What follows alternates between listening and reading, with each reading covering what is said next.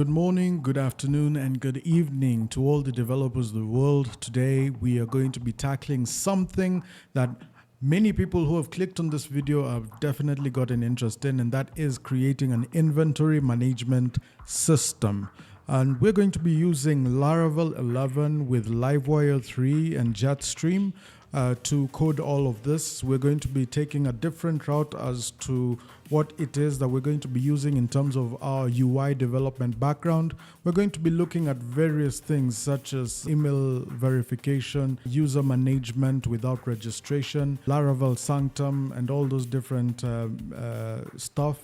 We're going to be dealing with how to manage purchases, how to manage sales, how to do quotations, invoices, how to generate these particular documents, and so on and so forth. We're also going to be dealing with the simplest way to do with roles and permissions, and we're going to be doing these without the use of any third-party packages. We're going to be coding these things from scratch, and we're going to be doing each and every single thing that we can to make sure that every piece of this code is as authentic as possible and also as simple as possible. So if you guys find that very interesting, please go ahead and go down there and hit subscribe and hit that like button, and then we can get down to business so that you can maintain your focus on this video. Even if you lose this video at any one given point, that like and that subscription will keep you locked in so that you can be able to come back and watch whatever it is that we're building. So without further ado, let us begin. Okay, so as we move on forward, I just want us to ensure that this coding experience is only for those who are intermediate, because we're going to be moving as fast as possible so that we can be able to get things down and out of the way. So the very first things that I need all of you to be understanding is that we're going to be doing this using the following software that I have on my screen. The first one, as you guys can see, is Git bash or Git, just Git. This is going to be enabling us to do distributed version control so that we can be able to put these things on GitHub. And yeah, this is going to be definitely a good project for you guys to keep on your portfolios and everything. So it's very important that you keep Git into your system. The next software that we're going to be having here is Node.js. Now, Node.js is the JavaScript runtime that runs on our browsers, and this usually enables us to deal with a lot of different UI features that are going to be inside our Laravel application. It's very essential that you go ahead and use this, especially because we're going to be using JavaScript in some areas, or rather our runtimes using Jetstream and everything always will be running on JavaScript to some degree. The next one is, now we're going to have Laravel. All right. Now, this is the main Laravel site, which is laravel.com. As you guys can see, there's so many different things that are in the ecosystem. There's Breeze, there's Cashier, Dusk, Echo. All these things are usually very useful when it is when we're developing our system. But the one thing that I need all of you to actually go ahead and get is CRUD.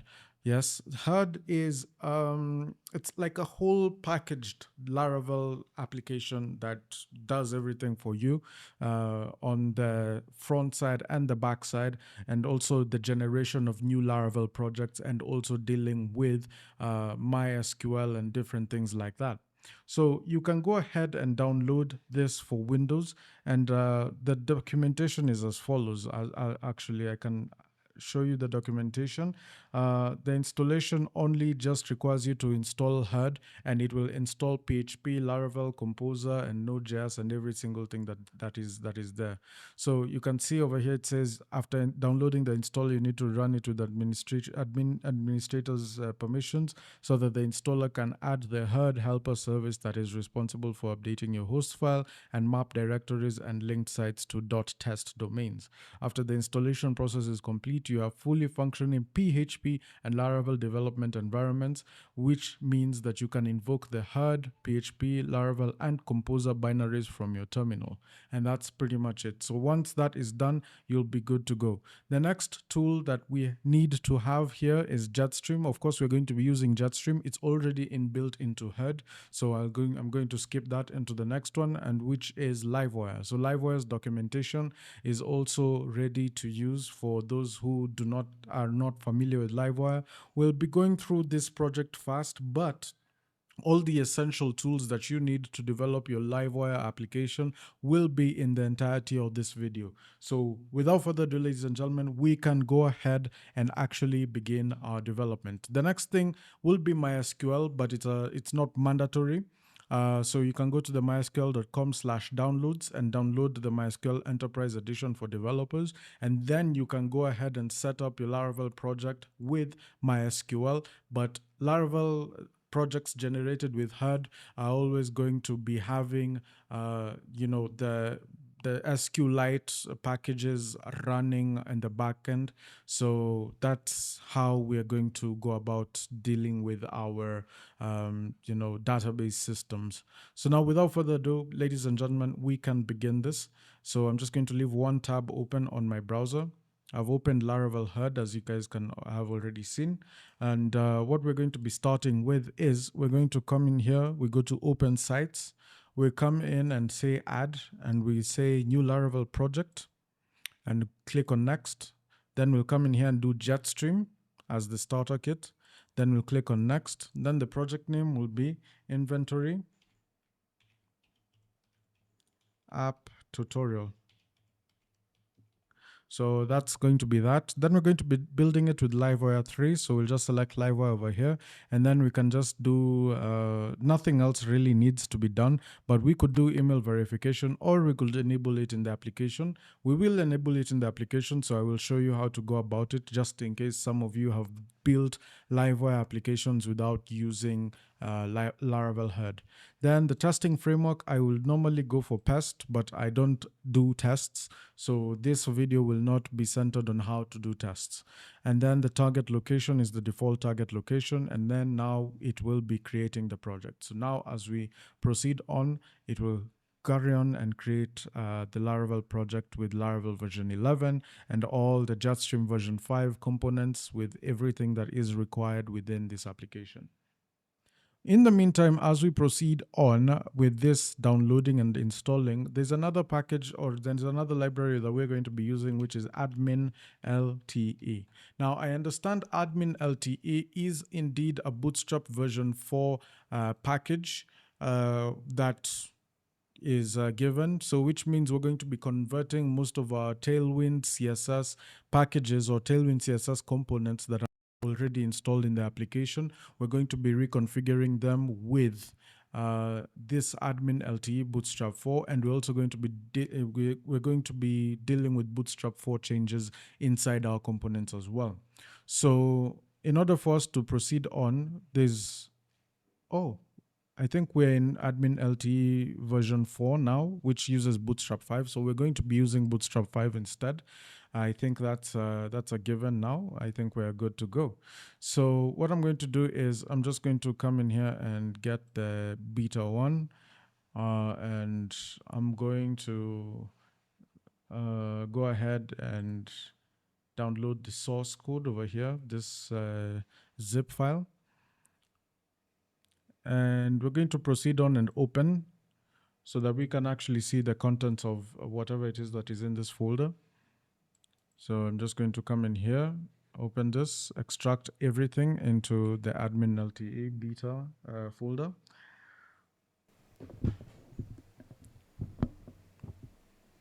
And now we have everything opened right here. So now if we go to our SRC, we can see these assets already ready. These are the assets ready. If we go to the dist, this is the distributables. We can go and see the pages, and this is our first index. So you can see our index for AdminLTE is ready for Bootstrap version 5. If we check our Wapalizer, we can, our Wapalizer is is misbehaving. That's interesting. Well, yeah, this is indeed working with Bootstrap version 5, and I can see a bit of some color changes, bits and pieces a bit different. We can see some JavaScript in here. We can see some layout. We can see installation paths. We can see different things left, right, and center. We can see a login page. We can see all these different things have been indeed built with Bootstrap version 5. So we can proceed on with all this in its entirety, and actually use this for building our inventory application. All right, so now this has completed, and now we can go ahead and open this in the browser so that we can see the inventory app tutorial.test is actually running. We can see we have login and we have register. And when we click on login, we have our login ready.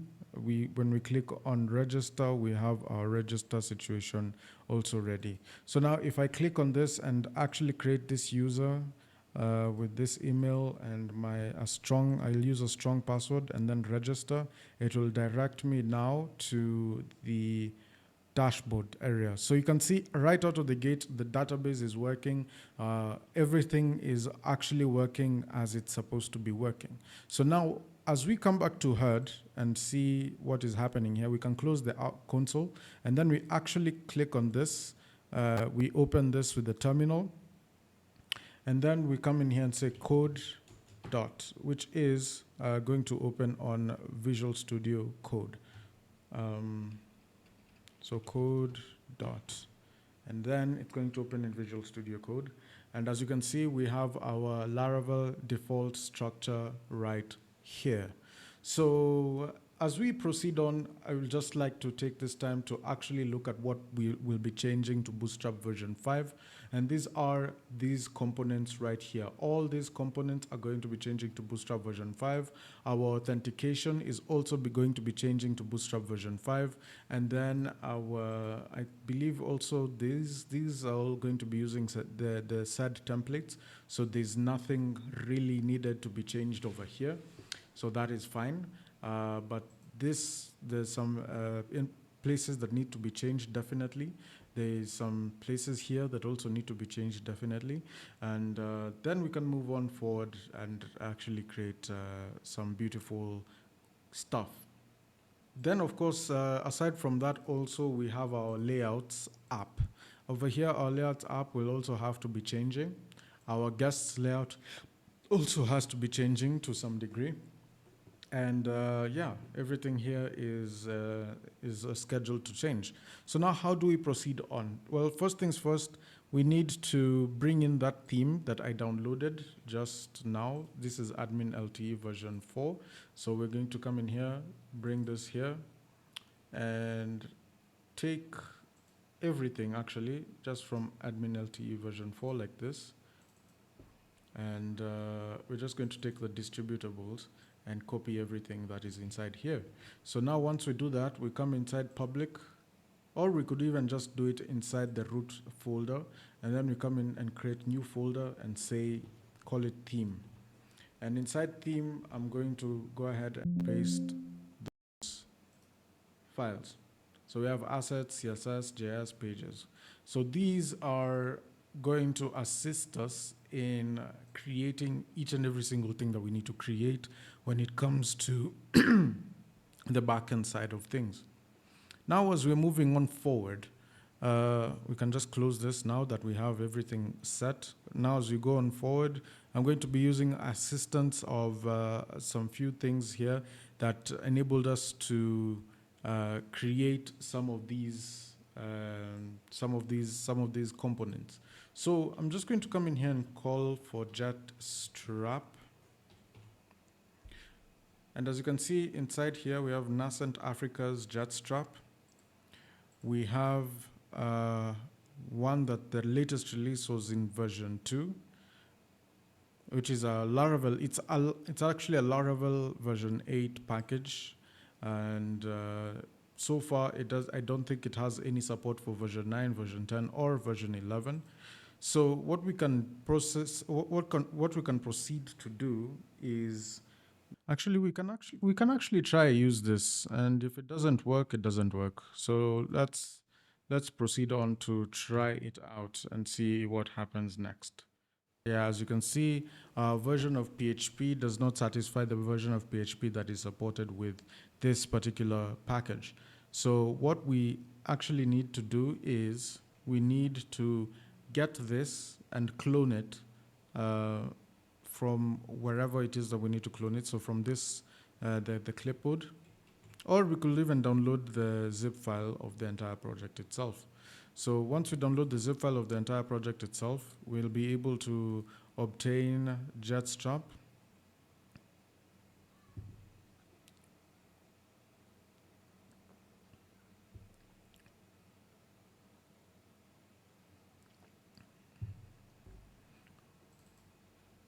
And with Jetstream, we can go to resources, and then we go to views. Then we go to components, and all the components are right here. So I'm just going to come in here, copy all these components, and then go back into our code right here. We go to resources, views, components, and then we're going to come in here and reveal in File Explorer. I'm going to open it here, and then I'm going to come in here and paste.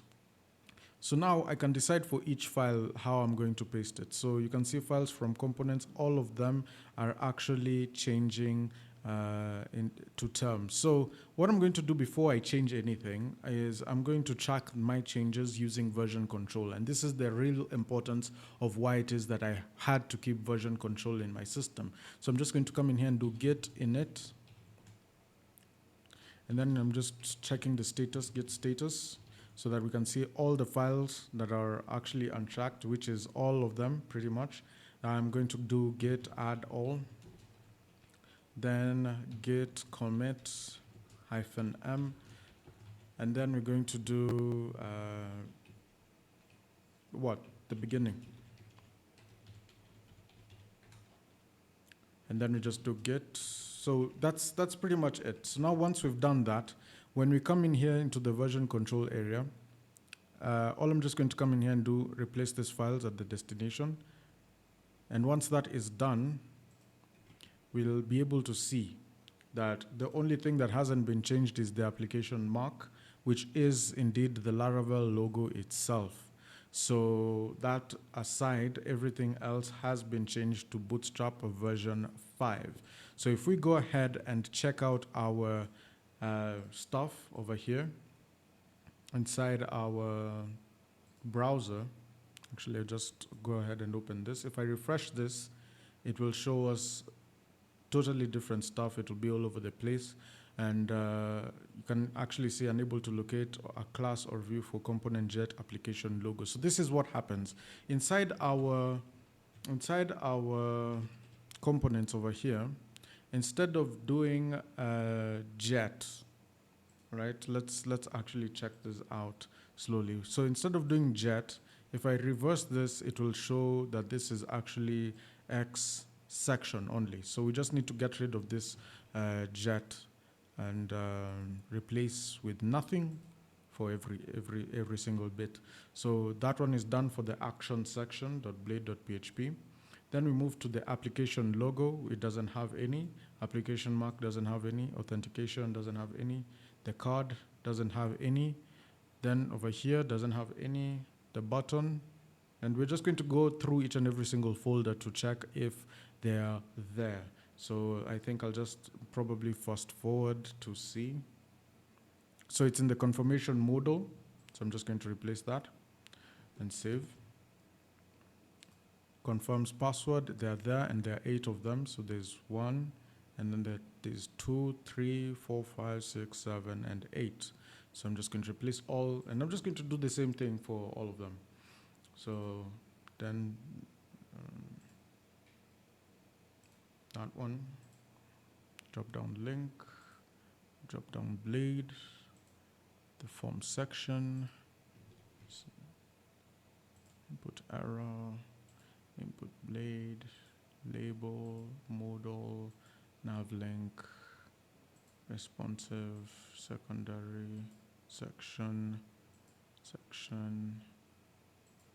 secondary button, nav link, switchable theme, validation errors, and welcome.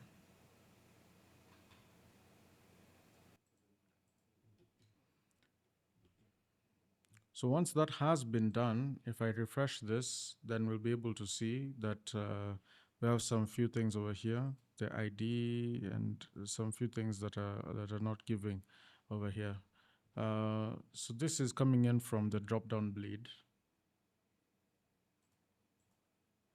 So if we check out what was here before, we have this.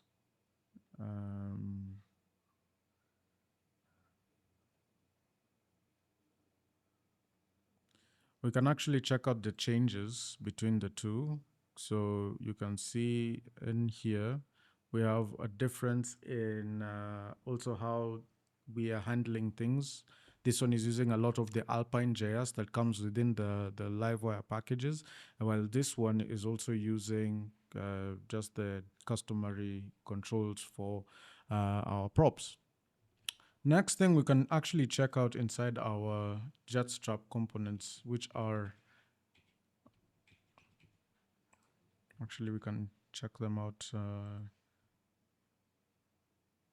not these ones, but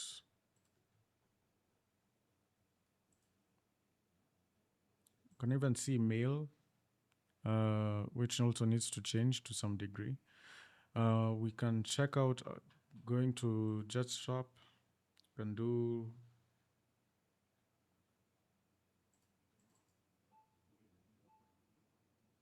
there's some presets over here as well, like AdminLTE, Core UI, and all those different things.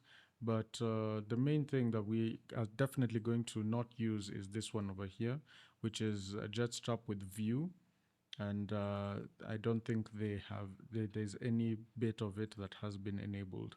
So you can see in views, we can go to components, and these are indeed the ones that we're using as we speak. As you can see, even our responsive navigation link is not, we're not using any responsive navigation link over here because when it comes to Tailwind, we also need to change a few things when it comes to how we are dealing with responsive web framework and also how we're going to be using it on the web. But when it comes to Bootstrap version 4, we are not using the responsive navigation link. Now, when we go to layouts, we can definitely see that there's still some things that we can go ahead and change, and I am going to proceed on to try and change those things. So when you check the stubs folder inside Jetstrap, Jetstrap has a stubs folder where we can check for Livewire, and then we go to resources, and then we go to views, and then we can now select things like layouts, for example. So even with layouts, we can change a few things here and there. With layouts, we can change them. With authentication, we can change them. With API, we can also change them, the profiles and the teams and all those different things.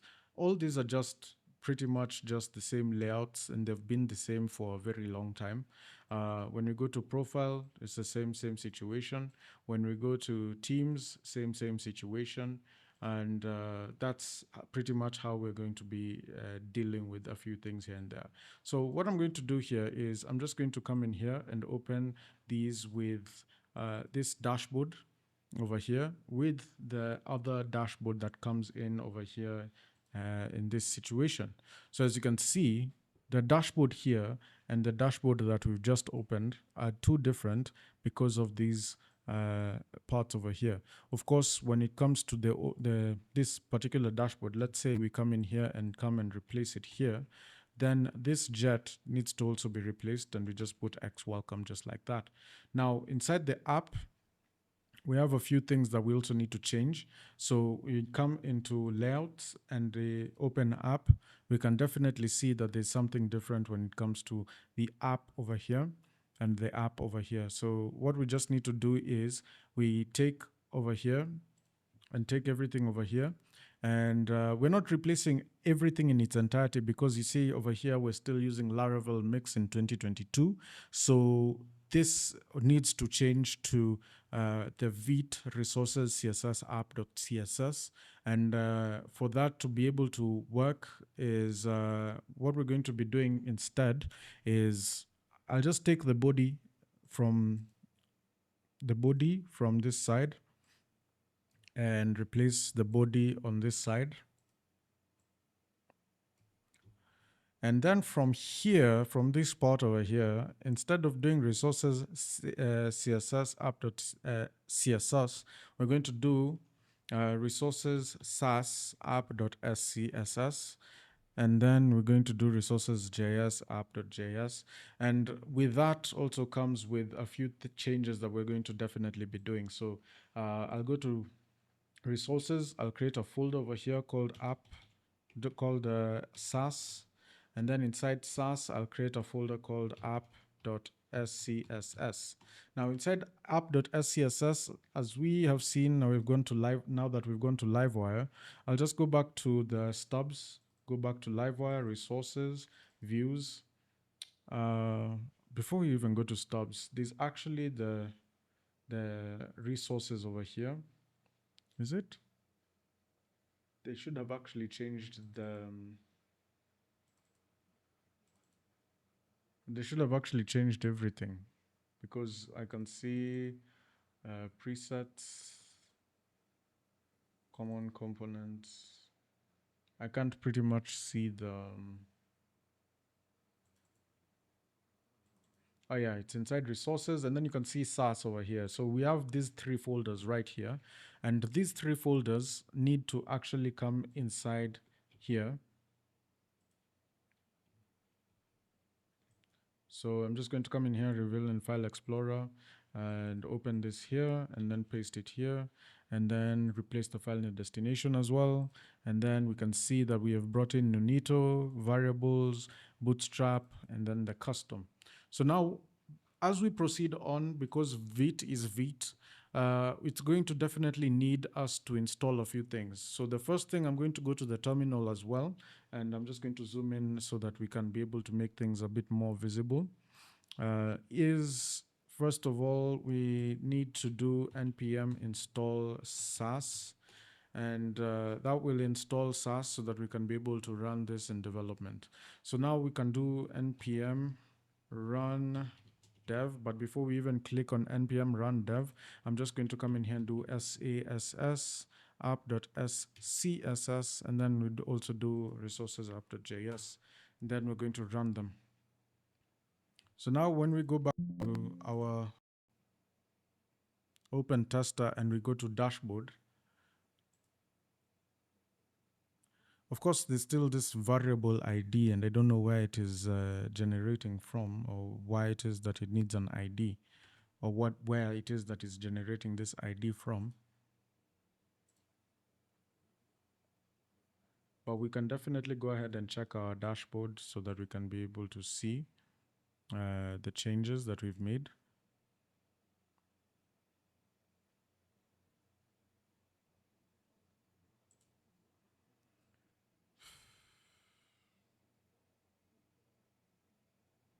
And remove jet also from this side. And then we can actually see the changes that we've made on this side as well. And yeah, it seems like everything here is looking good so far. It's just that this ID bit is the one that's really bugging me, because I don't understand why a drop-down ID will need a drop-down will need an ID. This part here. And then we have drop-down link over here.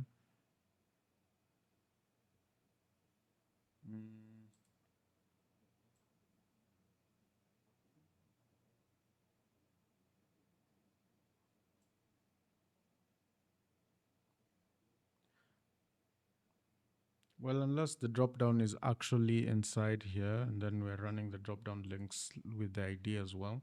So inside the navigation menu, I think that's where things would actually be changing. So if I were to come in here and go ahead into the stubs, Livewire, resources, views, navigation menu, this is where things would also change. So I'll just come in here, open this. And as you can see, there's not much changes actually, but then you can see the jet drop down with ID being team management drop down. So if I was to come in here, select everything, and then paste it inside this navigation menu here, paste it, and then get rid of the jet, then we will be solid and everything will be running now fine. So we'll just come in here and we'll see. So now the only thing is Bootstrap has not been imported as well. So what we need to do whenever we are dealing with Bootstrap situations is we need to install Bootstrap, npm install Bootstrap. And because we're dealing with AdminLTE, we just need Bootstrap, we need Popper, and we need jQuery. So just in case that those items are not inside our system, we need to install Bootstrap, Popper, and jQuery. We just have added them into the system, and now we'll move on to checking out which versions they have been that have been imported. So now once we go to our package.json, we will find the answer, and as you can see, Bootstrap is version 5, Popper is version 2, and jQuery is version 3.7. SAS version 1.81.0. And yeah, we can move on from here at this point. What we just need to do with this is we just close all the unnecessary ones, and we need to run npm again, npm install again. So just come in here and npm run dev, sorry. So we can definitely see that it's running. But the only thing now is that SAS can't find the style sheet to import. So what we need to do inside Vite situations is that Vite is not been configured to actually read this as node modules, all right? So what we need to do is we just need to type node modules / bootstrap.css / bootstrap, just like that. And everything is good. So now everything right now is actually running in Bootstrap. We're running everything in Livewire. We're running everything in React. We're running everything very well, might I add. So everything is good at this point. So what needs to happen is once we've done all these different things, we can see that even our jQuery, our JavaScript, our everything in JavaScript is not running because the dropdown over here is not clickable. We can see the dashboard is clickable, but the dropdown is not. So what we need to do in this situation here so that our dropdown is workable is to deal with the JavaScript. And to deal with the JavaScript, we need to deal with it on the basis of what it is that the UI required us to do. So as you can see, we go to JS over here and we open bootstrap.js. So how we open it, and I don't understand why it's not opening with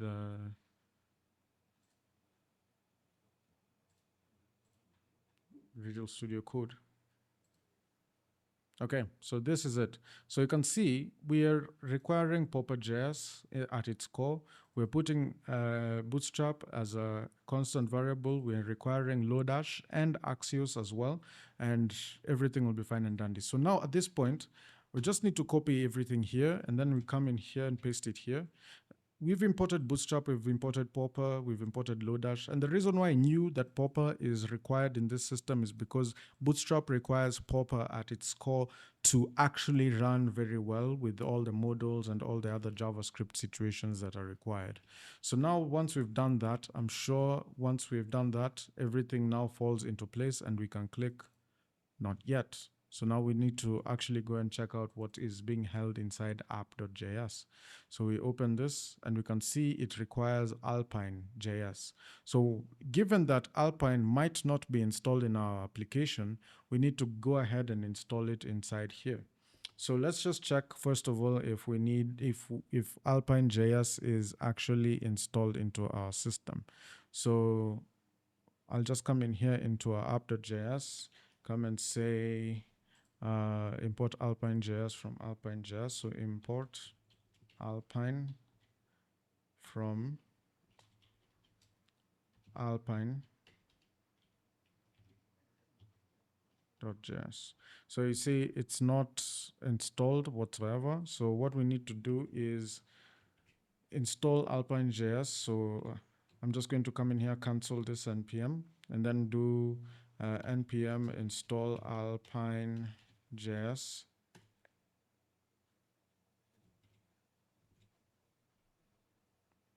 And now we can say import Alpine from Alpine.js, just like that.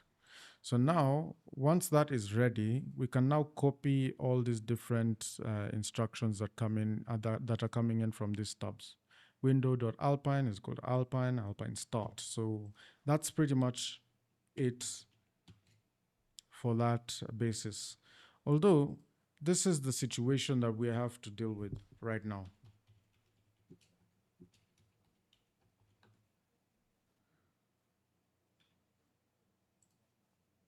So check this out, yeah? This is version 3 of Alpine. So it says that Alpine.js is a lightweight JavaScript library that makes it easy to add client-side interactivity to your web pages.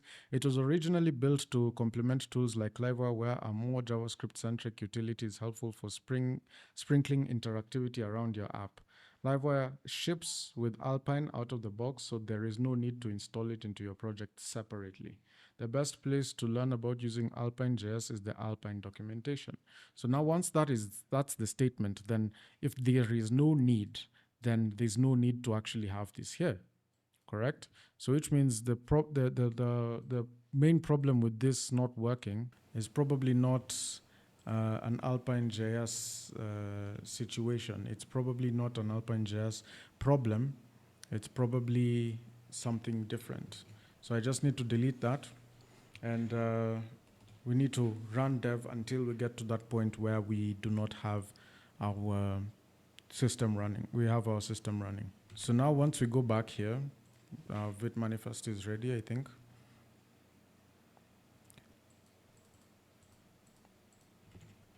So there's something that is not showing up that enables this dropdown to be clickable. And we need to actually check out what it is. But there's nothing that is stating anything over here. So I'm just going to go to our app, and then we go to the header area where we have the navigation menu. So the navigation menu is right here. And this is it. This is pretty much the navigation bits and pieces.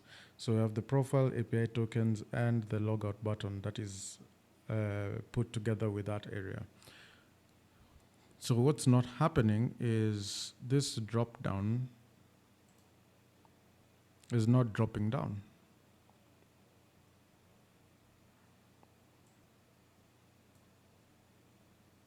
And you may find that the main reason why the dropdown is not dropping down is because of the lack of the Livewire.js, the Livewire script.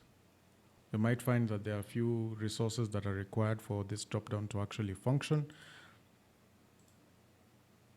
So just going to go back to the stubs again. We go to Livewire, we go to resources, views, and then we go to layouts, and then we look at app.blade.php. We look at the very top, we can see CSS, it's already being imported. We can see the Livewire styles are already being imported. We can see the mix.js is also being imported over here, and it's being deferred as well. And then the Livewire scripts are being imported within the body. So that's precisely what has happened with our application. We've already imported every single thing that needs to be imported. We can see Livewire styles over here under the CSS bit of it. And everything seems to be fine.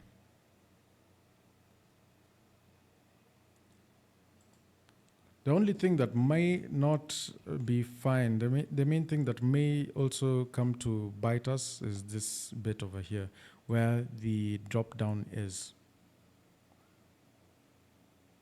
Now we keep the specs on because we know what we need to do next. Ladies and gentlemen, we're just now going to incorporate AdminLTE into this.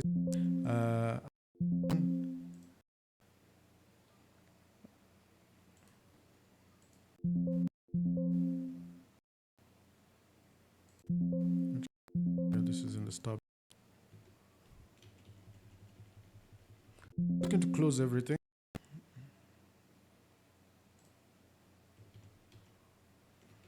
And we can see that now our everything is working in Bootstrap version 5. Everything is working perfectly, and we can move on now next to the next section.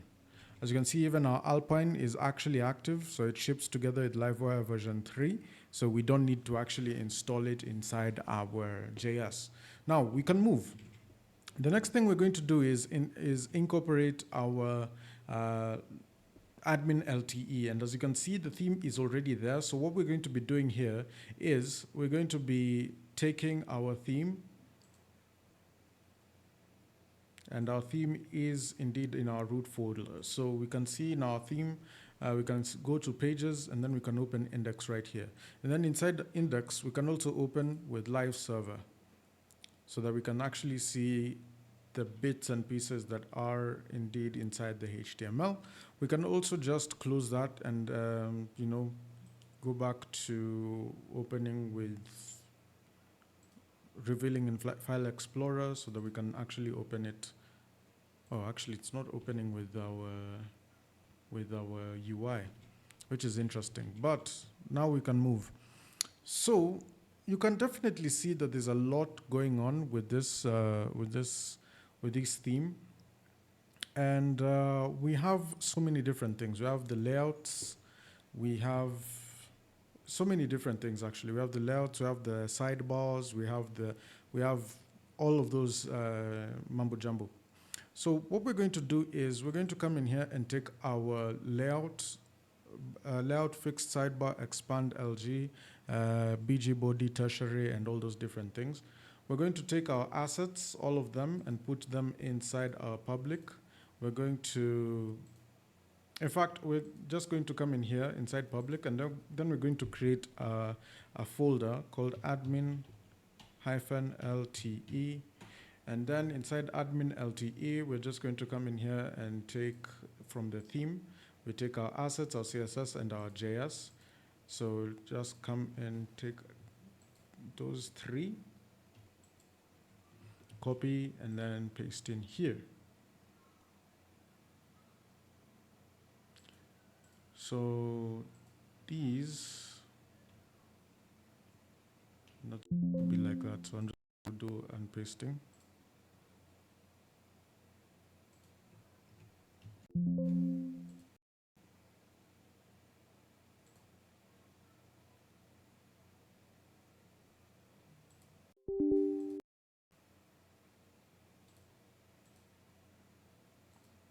Now I'm just going to come in here, reveal in File Explorer, because I did something wrong. AdminLTE, and then I'm just going to come in here, open theme, copy these, go back, paste them here, and then delete theme itself. It says that I need permission to perform this action. Well, I'll just delete it inside VS Code. So I'll come into AdminLTE, go into theme, and then delete.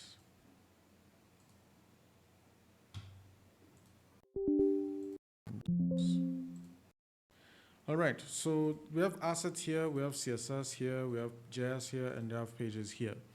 Now, all those items are under AdminLTE. If I decided to come in here, copy everything here, and then decide to go to resources, go to views, and go to, let's say, our welcome, okay? And paste everything here, save, and then I come in and just edit a few things. For example, for instance, this, instead of being dist like this, what I'll just do is I'll come in and delete this part for dist, and then I'll come in and just wrap it inside that, and then I'll do asset CSS admin.LTE.css. So now once I do that, if I come in here and just go back to this and go back here, you can see our AdminLTE has come up there. So what we just need to do is redirect to this public AdminLTE. So I'll just come in here and type admin-LTE, and then /css adminLTE.css. And then we have that. So what was it before? So if we come in here, go back to it. So I'm just going to come back here.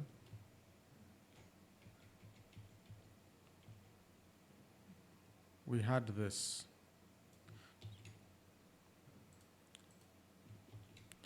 All right, now we'll just forward back to where we were.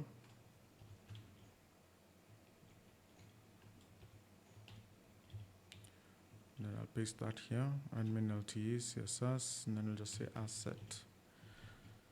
So once that is saved, we can see that our adminLTE is working on our inventory app tutorial.test. Now, when we move on to checking the different places that have this dist, I'm just going to come in here and replace it with that adminLTE. This one over here.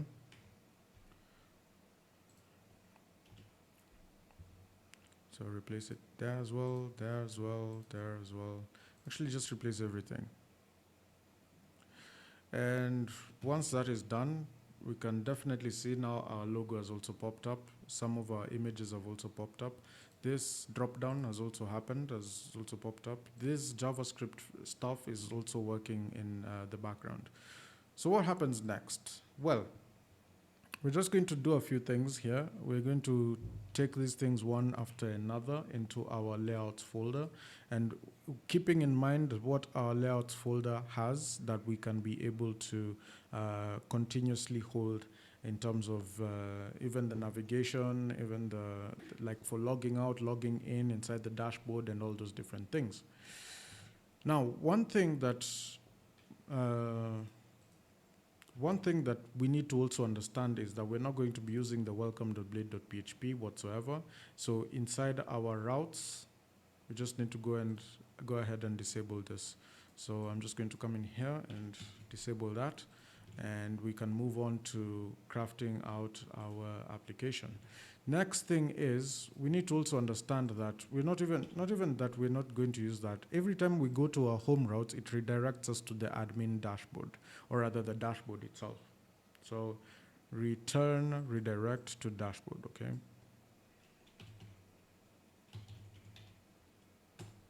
So this, in fact, instead of doing a get to that, we're just going to do route redirect. So when we do redirect, we'll put in this, and we'll put in dashboard. And just like that, we're good to go. So every time this loads up, it takes us to the dashboard. Every time we load up on the home page, it takes us to the dashboard. Now we move on to also dealing with now the dashboard itself.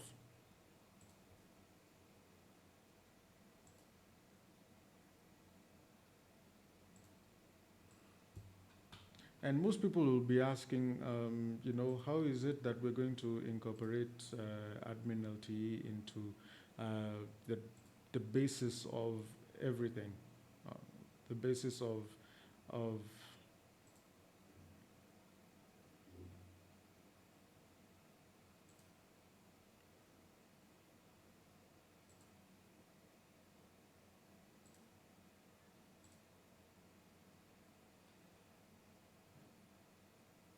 So one thing that most people don't realize is that once we have these default components in Bootstrap, everything works, okay? Now, what else do we need to do in terms of creating components that will enable us to handle the navigation bar and everything? First of all, this navigation menu needs to actually disappear. We're not going to be using this anymore. The next thing is our register function. Let's say we log out. Let's say we log out of our system. Our login will also be looking a bit more default. I'll give an example. If I change my .env over here, or if I decide to do PAMFS, right now, which is PHP artisan migrate fresh, or PAMF. If I decide to do that in my terminal, PAMF, which is PHP artisan migrate fresh, then that's what happens. We go back into this, okay? So now, of course, these are in Bootstrap version 5. The structure is definitely in Bootstrap version 5, but the guest.blade.php is not in Bootstrap version 5. So what do we do in this situation? Well, first of all, we change this to app.scss. This remains the same, and we're good to go. So I think that's the basics of everything, okay? So that is how we change the cast layout, and that's how we change the app layout to blade.php.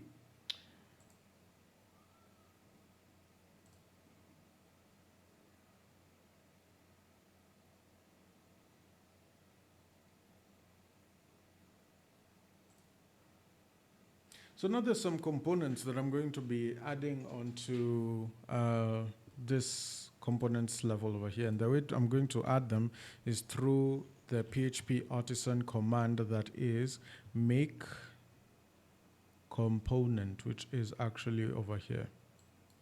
So I'm just going to come in here and do PHP artisan make component. And I'm going to call it sidebar navigation.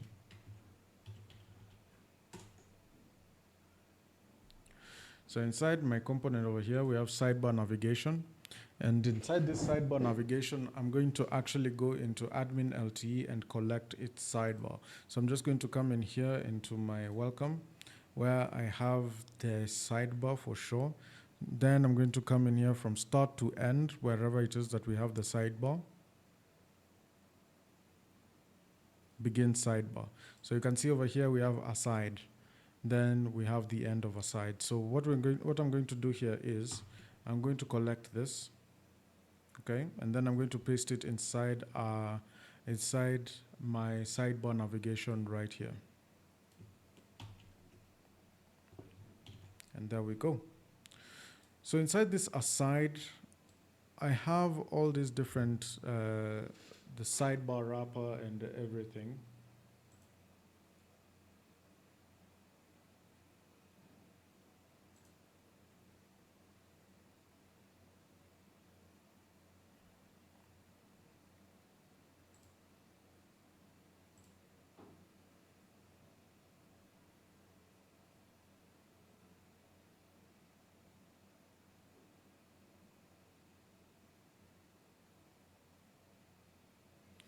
So what I'm going to preserve on this sidebar is all the way from the aside level.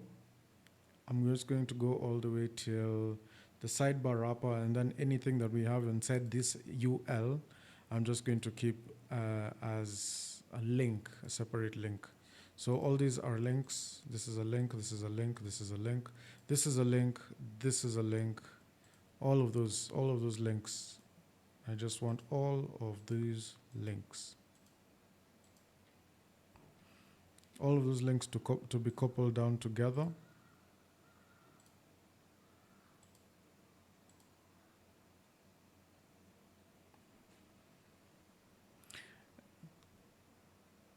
I'm actually even going to proceed on to delete them.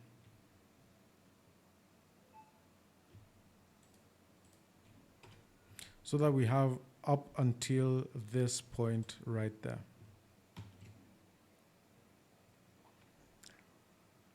Now, there's another navigation that is also inside our, if we go ahead and just enable this again.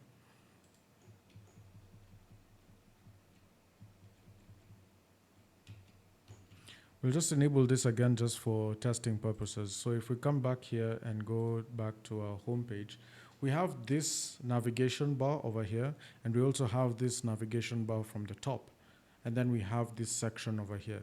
So what we need to do inside our app.blade.php is, first of all, inside our entirety of the body, we're just going to come in here all the way till here and get rid of that. So in the process of getting rid of that, we just need to come in here into the welcome.blade.php. And then in the process of collecting everything in the welcome.blade.php, we're just going to come in here, collect the body. Collect the body, paste it inside here. Except that we need to get rid of the last body tag. And also we need to push up these stacking of the modules and stacking of the scripts and everything, so that it pops up as amongst the first ones right here. Actually, even if it pops up as the last one, it really is fine. So once that is done, we've taken this in its entirety. What we just need to do in this situation is making sure that whatever else is in the body after the sidebar navigation is just slotted. So in order for us to do that, I'm just going to come in here and go to dashboard. And then I'm going to come and do register, actually. And then I'm going to register this user, going to register everything, the password,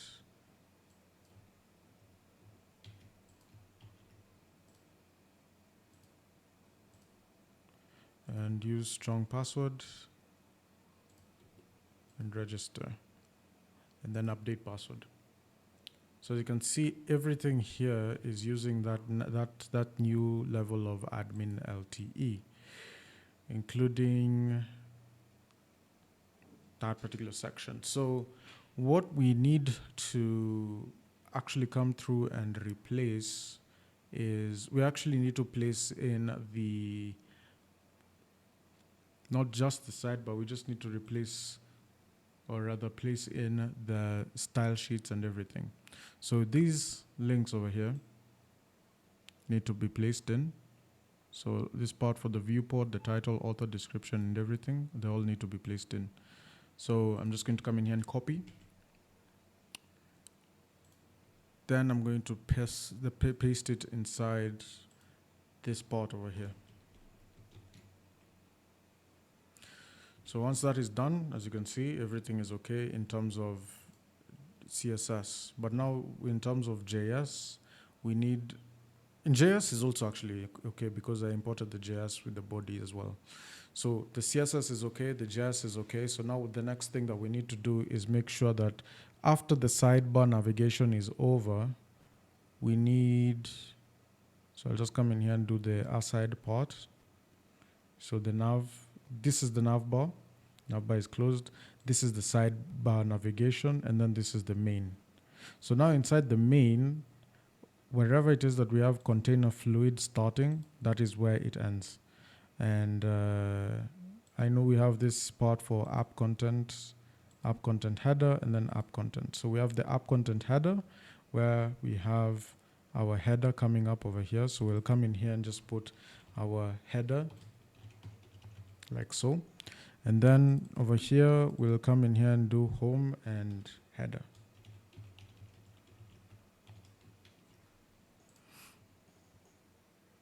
Then, so that is the app content header. Now, when we come to the app content itself, wherever container fluid starts, that is where we've stopped. So whatever rows that come in after, we'll just come in here and do this. And then we'll replace this with slot.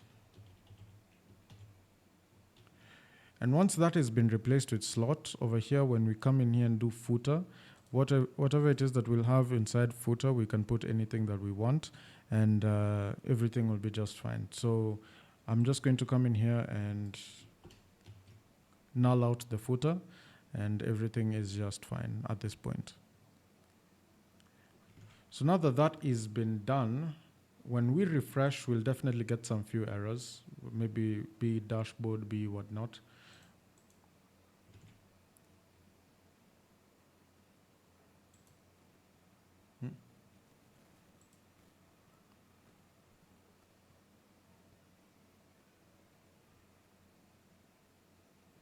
That's interesting, because I've put header over here.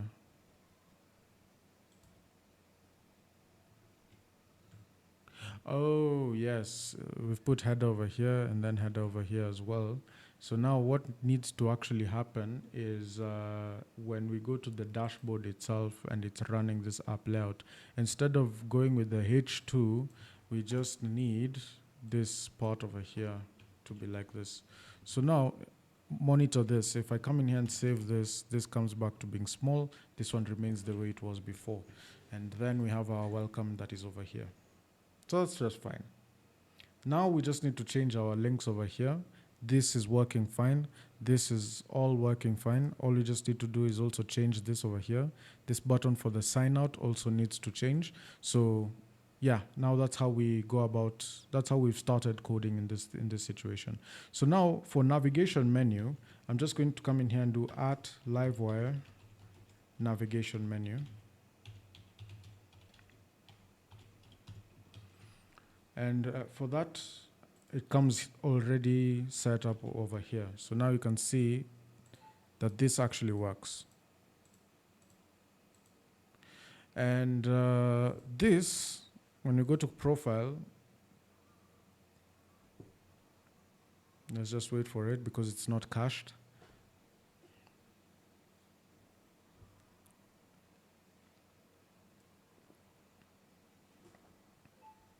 As you can see also, we have the profile situation over here, which is great. So now, when you're dealing with the profile, we always deal with it over here inside our profile section over here. And then we have the show.blade.php. And then we just need to get rid of this. We just need to get rid of that and get rid of that. And that is how we deal with our profile. And now we can be able to work around with this. This is definitely where we need to be. Now, inside the browser sessions, in order for us to edit this part over here, where we have the browser sessions, because the logo is a bit too big. So you can see this has not been sized, right? Class is size 8, text gray 500, okay? Now, what we need to do here is we just need to do text dark img thumbnail.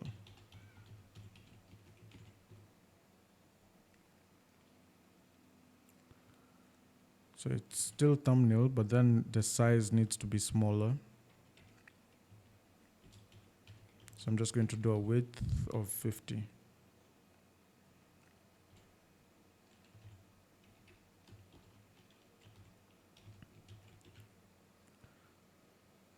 Yeah, 50px right there. I might not even do image thumbnail. I might do image fluid so that we can work with that. Okay, so that is the only thing that I think I needed to edit there, and everything is working fine. Now, for most people who don't understand what it is I need to do to make sure my profile photo pops up over here, also that we can work with profile photos, all I just need to do here is I need to go to my config, I need to go to my Jetstream, go to the bottom, and add features over here. So uncomment here for profile photos, and yeah, that's pretty much it actually. And then I don't want to have this, I don't want to be able to delete my account.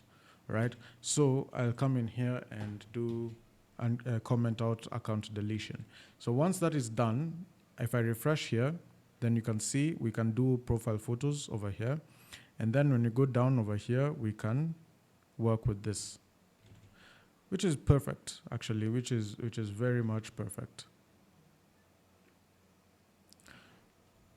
And one thing that I know shouldn't be here is this, because this is usually hidden, and then we click on this so that we can be able to select a new file photo. So the thing that needs to change in this situation here is inside our resources, then we go to views, then we go to profile. These also need to change to Bootstrap version, the Bootstrap version that is required. So as much as I've changed this, they also need to change to Bootstrap version 5. So in order for me to change these to Bootstrap version 5, I'll just go back to my stubs over here. Then I'll go to Livewire, and then I'll go to resources, views, and then I'll go to profile, and then I'll copy everything over here. That is initially in Bootstrap version 5. Then I'll come in here and reveal this in File Explorer. I'll go to profile and paste this here so that I replace each and every single one of them. And then upon replacing, we can be able to see that they will already accept those changes. The only thing that needs to change in this situation now is the fact that we're using this part over here, jet. So in order for us to replace that with nothing, I'll just do that.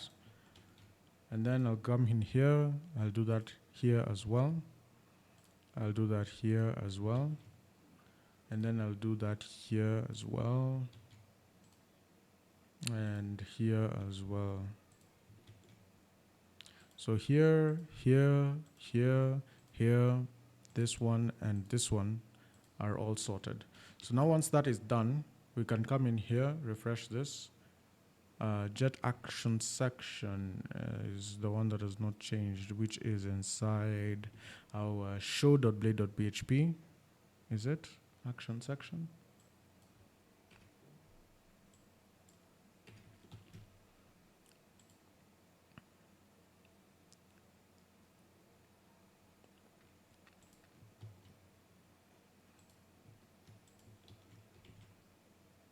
I'm trying to understand where this jet action section is actually being called.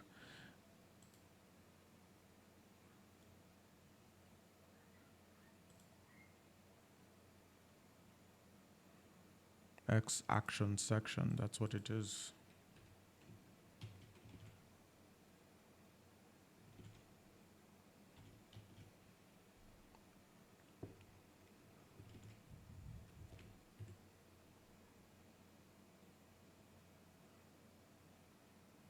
So I don't understand where this one is being called, because we have the action section here.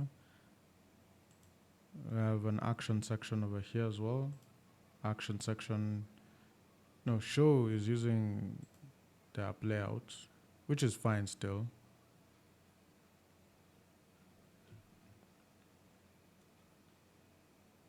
Then we have two-factor auth. Yes, here needs to change. Then over here, and I think that's it. That's pretty much it. So now we're in Bootstrap version 5 full force. We're Bootstrap version 5 full force. And now everything now seems a little bit better in terms of how things are working out. So if I come in here and select a new photo, for example, and I come in here and select, maybe say, I go to my pictures and I select one of my smallest pictures, this one, and I'll come in here and then I'll click on save and it saves. So that works. That works epically. If I log out, of course, now it takes me back to the home page. But given that I didn't want that as my point of reference, I didn't want to go back to this home. I'll just come in here and go back to using this as dashboard. So now once I refresh this, we'll go back to the login. And I'll come in here, use my login credentials, and save them, and enter. So as you can see, ladies and gentlemen, this works. And now we now work on the links. And the links are very, very simple, actually. Links are not so diverse when it comes to how we're going to work it out. Okay, so there's two new components that I want to add on top of using this sidebar navigation.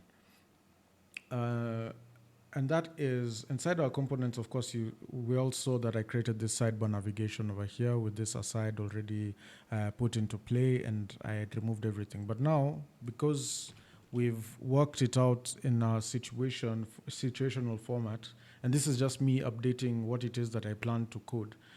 In our situational format inside our app layouts over here, Inside our main, we already replaced with header and slot, and we've commented out our footer. The only thing that now we're remaining with is our side and also our navigation menu.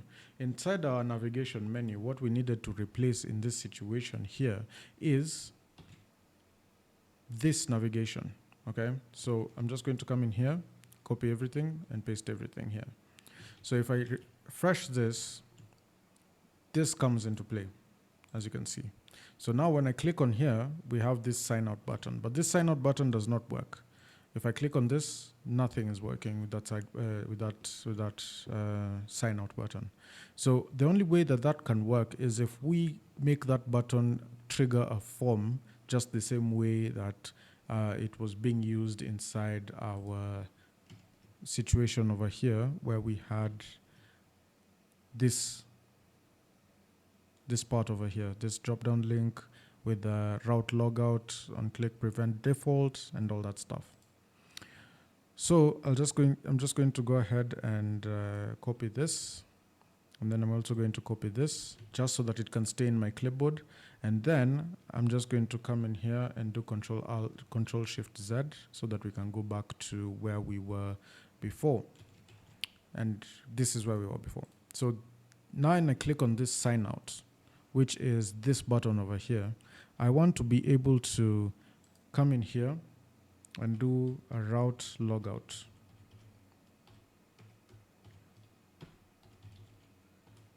Now, in clicking this button, it will tell me that this needs a get route.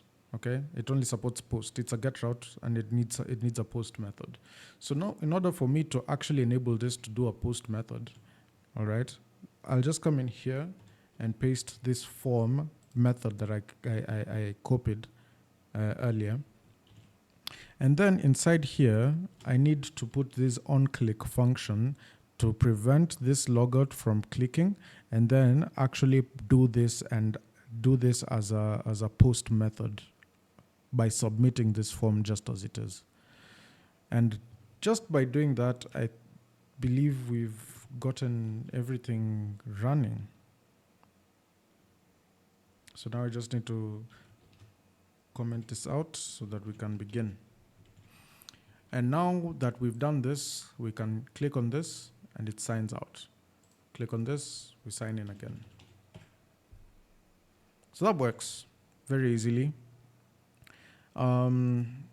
We need to do a lot of things here. Like let's say, for example, we have these followers part over here, sales, friends, and all those different things. We don't need most of those. We only need this part for the signing out, and we also need the part for the profile. So the part for the profile is over here. We just come in here and do route show. So profile.show. And then that's pretty much it in terms of how to set up this part over here. I'm just going to make this a little bit more neat. And just a bit more neat. And I think we're good. So now once I do that, it will settle it, which is perfect. And I think we're good to go now in terms of how we go about this. So if I come and click on this, I click on profile, it will take me to the profile. If I click on this and it takes me to, no, if I click on any one of these, so I just need to go back. If I click on any one of these, it won't take me home. So just click on this back. And then the only thing I need to do now is replace this with the actual profile of the person who's logged in. So in order for me to do that, instead of this part over here for where the user header is, I'll just come in here and do auth user, and then we'll come and use profile photo URL.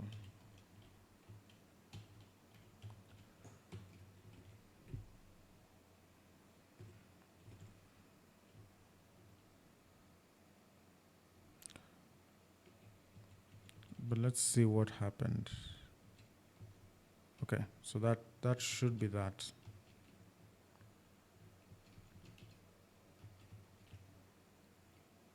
auth user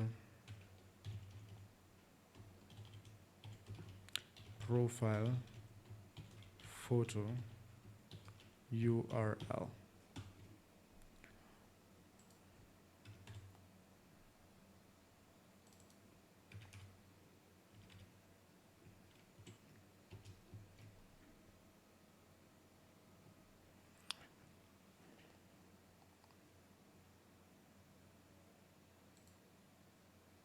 So that one, I think, is also incorporated when I click on this and then it pops up over here. So I think that is fine. So the only other part that I need to be incorporated is this part over here, which is there. And now you can see it's perfect.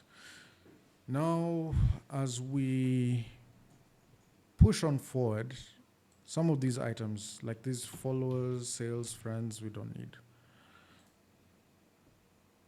So now when I click on this, you can see we just have profile and sign out. We might actually even decide that instead of doing this user body, I could actually uncomment this and then comment the entirety of that user body part. And then we can have profile and sign out, just like that. Then over here, where we have this Alexander Pierce web developer, instead of having it there like that, we can just come in here and do auth user name. And just like that, we have my name here. And then in this situation here, we can come and also edit this part here. And we have it there. Then we can see members since November 2023. We can now also decide to put in our entry point over here. So I can come in here and say carbon,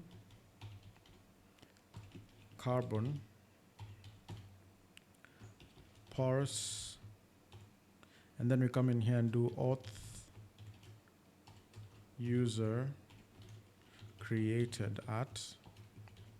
Okay, and then when we do auth user created at, which user is supposed to be a function as well, then we can come in here and do format.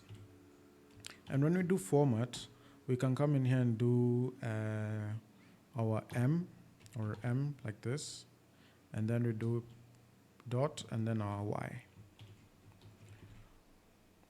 So you can see if I click on here, member since November 2024, this is actually the month that we created this, so MY. So if I want to do it as a full month, all I just do is F. And if I do F, you can see member since November 2024. So M is the short format of the F part. Next bit is getting rid of these. Of course, this is something that I want to remain here, but these two are items that I don't want. So those two can be handled using, well, this part for the notifications, we'll deal with them a bit later. But the part for the home and the contact, they need to go. So those two.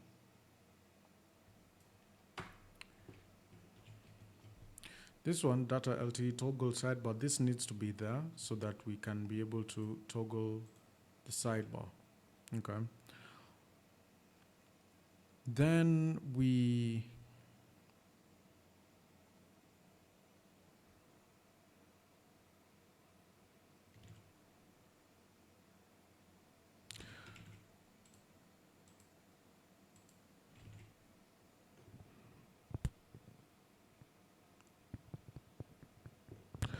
So now the next bit over here is the messages area. So this is the messages area, as you can see.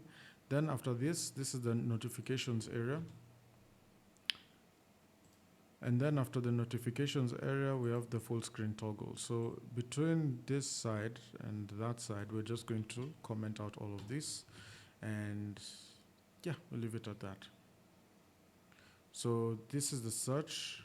I don't want the search either, but the full screen toggle is okay.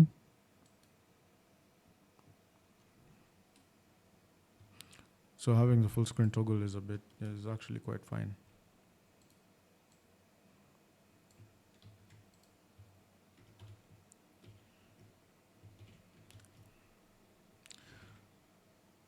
So this is the full screen toggle. And then this is the search button right there, which I wouldn't want actually.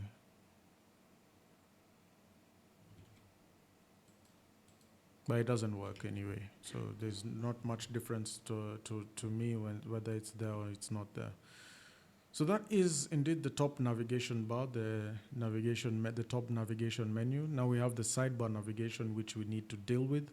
And in order for us to deal with the sidebar navigation, we need to actually know how to structure out each and every one of these links, how to structure out the ones that have drop downs, and how to use it dynamically. So now in order for us to actually go ahead and use it dynamically, we need to understand what kind of icons are in use in this situation. And in this situation, we just need to right click over here and also know that we are using the Bootstrap icons, the BIBI icons. So this is Bootstrap icons, which are really good icons when it comes to dealing with most of the functionalities that are inside the UI of Bootstrap. So when we come in and we want to do the sidebar navigation, we need to deal with the links and the links alone. So the first thing I want to do at this point, now that we've reached here, is I want to do PHP artisan and make components. And the components I want to make in this situation are the new nav link dropdown. Okay, we'll make the new nav link dropdown, and we'll also make the new nav link, like so. So in order for us to understand how navigation links work, we need to take two examples from here. We need to take the examples of this dashboard over here, the dashboard links over here, and then we'll also need to take the examples of the ones that have drop downs, and then inside the drop downs they have the links themselves. So you can see this is nested drop downs, nested, and each and every one of these are repeating like so. Okay. So now once we move on to the authentication bit of, when we move on to the drop-down links and the normal links, the drop-down links are here. What we'll need to do, what we'll need to gather is we'll need to go inside our dashboard or our app.blade.php, and we look inside the aside. Now that we've finished everything to do with the main and the footer, we just need to now look at the aside part.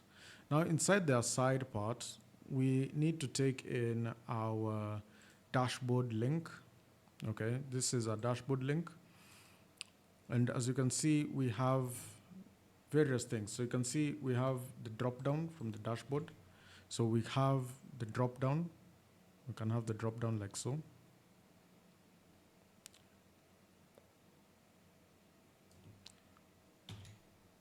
And then we paste it inside our nav link dropdown.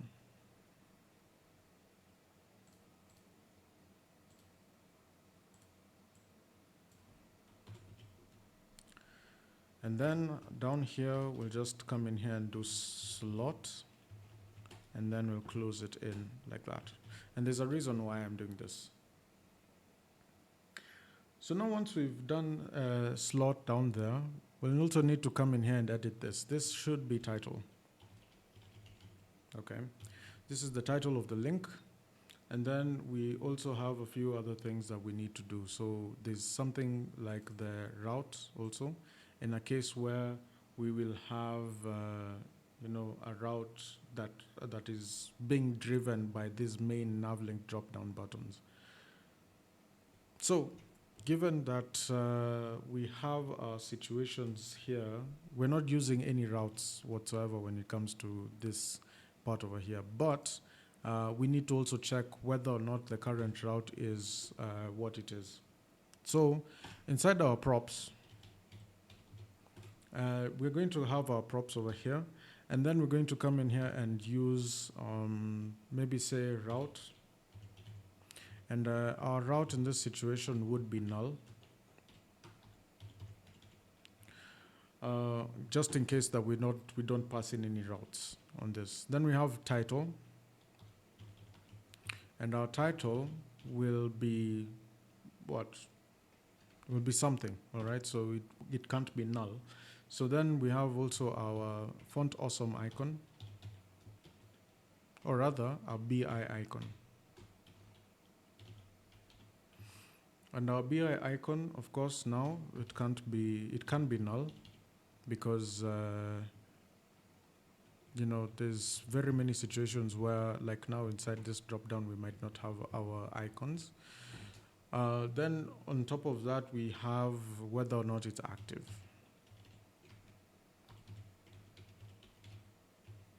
And by default, it will be false. All right, so that's our drop down right there.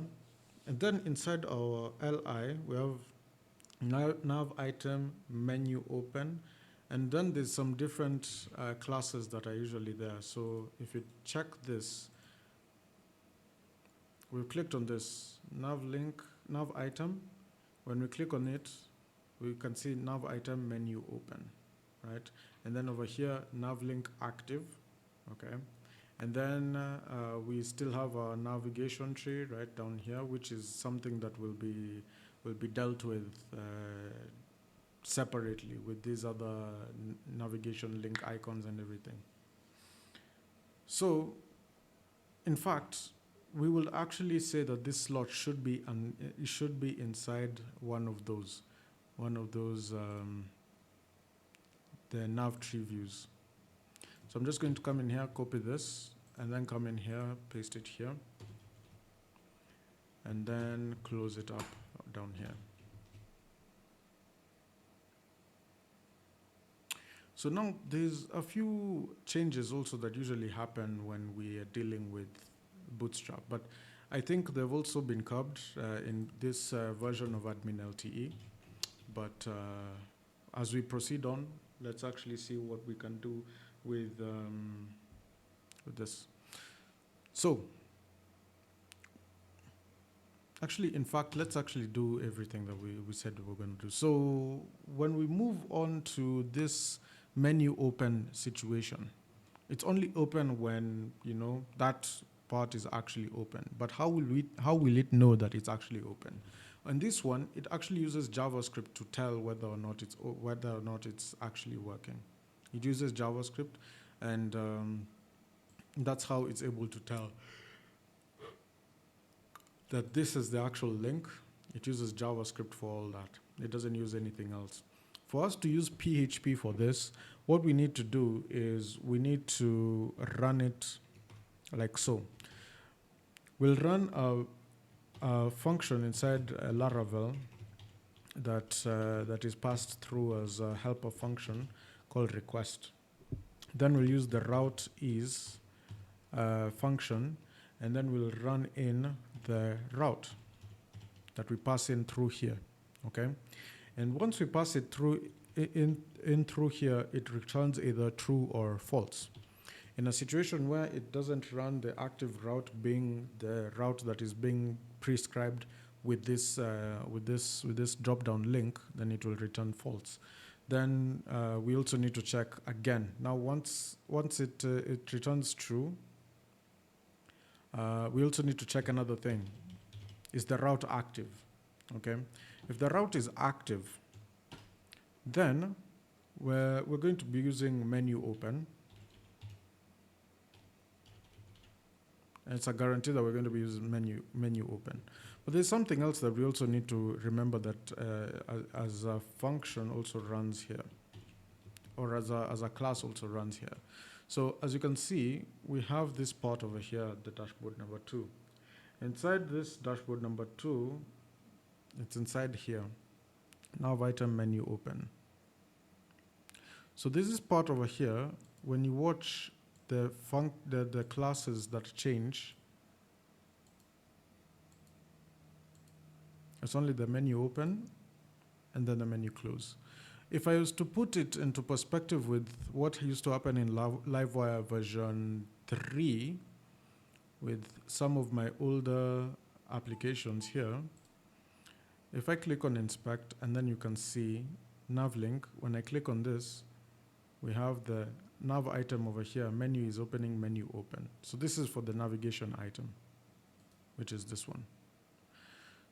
So when we close it, it just closes it completely. So the menu is opening is not there. Then when we click on it, you can see display block is also there. And then display none is also there on the nav tree view. So this is how we go about that in this situation here. We're just going to use menu open. We use the title, and then over here inside the slot, that's what we're going to be running with. And then inside the nav tree view, inside the navigation tree view, we're going to run a style. So the style here is going to be request, is going to be dependent on, I don't know why I can't type right now. It's going to be dependent on something inside our PHP routes. Route is, so we're just going to first of all do the same check that we had over here.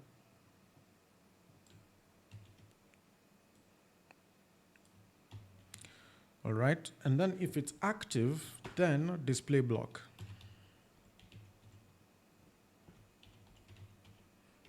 And if it's not, display none.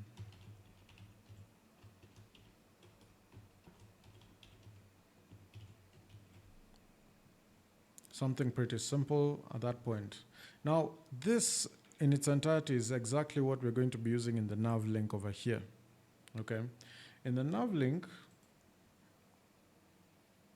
it's pretty similar. It's actually pretty similar because when we look at the nav link dropdown, we have this chevron over here, chevron right. If we come in here and just decide that now this is our BI icon, right? This in its entirety is exactly what we're going to be using inside our nav link situation. So I'm just going to come in here and copy everything that we have over here, paste them inside here, and then we just do a few edits.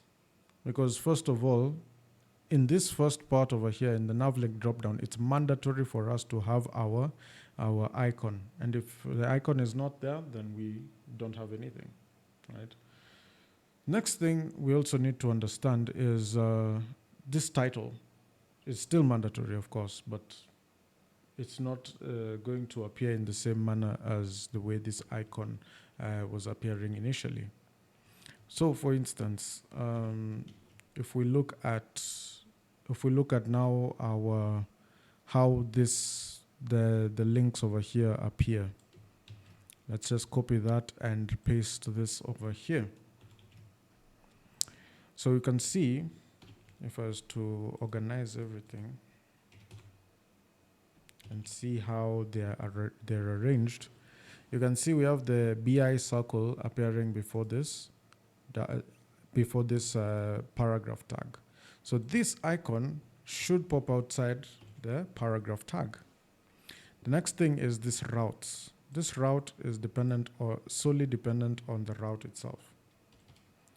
So for us to come here and deal with the route like that, I'm just going to come in here and bring in the route itself. Once the route is passed in, then now we have all these other different items that are happening over here. And then we also have the reactivity. So when we look at how they behave, let's say, for example, if I come inside here and we look at how they are structured and how they behave, they don't do much. These nav links don't do much. All right, and then even these ones are structured exactly the same way. They actually don't do much. And the icon is outside of the paragraph tag. But inside these ones, the icons are also just outside the paragraph tag, but it's structured in a way that we can actually see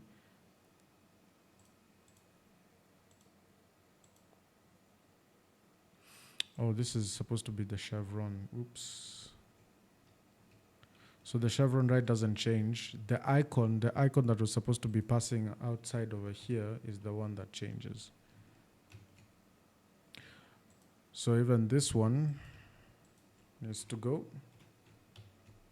And then inside our drop down, this one is the one that needs to change with the BI icon. That's exactly what I think I failed to do. So this is generally how it's supposed to be structured. So as you can see,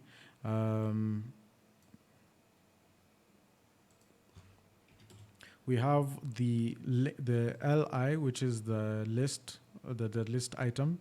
Then we have the anchor tag.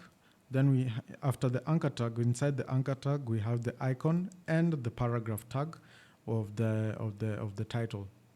And that's how we structure it like that. And now, given that we are not doing anything else within the navigation link, we're not nesting them, then that's how we proceed on like that. So this is the final link. This is supposed to be the final link. Within the drop down, it's not the final link. So that's why we've not put here the route itself. Otherwise, we would have been in a bit of a situation. And then for this final one, we need to do an if statement. This if statement checks if the BI icon has been given, and if it has, then put the BI icon outside there. If not, then don't do anything. And I think the same thing should be applying inside this nav link dropdown. So I'm just going to come in here and just paste it like that. And now I've made things a lot easier in terms of how we're going to proceed on with this particular UI so that we can be able to craft quite a bit when it comes to dealing with new links, new routes, and everything. For instance, if I was to come and copy this part over here, this part for the dashboard, I would do this. I would actually come in and say x new nav link drop down, and then inside here, and actually I'd do it like this. I'll do it like this and then close it off like this. And then, okay, given that it's supposed to have links inside, I'll do it like this. And then I'll come in and pass in a title. And the title here would be dashboard. And then I'll do BI icon.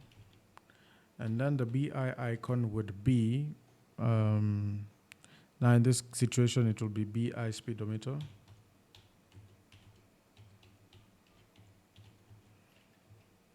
And now after BI speedometer, we have, after doing that, we have also the route.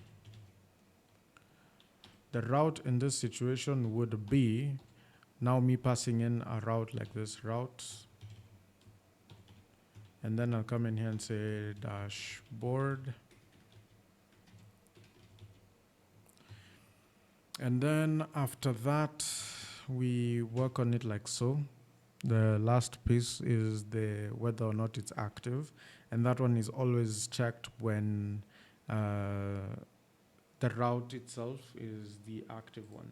So in order for us to check whether or not the route is active, it is actually logic that is inbuilt inside the application.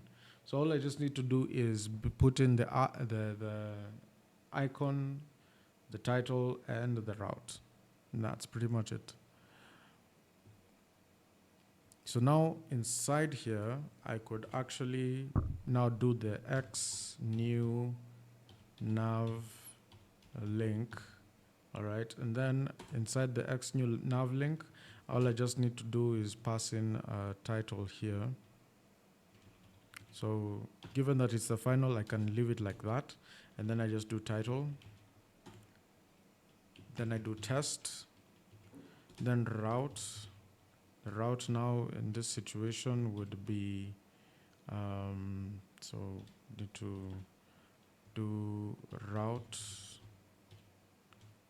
dashboard. And then the next thing I would probably do in this situation is leave the FA icon blank. So I won't pass in anything. So that being done, if we go back to our system over here, we have this part over here, dashboard. And if I click on it, I have test. As you can see, test works. Now, as we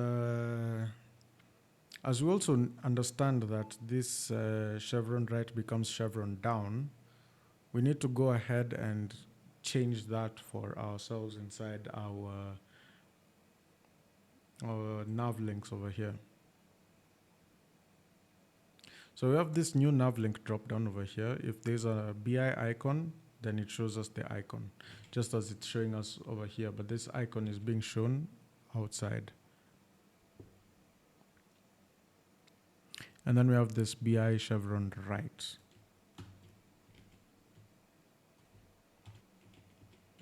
I don't know why it's done the speedometer instead.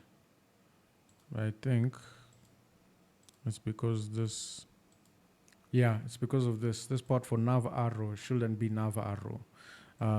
Yeah, I think that I understand what I did right there. So instead of doing nav arrow instead, I should have nav icon right there. So instead of nav arrow, it should be nav icon. So I'll come into the new nav link and do nav icon right there. And then this comes to be nav arrow.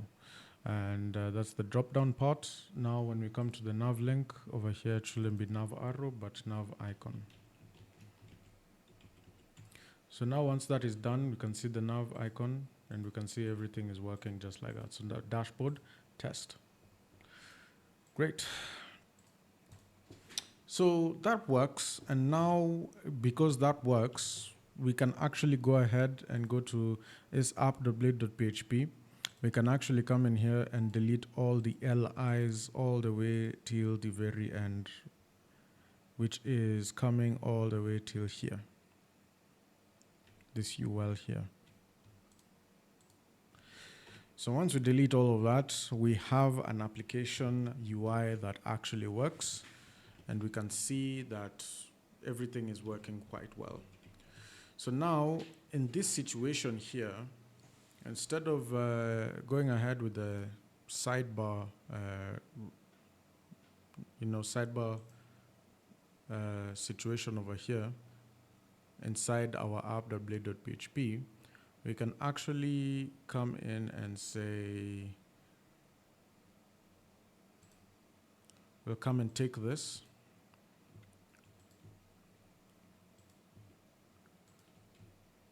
cut it, and then we will come and do X sidebar navigation, and we can call it like so. Now upon putting our sidebar navigation like this, if we go back to our systems over here, devices here,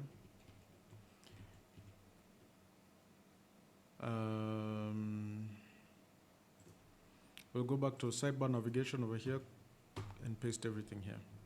Then you can see sidebar wrap over here and all the links you can put right here.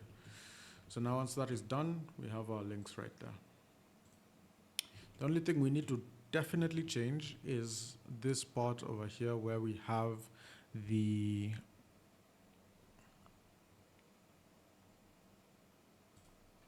app.blade.php right there.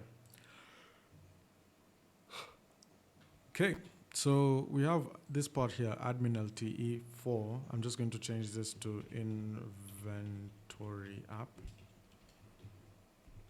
And I don't think there's much else that we want to change over here. Maybe the logo, of which I don't have any default logos except for this AdminLTE logo that can be used.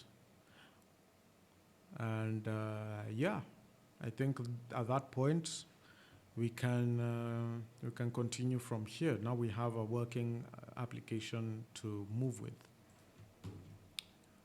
Great. So now I'm just going to close everything. We have AdminLTE working. So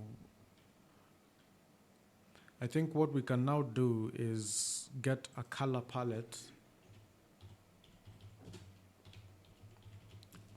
for admin dashboard.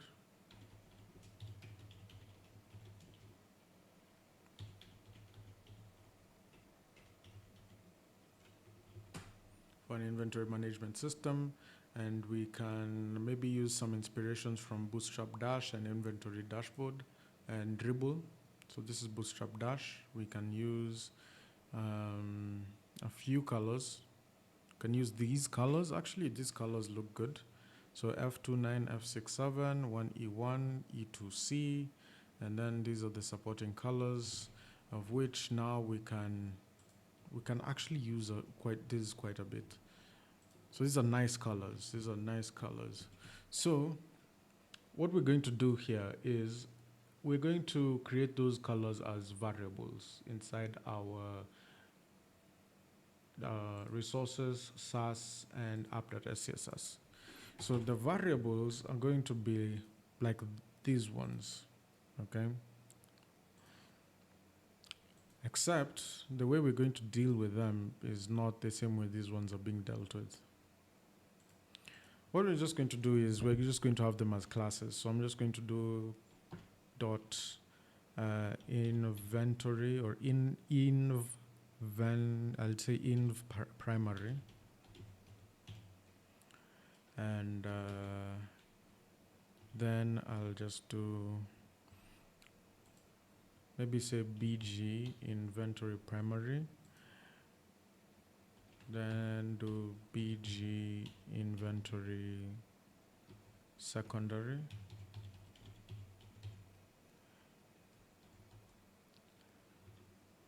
then I'll copy these two and do one for text,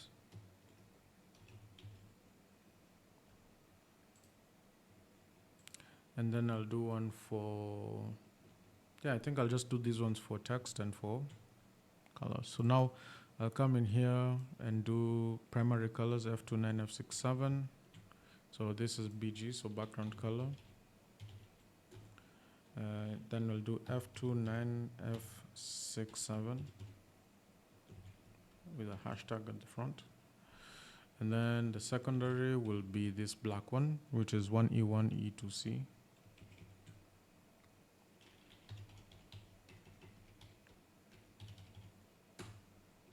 So this is background color 1E1, E2C, and to add a hashtag at the front.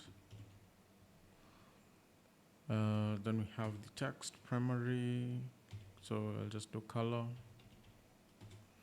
and then I'll do F29, F67, then secondary we'll just do color and 1E1, E2C, like so. For now, we'll start with those ones and then we'll switch to the supporting colors later on. But the supporting colors, some of them are already in place. So we'll just use these as the primary ones and then change things up in the process. So now as we move into dealing with the color scheme, we also need to change the family font in this situation. So what I want to do is, instead of using Nunito, I want to use Lexend. Now, as I go ahead and check out Lexend as a Google font, I will see that it will give me all the options that are there. So I just need to close this first. It will give me all the options that are there. So I'll say, maybe say get font. And then I get embedded code. And then you can see we have this import. So we have the import inside styles. So import URL like that. And then upon doing that, I can just go back to my app.scss. I come in here and say import, like so. And then inside my custom over here, I can see that the main fonts that are being pushed are these ones right here. Font family Nunito, UI sans serif, system UI, Apple system, and all that stuff. That is inside the font sans theme. So if I was to disable this, save that, and actually look at the code itself.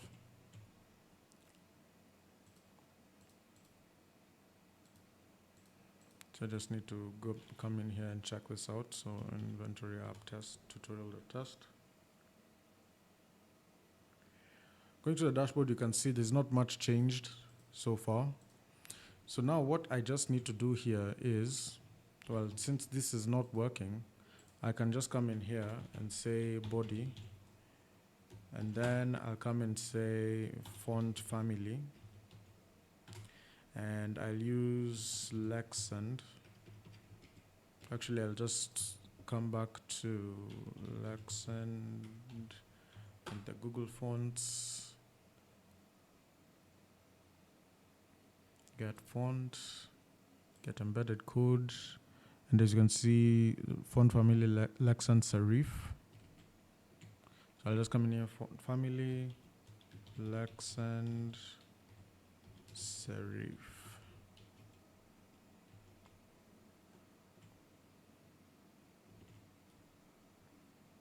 And I'll add this important so that it can actually force it to work. And as you can see, we've changed to the Lexand font, and it works perfectly. Actually, it works extremely perfectly. Everything is looking beautiful. The next thing I want to change is what we have here as our background. So we have this sidebar wrapper, and inside sidebar wrapper, we have scroll bar color is this. If we were to change this to something like this, what happens? Well, the scroll bar color, it doesn't really matter as such, but sidebar wrapper should be having a property that I can manipulate.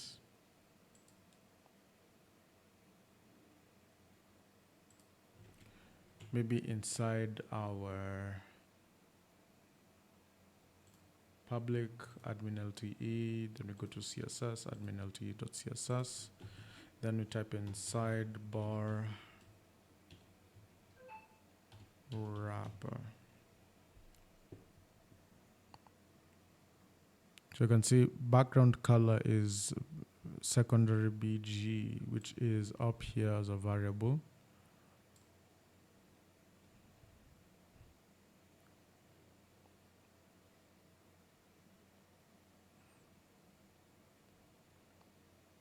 So given it's in our public, we can actually change it over here.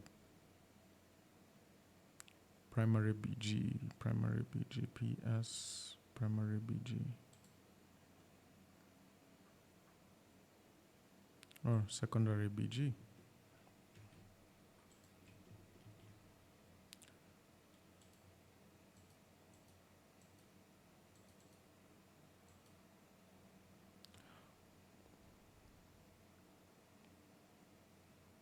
So there's subtle, and then there's this one, which I don't think is this really.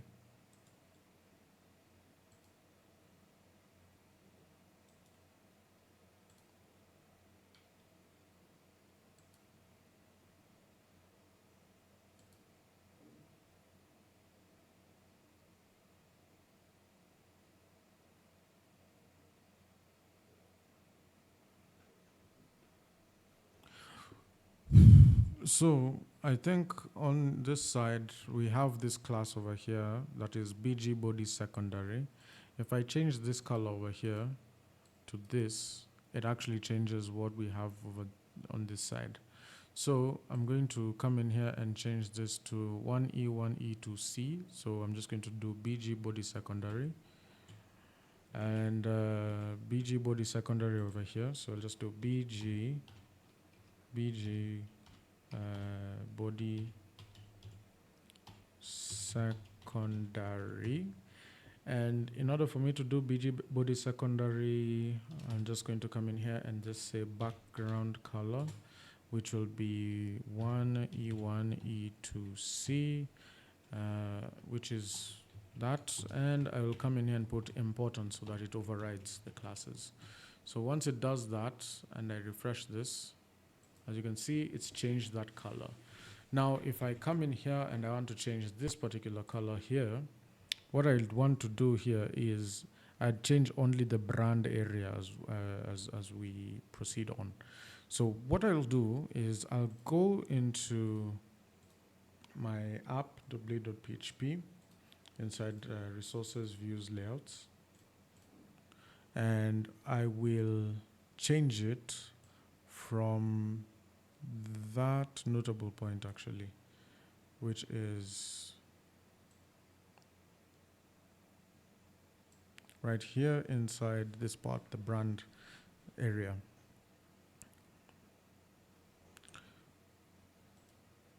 So the brand link, first of all, is one that I would want to route to home, all right?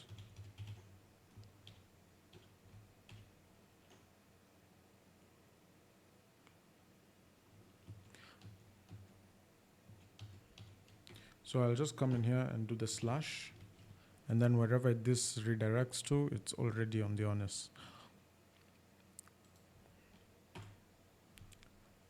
Now we have this logo, which is fine, but the only thing that would be not fine is this span right here.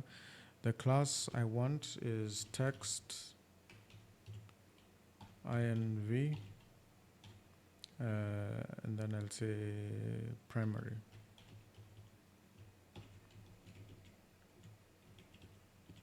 And upon doing that, I think we will be able to work it out. No?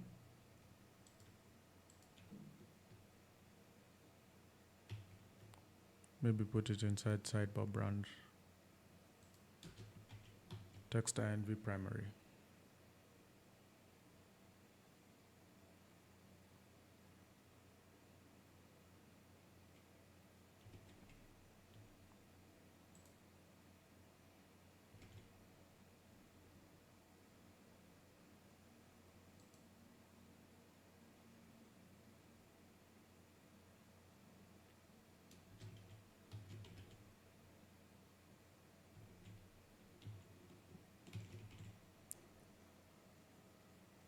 Great.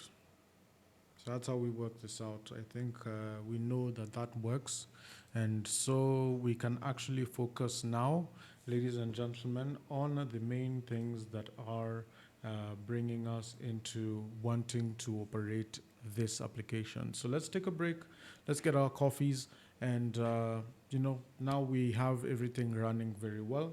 We can now start the backend section of this application and then make everything come forward and come full circle beautifully. So let's move. Now, in order for our project to work perfectly, we need to actually incorporate a few systems that actually work hand in hand in this particular organization that will enable us to track each and every single thing that is in the inventory management system. So we have to track users, definitely. We have to track the roles and the permissions that you give to these users. We have to track the user creation mechanism and also blocking registration. We have to block registration from this system. We also have, a way to track clients and suppliers, as well as the brands, the products, the purchases, the sales, the tracking of this particular CRM so that we can be able to know the account of the clients and the suppliers. We also have the quotations, the invoicing, the receipts and other documents, the delivery notes, the credit notes, and as well as payments. So, as we proceed on, let's actually begin by dealing with the database system just exactly the same way I have talked about it. So I'm just going to type here Control N inside this text editor. And inside this text editor, we're just going to type in our commands that we're going to run to create the databases and the Livewire systems, the Livewire models and everything. So I'm just going to come in here and do PA make model. And then we're going to start with the roles. So role -m. Then we are going to move on to PA make model user -m. Although the user has already been created, we're just doing this for purposes of understanding the system. I'm just going to copy this down as many times as I can possibly. And then we're going to come in here and now start changing things. So the first thing I want to do is the client. And the client is not going to have a usage part in this system. We're not going to also do the same thing for suppliers. We're going to now have things like brands. We're going to have units. Aside from units, now units are going to be units of measurement generally. Then we're going to have the products categories.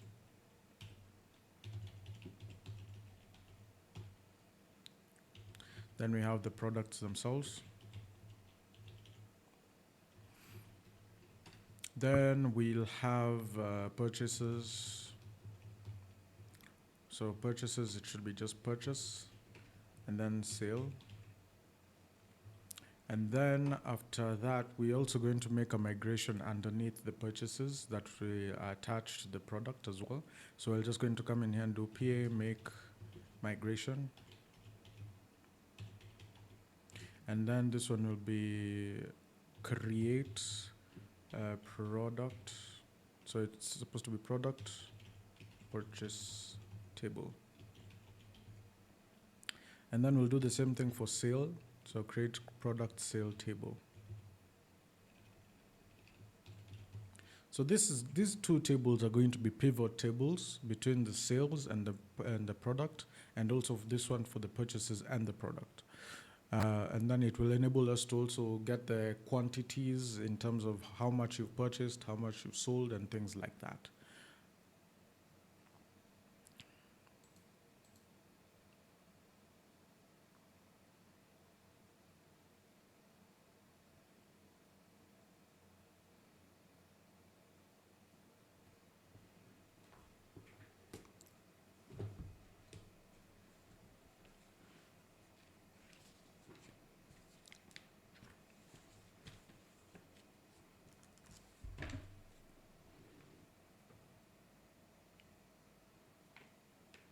Then we'll do things like quotations. So a quotation, I'll have an invoice, we'll have receipt, we'll have maybe say a delivery note.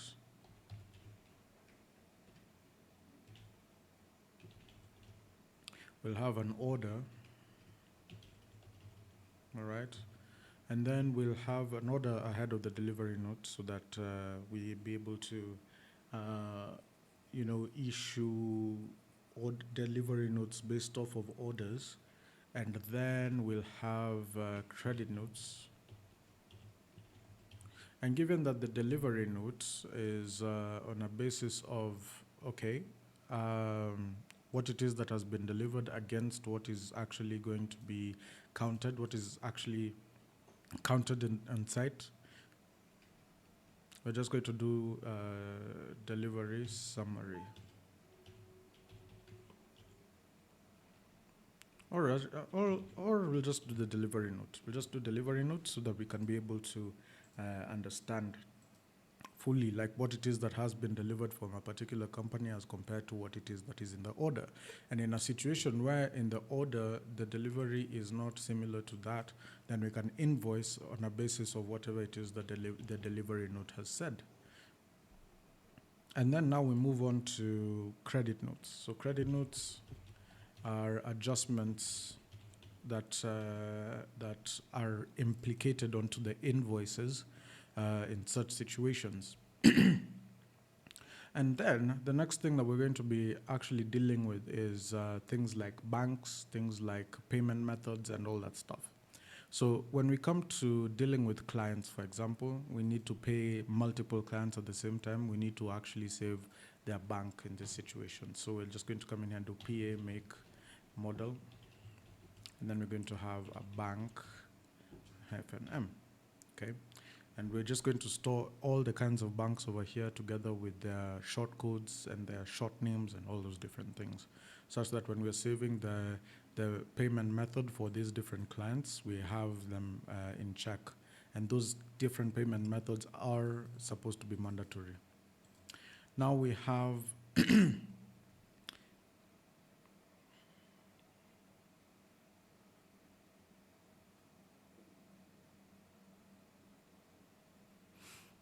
so now we have all the main components of this application already set out for us. So now we're just going to delete the rest of these.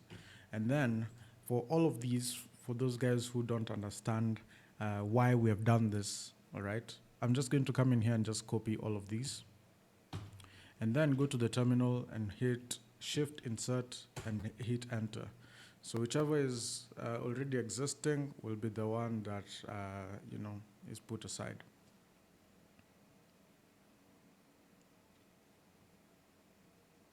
And as you can see, we have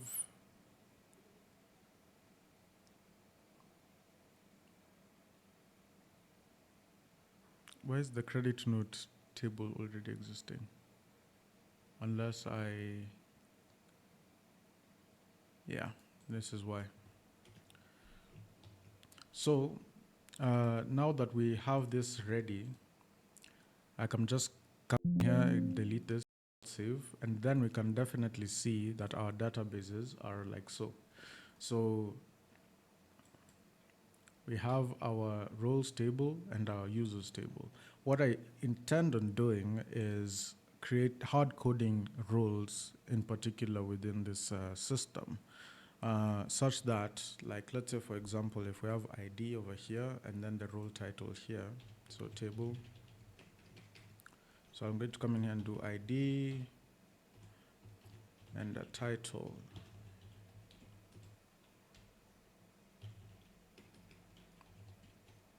So once we have these, we can now come in here and just do DB table, and then the table here is the roles table, and we can insert values here. The first one being that ID is 1. We have the title being admin.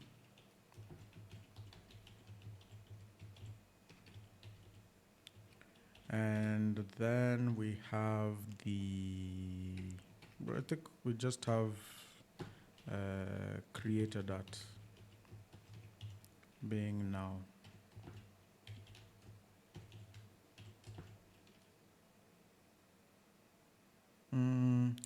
I think it's usually what, daytime. Yeah, however it is usually.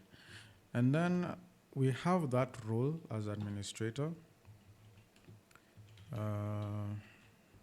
So let's say this is super administrator, and we have just a normal administrator, and then we have normal.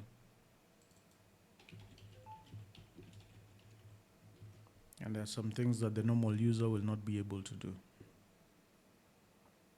Or rather, let's actually create it like this. We'll just have one role, which is the super administrator, and then the other role is the normal user, which is number 2, the normal user.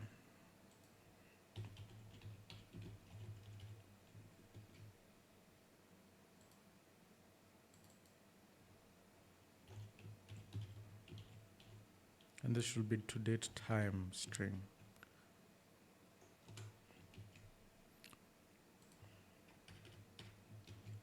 Right. So in order for this to work, we just need to import DB, which is inside eliminate support for SARS DB, and that works. Yeah. And now that we have those two roles, we can proceed on to bring it above users, such that whenever we create a default user, we can have these users actually somewhere. Like, let's say, for example, we do it as 2024 underscore 11 underscore 25 underscore, and then we'll just do 162.633 162.633, and it's under. And now inside the users table, we have the users table, the password resets tokens, and the sessions. And now we just want to be able to come in here and do table, and we'll just do foreign ID.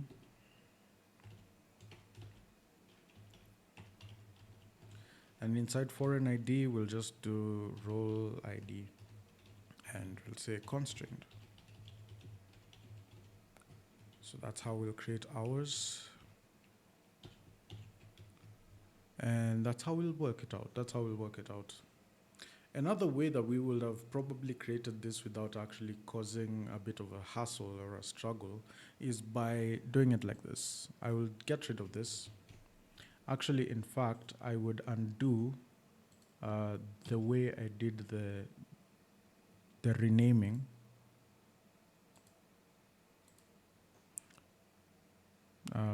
Because changes were saved by yada yada yada. Okay. So I would even do I would even undo the renaming. So let's say this was zeros, this was 01,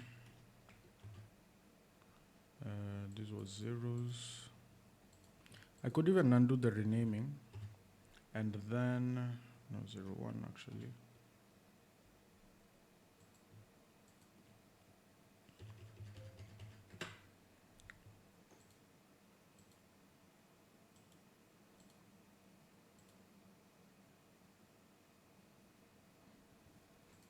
What was the actual name?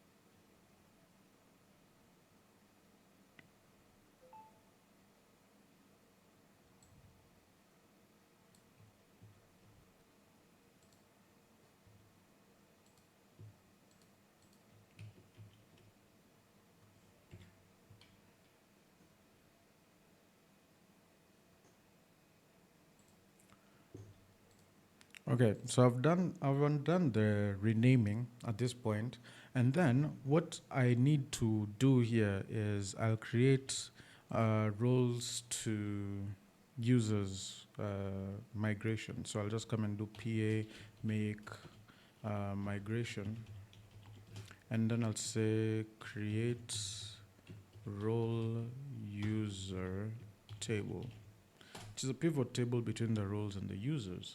So I'll come in here. This is what I will probably put under the roles. So I'll just come in here and just maybe do F2, and then I'll come in here and do 162.632 again, 62632, like so.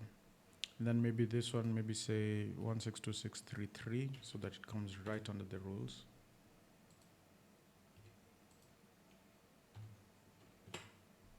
Yeah, like that. Then this one, 634. I prefer it like that. 634. Great. So we have here our migration that deals with the roles and the users. We have the ID, which shouldn't even be there. Then we'll just do foreign ID. And inside foreign ID, we'll have our role ID. and we'll say it's constrained. And then over here, foreign ID, we'll do user ID constrained. And then inside our roles table, we wouldn't even need to have this role right here. We don't even need to have it like so. Okay. We can even come in here and say PA make model permission. Or we can deal with permissions as a hard-coded variable. So this is what we'll do. The roles we have here, the role user we have here. And then what we're just going to do here is we're going to do table primary, and we create something called a composite primary key. And this composite primary key is a primary key involving two or more variables coming in together. So this is a role ID and a user ID. And that's how we do it. So those are the keys that make up the composite primary key. And that's how we deal with pivot tables, and we'll work it out when it comes to dealing with the models themselves. So now we'll move on to the banks. Because we've done the roles, the users table is all right. So now we move on to the banks. The banks, we have table string, then we'll come and do name, and then we'll come in here and do short name.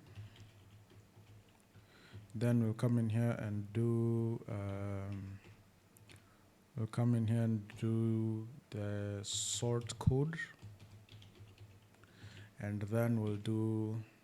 then sort codes are usually in string format because it has leading zeros. Some of them have leading zeros, and yeah, I think that is pretty much everything that we need to actually do. Then when we're taking in details for the clients, we have to have the client name. So we'll just come in and say name. Then we'll come and do the email. And the email needs to probably be unique. Then we'll have them come in with a address. So I'll just come and do text and then do address. Then we'll come and do country. But address also is inclusive of the country. So we'll just leave it like that. And then after address, the name, email, and address, we will also have the phone number. So we'll just come and do string, then we'll do phone number. And then we'll come and take in the company details. So we'll come and take in the company details such as the company registration. So what string company registration number.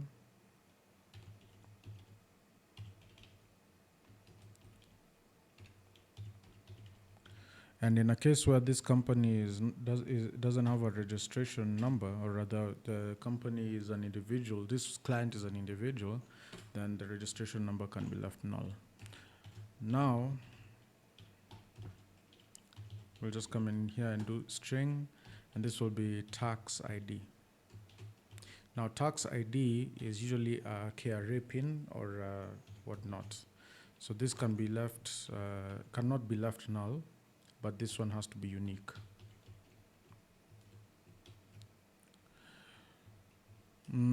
Or we can do it like this. We'll just leave it like that, tax ID, and it cannot be left null. And then the next thing that needs to also be checked is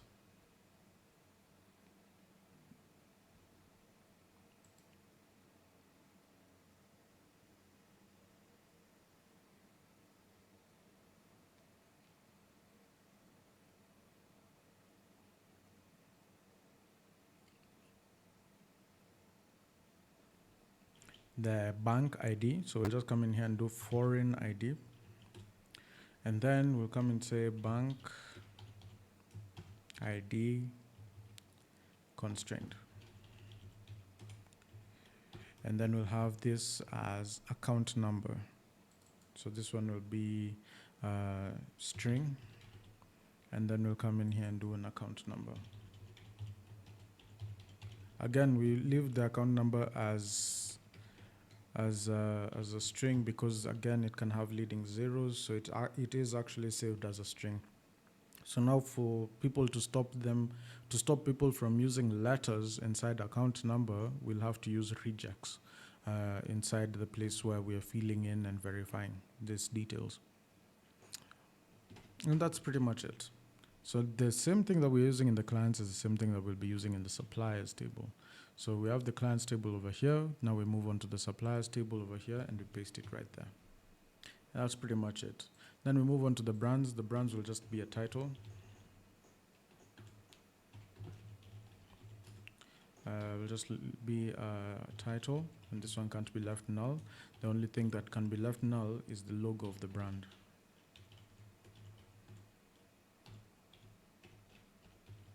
So I'll just come in here and say logo path, and we'll just leave it as a nullable.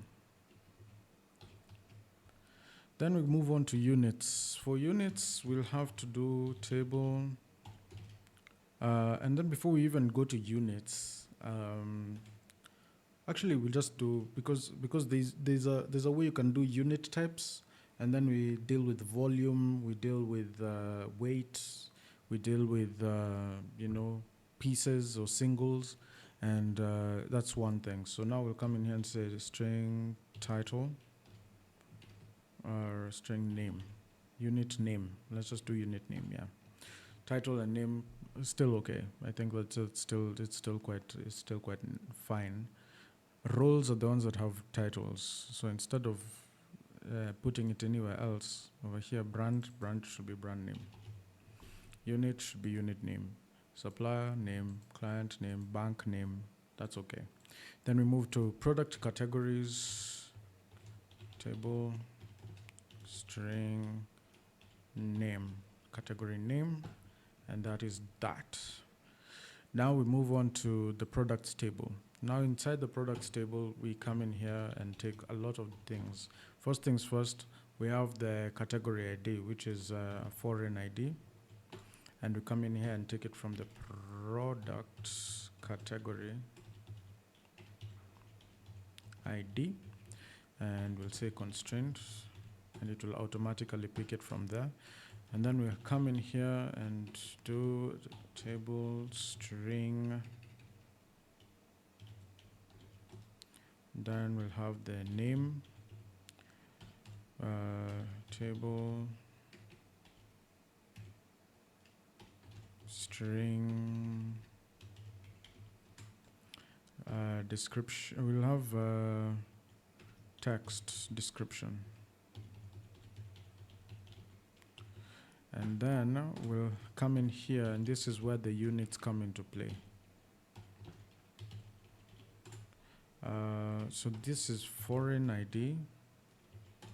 And then we'll come in here and do the unit underscore ID constraint.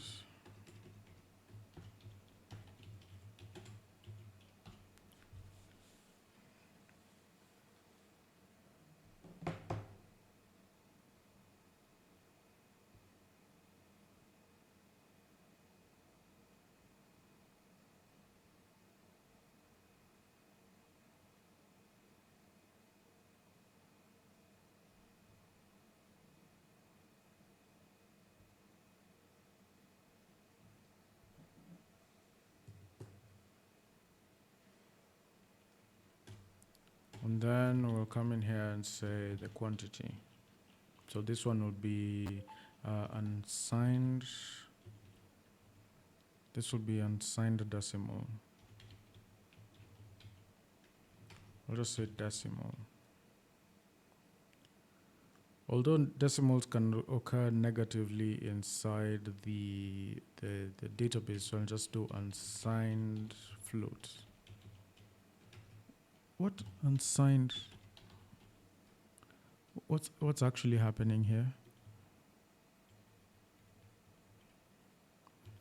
Although they will be stored as integers, it's not a problem, but you know what? Float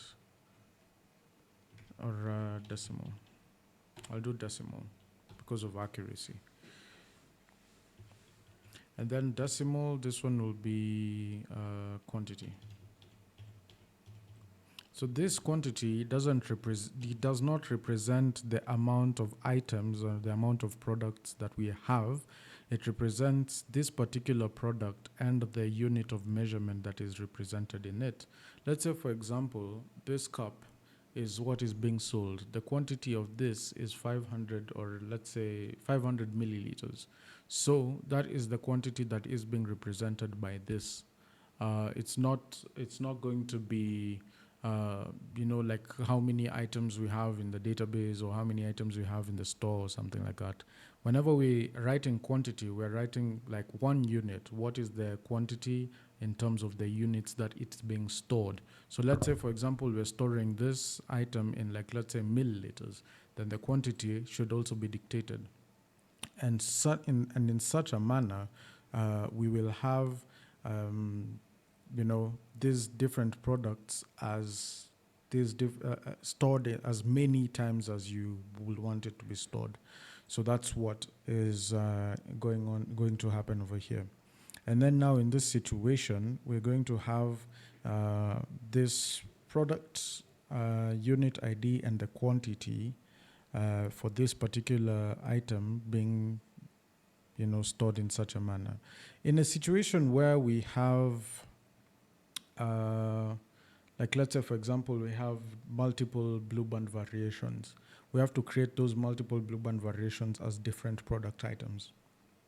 So they will have the 1 kg, the 500 gram, the 250 gram, or is it 200 gram? And then the smallest one, which is I think the 5 or 10 gram, I don't know, the sachets. So if you want the sachets, then yeah. And then that's what is fitted into the description as well. So that's how we're going to go about that. Then when we come into now that we've dealt with the products table, we have the purchases table. And I don't know why the product purchases table comes after the purchases table, because it comes before the purchases table, because the product purchase table is the pivot between the products and the purchases. So when you come to the product purchases table, we come in here and we're storing a specific thing. We're storing the purchase date. So this will be date. And then we'll come in here and say purchase date.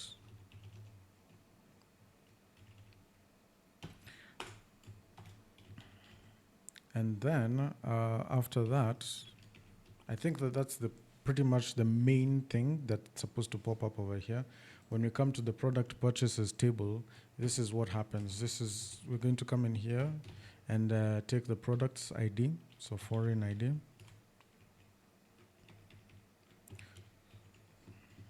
So, and then we'll come in here and do the product ID. And then on the lower one, we'll come and do purchase ID. So, boom, boom. And then we'll come inside here and do this. So we'll come and take the quantity. All right, so the quantity in this situation will be a decimal. And the decimal being, let's say, quantity.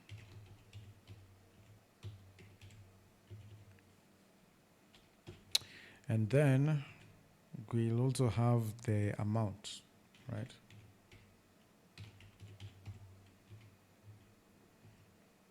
Or unit price. We'll call it unit price. Quantity and unit price, yeah, there we go. And that's the product purchase. So for each item, for each product, right, that is being purchased inside this purchase ID will definitely not be unique. Then product ID will also definitely not be unique. But given that this is all dependent on on that, in this table, these two should be the primary keys. So what I'm going to come in here and do is get rid of this, bring it underneath, and then create a primary key. Passing in the product ID, and then we also pass in the purchase ID.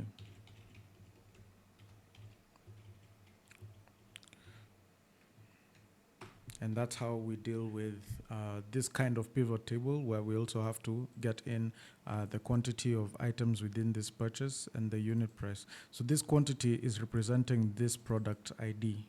And the unit price is also going to multiply to the quantity to represent this product ID. So we'll go about it more practically when we're dealing with it more visually. And then we move on to the sales table, which now we have the sales date, so date of sale. And in this date of sale, we're just going to come in here and just say sale date.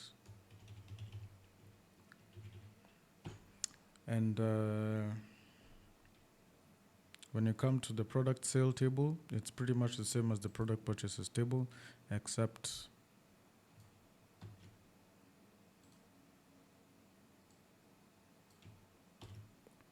product ID, purchases ID, and then product ID, purchase ID. So now instead of purchase, just going to replace it with sale ID. And all these are actually constrained. Now we move. So even this purchases table.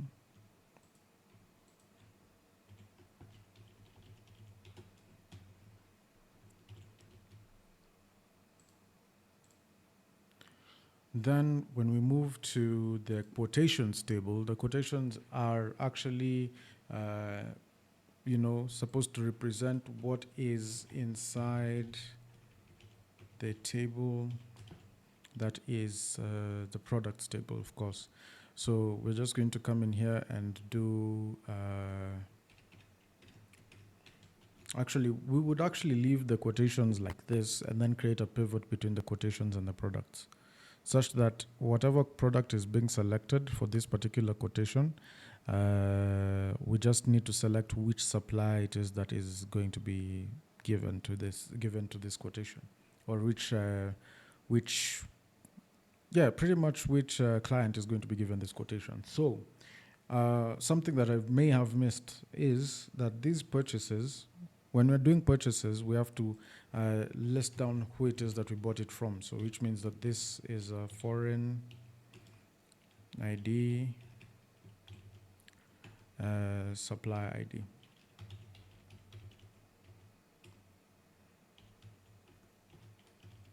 And we constrain it. Then we'll move the purchases date, and I think that's pretty much all. So the supply ID and the purchases date. But when we are selling, we're selling to clients, so we have to keep track of the client's ID. So foreign ID, client ID, and this is also constrained.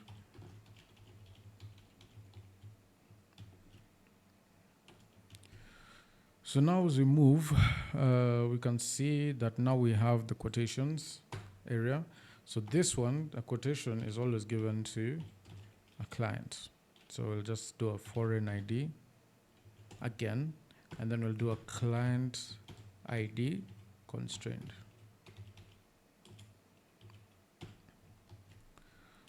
Then we'll come in here and do the quotation date.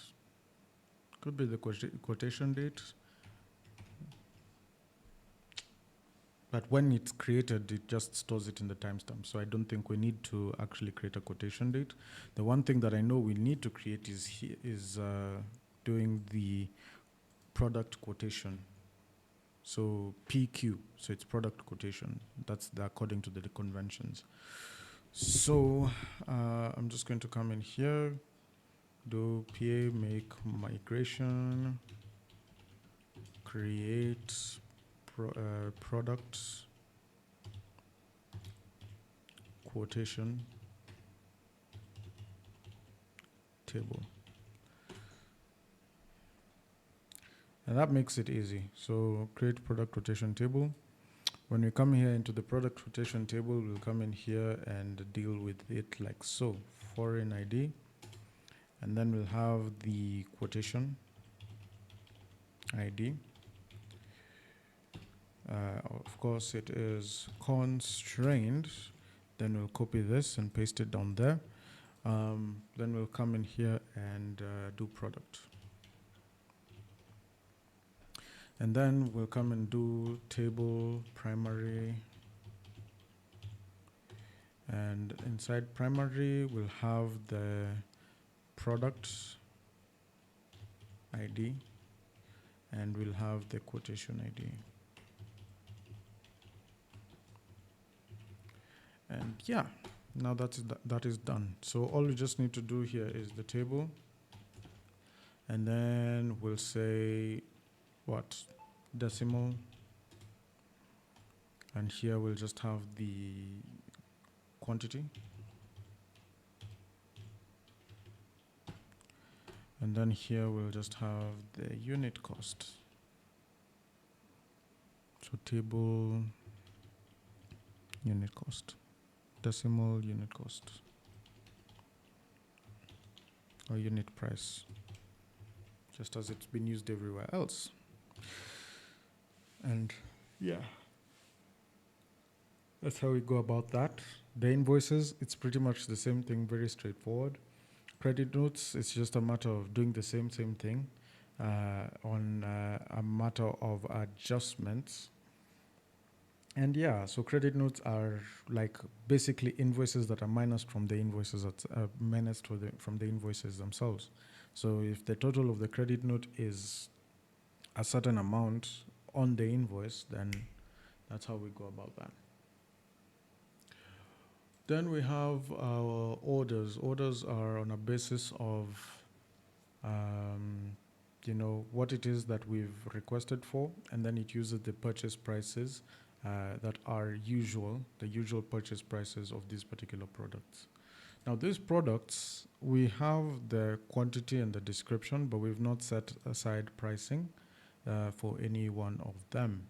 So what we're going to be doing here is we're going to be using the most recent purchase prices, or we're going to be storing purchase prices on a basis of every now and again how much we would buy these items for. So let's say we come here, we just do purchase price. And then we do sale price.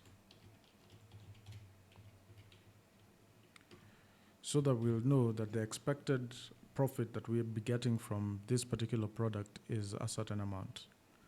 So now that's everything. So quotations, usually the same as invoices, because invoices are also given to clients. So I'm just going to come in here and do that. And then we'll come and create the product invoice table. We'll also do the same with orders. So orders usually come in from clients. Actually, orders are given from here till the client, till the suppliers. So supplier ID. So orders represent what we are ordering from the suppliers. Credit notes is something maybe issued from us to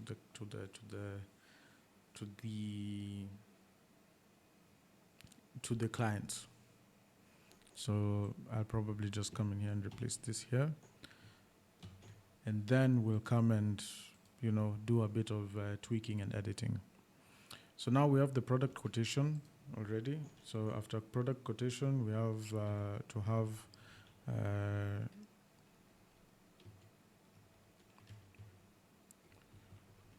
PA make model or make migration. And then we'll do the delivery notes. So create delivery notes product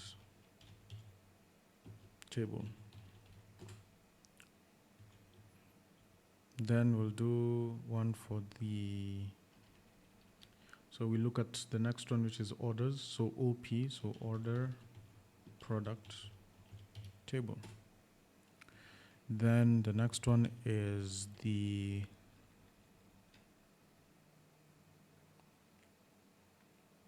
credit notes product.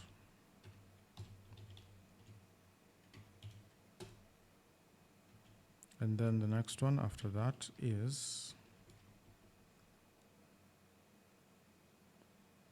invoice. So invoice product table. And now that that is done, we have the product quotation right here. Okay. So we're going to use the same thing. Delivery note product. Just come in here and put it here. So this is delivery note ID.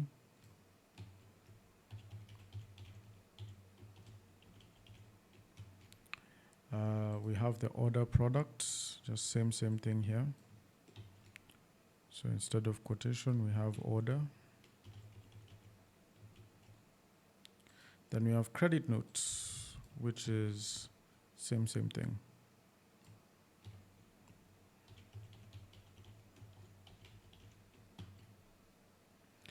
Great. Now we move from this point onwards. The database is indeed complete. The invoice product is the only thing that is remaining. So quotation becomes invoice here. And we are done. We definitely have completed. We'll add a few more tables into the database, and something like the payments, something like, you know,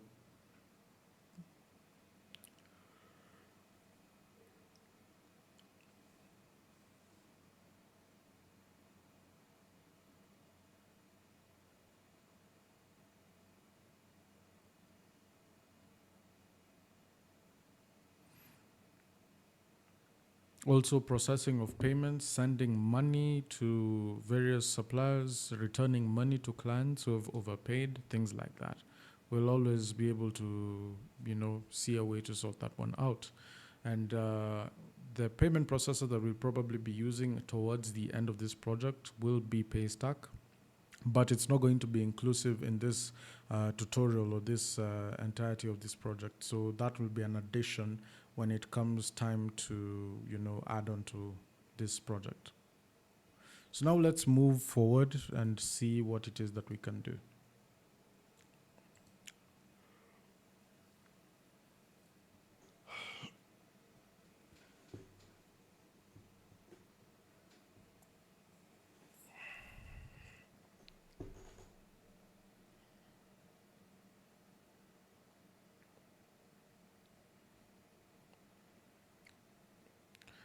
Okay, so take note of each and every single database migration that we've done, and then we will know exactly what it is that we need to craft out as we move on. So I'm just going to come in here, click on print screen so that I can be, or rather, let me just print screen right now so that I can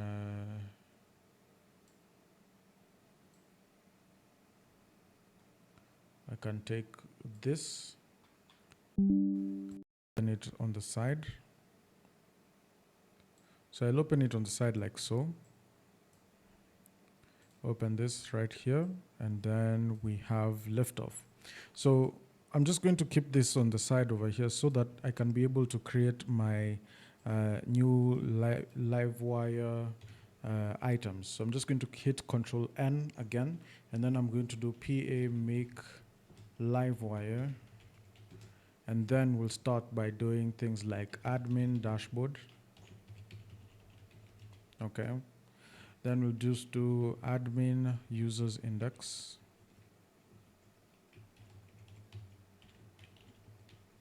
Users create, edit,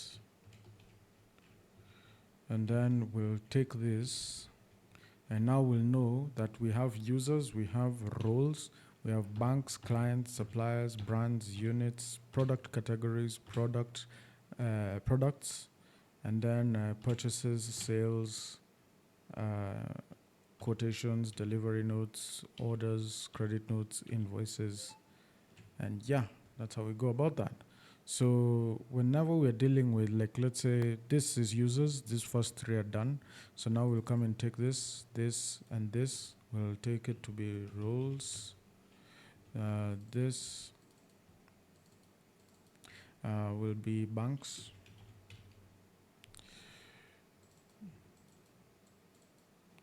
This one will be clients, suppliers,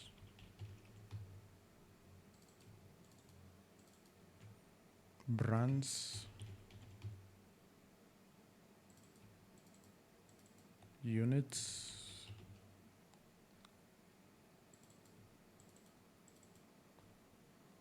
then we have the product categories.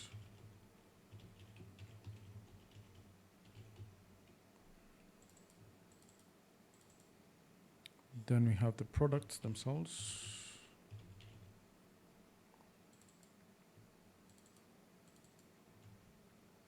Then we have the purchases.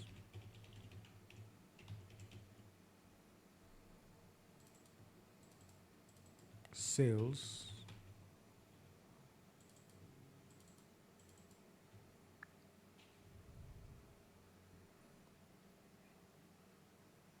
Then we have quotations.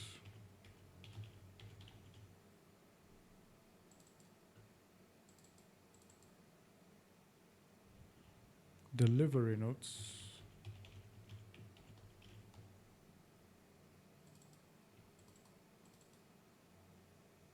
Orders.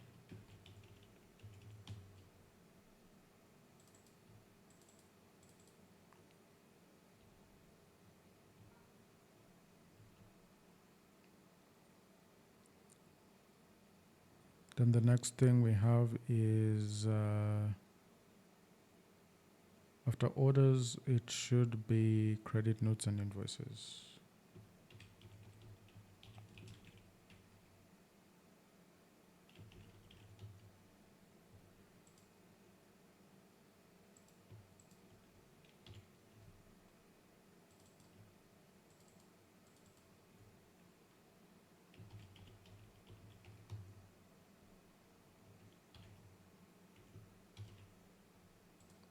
And just like that, we are settled. We don't need to save this. We'll just come in here, copy this, and paste it inside here as so. So I'll just come and do Shift Insert and press Enter. And now I'll just wait for Livewire to do its thing. And as it does its thing, we can be able to see it inside App Livewire. And you can see admin, it's doing all the things. You can see it's creating all those.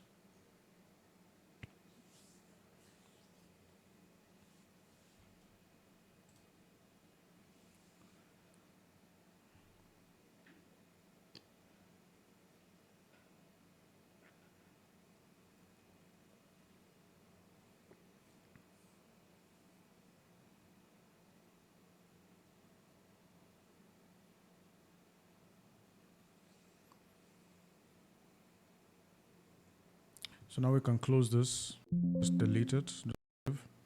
And then, now that we've already finished that part, we can come in here and we can actually see that first of all, we can migrate everything. Everything has migrated.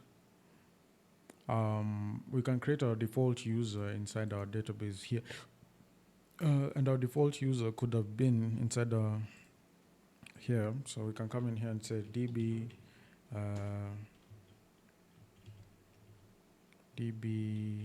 then we bring in from here table, then we'll say users insert.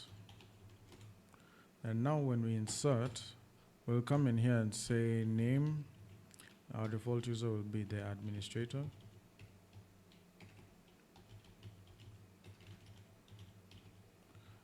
email will be the administrator's email, and this situation would be info, or rather reach, at stevenyanumber.com.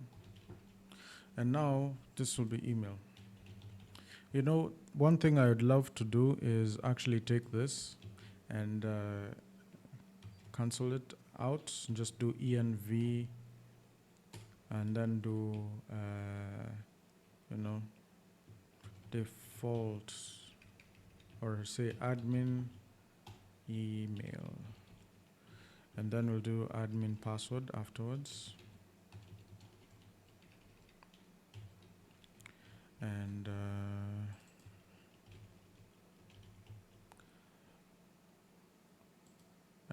I think that's pretty much it, because inside the users table we just need a name, email, and password. So now here inside admin password, when we look at let's just close all those and then open this role user again. Inside here, when we are dealing with this, we need to hash it out. So in order for us to hash out this as a password, we need to come in and do hash, and we import that hash, and then we'll say make, and then we'll pass in our .env value. And then that's it. That's pretty much it. And then when we come to the role user, since we've already created the role for the admin, inside the role user table, we'll just come in here and just do, pretty much similar thing. Then we'll say role user. And then we'll come in here and say insert values, and we'll come and do the role ID as 1. And then we'll do the user ID as 1 as well. And I think we'll pretty much leave it like that. And given that this one is supposed to be a 1 as well, we'll just come in here and just do ID is equal to 1.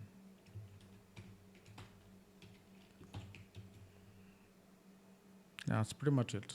I think in terms of creating a default user, that's pretty much it. So now once we come in and edit our .env values right here, we're going to add the new .env values that we've created. So that's admin email and admin password. And no worry, I'll also add it for you inside our system right here, where we have the .env.example. So we're just going to come in here and add it right under the Vite app name. So yeah, that's how we're going to go about it. So .env.example, and then we come in here and pull it on the right there. So here in the admin email, I'll put my email address, which is rich@stevenyanumber.com, and the password that I will put as a starter would be this one, 1 until 0. I'll save it like that, close this, close that, then come in here, and then I'll just do PA migrate fresh seed. We don't have any seeders whatsoever, but given that we have this settled in the way it's supposed to be settled in, that's pretty much fine.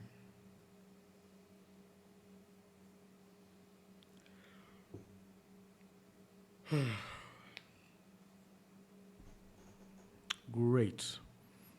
Now, as we move on forward, we have already created our various Livewire models right here, and we also have a dashboard over here that uses app as a layout. So what we're going to do here is, instead of having our app layout over here, our dashboard being this one, instead of having our dashboard being this one, we will go so far ahead and actually just copy this, paste it inside here. And it will produce the same results as required. So first of all, let's just log in.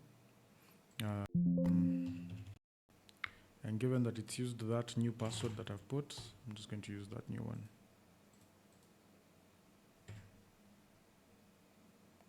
It's going to use reach@stevenyanumber.com, and the password is like this. Okay, close this, save that, and then we can see that we have our system ready and set. You can see dashboard test, it's working. But now what we want here is not dashboard test, it's actually dashboard.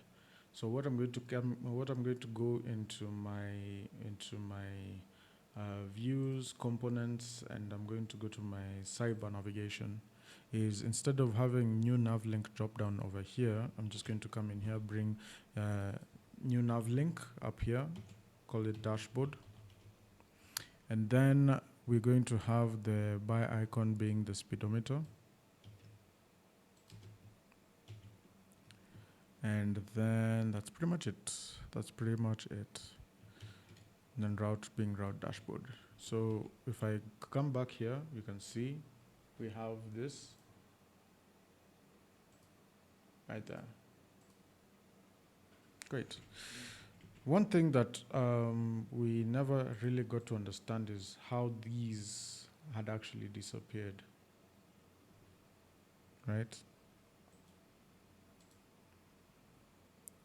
The nav link,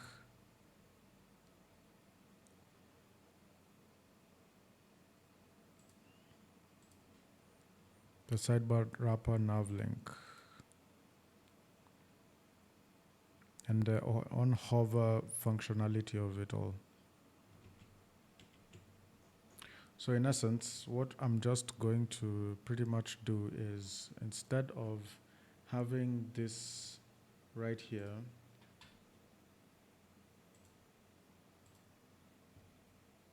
okay, so thing about this, the sidebar menu and the sidebar wrapper is that it is indeed complete, but it's not settled in properly. So I'll just need to go to the layouts and go to app, and then check out where it is I need to change a few things. So you can see here we have BG body secondary, and here on BG body secondary is where we need to actually change it.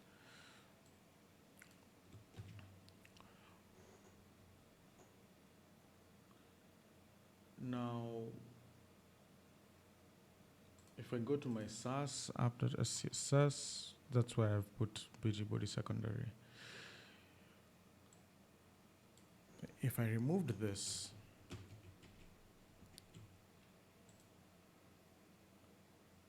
still there's nothing happening to the hover that could actually be able to make it a little bit better.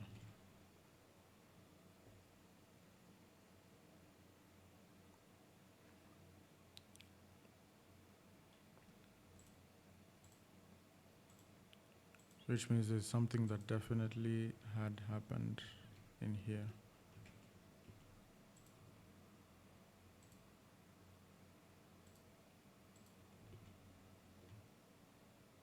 Either that or the sidebar navigation doesn't have all the classes that are required for these different things right now.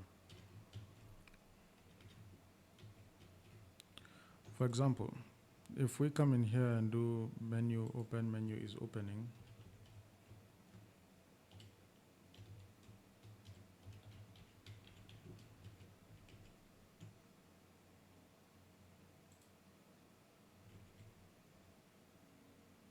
doesn't do anything. Navlink active doesn't do anything.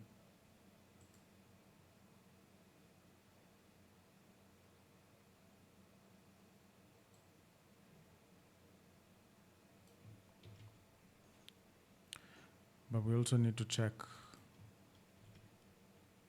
a few things here.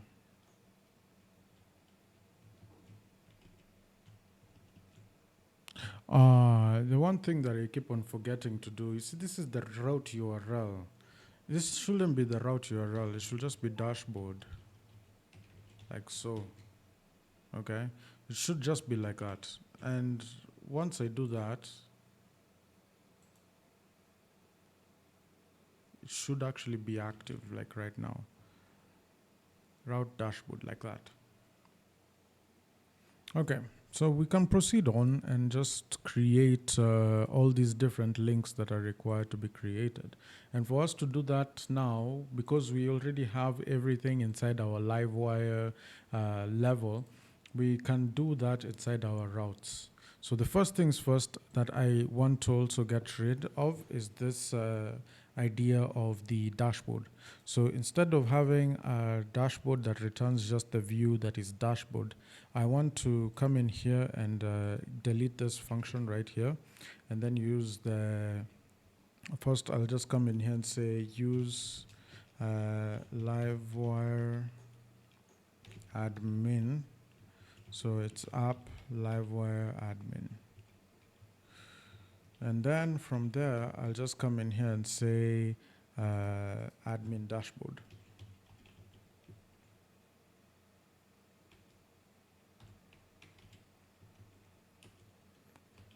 Which is a class.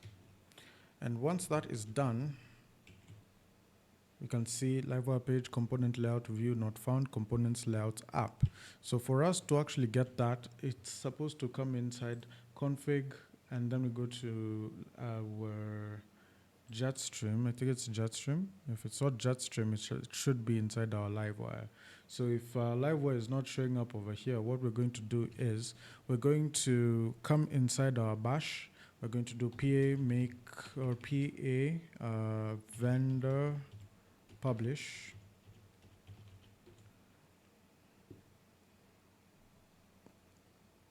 And then we're going to look at our Livewire over here, or rather Livewire config. So we're just going to come in here and do 25, and our Livewire config is over here.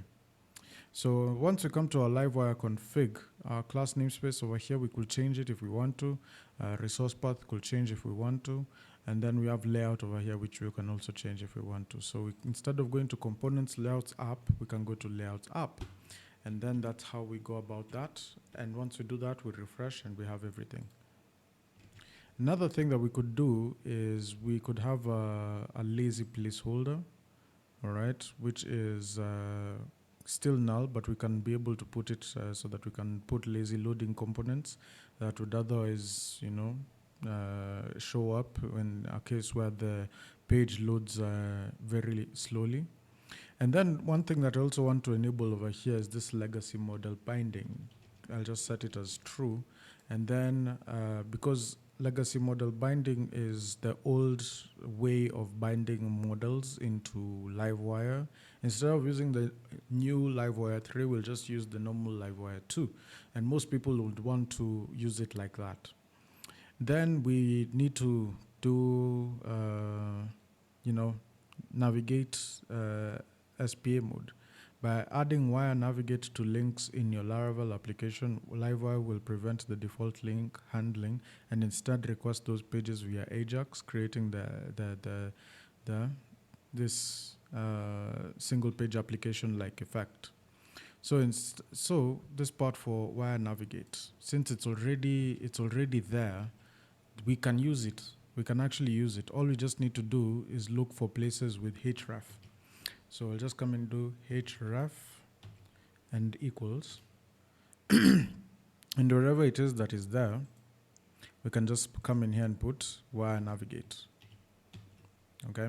So in a situation where we put wire navigate inside our links here, we can have that pop in like so. So that's pretty much it. And as you can see, once we have that ready, if we click on this, there's nothing happening because this is the active route. But now, because we are going to start putting in our navigation links right here, then we are going to, have something different. So inside this body, we still have those routes inside here that were, enabling us to, let's actually just get it. I can't find them.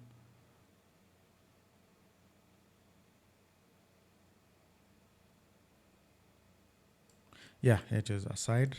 And then we come and collect these.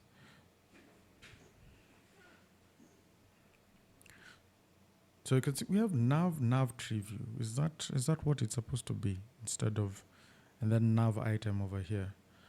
I think I may have done something wrong when it comes to this. So nav tree view, nav item, menu open, right? Now that we have settled this one over here, now we can start creating others where we have these. And I'm just going to drag this one to the top, to the bottom. And we're going to deal with it like this, okay? So we have our admin dashboard. The next thing we're going to come in here and do is we have the users. So we're just going to come in here and do a route prefix, all right? And inside route prefix, we'll come inside and do users, okay? And then we'll also do group. So first of all, do group.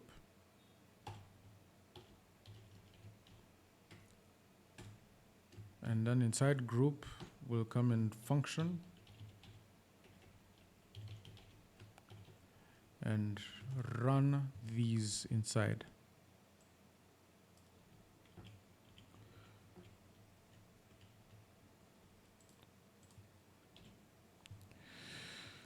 Great. So we have users and we have that. We have users and we have create. We have users and we have edit. Now what we'll have over here, outside here, will be the name. And inside name, we'll come and do users dot.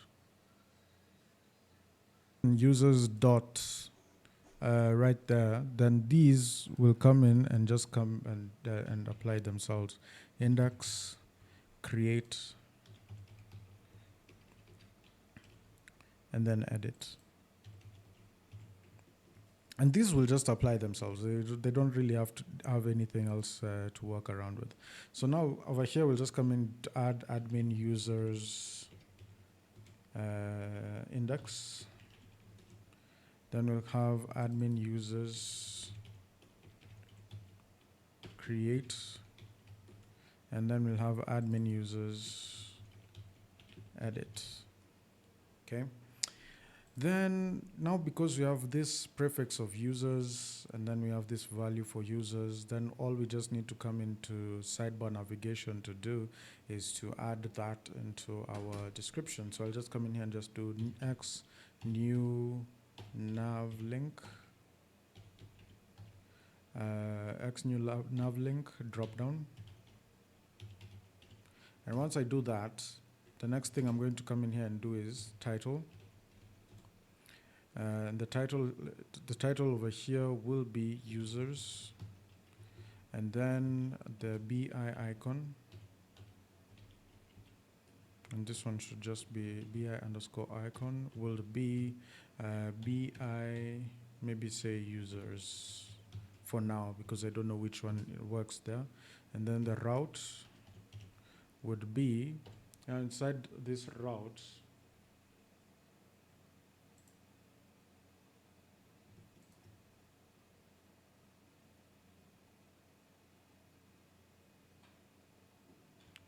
I would come in and say, inside this route, I'd come in and say admin users, and then I put a star right there. And just like that, we are good to go. So down here, as I come in and just put this in between, this is where I come and let's say copy this. And there are two of them only. I'll just have a users create and a users index. So I'll come in here and just title this as users list.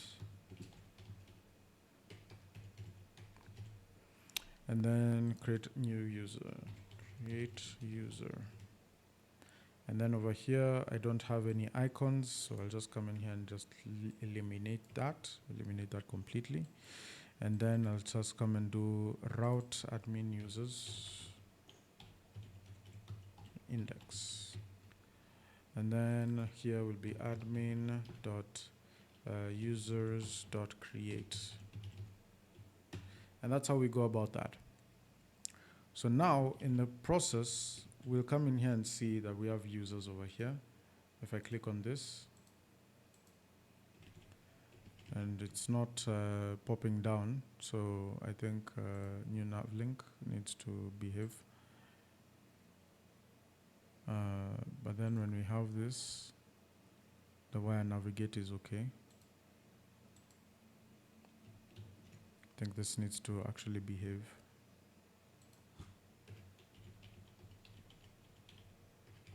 So I'll just do JavaScript to void and then 0.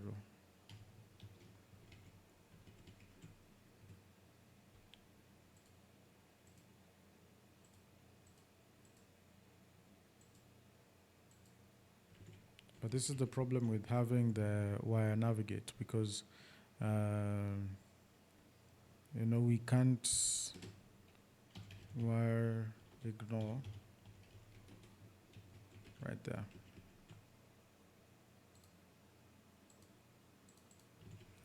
So in whatever case, I think the navigate is the one that's giving us problems over here with the SPA situation.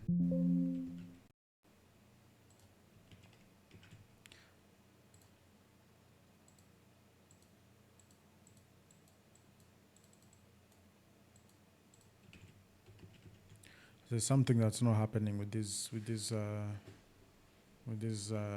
links, and I think it's also the icon. So I'm just going to leave this wire navigate right now for now, and then when I go back to the icons, I'm just going to come in here, open the BI icons.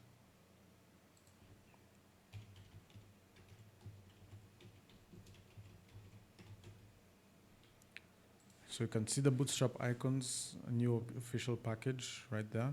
And then we come just to use users. So you can see people fail. I think we'll just use people. And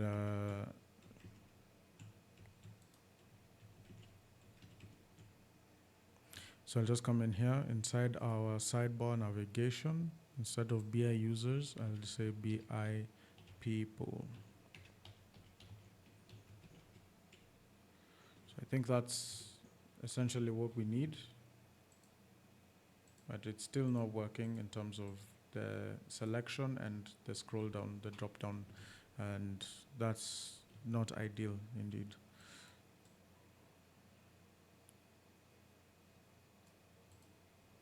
So I think in this situation, these classes were okay.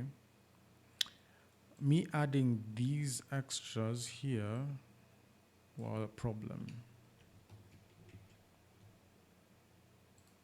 Yeah, that's what it is. So if I click on this, it doesn't go back. Click on this, it doesn't go back. And why? It's because these routes, the route that was supposed to be over here, this href,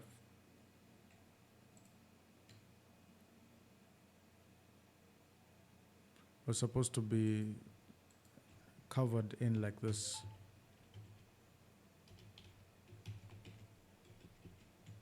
Because as you can see, this is what is being passed in.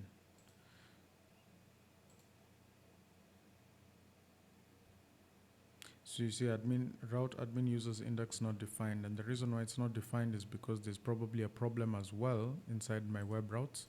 So if I come in here and save my web routes, still we have that not defined. And the reason why it's not defined, again, we'll just come in here and do PA make routes list, not make, but PA route list. Okay, so we just have a look at the users over here.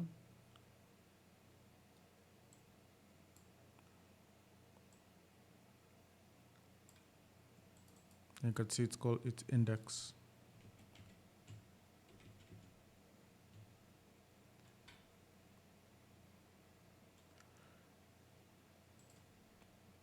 So I wonder what happened here when I put users dot.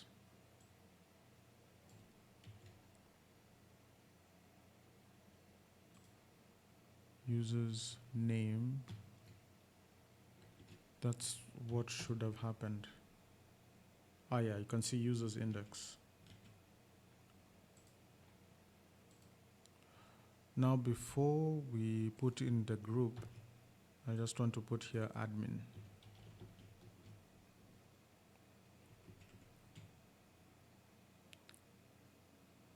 So that once now I come in and redo this route list, we now have admin users index.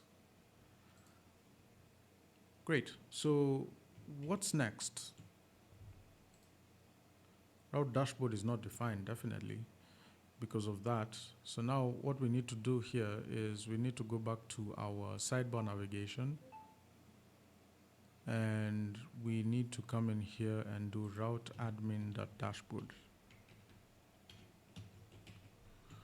And once we've done that, now we have everything ready. So we have users list, and you can see we have undefined variable header, because all of these need a header. But now, because of that particular situation, I think we can go back to our header situation, which is inside our app layout. We go to the main, and where we put header, we can put this, and then put that. Same for this. If it's not there, use nothing. And once we've done that, it does this. So we come to our dashboard, come to our users list, we create a user. As you can see, everything works fine. I don't know why it now does this, like as though this image cannot be found. Because, I mean, it's supposed to be found. But maybe as a remote location, it cannot be found. So what needs to be happening is come here, we wrap this inside an asset tag. In order to wrap it into an asset tag, we just do it like this. So now we're good. Go to create user, user list, dashboard, and this doesn't change because it's actually not using it relatively, it's using the actual URL. Great. So now all these will work. Now all these will work. Now, the best thing that you could do now, because we have ChatGPT on hand,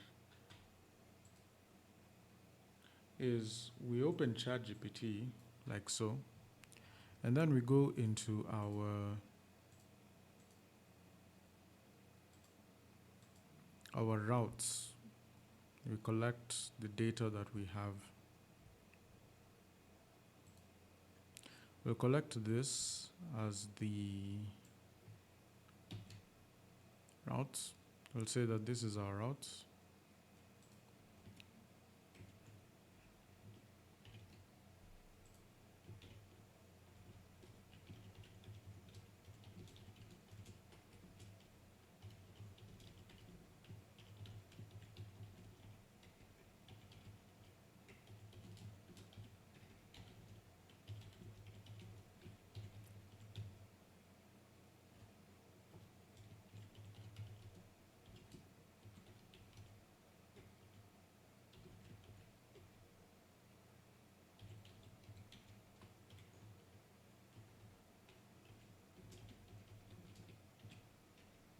So I'll say I need, I'll copy these routes here. I'll say these are the routes for the dashboard and for the users, create, edit, and index.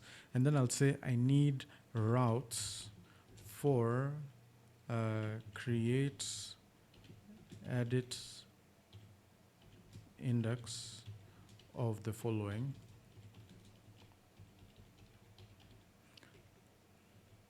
And then I will proceed on to list them down. So I'll come in here and just open this, and then we'll proceed on to just go to app, Livewire, and list each and every one of these down, right? So now once we do that, so I'll just come in here, put this on the side so that I can be able to see this. And then we'll come and say, we'll start with banks, brands. We'll go to clients, credit notes,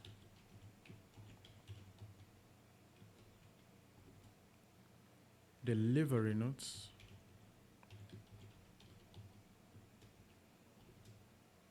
invoices, orders, product categories,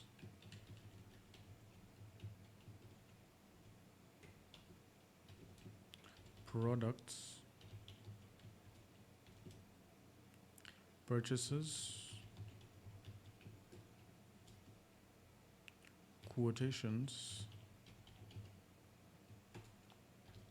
roles, sales, suppliers. We'll just do those ones first. I think I forgot to hit Shift Enter so that it goes to the next line. But it's doing it, as you can see.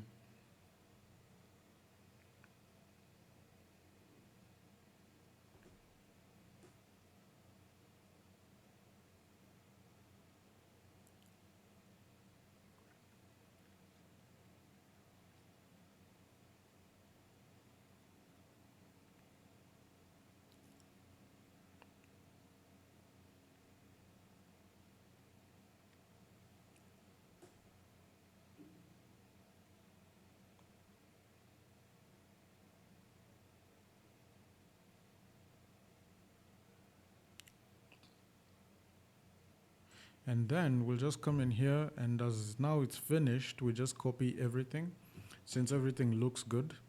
And now we'll just paste them here.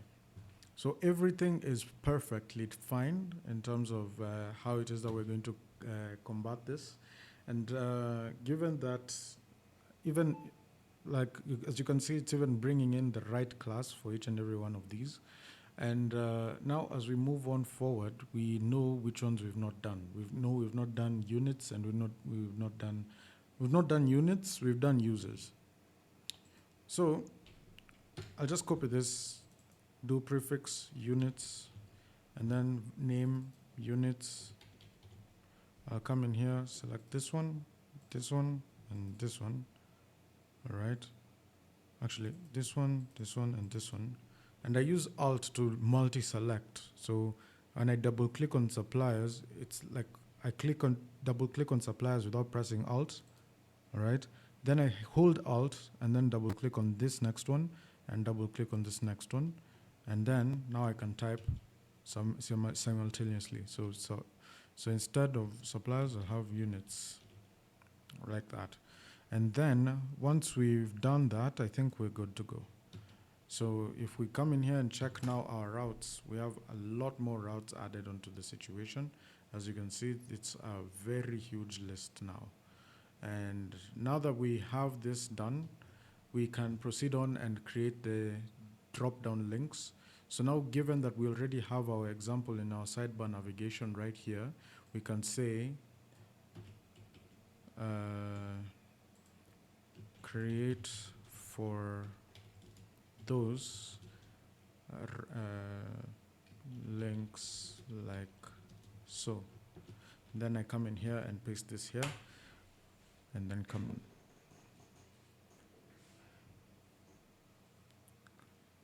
And then it's going to, and as you can see, if you can observe, it's also going to put in the right tag or the right icon for those particular situations.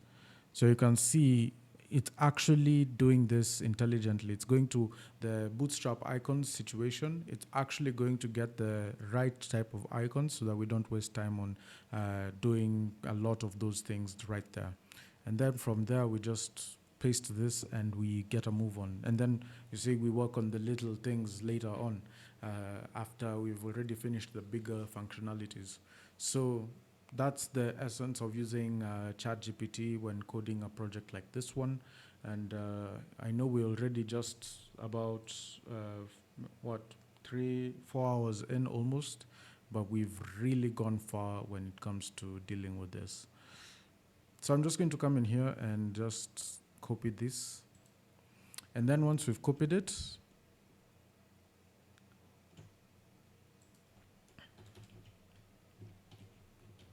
you can see that everything now just works however it just wants to work. And that's how we go about coding these kinds of applications in rapid development time.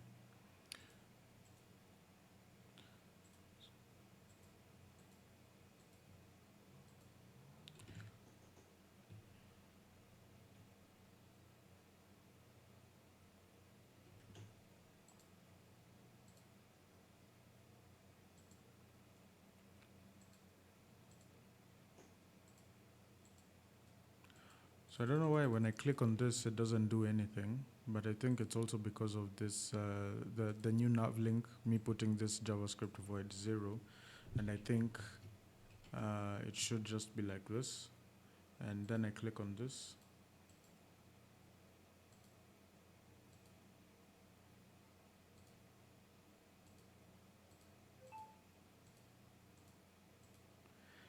But there could be something that this has.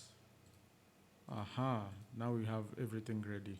So as you can see, we're doing a single page application, just like some other applications that we would have in this situation, like Vue.js, for example, and things like that. So as you can see, everything is working perfectly. Everything is working excellently.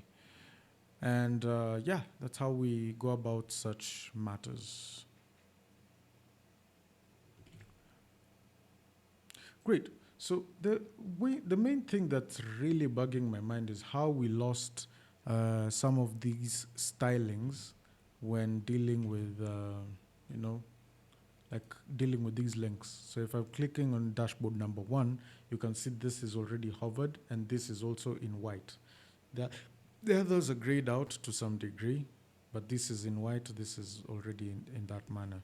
So one thing that I've just gotten to notice is there's a probability that we didn't import each and every single link tag that we needed for our layouts to work.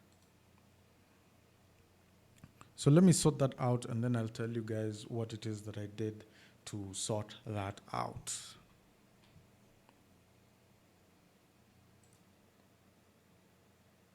All right, so this is what I have done to change things. So instead of just having,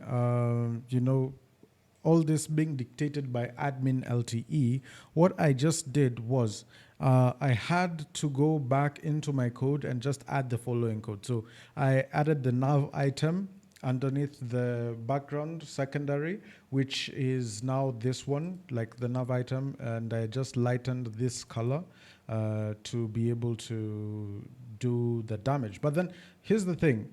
What I did was I just tested it with a color that I know, 1575BB, which is a color that I'm normally used to. But this is just for the nav item. And then when I hover, it's white. And then when it's active, it's white. And then I've like centered it as important. So you can see as I hover over all these items right here, like they're all like in a particular shape in terms of the color. So if I come in here, like let's go back to the dashboard, users list, banks, things like everything is set up right now. So we might not even need this part over here, the color lighten. we might not need it. We might not have needed it, but it is what it is. Then you see the background over here. The background when the nav link is active, right? When the nav link is active, I put the background color as this and set it as important. So this is just generally this, except that it's transparent to some degree. So it's transparent by 7A. If you convert that from hex, maybe it's around 50%. 7A out of a total of FF. FF is like the highest, I believe. As you go higher, it should be F like that. So I just put it at 7A, I believe, which you can be able to tell if this part over here is written in black. If the color is written in black at the top, then it's not ideal. But when it starts writing in white, that's when it's ideal. So I can even leave it at maybe say 6A or 6D, 6E, 6F, or 7.5 or 7.7. Let's just leave it at 7.7 for now and save that so that we can move on to the next. So now at 7.7, this is where it is. When we move to the users list, you can see when I do create users, banks, I'll hover over banks. I don't know why it's not showing. So banks, then create bank, go back to banks list. As you can see, it all works. All right, so that being done, we can just go ahead and just close this. And now we start working on the back side of every single thing.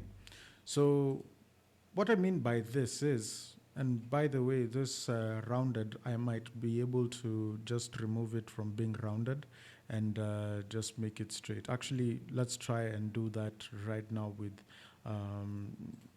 this theme. So maybe I go to this and then I go back here to navlink active, background color, and then I'll say border radius 0. And I'll just come in here and say that. And yeah, it's now a square. So you can see border radius 0, and you can see that's where we are. So yeah, I think we're better off right now. At least we've managed to get this shape done. And now that we are moving on forward, we can be able to now hit into the Livewire part of things. So now this dashboard of ours needs to change. So I'm going to get rid of this welcome. And if we go back to dashboard, you can see the welcome is gone. This slot over here, I'm just going to paste it now. And then I'm just going to leave it with the dashboard. And I'm just going to format it like that. I'm just going to come in here, copy it. And then when we go to any other area, we can work it out from that point onwards. So inside dashboard, I would like to actually have a row. And now inside this row, I'll just do a column MD6, column 8. So sorry, not column MD6, column MD6, column MD8, column 12. And then from this point onwards, this should be a div actually. So div, column 12. And now that we've done that, we'll be able to actually do a card over here. And this card will be maybe say a BG INV primary and text INV secondary. And then we'll just come in here and do maybe say height to be maybe say something like 60 pixels or maybe say 100 pixels. So I don't use pixels in the long run because we need to make this a bit dynamic, but we're just using it to test whether or not, or maybe we say H25 over here. Nah, it's not working. So card body.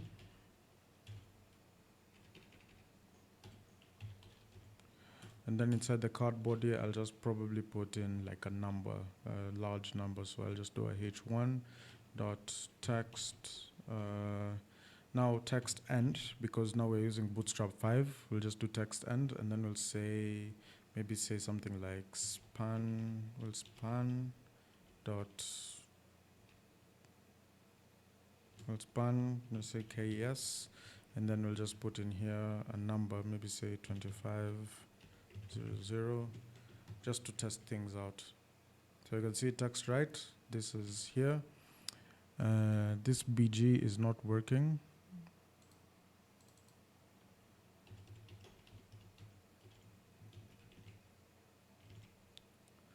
And what if we did BG secondary instead? It works. So I don't understand why this BG is not working, and maybe we just need to go ahead and check out the part that handles that BG. So that is here, and we'll just go ahead and tick this one, BG inverted secondary, invoice secondary. That's what we wanted to use. Actually, in fact, we'll just get rid of both of these, and then we'll put them here. As you can see, it's covering here, but then the card is like so.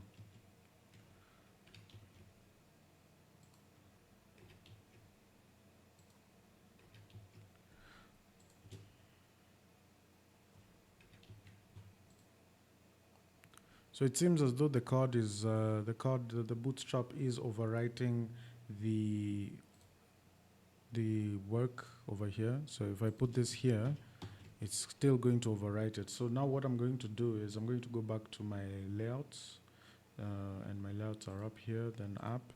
Then I'm going to drag this to the bottom. This one here. Drag this to the bottom, and it will work, I'm sure. Yeah. And then now that it's working, so I go back here, and then I just go back to 25,000. And this span, I could do it as a class. Actually, I could do small.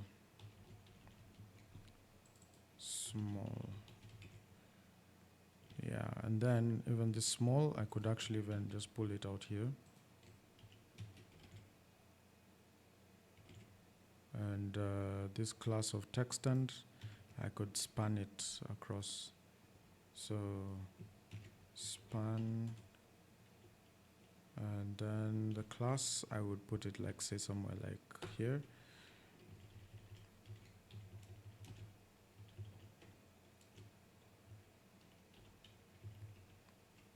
Class text end, and then I paste the remainder of this right here. Something like that, I think, would work.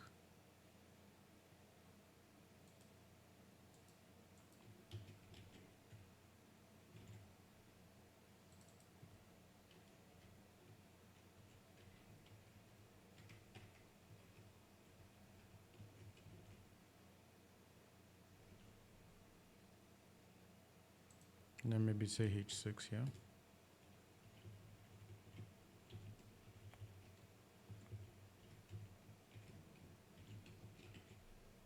Yeah, something like that. And then whatever it is that's supposed to come on this other side will come. So this is just a test, just testing out what it is that I can put on this side. So now that we've gotten things ready and we have our color scheme out and out, so what we can do now is we start with the users list.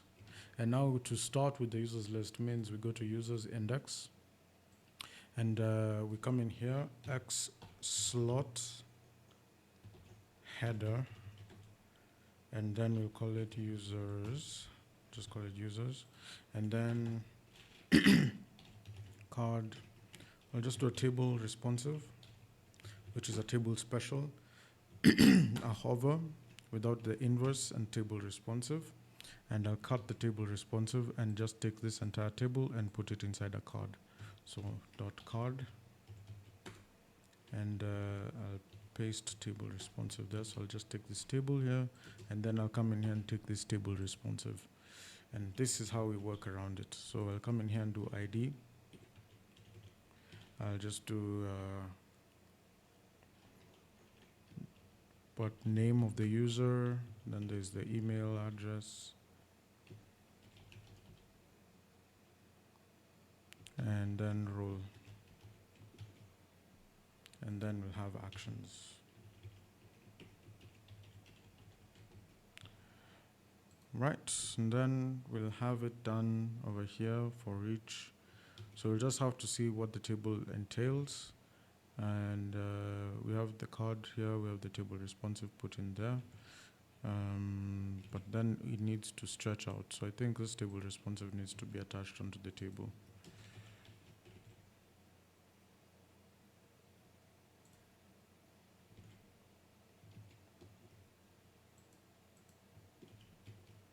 It's actually happening. Oh yeah, and then this also. 1, 2, 3, 4, 5. 1, 2, 3, 4, 5. I think that's what it was. That's what was causing it to happen. Right. So now it's stretched out throughout the entirety of this app. What we can just do now is we can do a for each loop. For each, and then we say for each users as user. Then we'll paste this there. And then we'll come in here and say user ID. Then we'll have the username. We'll have the email address, so the user email.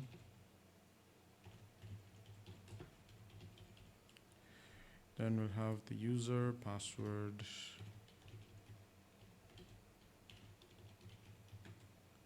Not password, sorry, but role. So we'll say role, and then we'll say title. And then actions. So now actions will be multiple buttons. So we'll just come in here and just do a text center for this one. So class text center. And then we'll do this one text center as well. Class text center. So that's how we operate with tables most of the time. And then over here, I'm just going to do two buttons. So I'll just do btn.btn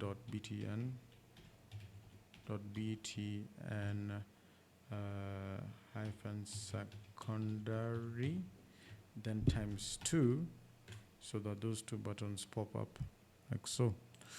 And then this one will be danger. And then since we're doing icons of BI, I'll just come in here and do, I'll just come in here and check out some few things. So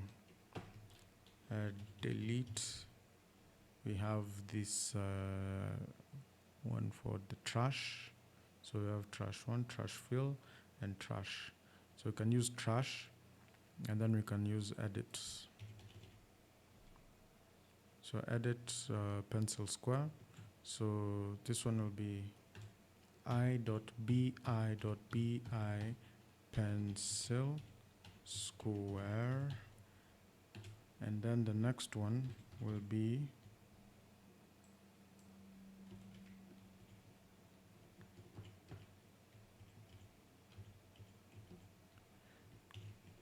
i.bi.bi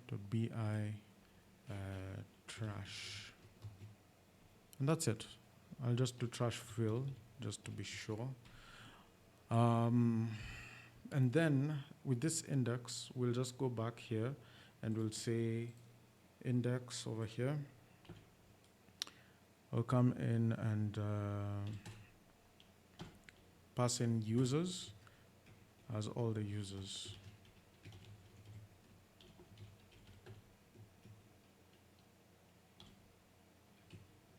And now we'll just import this here, like so. So now when you see this, the only thing that is there is just we need to add the property of title. So this means that before we proceed on any further, we need to deal with relationships for each and every one of these models. So that's exactly what we're going to be doing. So once we start with the bank, banks are always related to the clients and also related to the suppliers. So what we're going to do here is we're going to come in here and we're going to create functions. The function here will be called client, and then we'll return this has many. So one bank belongs to many clients. So has many because the client bank ID is there. So client, and then class, and I'll just leave it like that because it will automatically depict the model that the model and the table that we'll be using. Now we'll move on to the next one, which now is suppliers. And this has many supplier. And then we'll move to, once we've done the bank, we'll go to brand. Now brand is usually attached to the product. So the function that we'll be dealing with over here is the product. But one brand can have many products. So I'm just going to come in here and say return this has many products. So product class, and it will just automatically depict that table. All right, then we move to the client. The client belongs to a bank, right? Because they can only have one bank account. So we'll just come here and say, function bank,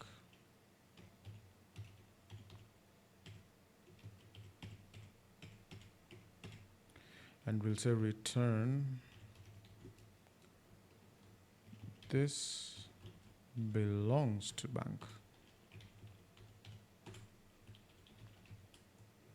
And that's how we go about that.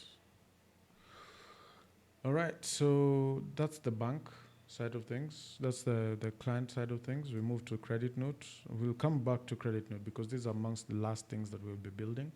We'll go to the product itself. And the product, we're just going to paste this here. So product, it has It has a brand. So we'll just come in here and do a brand. This belongs to a brand.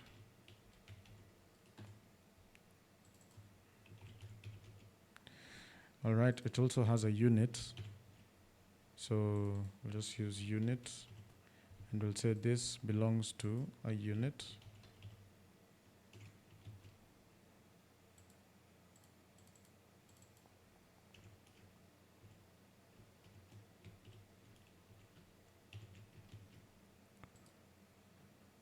All right, and then after this is done, we also have the categories. So we'll come in here and say category. We'll say this belongs to products category. And now because it has many or belongs to many, we can say function sales, right? And then we'll come in here and say return this belongs to many, and then we'll come in here and say sale class, where the table that we're dealing with is called the product sale table. And we'll do the same with purchases. So we'll come in here, we select this, we select purchases, we'll say purchase, and then we'll say product purchase.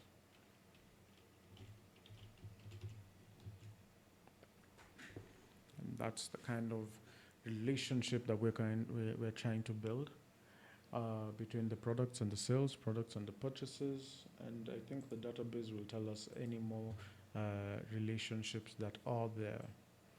So we have the product categories, products table, product purchase, product sale.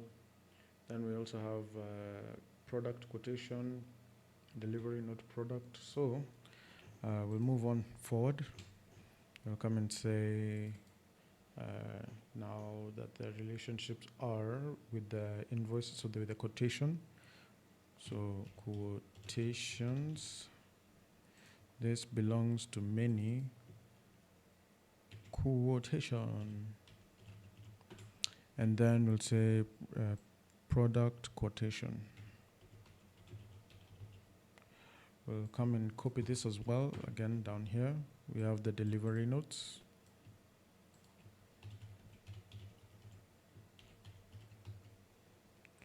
And we'll just write this in snake case for now.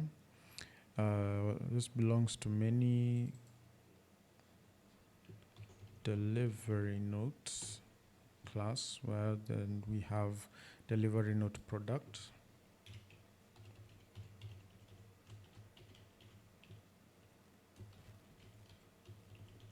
So that is it. And then we have the order product. So we have orders. So I'm just going to come in here and drag this down. Then we have orders. This belongs to many order class, where we have the order products table. And then we have the credit notes. So credit notes, which is pretty much this similar to this actually. So I'll just come here, copy this, paste it here, and just edit this to read credit notes, and then edit this to also read credit, which is good. And now we have the last thing, which is the invoices. So we have invoices. And then this belongs to many. Then we'll come in here and say invoice. Then we'll come in here and say invoice product. And now most people don't know, but PHP has this kind of new JavaScript type of syntax, where we can add this bit over here related, and then this bit over here table, just to denote like which part of this function are you trying to fulfill.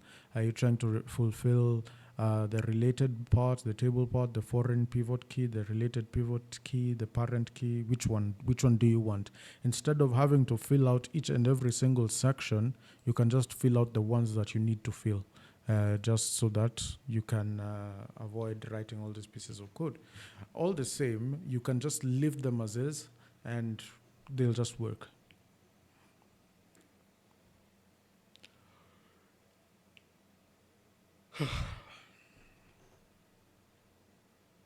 And now the relationships of this products.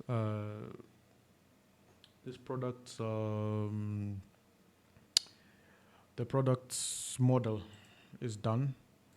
Now we move on to the product category, which is now where we take a small turn at least, because we have many products. So we will say this has many. Then we'll say product. And then the foreign key, we don't have any foreign key at this point. We are good to go at this point. So, yeah. Then we move to the purchases. Now the purchases belongs to many products. So we just come in here and just do function, and then we'll just do products, and then we'll say return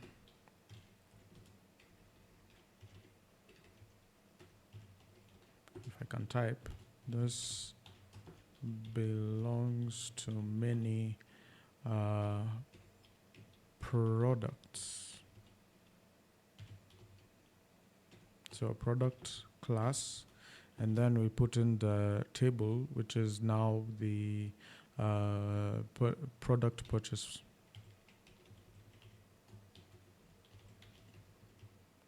The product purchase table. And now, given that this is the situation here, we're going to copy this, and we're going to use the same thing inside quotation, inside sale, and also, so inside quotation, we're just going to have the same thing. And then instead of product purchase, we're going to have product quotation. Inside credit note, we're going to have the same thing, except now we're going to come in and use credit note product.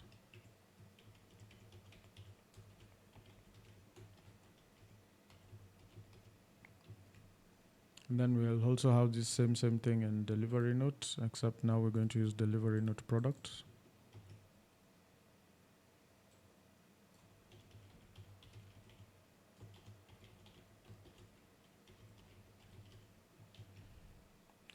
Then we'll have it in invoices. Invoices will now have the invoice product.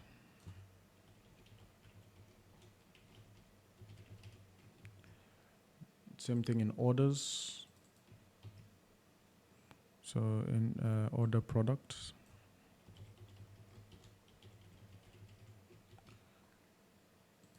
Then we have our quotation. We're done. Sales is the only thing that's left now, which is product sale.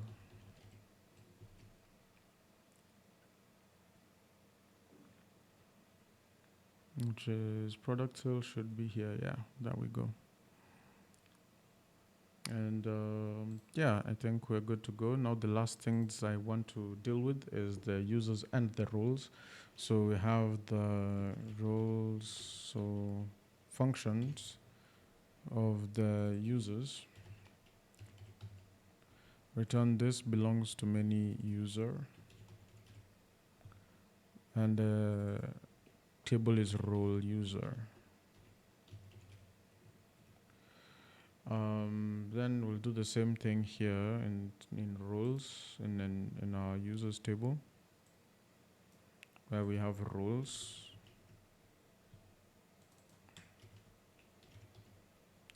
Then we'll say this belongs to many role class. The table is role user.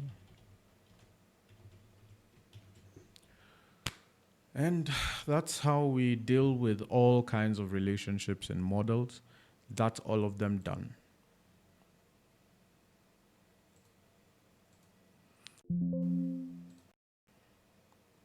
So next thing we're going to come in here and check is whether or not it works. And you can see we have this thing role over here instead of roles. So we're just going to go back to our users index, which is inside our Livewire users index, and then we're going to click on this, control click, and then we're going to come in here and say roles title, and that works perfectly. But then you can see property title does not exist on this collection instance, and the reason why it does not exist on this collections instance is because we might actually be having a bit of a strain over here, because roles should have title, which is what we've called over here. And in terms of relationships, that's exactly what should be brought about. So I don't understand why inside our models, maybe we have roles. This belongs to many role class, role user. It seems as though we just need to remigrate this again because of this part over here. So we'll just do a quick setting in. So PHP artisan, or rather PA, migrate fresh seed or migrate fresh. And everything is done. So I'm just going to refresh this, log in with which one? With this one. And everything is fine and dandy. As you can see, we're still having this problem of property title does not exist on this collection instance. And it's a bit of a sticky one still.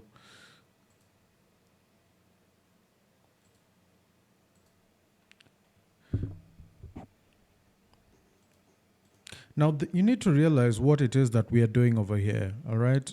You see, the first thing that we need to actually be aware of is that whatever is coming in through here is in plural. We're getting multiple roles, or we're supposed to get multiple roles. So whatever is coming in through here is an array.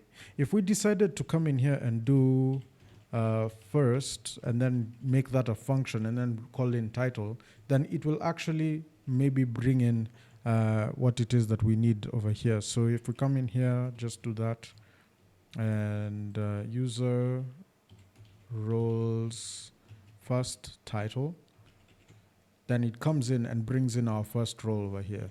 So what we need to do, given that it's supposed to bring in multiple roles, is we need to actually list them down inside this TD, all right? So if we come in here and just do a for each loop again, so this situation will just do a for each loop. And then we'll come in here and do for each, and then we'll say the user roles as role. And then we'll list each item, so LI like that, and then we'll come in here and just come in and take in the role, and then we'll say title. And now as we format it, it works hand in hand, and you can still see that this works just perfectly. Okay, so now we've been able to list down the users. We already have the edit over here. We have these buttons right here, and they don't necessarily work. What we're going to do in this situation is we're going to come in here and use our button. Instead of having a button over here, we're going to have an anchor tag, because these ones are supposed to take us to the, they're supposed to take us to the edit. We're going to do href over here, and then we're going to come in here and do routes, and then we'll come in here and call admin users edit. And then we're going to pass in a value over here that allows for the edit. So the value over here will be number 2, or rather the number that is coming in from the ID. So what I'm going to come in here and do is the user ID. And now for each and every single one of those routes that we created earlier, we're going to have to come in and take this edit value over here. For each and every one of them, we're just going to pass in an ID over here, just like that. So given that that is the situation, we're going to have this pass in like that. And then when we refresh, when we click on this, it takes us to the edit. So now on going back to the users list, there's one thing that we need to obviously do over here, and this is the wire navigate. So for all the anchor tags that are going to be there, we have to put in the wire navigate. And that's how we go about it. So when we click on this, you can see it does go into the form without actually refreshing or reloading. All right, so now once we've done that, we can go and do the create user functionalities, where we come in here and just create the user so quickly. X slot, so just do X slot colon header. Okay, and then we'll just say users again. And then once we come in here, we'll just do a a card, all right? So card with the card header. And with this card header, we'll just come and do a H5 where we'll just say, create a new user.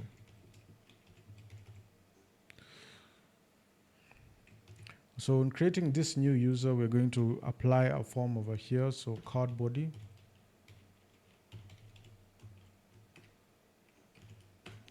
And this form is going to be row, column MD6. So we're just going to do column MD6 through and through, and then we take in input. And this one will now be a BS5, Bootstrap 5. Okay. So input, this one will be name, placeholder, enter your user's name, text, of course, and then the label is for name, and then the help ID, we're just going to get rid of that, and then this, we're also going to get rid of this. So in certain situations, actually, we might actually need this. So in certain situations, we usually do this text danger. And then in writing this text danger, we come in here and do and wrap it under errors. So error, and then we'll come and say user dot name. So in a case where this error exists, then we will see this help text. And this help text has to carry forward messages. And that's how we go about that. So we have name, enter your username. So that's the first one. Now in this card header, what I'm going to come in here and do is I'm just going to do BG transparent. And then I'm going to do border 0.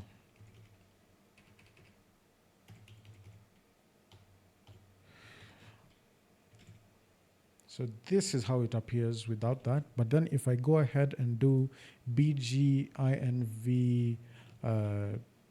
danger, or rather, sorry, secondary, and then text INV primary, this is how it appears.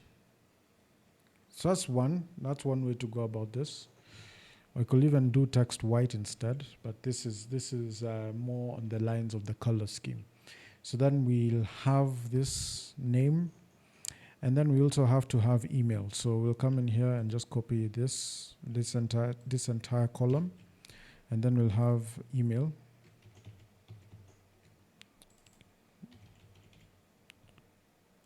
So email address, and then we'll have email, and then we'll do the text type will be email as well, and then we'll just say enter your user's email address as the placeholder. Then error user email will be that. And because we have the old model binding, the thing that we enabled over here was that we went to the config, we went to Livewire, and then we went in and said legacy model binding and turned it to true. All right. So this will enable us to go into our input tag and do wire model, and then we go ahead and do user.email. The old way of the new way of doing it inside our Livewire applications in Livewire 3 is by going to let's just go to Livewire and check it out inside our documentation. And you can see inside our forms that we have, like, let's say, for example, we have all of that data, the title and everything, where we have this wire model title, wire model content, and all that stuff. But that's only when we are doing the wire model binding just as usual.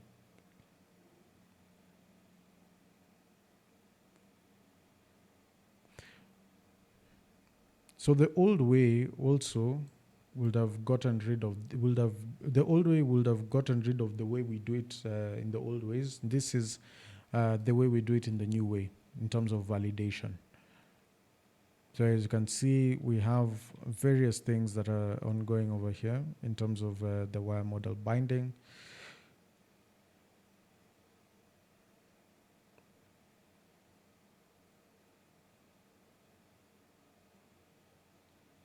And yeah, I think that's pretty much all I just probably wanted to show.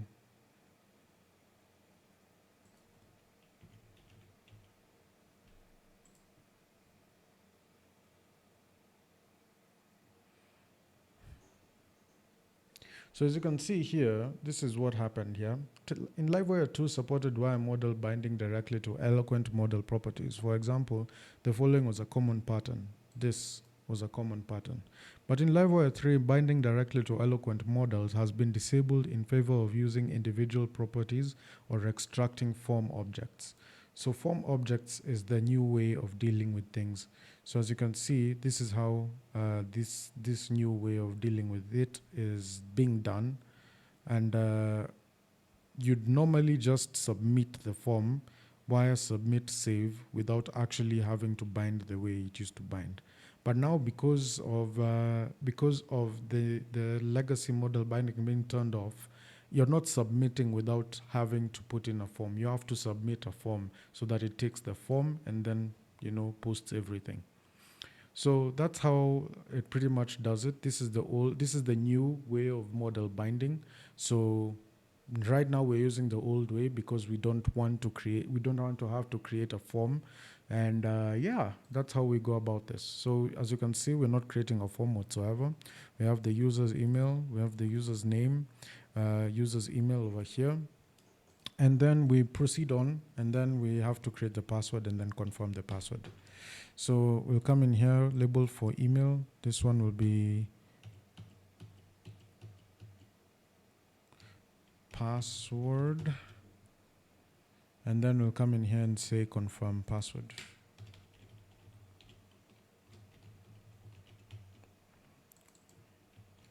So confirm password.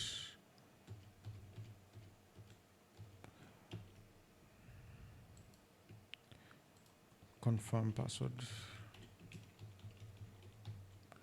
And that's what we'll put here. And then we'll put here confirm password. And then over here, this type will be password. Type password over here as well. This will be password. And then enter your password. Just in case, like, I mean, normally we'd just create somebody with a password, honestly. But yeah, this is how we go about things.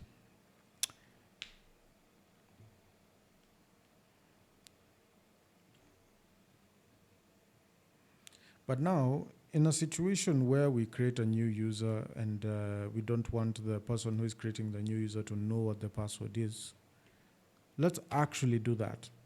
Let's actually create a user without actually knowing what his password is. It implements a better safety feature in terms of security. So we're just going to come in here and do a submit button. So this will be a btn.btn.btn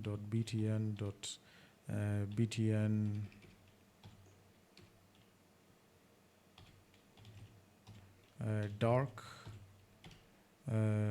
text inv. I'm going to do text inv primary. And then we'll just call it, save. Just like that. Although this can be put inside the row or outside the row actually, so that we can save it like that. And then we'll do a wire click, and then we'll call the save function. But then before we even save, we'll just do an on click. And then we'll do a confirm. The confirm will read, are you sure you wish to create this user? And given that it's going to be a question, so either confirm or event stop immediate propagation. So that's how we run this.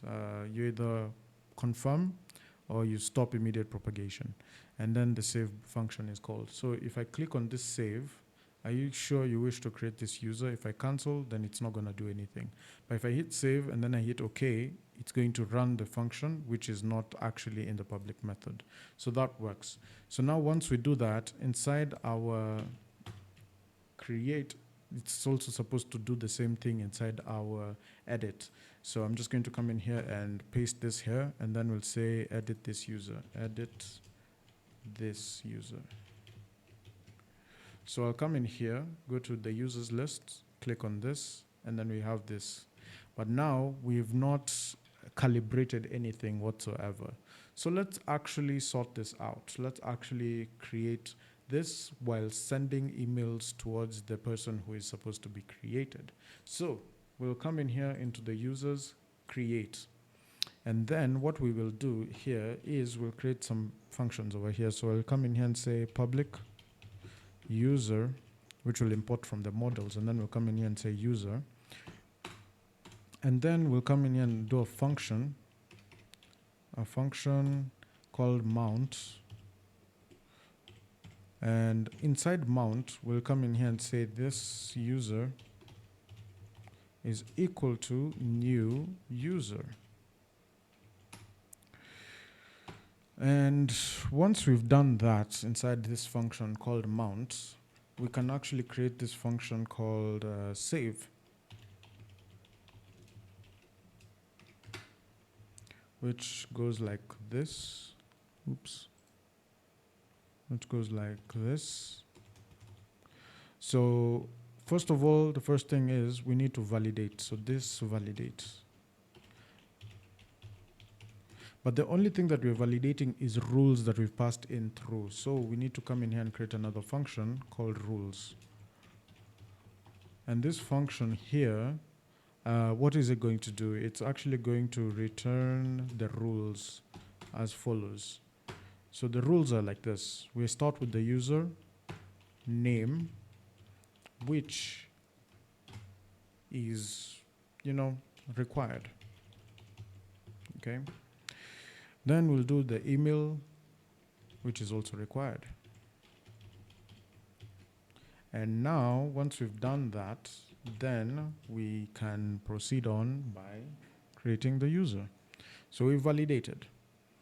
Now, we want to actually check this out. If I come in here and do a create user, right? I'll come in here and hit save. When I hit save, undefined variable messages. So the reason why that is because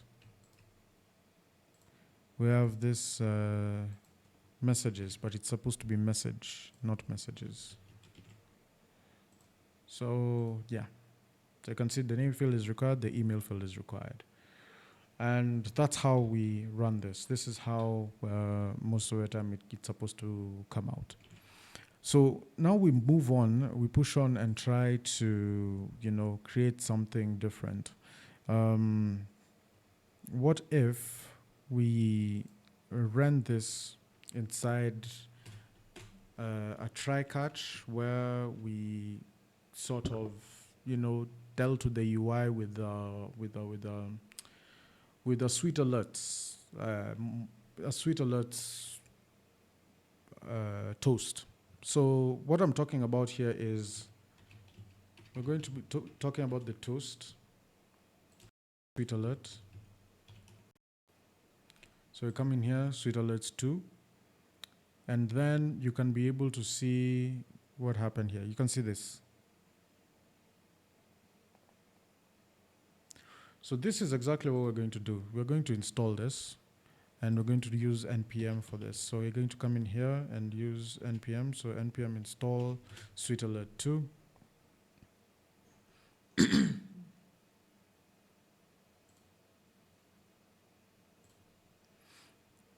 Okay, so it's installed SweetAlert 2. Then on installing SweetAlert 2, what we need to actually have done is the following. So we're going to go into our resources. We're going to go to our JS and then app.js. And right inside here, inside app.js is where we're going to import everything.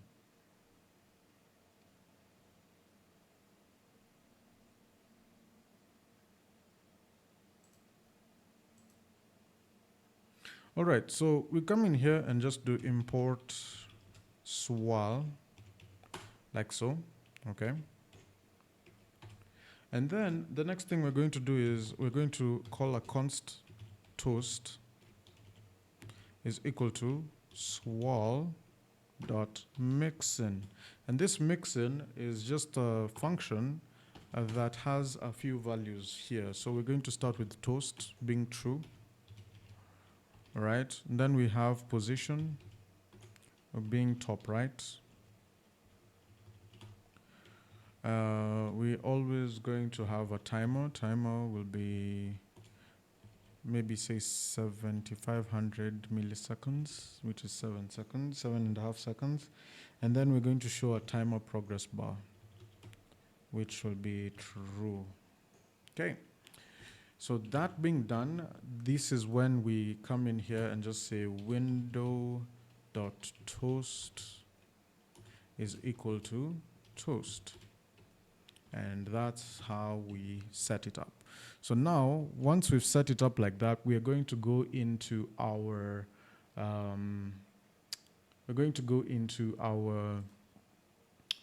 resources, views, layout, app. Okay, and then inside there, we're going to go below our stacked scripts over here, and we're going to create another script tag. And this script tag is going to take the following values. So inside the script tag, we're going to start dealing with Livewire properly. So in order for us to deal with Livewire properly, we're just going to start with Livewire.on. And the reason why we are using .on like this, if we go to Livewire 3, and then we go into a point where we're using a JavaScript. All right, so this is the advanced area, executing scripts. So you see this part over here, like this. We'll come in here, and just so this JavaScript will get executed every time this component is loaded onto the page. So check this out. Yeah. Once we can use this common value over here, wire refresh. So using wire. So another helpful feature of using script for your JavaScript is that you automatically have access to your Livewire components wire object. All right. So you can learn more about wire on the wire documentation, which is here. So you can call wire like so, like you can call wire inside any JavaScript. So let wire, you can do count, increment, all these different things, dispatch, dispatch to, dispatch self, upload. I can't see on, I can't seem to find on. Just not to waste time at all, let me just finish this function so that we can be able to deal with everything else. So now the function here is coming in from here. All right, so we're going to come in here and do Livewire init just like that. All right, so we're going to paste this here.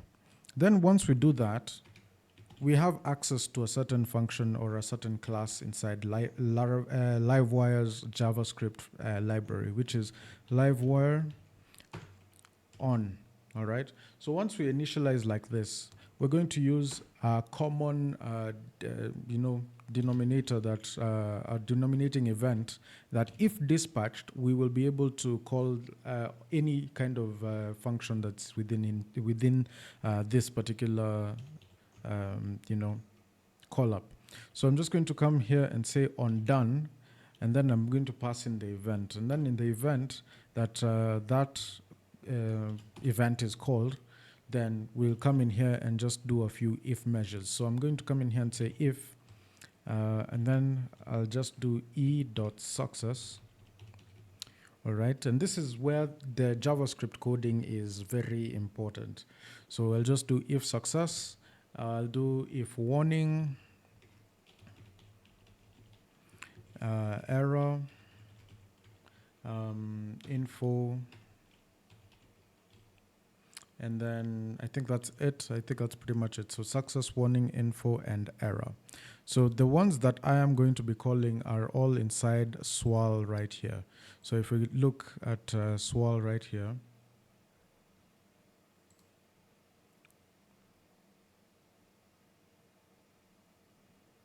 let's actually see swal right here.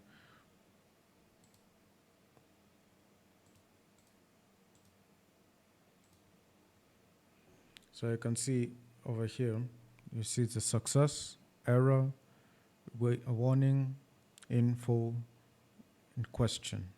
All right.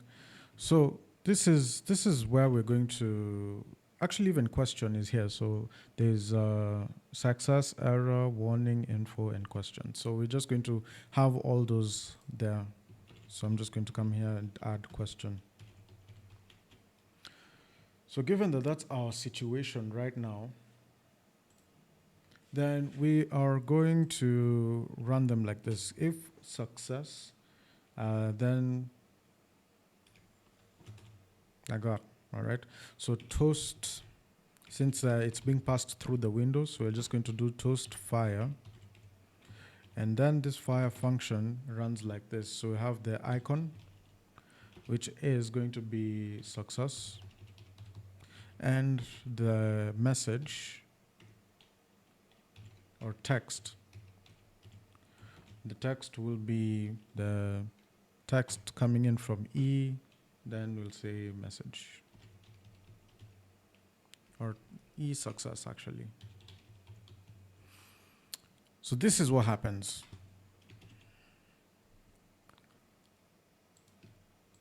And I'm just going to come in here and do the same for this one, this one, this one, this one. So given that this is success, this should be warning. This is info. This is error.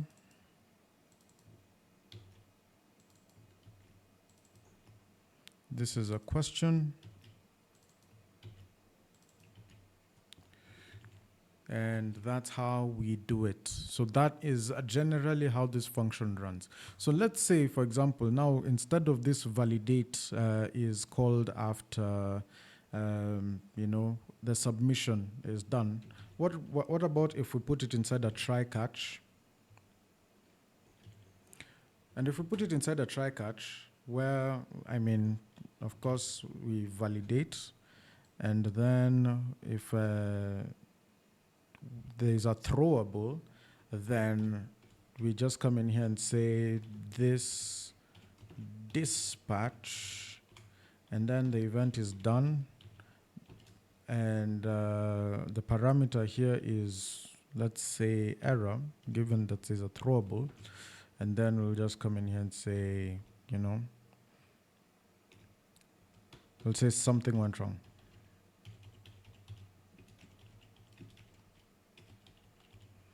And then we'll colon, and then we'll just come in here and concatenate it with the th, which always has a get message function there.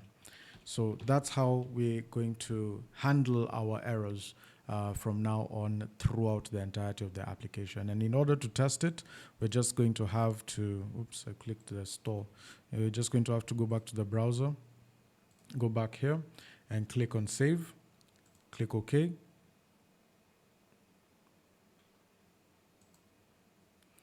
All right, we'll try again, click save, click OK. And we might be in a bit of a problem because you see toast is not defined.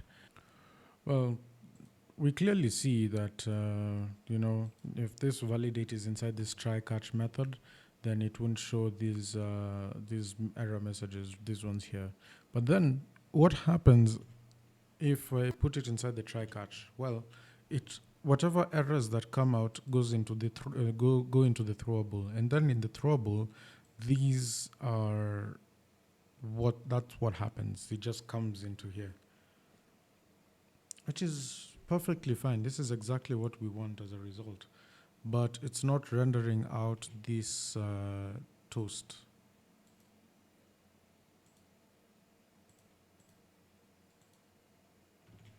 Which is kind of insane though. But yeah, it works, it checks out, I think.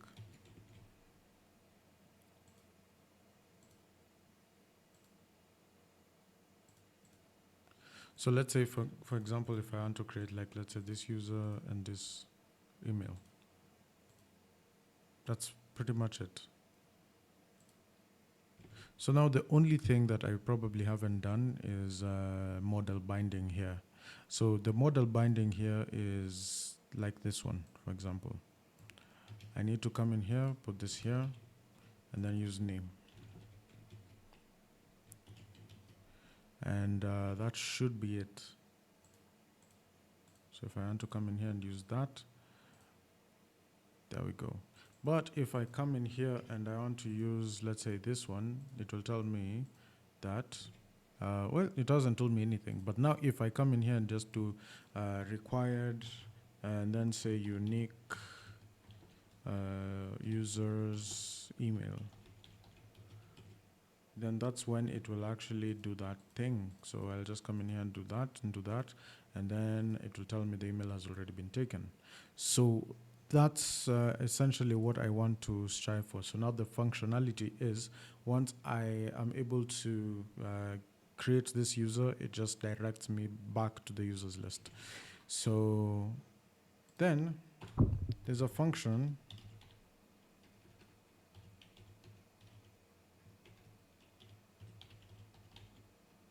called updated.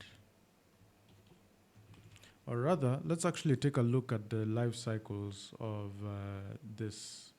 of Livewire.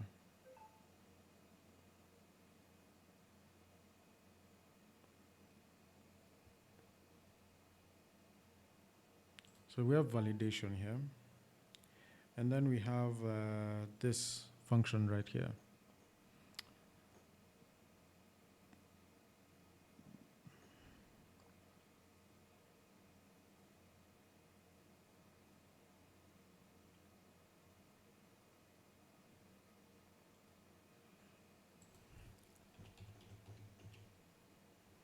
So we have some lifecycle hooks that are supposed to be here. So lifecycle hooks, we have the mount, which is a construct function essentially. Then we have the boot method, which is just like mount, but it only runs once per component's lifecycle. And if you want to run logic at the very beginning of every single request of the server, then that's when it's supposed to be running. Then we have also the update, which the client-side users can use to update public properties by that are commonly on having the wire model on it. So if you like type anything, it just updates as you type. So we have this update function over here. And then this update function, what I'm going to do here is this validate. And then I'm going to keep this here.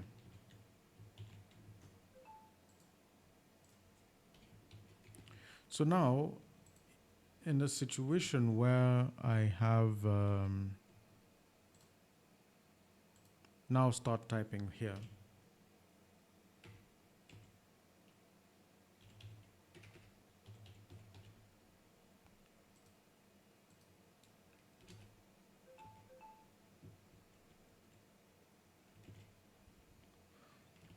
There's something that it works together with, where like it runs this updating.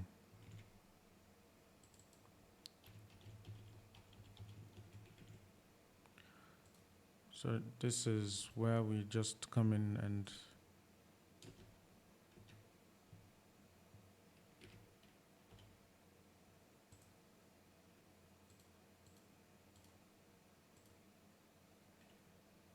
we could see the email field is required.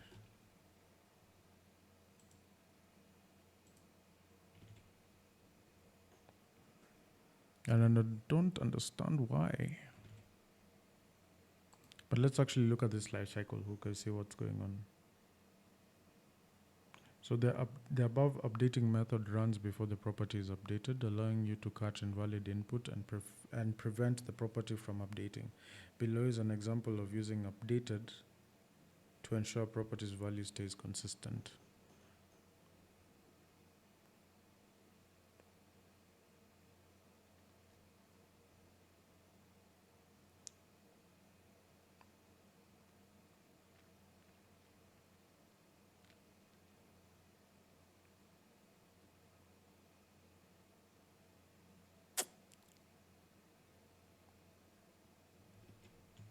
Okay, so update or updated. Let's try updated. We see what happens.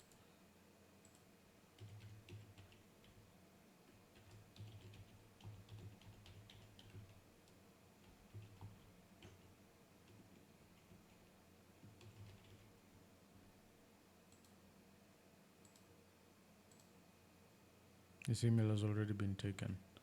Yet we see this validate function here is inside the save function. So you can see the updated is running before we have the save function.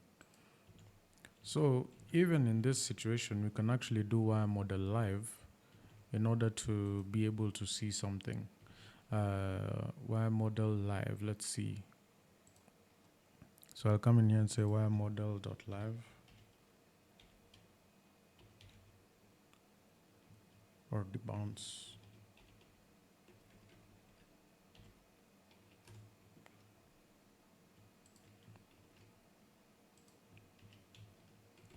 And then we can try see what happens. Let's actually try live because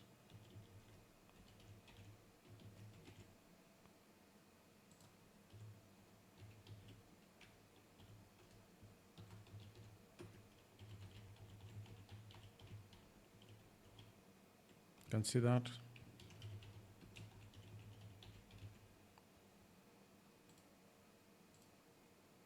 But then now the problem here is, as much as this will run, you can see toast is still not defined. This is still the problem here. So if I do it again, toast is not defined. Toast is not defined. Toast is the real problem here at this point.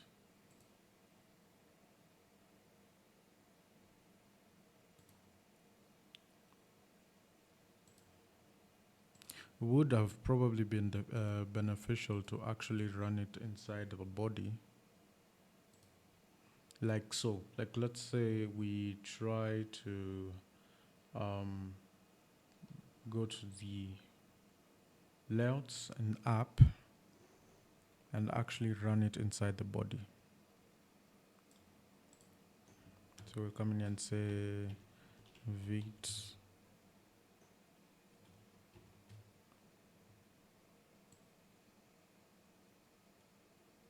just like at the top.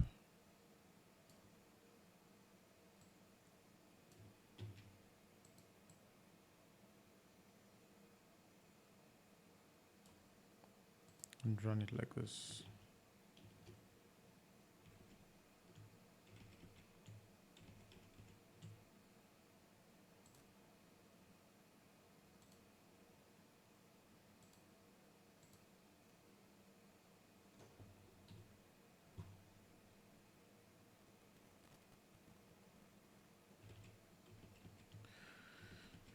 It's not doing anything.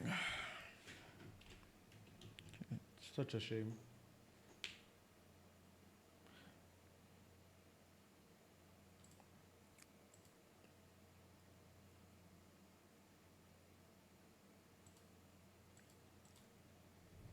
But anyway, so for the first part over here, what we're going to actually be able to do here is we're going to combine our create methods and actually finish up what it is that we need to finish up. So inside our validate, after our validation is we're going to actually do a try catch where we're creating the user. So I'm going to come in here and do user is equal to, so user, actually we have the user email and we have the username. So what we're going to do is we're going to come in here and create a password. So password is equal to, and then we're going to create a random password. So I'm going to do str random. So I'm just going to do str random, and this is going to be an str random. This is going to be like what? Maybe a 15-digit string, or 15 character string. And I want to call str instead. Str random. But this str, I don't know where it's going to be imported from. So I'm just going to come in here and say use illuminate support str. That's exactly what I want. So that this random generates a more truly random alphanumeric string. 15, the normal length is 16, so I think I just want 12. Then from this point onwards, I want to come in here and create this user. So user password is equal to hash, and this hash is I want to import this class. I don't know why it's not giving me that option. So hash, then make, and then we'll come and run in this password. And then we'll come in here and say user save. Now this user is supposed to be this user. And then we'll save that, and then we'll return redirect. And then on returning redirect will be a route, and the route here will be the admin.users.index.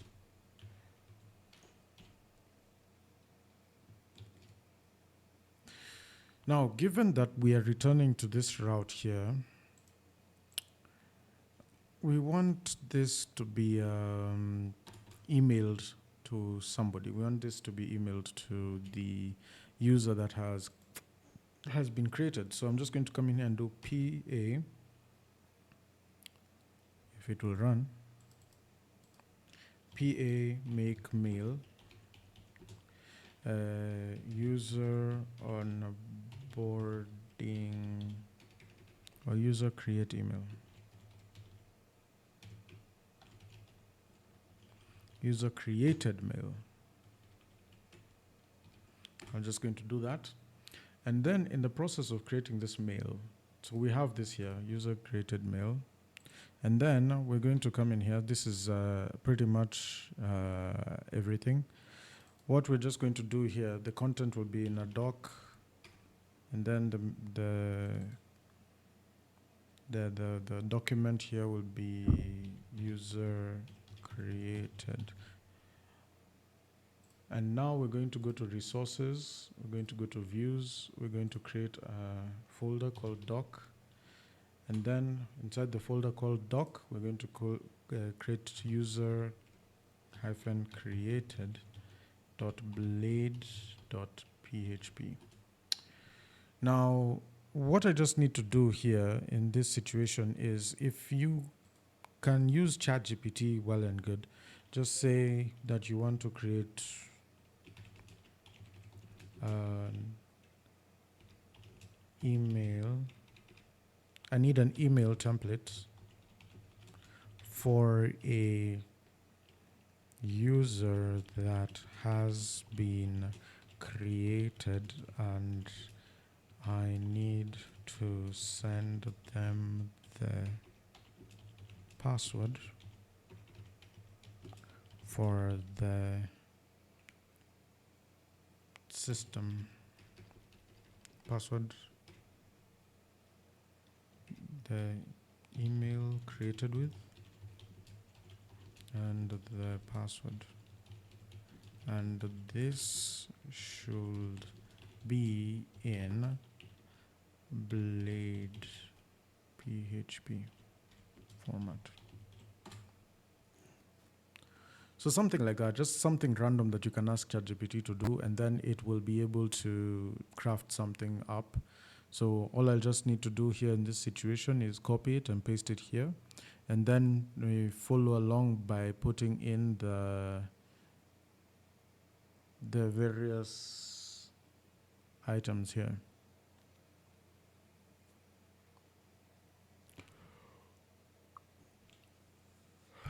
So as it proceeds on,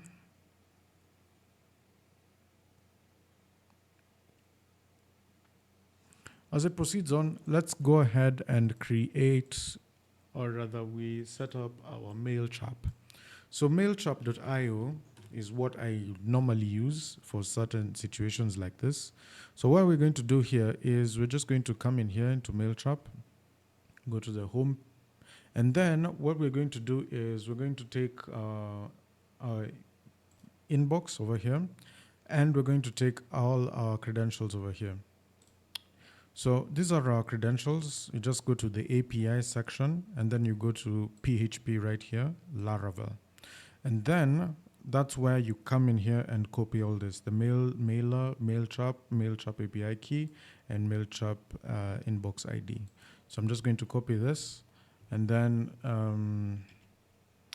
we might not even need to use MailChimp host or whatnot. We might actually just use this. And then we come in here and just say Laravel 9+, and then we use this inside our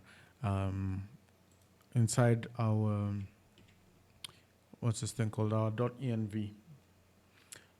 So inside our .env, we have this part over here. So I'm just going to come in here, paste this here, so that you can see we have the mail mailer over here, mail host over here, mail port over here, mail username over here, and then mail password over here. So now that we have that, we are assured that we have that, we are going to come in here and come all the way till here. And then we get rid of this. So now that we've set this up and we have the mail from address, so the mail from address could be anything. hello@example.com is fine. We could use anything really. And yeah, that is fine. So we've created that. So now we go ahead into our ChatGPT. We've seen that they've created this for us. So what I'm going to do here, I'm just going to copy this, and then we're going to come in here and create, and into this, the user created, paste it here. And that's how we're going to go on. So now there's a part over here that says, welcome to your application name. I'm just going to replace this with inventory app. And then we're just going to come in here, welcome user name. So which means we're passing in a user. So then we're excited to have you on board. Your account has been successfully created. Here are your login details. So there's user email and password. So what we're going to come in here in the user and do here in the user created is inside our construct function, we're going to have the user and the password. And we're going to also have public user and password.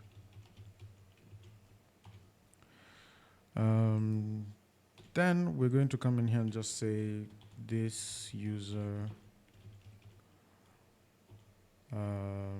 is equal to user. And the same thing for the password. Now, as we move on forward, These are always going to be now attached to the user created. So now when we create, we're just going to come in here and run this function called mail, which is that. And then we'll come and run the to function. Then the to will be the user email. So this user email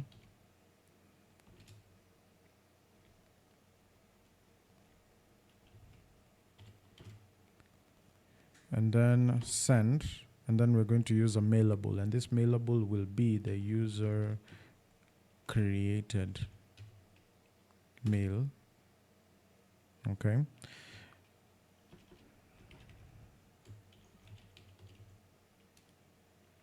Could it be the user created?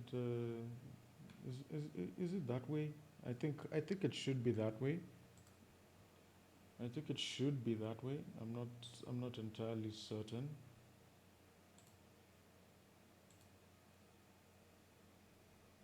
Anyway, so let's say either that or it should be new. Yeah, it should be new user created mail. Okay. Where we're passing in the user and the password. So it should be this user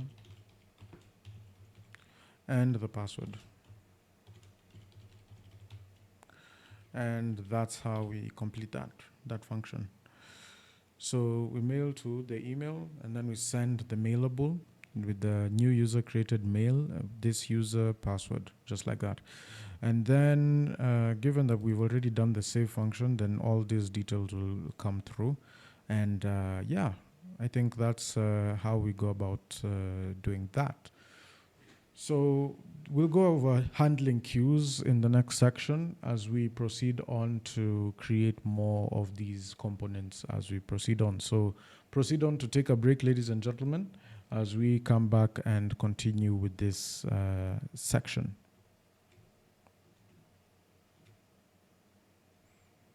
But before we go, I'd like to test how this operates. So I'm just going to come in here and run it. So I'll just go to this Laravel, and then I'll create maybe say Steve Omebunya number with info@olunana.com. There are no errors whatsoever. I'll hit save and hit OK. And it should actually redirect, and I don't understand why it's not redirecting. Oh, it has redirected. So now once it's redirected, inside the users list, it should actually re-render with the new users. So I don't know why it's not redirected with a new user.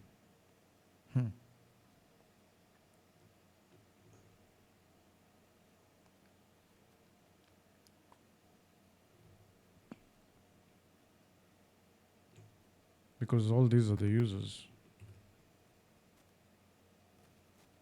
Unless I am mistaken.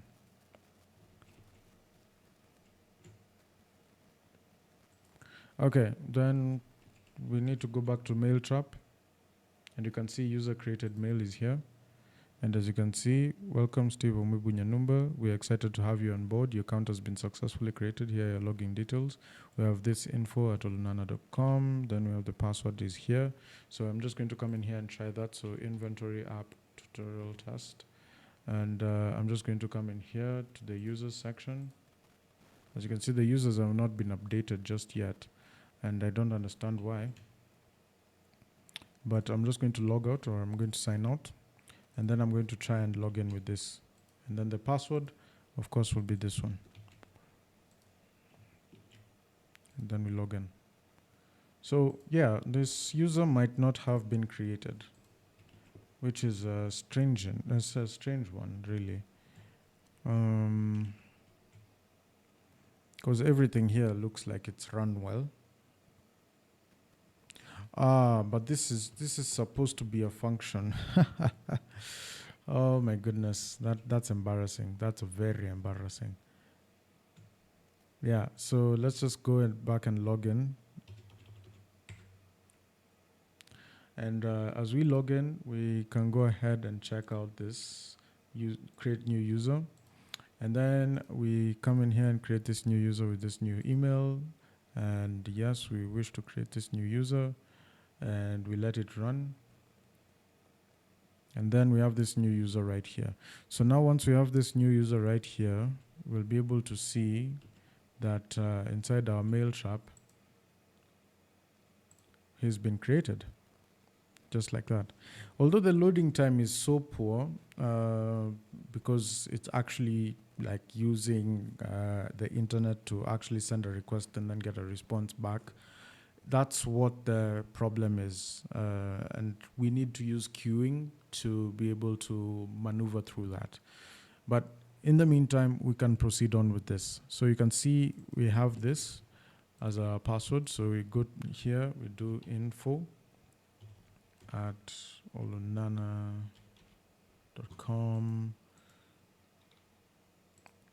And then the password is here. We just log in. And as you can see, it's saying that the page has expired. But we've logged in as administrator now. So we need to sign out so that we can log in as this. And then we put in the password, and then we're there. So that's how that works. So ladies and gentlemen, that's how that works. Yeah. So we've not defined any roles, which means that each and every single one of these users can still perform the functions that they are supposed to perform, that the system performs generally. So there's no segregation, there's no limitation, which is quite fine for now, as we are still building the application as we proceed on.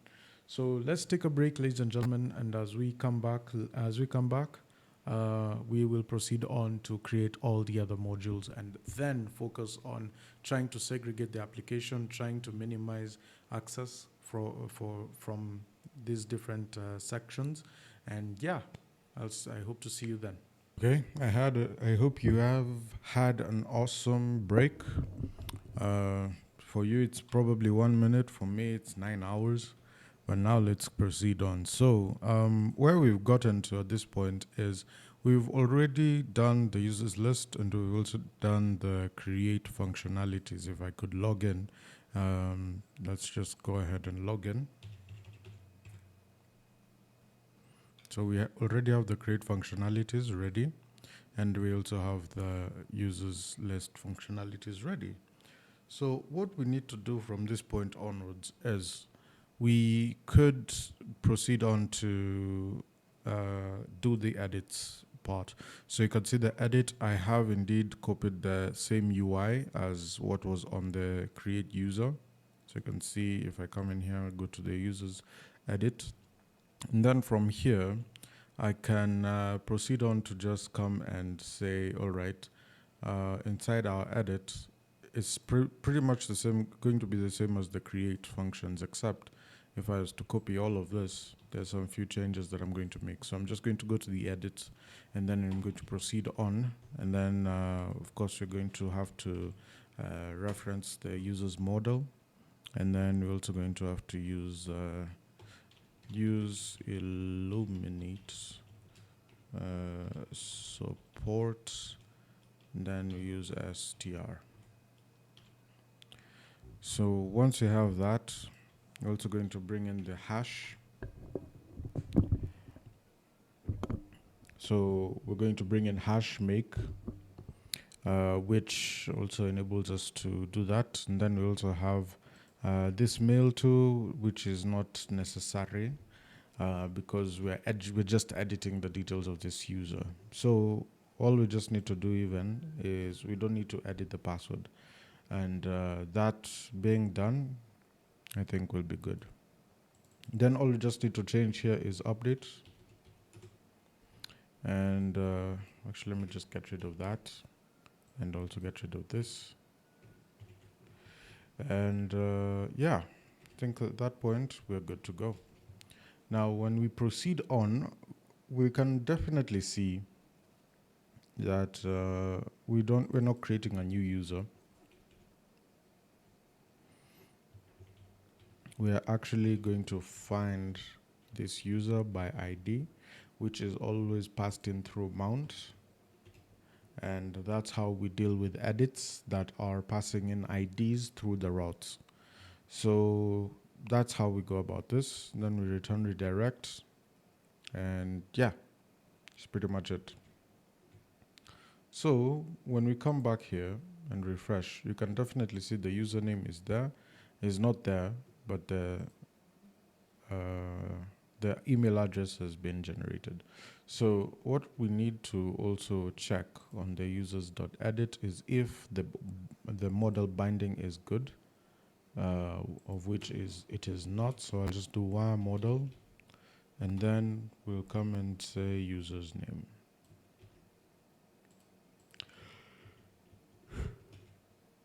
And as you can see, we have the model bound very well.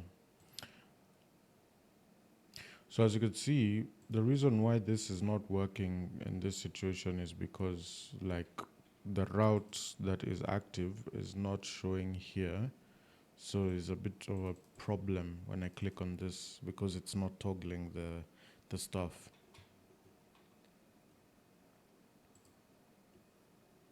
But all in all, I think it's all good. So now the next thing that we're going to be dealing with now is, as we come back to the users, we're going to be dealing with banks, then the brands, then the clients.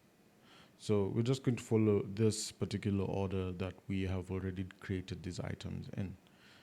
So except these need to actually go down. These ones will go down to the accounting section, and then we'll bring up the product management section and all that stuff.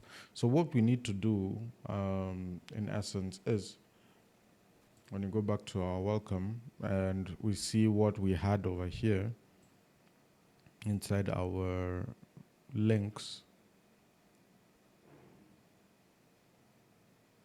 we can definitely see that there was a nav header that was separating most of these links. So that's exactly what we're going to be using. And what I'll go ahead and do is I'll go to the components and the sidebar navigation, and in all of these I'll just come and put, let's say for example in this header I'll have initialization, where we have the dashboard, we have the users, we probably have the banks, and maybe say, yeah, that's pretty much it. Then we'll come in and also have a CRM, so CRM, which is going to be a clients list, and we're going to be dealing with the clients. We're also going to be dealing with the suppliers. So I'm just going to come in here and drag all this upwards.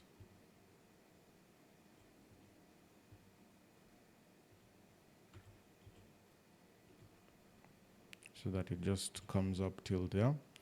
And then aside from the CRM, we're going to have, product management. So that's this point over here, product management.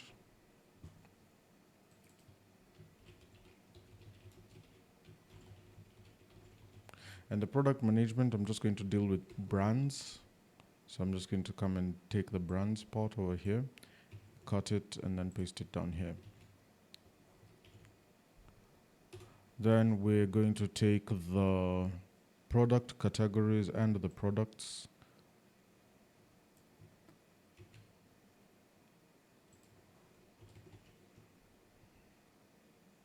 Actually, just under brands. And then we're also going to deal with units. So I do believe that the units section is also supposed to be here somewhere.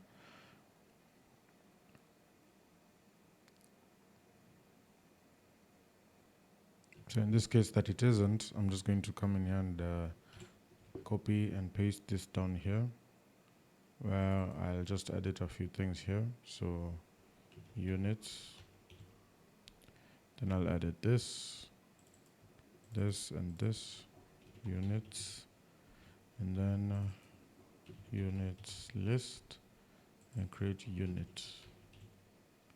And I'll bring this above the brands. And there we go.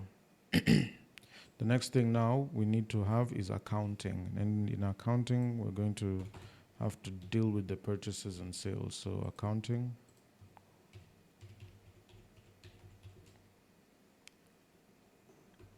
So I'll just do accounting and inventory. And then with this, we're going to start with the purchases and sales.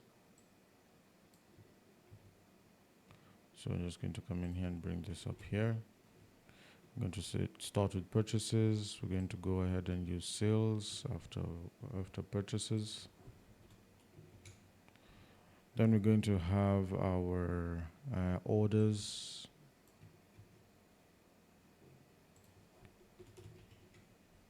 Then after orders, we'll have over here in initialization, I think I'll just take roles back upwards. So I'll come in here, dashboard. After dashboard, we'll have users and roles. Actually, we'll come and put roles above users. And that's how we're going to do it. Then quotations come after orders. Then we'll come and do invoices.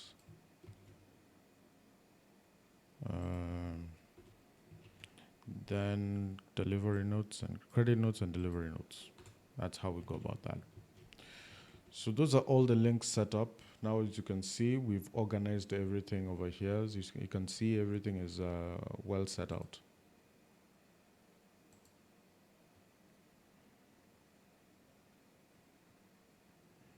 And then we also have the scroll bar. As you can see, the scroll bar is working well from this side. So that's fine. So if I go to dashboard, you can see dashboard works. You can see we go to roles, we have the roles list, which we've not sorted out just yet. So before we proceed onwards, before we proceed on from users, we'll deal with the roles first. So in order for us to deal with the roles, we're just going to come in here. We're just going to go ahead and now start doing the UI itself without having to check back if it is actually working. So in order for us to do this, let's just proceed on, and you may as well follow me in this. So x slot colon header, and then this I'm just going to call it roles. So I'm just going to come in here, copy this, put it inside edit as well, and then put it inside create.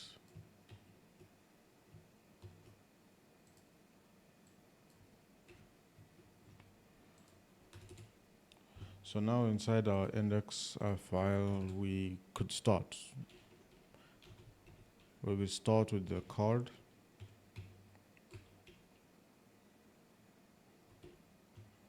We have the card header, H5, and inside the H5 we'll say users, the roles list.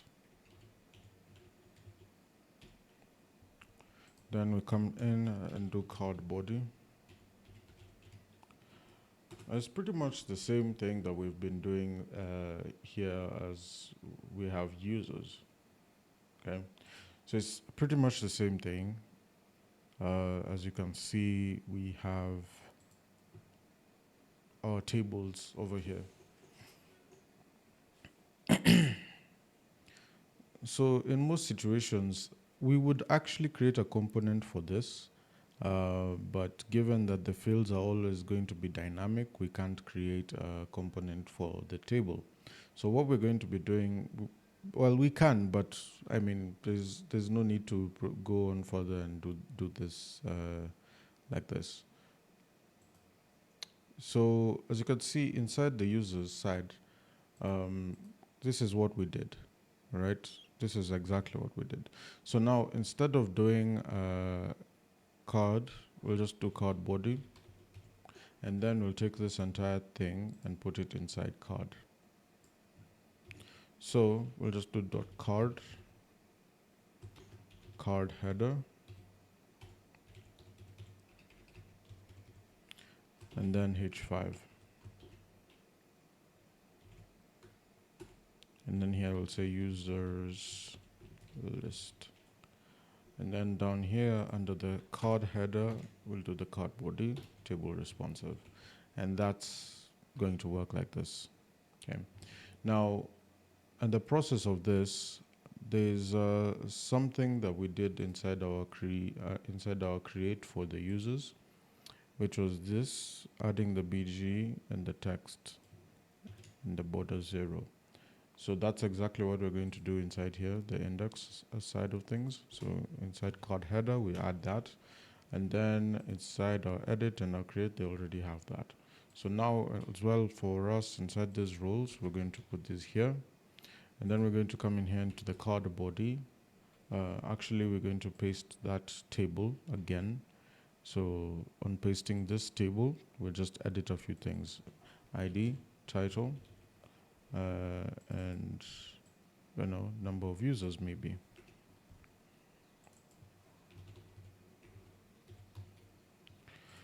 So then we'll say for each roles as a role, we'll come in here and say role ID. We'll come in here and do role title.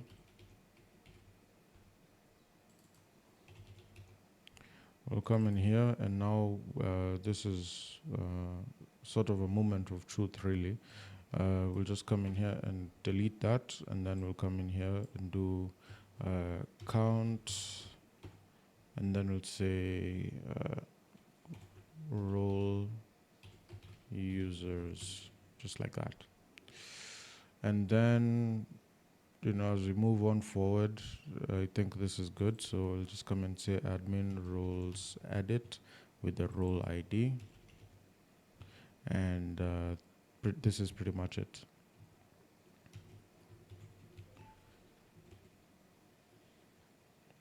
So I'm not going to go so much into detail on why we've done it like this. We'll go to the create. And the create, I'm just going to copy the UI that we have over here and paste it here. Set our create, and then we just edit a few things. So roles are at the top, and then we'll say create a new role. And then over here, these ones are just for title. So title. This should be role.title. This is role.title. And then we'll say title. We'll even say role title actually at the top over here, role title. And then when we come here, we'll say enter your role title. And I think that's pretty much it. So then we'll get rid of this one.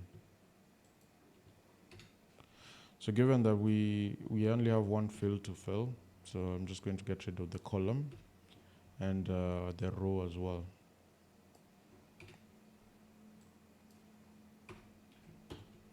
And just like that, we have everything set up. So are you sure you wish to create this role?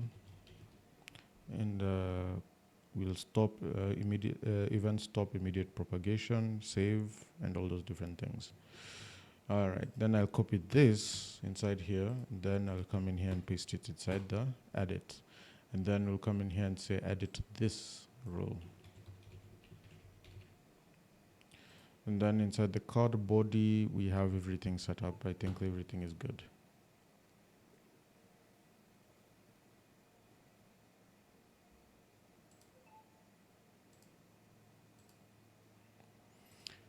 Great. So now that that is done, we'll just go back up to the roles section. So we have roles over here. We have the create function, we have the index function. So we'll just copy what we have here in the index function of the users into roles. So we just need to come in and say roles, role all.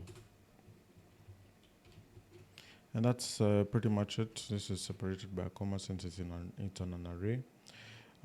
Then we look at the create function that we've created over here.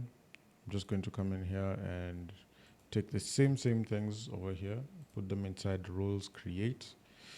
So inside roles create, we'll have role from app there, and then we'll have role here, then we'll have role title, because since it's the only thing that is required.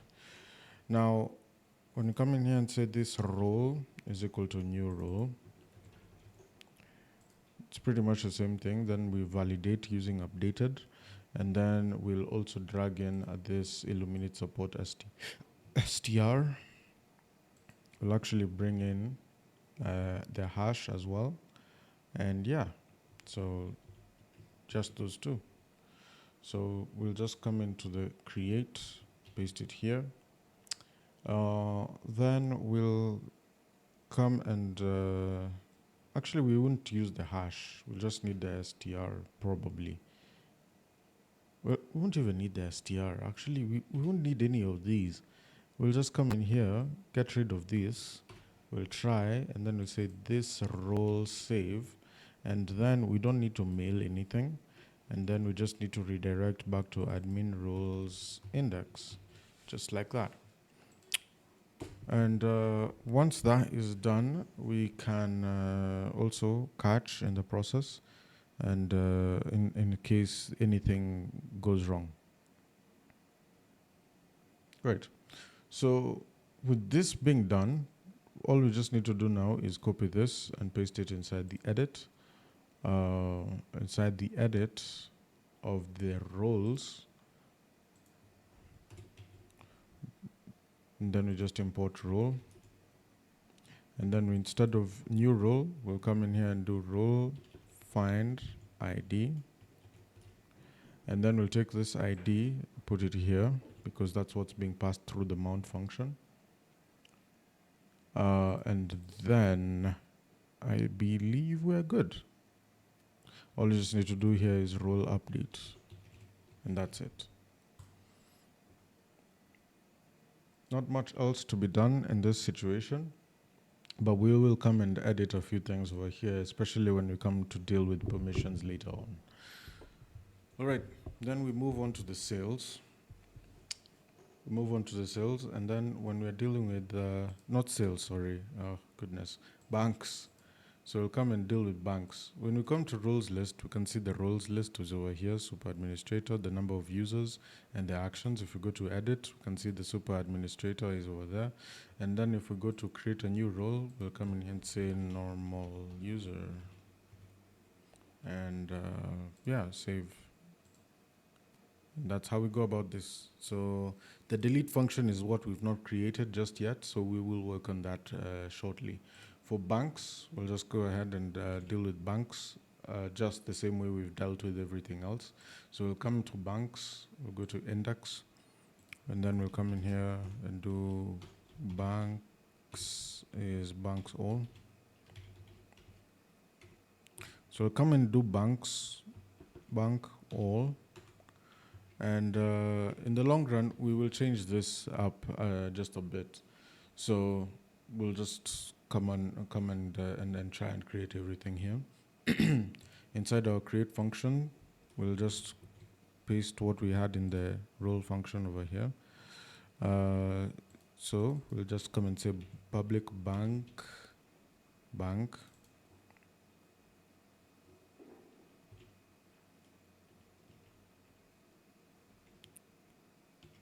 Yeah, bank like that. And then our rules, this one should just be imported like that. Our rules, we have the bank name, we have that required, we have the bank short name, which is also required, and then we have the sort code, which is also required. And then we'll say this bank is equal to new bank. And then we validate, of course, and then you see all these things once they're passed in, all you just need to do is validate again and then save. So this bank save. And that's pretty much it. And then return redirect admin banks index. And that's pretty much it. So now we'll copy this and then paste it inside the edit. And we'll come in here, we import bank as well. And all these are still required. All I just need to do is pass in an ID inside mount, and then we come in and do bank find ID. And then over here, we just need to change this to update. And that's pretty much done. Now, when we're dealing with the UI, we'll start with the index. Of course, the index is pretty much just like the rules. So I'm just going to copy here the rules, paste it inside banks, index, banks. And then we'll come in here and say ID, name, short name. And then we also pass in the sort code. So I'll call it the common sort.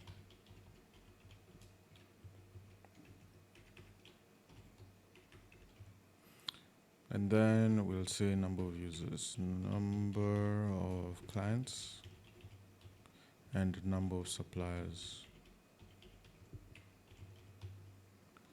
And then the actions. Okay, so those are 1, 2, 3, 4, 5, 6. So I'll just come and row 1, 2, 3, 4, 5, 6. 1, 2, 3, 4, 5, 6. 1, 2, 3, 4, 5, 6, and then the actions. So now inside here, we'll just come in here and change things. So for each banks as bank, and we'll come in here and do bank ID. We'll come and do the bank type, bank name actually. We'll come and do the, I'll just come and replace those. We'll start with the bank short name. So bank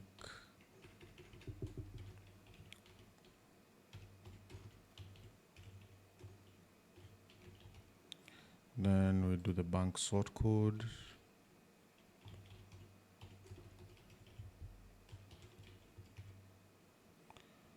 And then we say bank.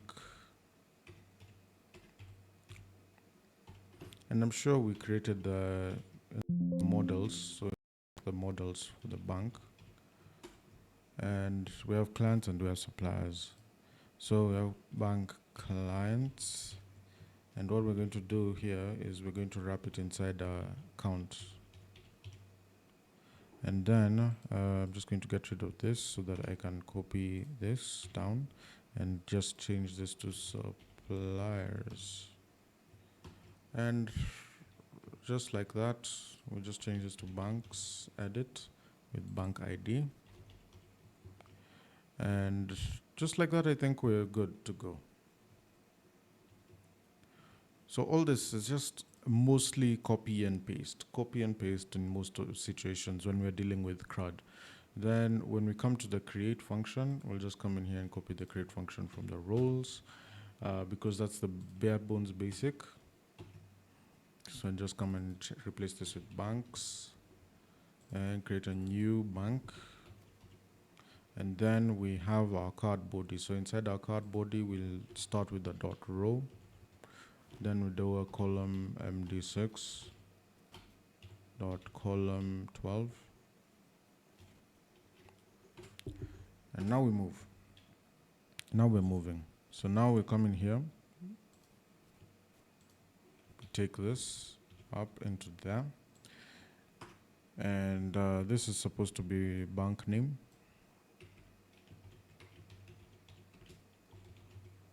And then we'll come and do here bank dot name. And we'll take this, copy it, and paste it inside here, the wire model. And then we'll say enter your bank name. And that's pretty much it. So once we do that, I think we'll just come in here, copy this, and then we'll come and say short name. And then we'll do bank short name and replace that here as well. and enter bank's short name.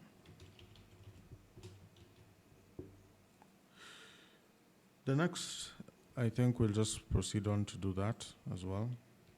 The sort code.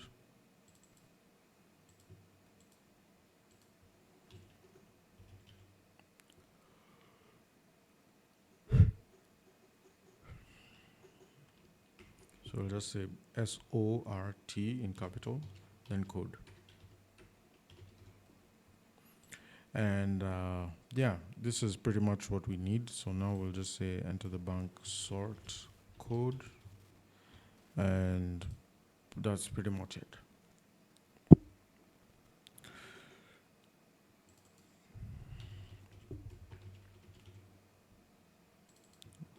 Come in here and drag this there, come in here and drag that there.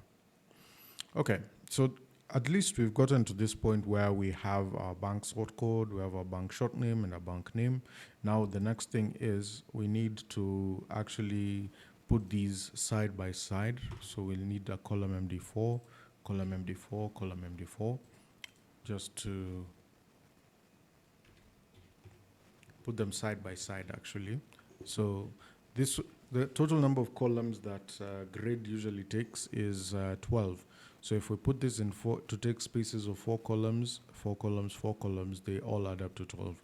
So that's how we put it on 3 columns. And then after doing that, we can proceed on. Underneath the row, we can put in the button, which is already over here.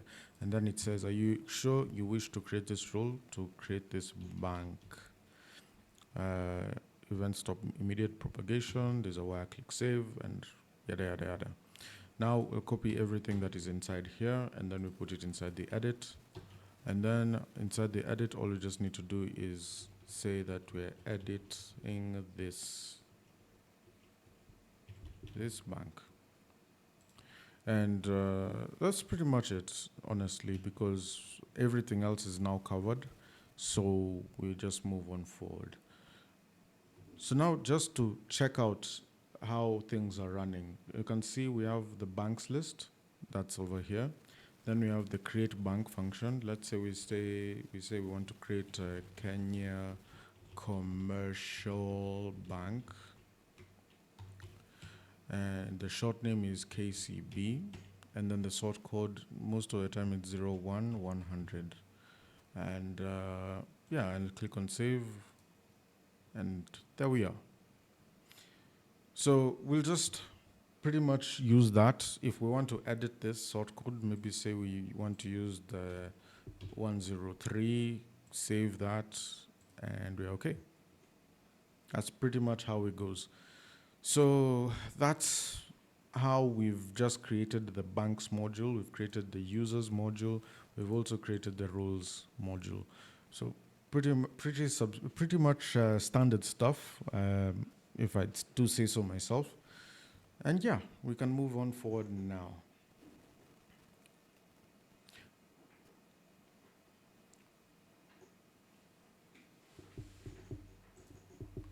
So now we start with the clients list.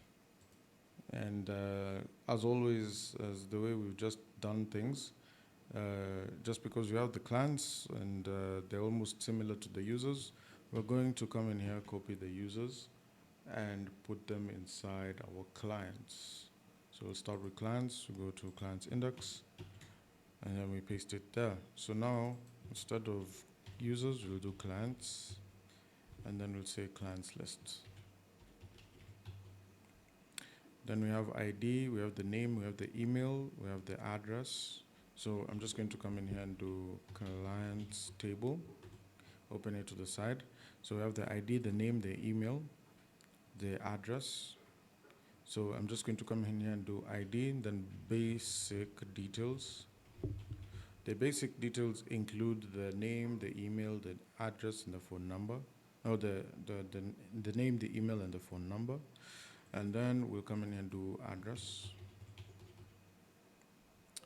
And then we'll come and do things like business details. And then after business details, we have account details.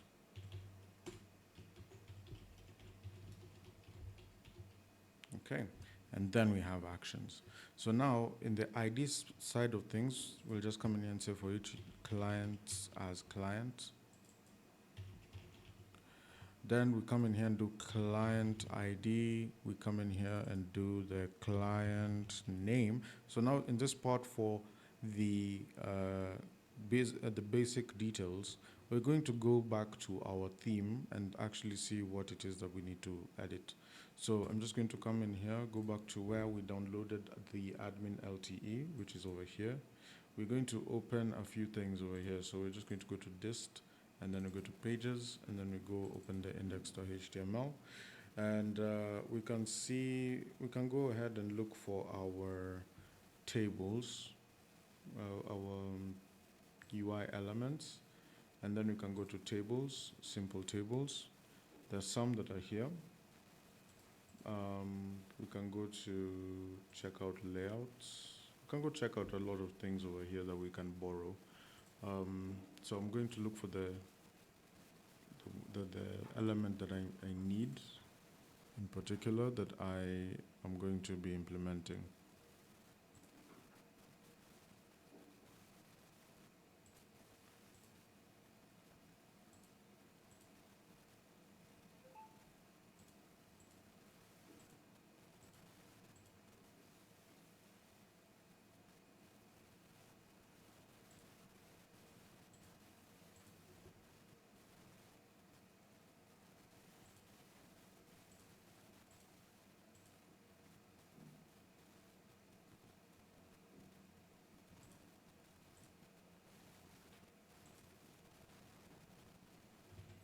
I'm actually not finding anything that I can use for the UI. So what I'm going to do, let's actually check this out. So timeline, you can see timeline could have had what it is that I needed, but it's not having anything. So I'm going to wing it. So in the process of winging it, we're just going to, first of all, just come in here. We'll say the client name, and we'll put this in a paragraph tag. Okay. Put this in a paragraph tag.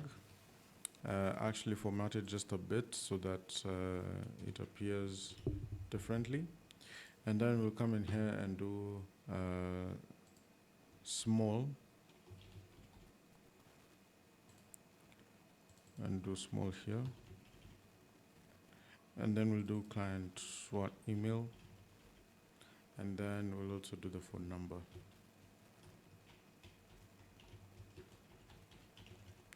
And then, given that this is also coming in like this, I'm just going to do a deflex and then a flex row. And then for each flex column,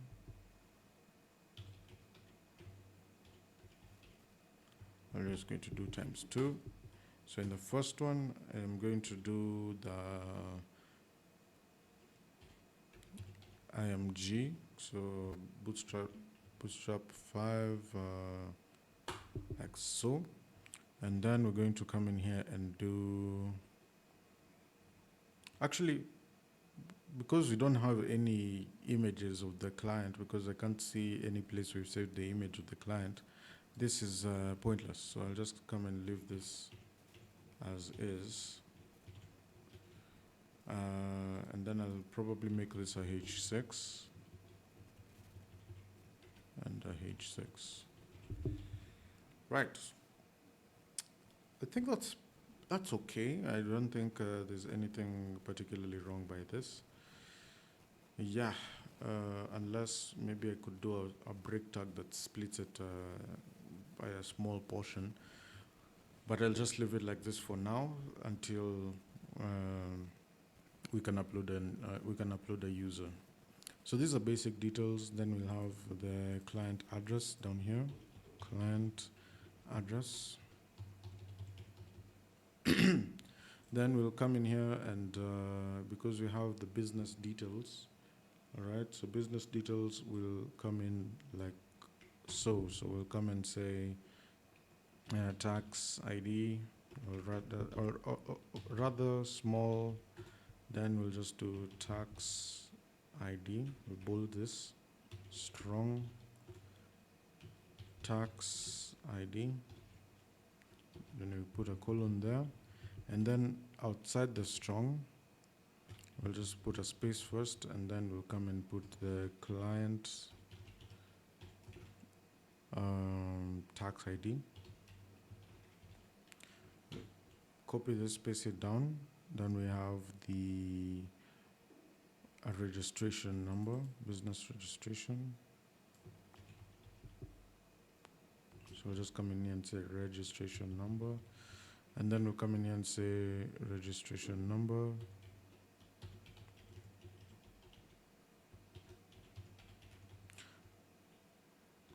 Or if it's not there, then we'll just come in here and say N/A.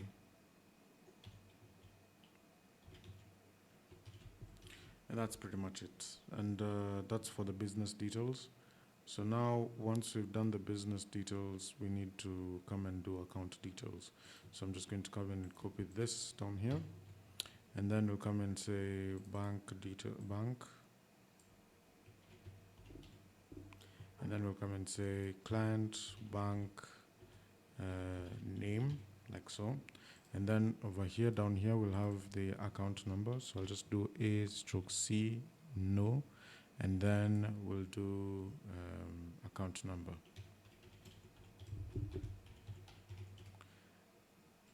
And this is not nullable, so I don't think this applies. And that's how we go about that. Then down here, we move to the wire navigate, where we have admin banks edit. And that's pretty much how we go about that.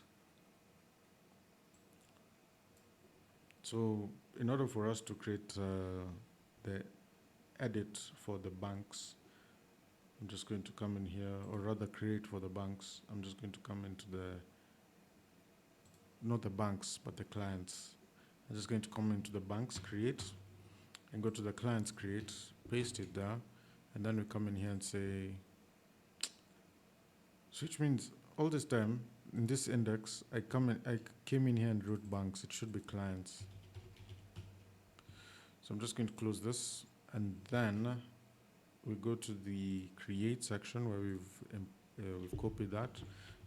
We say clients, create a new client, and then we start doing things. So now this one, I want it to be column MD6, column 12.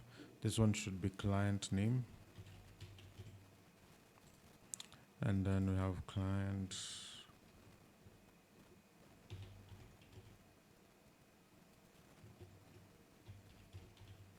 Like so. Enter your client's name. And that's okay for here. Then we have other things. So now let's just open this up again. So the client's table on the side. And I'm just going to hit Control B. So you can see we have our table over here on the side. We're just going to copy this, do email. So client email address. And then we'll say client.email here, client.email down here. And then the type will be email, and that's pretty much it. Then placeholder, enter your client's email address.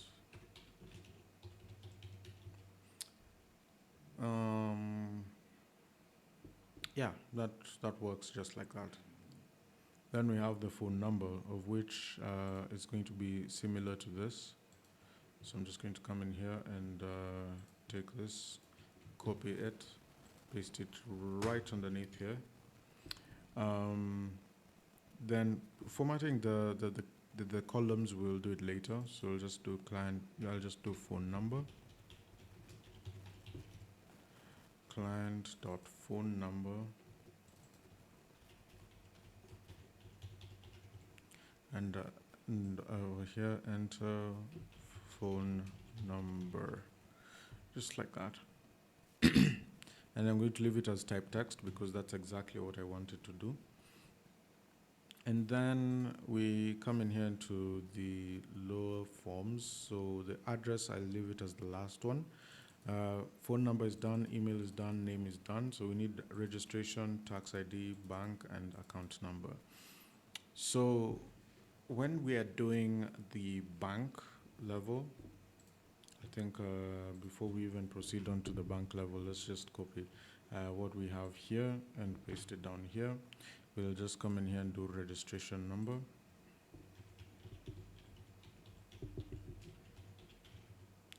And we'll come in here and do registration number as well.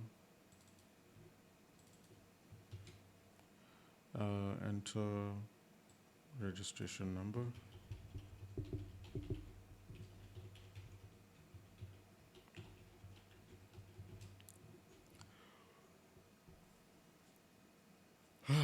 And then that's it. That's pretty much it. We'll do the same for the tax ID.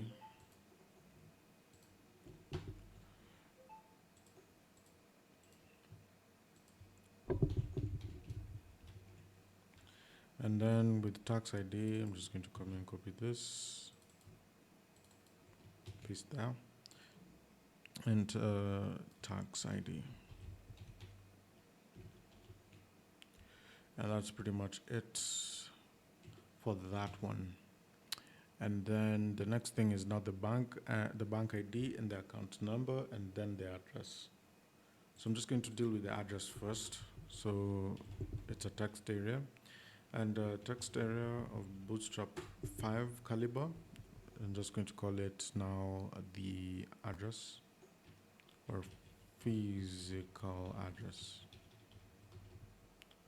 And then we're going to leave it as 3 rows, and I don't mind leaving it as column column 12, so that it covers like that entire area. So if we come in and look at how it looks inside our, we said we're not going to look at how it looks first of all before we even check anything. We're just going to finish this up and then work on column MD6, work on the structure later as everything settles in. So yeah, then we go to column MD6. No, we're just not going to even do column MD6 actually. We're going to just do a select, because I wanted to fill the entire space.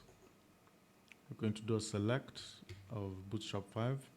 The label will be for bank, and then we have a class over here, an icon, which I do not want.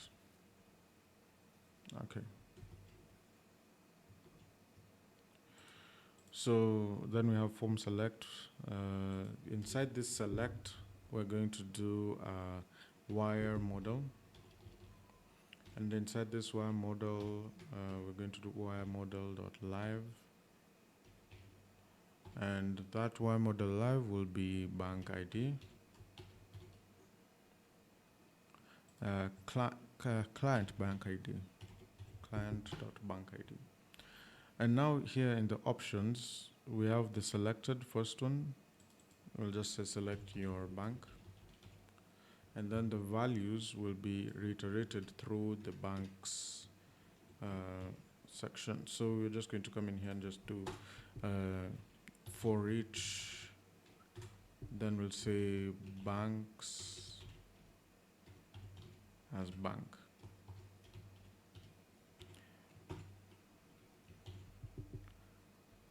Then we have New Delhi, which is all right. It's not the name that we want. The name that we want is inside bank name. And then the value over here will be the bank ID. That's pretty much it for having banks. So that being done, we also need now the account number. So I'm just going to come in here and copy this.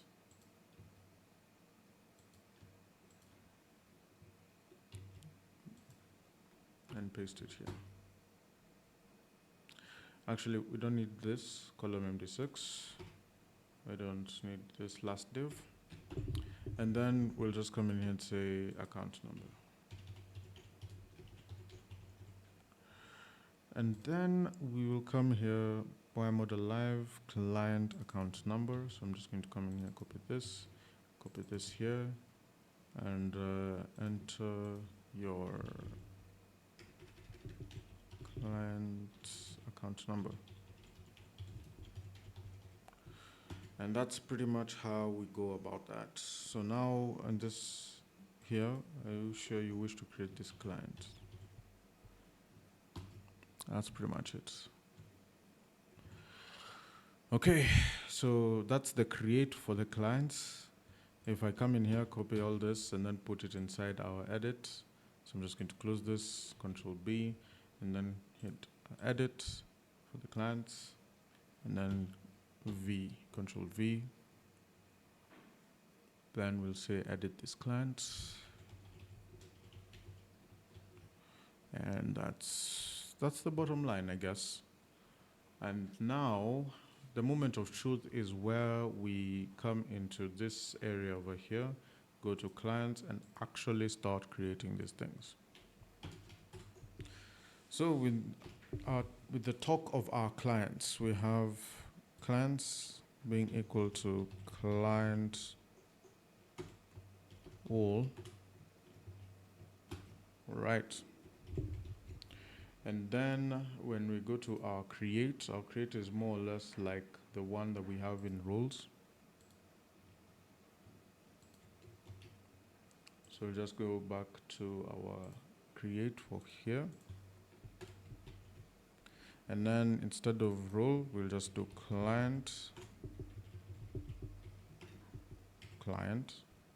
And then over here we have client name, which is required. Now, I'm just going to come in here and open this clients table again, and then hit Control B again. Just spreading this out. We'll do the client name, which is required, client email, address, phone number, registration number, tax ID, bank ID, and account number. So we'll have the email, the address, phone number, registration number. We have the tax ID. We have the bank ID. And then we have the account number. So there's some that are nullable, like registration number over here. So I'm just going to come in here and say nullable. All right, and then the email is unique in this table. So over here, I'm just going to come in here and do a slash over here, and then I'll say unique colon client comma email. That's how we work that out. And then we have address, which is required. We have the address required. Yeah, I guess that's fine. Then we have the phone number, which is required.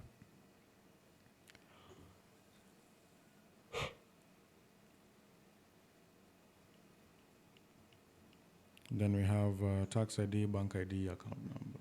Tax ID, bank ID, account number. Yes, now we can move on forward. We can say we have client, new client. We're doing well so far. And then we have this client save.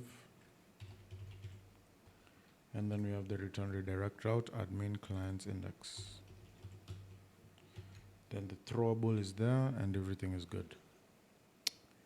So yeah, the only thing that needs to be done when we are rendering this is we need to come in and do banks, okay, which is a list of all the banks, so bank all.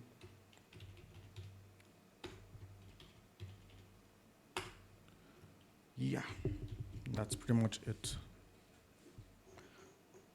All right, so we close this, and I believe we can close everything else. So So now let's test this out.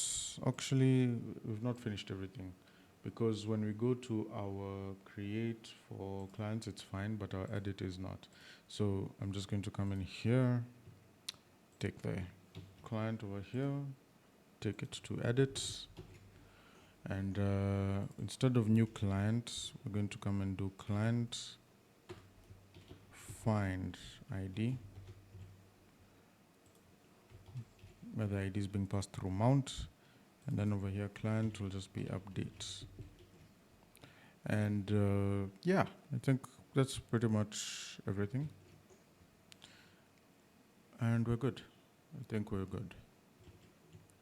All right, so now we check out the clients. Come in here, the clients list is working. We go to create client, and as you can see, when we enter the client's name, this should actually just be name. So I don't know why it's giving me the email. So what I need to check is if that is the situation inside our create, where this one is just name, not email. So I'm just going to come in here and change the label, and maybe it will be fine. And also this. All right, so now nothing.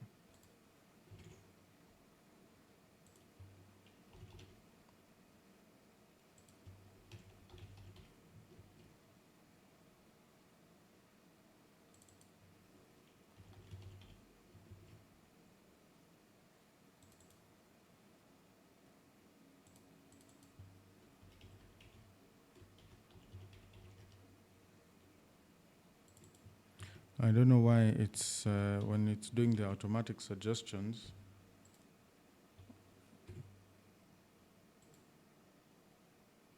it's putting email addresses on both, but this top one is supposed to be a name, and then the next one is supposed to be an email. So I don't get it, but so I'll just do that. I'll just do this as well. Phone number, registration number, I'll just do something like PVT ABCD678.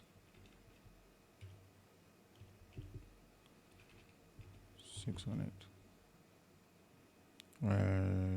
DE, something like that. And then tax ID P0123456789Q. And then physical address, we'll just leave it like that. And then select your bank. We can select the bank right here. And then the account number, maybe say 12345678901, something like that. And then we hit save. Are you sure you wish to create this client? Yes.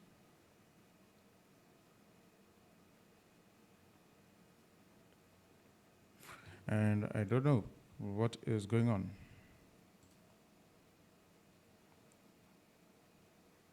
So it says that a listener indicated by a synchronous response was returning true, but the message channel closed before a response was received. So what does that mean? If we go to check out the network, I'm going to hit save again, and then we can see what happens here.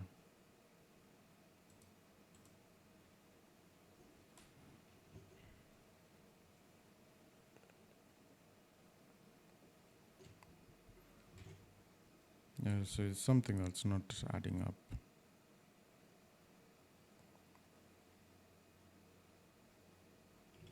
It's something that's not adding up. If I come in here and check my Livewire tools, which is here, I'll come into admin clients and let's see. So address is null. I don't understand why it is null. Unless we have it as, of course, yes, we didn't do this wire model, and then .live client .address. And then we also needed to have the error messages come up right there. So you see inside the select, after the select, we needed an error message here. So client bank ID. And then we also needed another error message right down here, which is just client address. I'll just Control A here, Control C, then go to edit, Control A, Control V, Control S over here as well. Inside the edit, I just need to change this at the top, edit this. And yeah, we have everything done. So now we're going to start again. So this is going to be a name and a business registration number, maybe say PVT ABCD 1 2 3 4 EFG, something like that. Or ABC 1 2 3 EFG. That's how it's supposed to be. Then P 0 1 2 3 4 5 6 7 8 9 Q, and then we'll just do maybe say that. If we check here to see our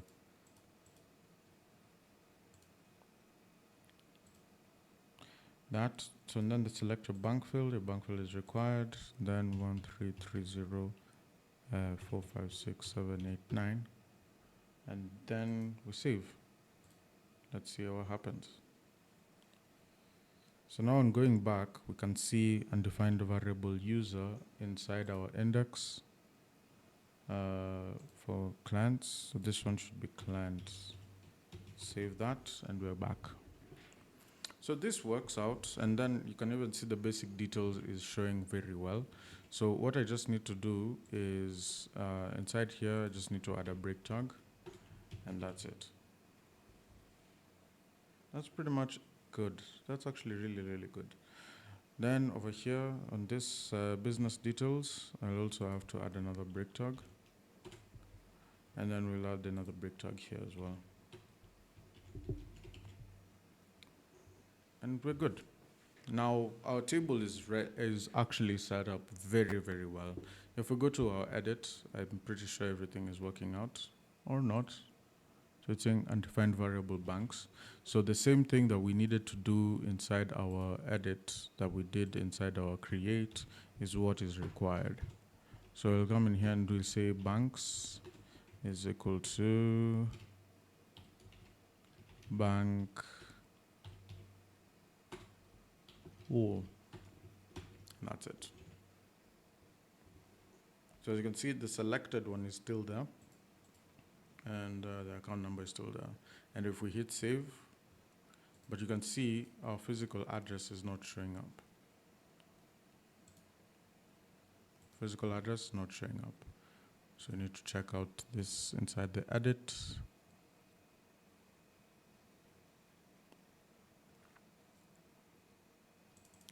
Client address, they're all there.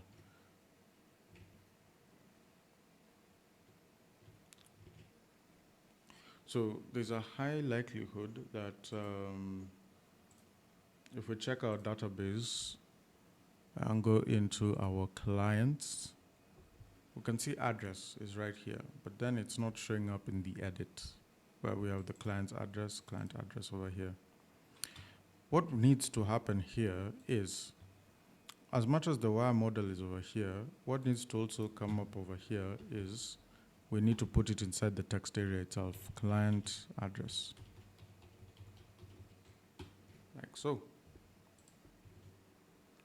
And once that is done,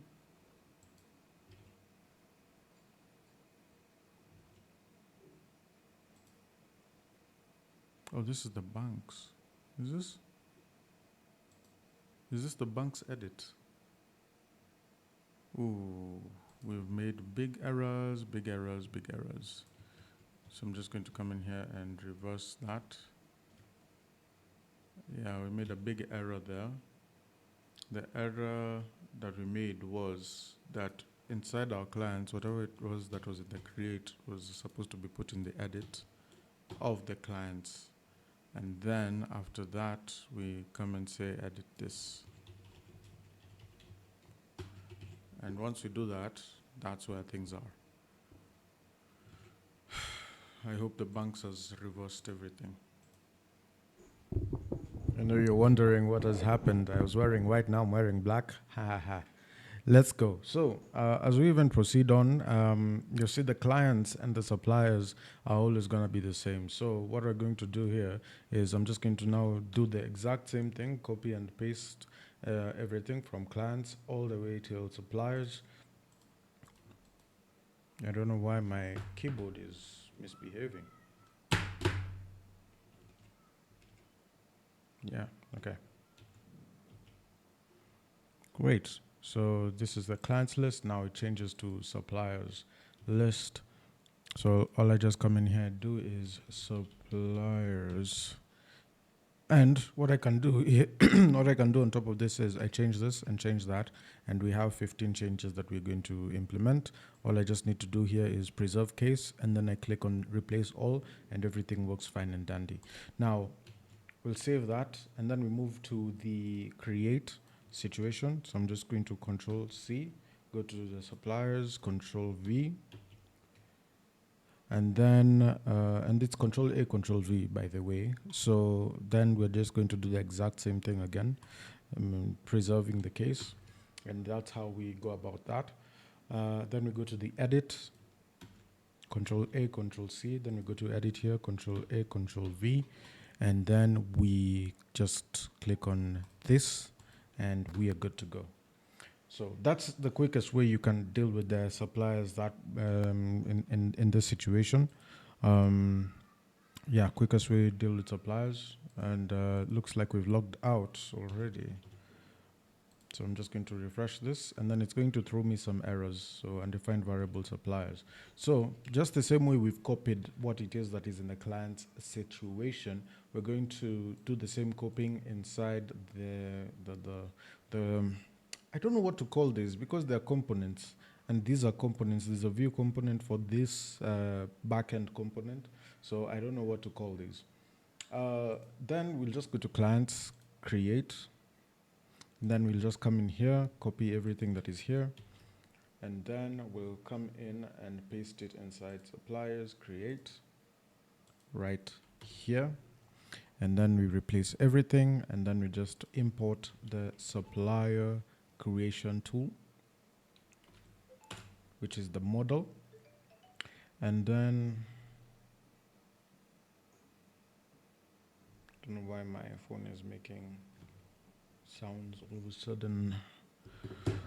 All right, then move to the edit. So the edit is pretty much the same thing. So just come in here, bring in the edit,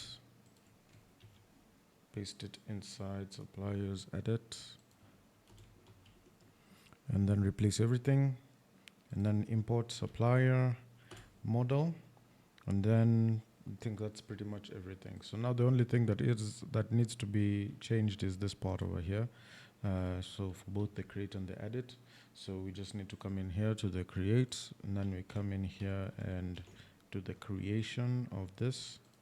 We do the bank, just bring in bank. Then we'll do the same over here. So we'll just do a comma and then paste, and then we'll just import in bank. And that's how we go about the suppliers. Of course, index has not finished just yet.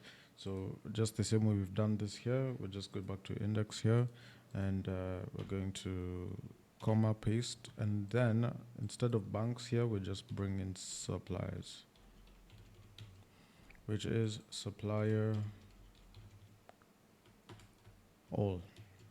And we've not committed the delete functions inside our functions over here, our components over here. So we've not done that much so far. So let's move. The next thing that we need to do, actually, we just need to check this out. I mean, it's working. We know it works. Suppliers list, create a supplier. We know that we need the banks variable. Because I think we've not saved this part over here. So we need to save that. And then I think we're good, or not. Oh, yeah. I see what is happening here. There are a few more extra stuff, extra brackets that we've already had there. All right, so we're good. We're good now. All right, so we just need to create our supplier. Now, let's say our supplier is, let's say, Kellogg's.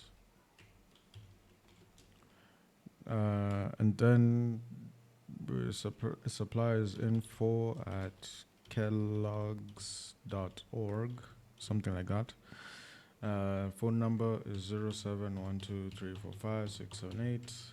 And then registration number, we'll just do PVTABDSW12, something like that. Then P0987654321, and then A. Then physical address, we'll just say Kellogg's Tower, something like that, if that exists. And then we'll check the bank. Then we'll check the supplier's account number. We'll start with 12554789, something like that. And then we'll just start like maybe 2 digits, 20, something like that. Save this, and it's just random data.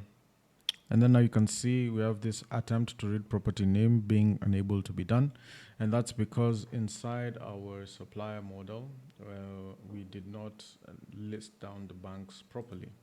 So we just need to go into our models, we go to supplier, and then we do the same thing that we did in clients, the clients model. So we'll come into the clients, we copy exactly this same function and paste it right here and save it. So once we save that, we refresh this, everything is good. All right, so yeah, now we have everything set for clients and suppliers. Now we have one supplier, we have one client in the system. What we can now do is start dealing with the units. And now for units, and as you can see, we're like probably halfway through the project, almost halfway. I don't know why it's, you can see the JavaScript is really not working out very well. When I click on create unit, you can see that scroll bar is gone. You can see the scroll bar is completely gone. So what we're going to work on later on, once we get these things in hand, is we're going to format each and every single piece of the UI that needs to be formatted, so that it can look fresh, so that it can look something off of the shelf. Okay, so let's go to the views. We go to Livewire, we go to units. And then we're going to do exactly what we've been doing with the others, just copy and pasting. And that's pretty much everything that we can do now, because like we have everything said and done. So we're just going to copy this into units. And now for units, I'm sure that I have the database table right now. So I'm just going to come and open it, units, the units table. And then inside the units table, you can see we only have the name that is coming in. So what we can do here is, because we're only dealing with the name, then the best one to deal with is probably the bank, or even the admin, or not admin, but I'm trying to remember, brands. Yes, brands is the best one to deal with. Did we not do brands? Hold on. Did we not do brands? Use banks. Oh, units then brands. Okay, sorry. I thought we did brands. Which one did we have a single one? I think it was roles then. Yeah, it must have been roles. All we're just doing here is copying. Then we go to units. We paste everything here. And then inside here, what we're going to be doing here is we have the name of the unit, and then we have the products. So rather, because we're dealing with units, let's just check the unit model. And you see we have nothing set up over here. So all we just need to do is just put in the title, and then the name, and then the rest we'll figure out later. So I'm just going to delete this one, and then we're just going to deal with the ID and the type and the name. So for here, we have the role, And what we want to change it to is the unit. So boom, that's pretty much what we needed to be done. Then over here, it needs to be unit name. And then, yeah, just delete that and we're good to go. So in the process of creating this, we also know that we need an create and an edit method. And that is still all of it coming from the roles section. So we're going to come in here, create, and then we change everything from roles to units, create a new unit, unit name, and then unit name, enter your unit name, and then here it's unit name as well, and it's in small. And then I think that's pretty much it. And then we just need to issue, you wish to create this unit? Yes. That is the way we go. Then we're going to copy this into the edit. And then we're going to come in here and say, edit this unit. Right, and that's said and done in terms of the UI. So when we come back to the Livewire components right there, we're going to units, index, and again, we said that it's just like the roles. So it's pretty much the same thing here in the index. I'm just going to come in here and just do unit all. And that's pretty much it for the index. Now we go to the create functions.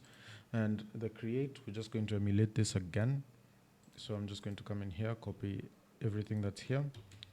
And then we go to the create,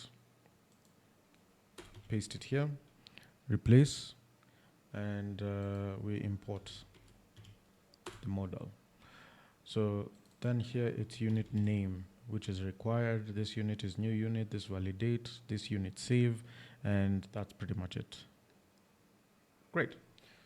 So given that that has been done, I'm just going to come in here and copy this into the edit tab. And then we are going to define that. And instead of new unit inside the edit, we're just going to do unit find ID, which is a variable. And this variable is what we're going to put inside the mount function. Right. And yeah, that's pretty much everything that we needed to do. So the index is working, create is working, and edit is working. So if we come in here and check units, we have the units list, and we have the place where we create the unit. And then when we say enter your unit name, we'll just say, maybe say milligrams. Right? Or we can even do grams. So we can do milligrams. We can do grams, so grams.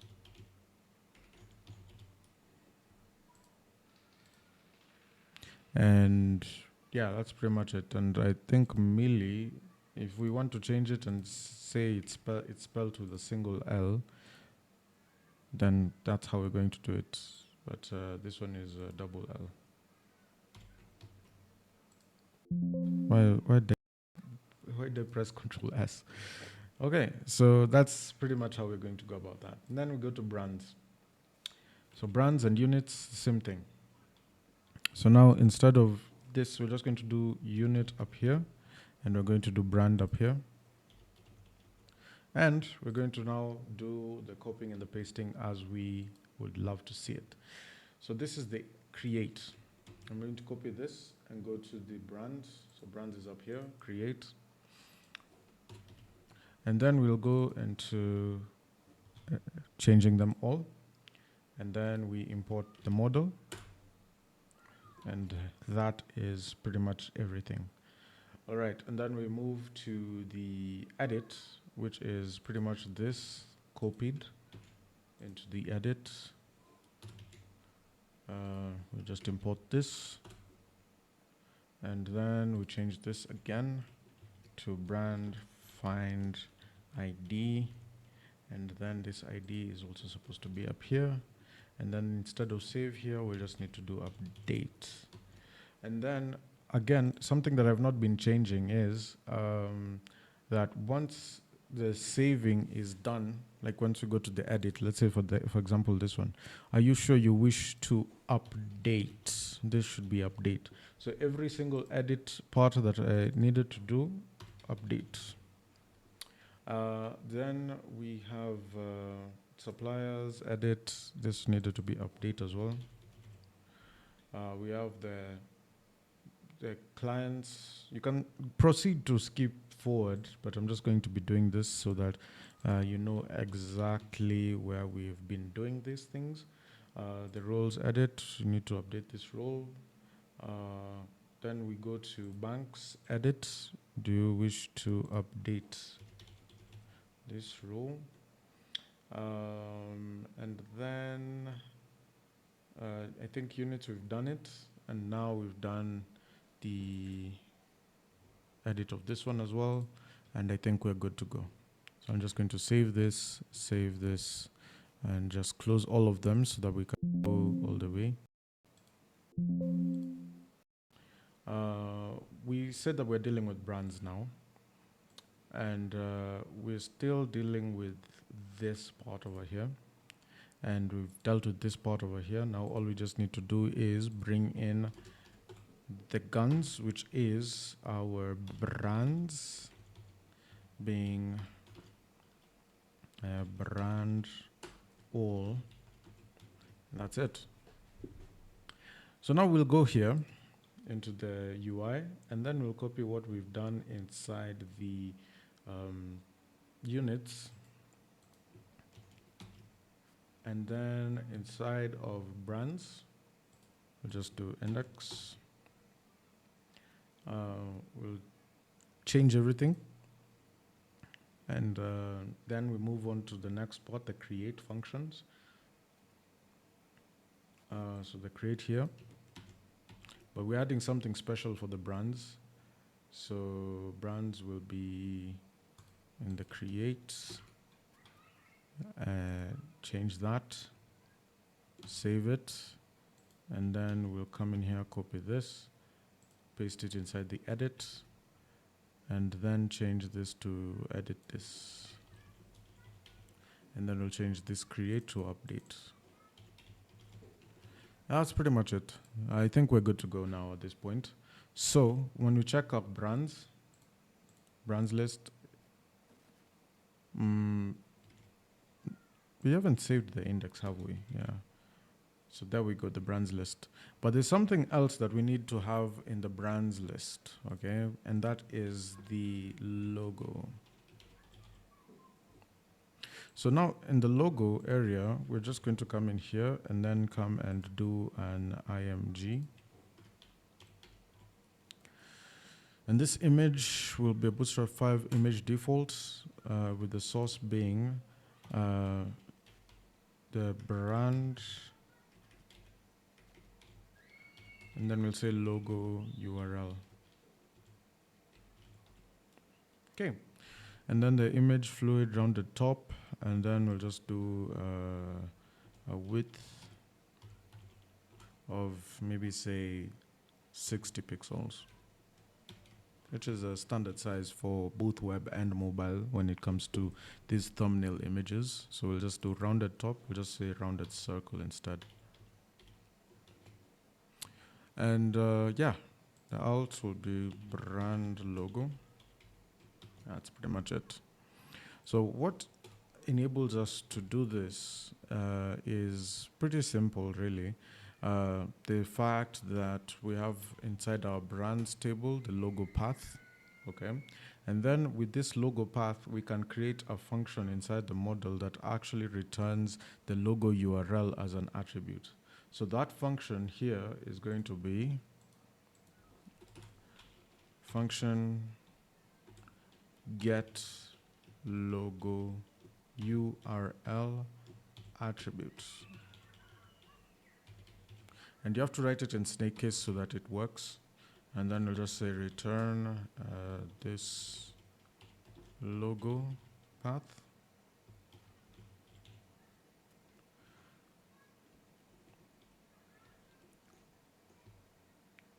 Or return what? Like you pick between the two. So now there's something that is inside our users model, which is called profile photo URL. Now this profile photo URL always works hand in hand as an appended measure, but it always comes in with this has profile photo description. So this has profile photo will return a default photo made up of the initials of this brand that we're talking about, or this name that is with the user. And yeah, so you have this profile photo URL over here, right? So you can say this default profile photo URL right here is a function that allows this to be returned as a string. So I'm going to copy this function, and I'm going to come in here inside brand and paste it here. And then I'm going to make it public, or rather I'm going to just leave it like this for now. And then given that the name is coming in from this name, so everything works hand in hand right now. So all I just come in here and do is just this default profile photo URL, and it's a function. Just the same way that it had been posted or posed over here inside this function has profile photo. So I've just literally copied this, and now it can't be accessed in any other class. If I put this as public, then it can be accessed from any other class, but right now it cannot. And now the only way that we can go ahead and do this is protected appends. And then I'm just going to come in here and do logo URL. And I'm just going to leave a comma there just in case I want to add anything to append later on. And now that's it. So once that is done, all I just need to do now is create a function that reads this image and puts it inside the profile, the public folder, which is precisely where I love to store my photos and everything. So inside the public folder is where we're going to deal with brands. All right. So what I'm going to do here is, let's actually go for it. So I'm going to go here inside the brand create.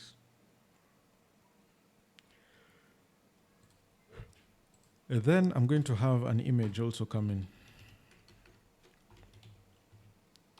And I'll say the image is nullable, but it needs to be an image if it's ready, if it's there.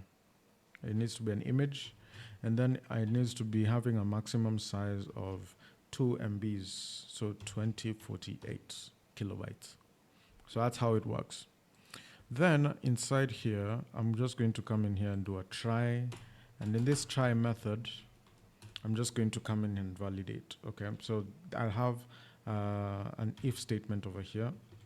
And then I'll say if this image, all right, if it's not null, right, which means that this will just return very truthy value. So I'm just going to come in here, do that, and then do this image right there. And then I'll come inside here and say, if there's an image that's being uploaded, then this is what we're going to do, right? First things first, we have to craft a name for this. So a name of the file, all right? Logo name. I'm just going to leave it in snake case for now. Okay, so this logo name is going to be something I bring up from the str library, so str slug. And then in this str slug, we're going to take in this brand name, okay? And then we're going to definitely concatenate it with, let's say, for example, the profile, let's say, maybe say the logo, something like that. So say logo, let's just leave it like that. And then we'll put a dot here, and then we'll come in here and take this.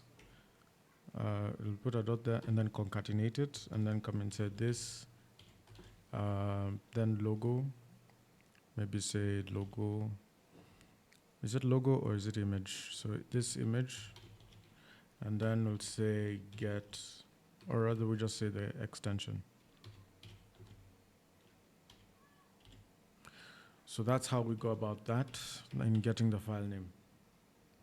Then we'll come in here and say this image store as, okay? And then inside getting this image store as, we're going to first of all start with brands, okay? And then we'll do that slash, and then we'll put in this logo name. Or rather, we might slug it we might just slug it like this. Right, and then we'll come in here and concatenate it with slash again. I'll come in here and say logos, and then we will just put a comma there. So this is the file, this is the folder that it needs to save this in. And then for that particular brand, there's bound to be that. But what we can just do here is we can say brands and then logos. So what I'd like to do here is just put brands, logos, and then after that, we'll come in here and put in the file name. The file name in this situation will be the logo name, and then we put another comma here, and then we select the place that we're going to upload it, which is public. But now, in this situation, it will just put it inside the storage file, and a storage file that has the public file. Before we continue, let's just come in here and just use illuminate support, and then we'll do str.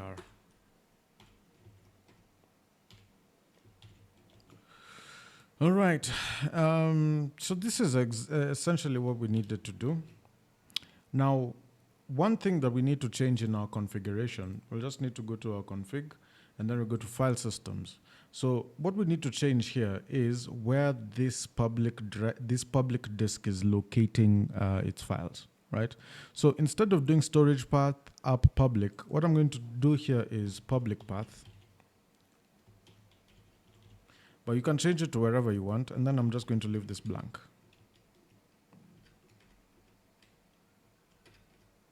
Just like that.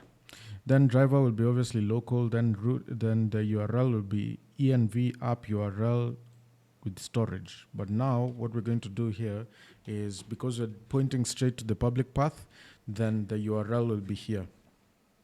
And then with the visibility public, throw false. That's pretty much it.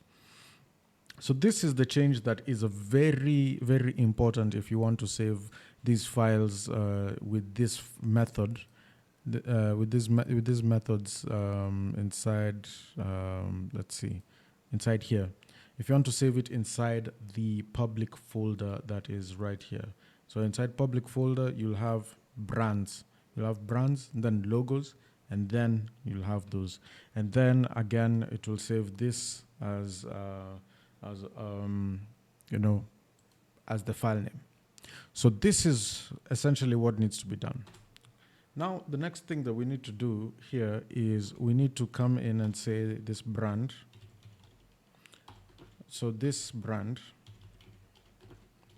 and then we'll say logo path is equal to, so now we'll now direct to the brand's logos and then the logo name, okay? So what we'll just write here is brands stroke logos, and actually we just need to open this in brackets. So brands, not brackets, but quotation marks, and then logos. And then we do that, and then we do that. All right, this, and then we combine it, we concatenate it with the logo name. All right, and then that's how we save that. So that's pretty much it. And in terms of now anything else after that, because this is only going to run if there's an image. So that being done, we're just going to come in here and copy this. This now goes into our edit. So our edit is here. We'll come in here and do it right here. And then we'll import all those files that we've imported. So we'll have that, and we'll also have this. We'll copy those two. And I'm pressing Alt to drag like that. So that now when I come to the edit, I'll just come in here, press that, and just paste it there. Well, now that brand has already been imported, we only just need this str bit. So that's okay. So given that now we are in a position where we are updating, in a case where the image is being uploaded, then that's when we do all these functions, and actually if the brand name is the same as what it was before, then the image now will be replaced by what the new image that is coming in. And in any case, if the old image stays, right, what we can even do in fact is we can come in here and say if, and then we'll say file exists, and then we'll come in and say public path,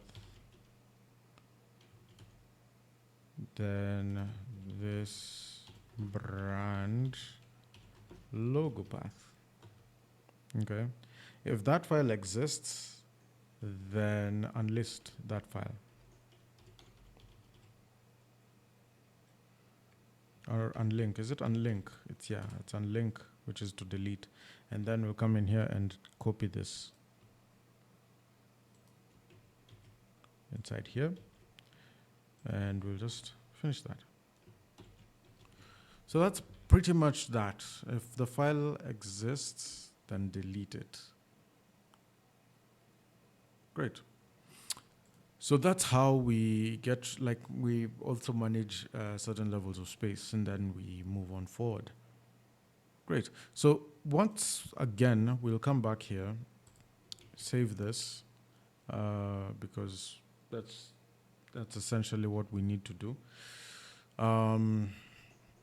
Yeah, I think we're good to go in terms of the create functions on the back side. So now when we come to the front side, we just need to do, okay, well, this is going to take up the whole stretch.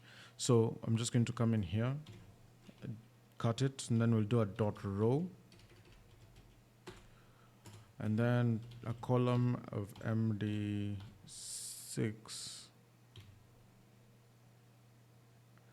Or we can just leave it the way it was before, because I have a plan with what we have over here. I'm just going to come in here and do another input. And this time, of course, input for Bootstrap 5. We'll come and say the logo. And then we'll say the placeholder. We don't need a placeholder. We don't need an area. We don't need all those different things. All we just need to do is change this to file. And then from this small help text here, I'm just going to replace that with this error tag here. And then we'll just change this to image instead. And then we'll come in here, and this input, the wire model is image.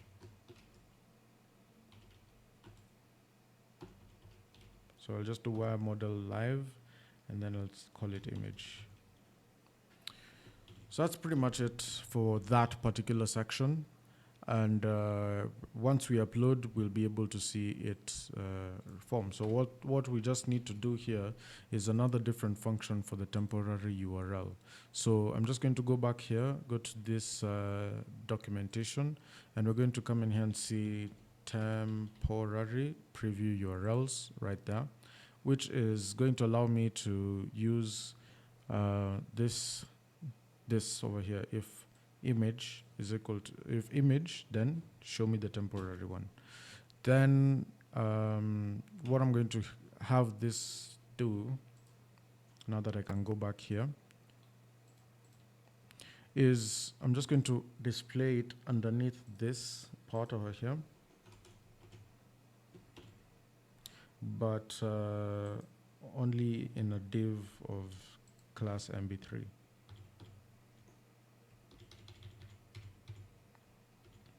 and then we're going to end the div here.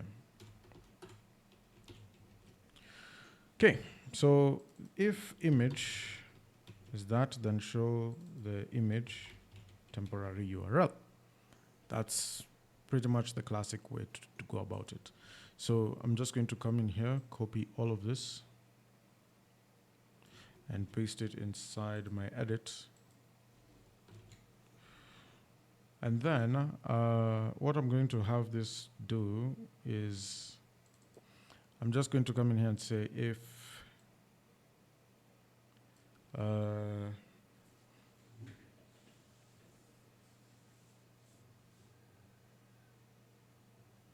going to come in here and say if logo path, if brand logo path, okay? If brand logo path is available, come in here and show us the logo path, right? So I'm just going to come in here and say asset, and then we're going to come in here and say brand logo path. And then we're going to do the same thing down here. This time if image, then show us the temporary URL.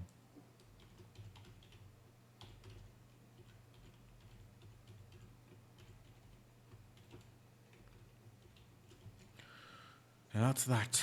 That's pretty much it.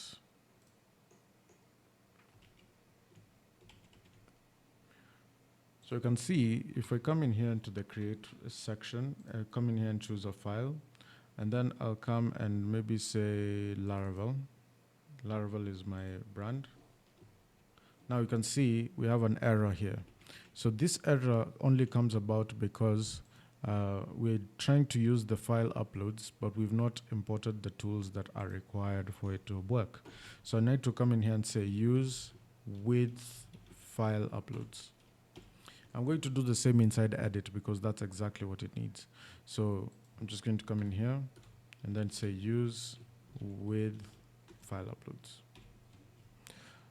So now so far so good. Oh, and we also need an image inside our edit.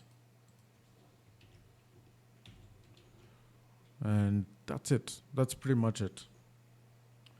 So yeah, so we're going to try again. So just refresh this. Then we pick up Laravel, and you can see it's showing the full size of this Laravel image. So what we need to do in that situation, why it is doing that, is because if we go back to our create, we have this image here. So we need it to be width. And we'll just do another, maybe say another 150 pixels. So it being that way, I'll come in here and upload the Laravel logo. And you can see 150 pixels in question right there. So I'm just going to leave it at 150 pixels, which is really good. Then we're going to come in here into the edit and then paste the same thing over here and over here. So that all of them are showing 150 pixels. So we start that, brand name Laravel, and then we click on save. Are you sure you want to create this band? Yes. And as you can see, we have the circular thumbnail over here. Instead of having it circular so that we don't see much of the logo, what we can do is we can come in here. We can come and go to the brand index, right? And then we can, instead of doing rounded circle, we can do, rounded, just rounded, basic rounded. And it's actually rounded with a shadow. You can leave a shadow there. So it shows a shadow. We can do shadow LG.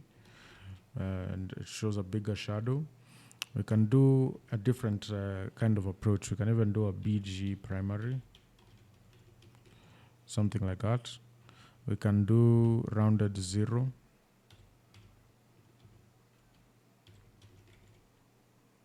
And then rounded 0 with border 1 maybe. Is it border? Is it border? There's something with the border. I'm trying to remember. Maybe say style, and then we'll say border 1 pixel solid. Something like that. Then maybe we do padding. So now that we can see that separate a little bit, so we can do padding. So padding, we can do P2. And there we go. That's pretty much it. So that's how we set aside our thumbnails. So given that we have this border style right here, we can get rid of this border style. And yeah, things work out. And then we can just do BG light or BG dark. We can do anything that we want at this point. We can do BG white. We can do BG INV primary. And there we go. So that's our primary outlook. We can do secondary.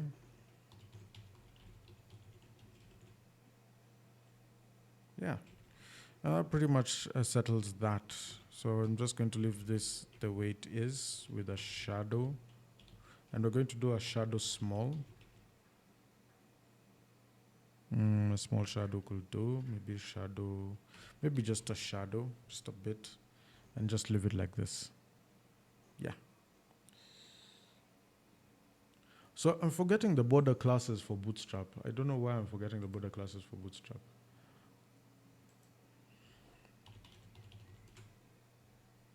Border.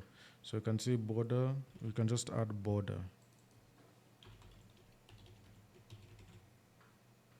So when we come in here, we'll see there's a border there. But now if we want to make it a bit thicker, we do border 0, border top 0. We can decide which one we want 0, and that works. We can do border primary. So you can do border and then border maybe even dark. And let's see how that works. So you can see border dark, and that is okay. Secondary, just to make it a little bit more subtle, and that's okay. Great. So that works for this table right here. We have the logo, we have the name, we have nothing else really, but if we want to create one, we can create. If we want to come in here and edit this, we can edit this. So you can see it shows us the old logo. And then if we want to do a new logo for this Laravel one, let's say, for example, just a random logo that we could do is this one. Now, one thing that I need to also check out of this is that these go side by side. So I'm just going to come in here and do a .dflex,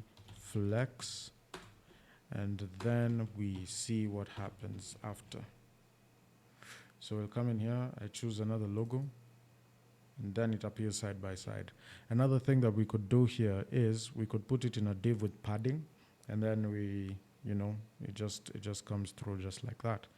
So what I will do here is I'll come in and just do a class, and then I'll do img fluid, and then we'll do p3 at this point.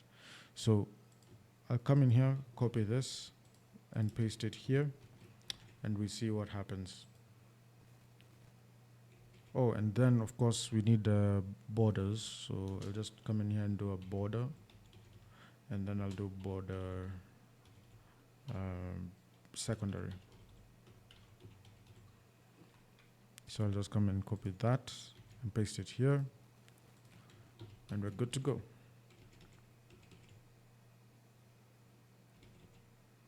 Wrong side. So we have that, and then once we do this, we have our okay, so we'll come and take this one, and you can see they're side by side still, very side by side. So what we can do in this situation Now the width is 150 pixels, which is fine. What I can do here is I separate them. Instead of having MB3 alone, I can come in here and have MB3, and then we'll do margin right, or rather margin end, and then I can do margin end 3 as well. So margin end 3, margin end 3. Come in here and select, and boom. That's how we go about this. That's how I go about this. Now, problem is, we have the width staying the same, height is always dynamic. What if we decided to make the height 150 pixels as well?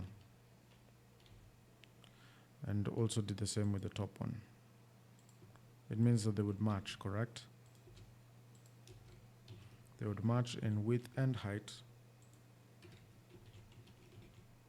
So now if I was to come here and just do this, and then select this one, still a short, still a short. So I'm just going to leave this like that, and then also leave this like this, because the width is what's the most important.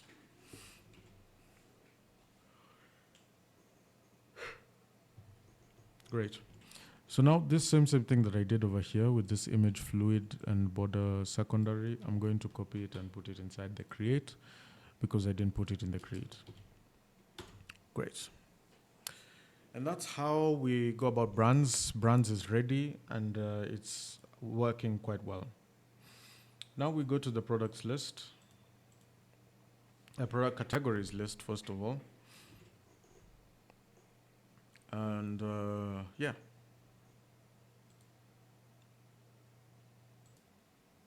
All right, so now we proceed on with the product categories list. This is where we're moving very quickly as well. All right, so we go to the inventory side. Let's go to the products. We'll go to product category, sorry. We'll go to index. And what we're doing here, let's just actually check out the table for the product categories. And I don't know why my keyboard is also misbehaving. Product categories. So go to the product categories table. Open it on the side, which is a control, by the control, and then a click will open it on the side. So what I'm going to be doing here is using the name again. So in this situation, we're going to use, is it brands or was it, I think it was units, and I'm going to use units again. So I'm just going to come in here, copy this, and then paste it inside the product categories. I'm just going to close this, and then so that I don't confuse. Then I'm going to find unit and then replace with product category. But it's not that easy, so I'm just going to come in and do product category. And then boom.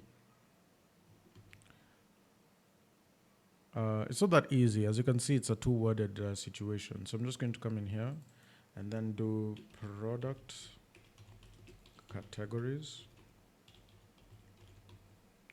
And then we're going to have the product categories. Can I type? Categories list. And then we'll come in here and use the snake case version, product categories as category. And then we'll use category here as name and the ID. And then what we'll do here is we'll just count products. Count category products. And then we'll just come in here and say number of products.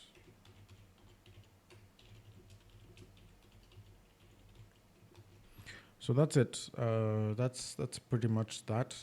Then we'll come in here and just change this to product categories edit. And then we'll come in here and put the product category, the category rather, category ID, and that's pretty much it. So that should work. Now we move to the create section, which is pretty much the same thing. I'm going to copy this, and then I'm going to come in here and paste it here, and then change the few things that I need to be changing. So product categories.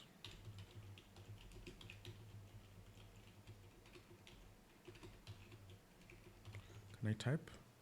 And then create a new product category. And then category name. And then we'll come in here and do category, because that's what we're going to be using. Category name, right there. And are you sure you wish to create this category? Now, what did we create before? What did we manage to create before? It must have been before the brands, right? So if we did the brands correctly, then we need to have to check the edit for the brands, and it has to read update. Okay. So when we are looking at the create, and I might not have been speaking straight into the microphone, so for those who are feeling like the sound is also lacking a bit, I hope I'm able to deal with it in editing, but I'm sure it's going to be fine. So when we look at the create section over here, we're dealing with the product category. We've done category name, enter your category name. And then when we move on to the category name over here, I think everything is set and done. Are you sure you wish to create this category? And now we move on, we copy this, we paste it inside here. So we have the product categories, create a new product category. Let's say edit this product category. And then we'll have category name, everything is applying over here. I think everything is okay up until this point here, update. And now we move on to the models themselves. I'm just going to minimize everything so that I can open it properly. So now we have the area of concern, which is our product categories. There we go. So I'm just going to open units as well. Create for the units. Actually, let me just close all. And then I'm going to open index here and index here. So as you can see, the only thing I just need to do here is do product categories as product category wall. And we'll just edit these things as we like. If we want to deal with pagination, we'll deal with pagination later. Okay, then we'll come in here and create. So for the create, I'm just going to copy everything that is in here, and then we're going to paste it inside here. And then in every part that is written unit, so this should be product category, and then this one will be category. So I'm just going to come in here and do that, and then do that here, category name. Then this category is equal to new product category. And that's pretty much it. So then this unit, we save it, and then we return to admin product categories index. And yeah, that's pretty much it, and we save. Now we copy all of this into the edit tab, which is here. And then we're going to come in and import this product category, and we switch this up. Instead of new category, we do find, then we'll do ID. And I don't know why I'm in caps lock, ID. Then we'll come in here and just do that. Now we move on forward, and we actually are seeing lots of results actually. So once this is already set, we move on to saving this, saving that, and we can be able to relish the gloriousness that is this. So we can come in here and create a category. We'll say cereals and save. Do we wish to create? Yes, we wish to create. And then now you can see there's a spelling error inside my my index. So I'll just come in here inside here, and then I'll just edit this and then save it. And now we have cereals. Right, so if we want to edit this, we'll come in here and say cereals and grains. And yeah, come in here and save that.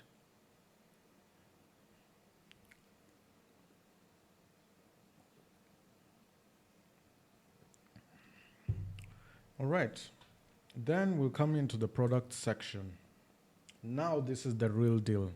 This here is indeed the real deal. Let's go back to the code and see what is in our products table. We have the product category ID, the name, the description, the unit, the quantity, the purchase price, and the sale price. So what are we going to do? Well, let's go to, first of all, the create a product situation. And we're going to copy, of course, the table so that we don't miss out the style, or we don't have to code the style. We don't have to code the style again. And what we're going to do here inside our products table, products create, is we're going to use what we used when we were creating the clients and the suppliers. So we just come in here, copy this, and then we paste it inside our products create. I'm going to minimize this one so that we don't get confused. And then we'll come in here, products, create a new product. And then this is where now things get a bit more juicier. So instead of supplier, we need product, right? So I'm just going to come in here and replace all. But then now in the process of replacing all, we need to actually know what it is that we need from our database. So I'm just going to hit Control B and then Control P, and then we're going to open our database table, which is product. Not this one. And I'm just going to close those. So product. So I'm going to come in here and open the products table. And then you can see we have the product category ID, which is supposed to be indeed a select feature. So in terms of select features, we will take the select feature that we were using over here and use it in this situation. So I'm going to come in here, copy this, and then paste it at the very top before we deal with the name. So at this point over here on the row, we're going to come in here and call it category. So product category, and then we'll say select your product category. And then we'll come in here and say for each product categories as category. And this is where we come in here and take this, put it here as well.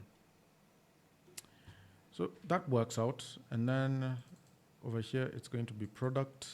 And then we're going to come in here and say product category ID. So I'm just going to come in here, copy that, paste it here, and we have the product category ID done. We have the name is done. All right, we don't have to deal with the name anymore. Now we come to the description. Description is going to be a text area, and I believe that there's a text area somewhere here where we used address. So physical address right here. So I'm just going to copy this and then paste it under the name part where we have the physical address. We are going to replace it with description, or just call it product description. And then over here inside the text area, wire model live, we'll come in here and do product description right there. So once that is done, I think we have done the description part. Now the next thing is the unit ID. Now the unit ID is supposed to also be a select feature. So in bringing the select feature, we're going to come in here under the product description and bring it there. The product category. So now this instead of product category, we're going to use units. So product unit.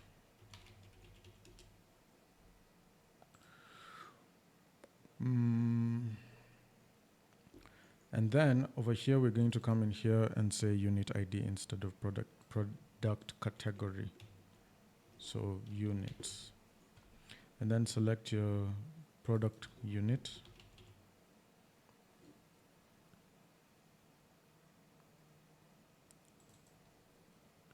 So this product unit is supposed to be a product measure unit. So I'm just going to put it there just so that it doesn't confuse anybody. And then we just move on forward. Select your product unit, product categories as category, option value is category ID, and then category name. So this part over here is what's going to change. Instead of product category, it's supposed to be units. And units as unit. So now in this part over here, we're just going to come in here, copy this, unit, unit. And that's how we go about that. So the unit ID is done. Now we move on to the quantity. Now the quantity in this situation, we're going to do 3 steps right here. Quantity is supposed to be a decimal, purchase price decimal, sale price a decimal. So what we're going to do here, I'm just going to get rid of this bits over here. I'm just going to get rid of the rest of these form pieces. And what I'm going to do is I'm going to use this, right? And I'm going to use it in 3s. So I'm just going to come in here and do quantity. And then I'm just going to do wire model live. This one will be quantity.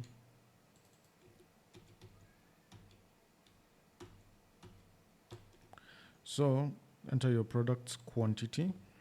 That is what it is. Per unit. Quantity per unit, that's it. That's what it is. Then quantity,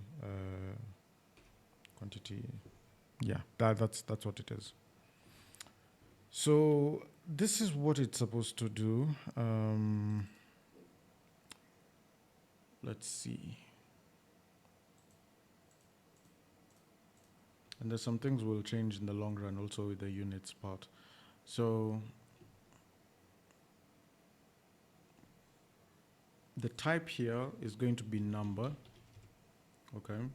And then once we put the number as the type over here, we're also going to, enable a few things. First things first, the minimum value is going to be 0, okay? So it can't be negative. The maximum value allowed, there's no maximum value. We can do step, and the step will be 1. So step being 1 means that you can't put a decimal point inside this quantity.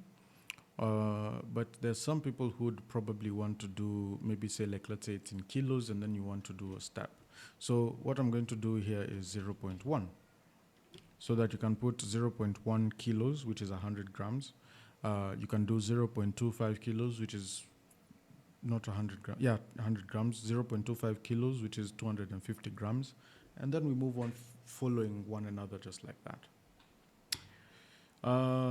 Then, I mean, there should be something else within the units that put these things relative to one another. So that is something else that we will be going to craft inside this system once we've enabled these CRUD operations to complete. So all these CRUD operations have to complete first before we move on to now trying to fine tune each and every single piece that it works seamlessly as though it's an actual ERP. Now we move on forward and try to see what else we need to add. And the next thing that we need to add is the 2 prices. So there's the purchase price and the selling price. So the first one, I'll deal with purchase price, which is now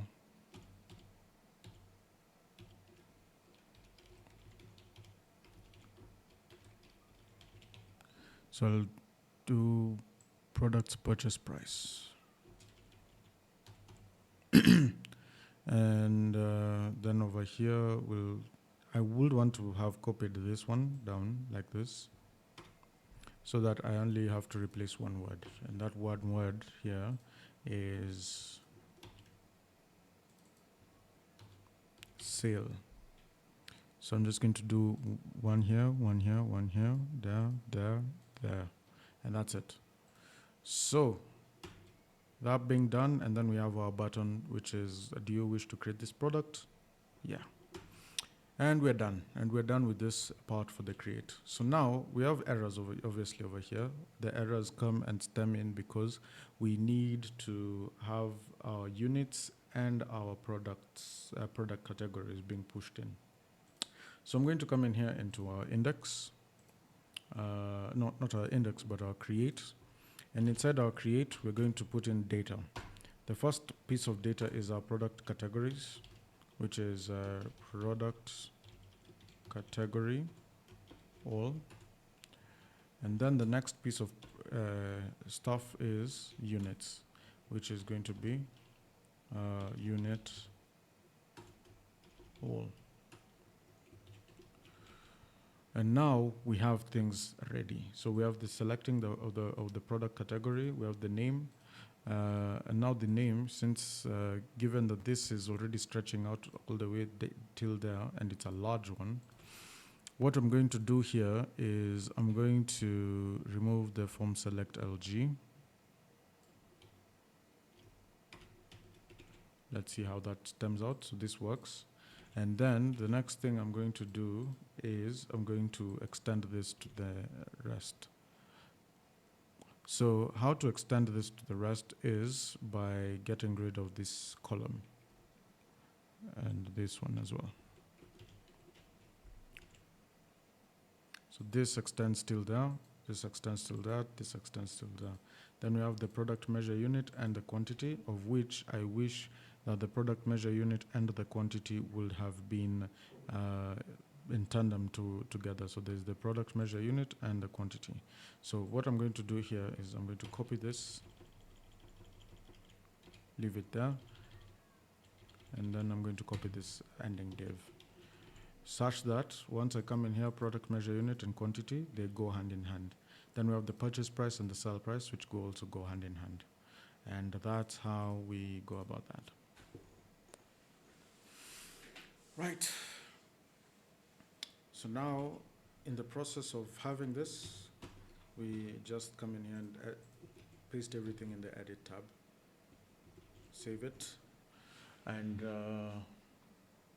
the only thing I will need to change is this, edit this product, and then we also need to change this part over here. Are you sure you wish to update this product? And that's that.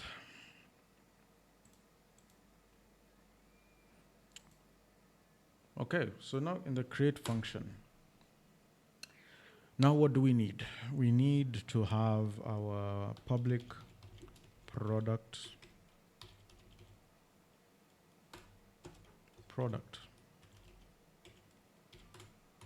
and then we need to have our functions here. We need to have a function called rules. We need to have a function called mount.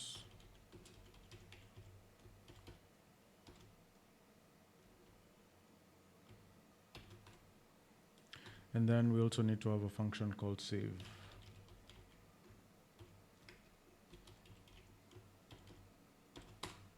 So that's how we go about that. So inside our rules, we just need to return the rules that we need to validate. The rules in this situation would be that we have the product, and the product has a name. So that one is required. We have its description. It is required. Now we just need to check this out again in the products table. So in checking in the products table, you can see description is required, the name is required, all these other things are required.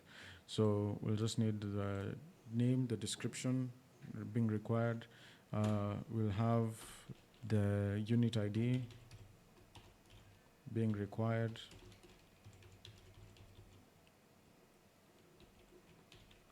We have the product description ID being required.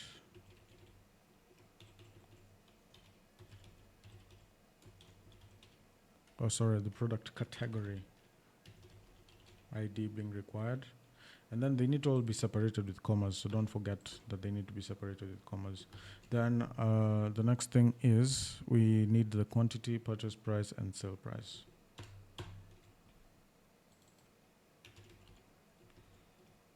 So quantity, purchase price, and sale price.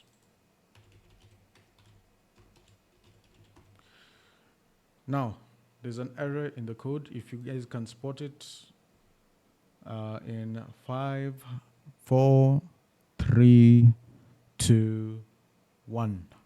If you're able to spot it, let me know in the comments. That is the error of the code. That's pretty much it. Just adding product on these 5. Yeah, and that's what we need. Inside our mount function, all we just need to do here is we come and say this product is equal to product find ID. Is that right? Again, let me know in the comments. This is incorrect. New product ID. New product, actually, just like that. And then inside the save function, we just need to do this validate first.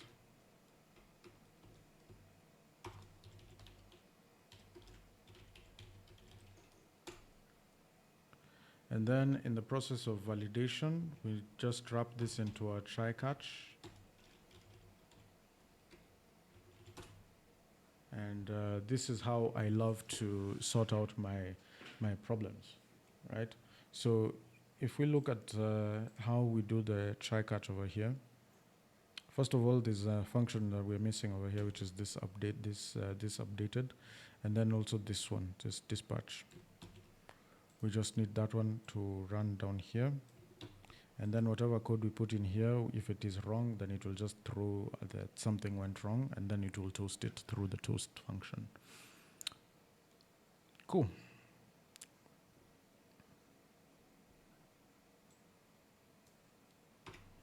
Now my real problem is that these toast functions are not actually working. That's my real problem. My real going concern is that these toast functions are not working. So what would I do? Instead of actually using, like let's say, for example, I'm going to come and click this to validate, right? There's nothing that's coming, okay? If I click here, that's when it comes. So what I want is for this to actually show up inside my toast, okay? So what instead of using the JS functions that I used and using npm install, what I'm going to do here is I'm going to come in and do first of all just go to SweetAlert, okay? Then I'll go to installation, and then I'll come in here and get the CDN. Okay, I'll grab the CDN, and then after grabbing the CDN,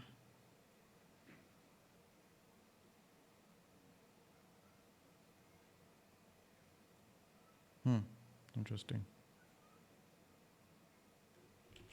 Then after grabbing the CDN, all I'm just going to come in here and do is I'm going to import it into my resources, views, then layouts app. I'm going to put it up here. Then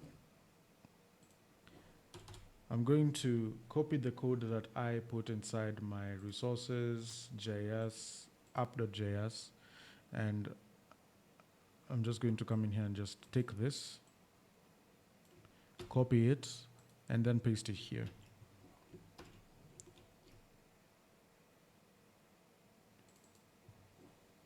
And then I'm just going to say const toast is equal to swal mixin, and then over here it's going to be using the toast variables. So now that that has happened, let's see what happens when we deal with this. That's pretty much what I wanted to happen. This is what I wanted to happen. This is what I needed to use. That's exactly what I wanted. Okay? So now that that is actually active, now that the SweetAlert is active, let's move on forward. I don't even need to delete that code, the previous code. We're good to go. We're Gucci.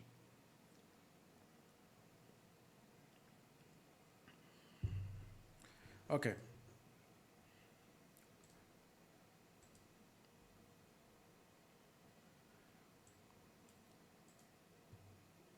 Now, this part over here, we have cereals and grains. Then we want to enter the name of the cereals. We'll just say rice. Okay. Product description, bags of rice, whatever that means. And then the way we want to measure our unit, we'll say milligrams. Then the quantity, maybe we say that it's actually grams, yeah, grams. Then we'll say 500 grams. And then the purchase price of 500 grams of rice, let's say, let's go to the site over here, and we'll see what happens here.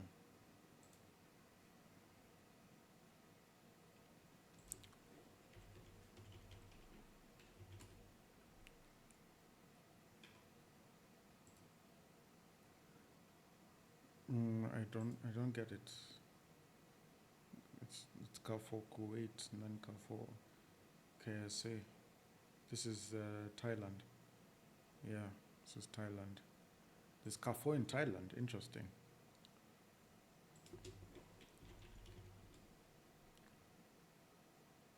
Let's just check out rice in Carrefour, Kenya, and we'll see the pricing. Looks like basmati in 5 kilos is 945 shillings.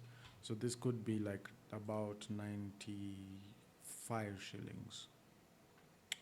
So let's go back to the code here. We'll come and say the purchase price is 95 shillings per 500 grams. And the sale price is probably maybe say 102, right? And then we save this. And yeah, we're sure we want to save the product.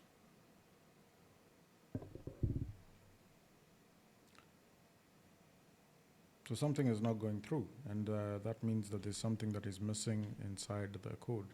So if something is missing inside the code, then it should be popping up right now. So what I'm going to do here is I'm just going to check the console so that things don't look flailed all over the place. So I'm just going to come in here, do this again in the network.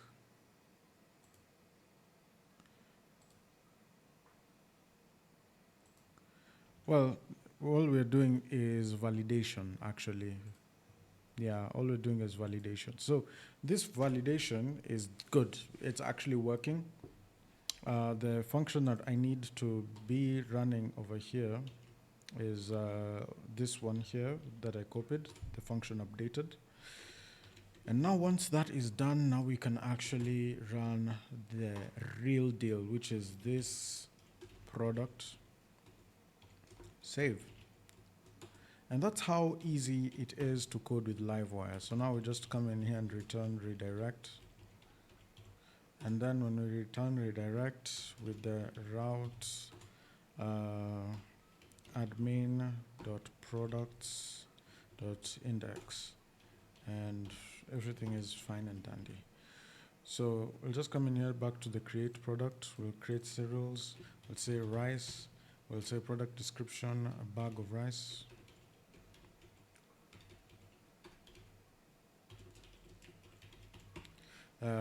Unit of measurement, maybe we come in here into units. We'll come into units and, well, now this is actually making me feel like I'm going to remove the wire navigate situation. Okay, so in essence, what's happening here is that our Livewire is overriding the JavaScript that was there before. So if this is the situation, then what I want to do is actually do a wire.ignore. In that case, that one will come in here in the views, and then we'll go into app.blade.php, and wherever it is that we've put our our sidebar navigation. I don't know why I've hiccuped just like that. I think it's that.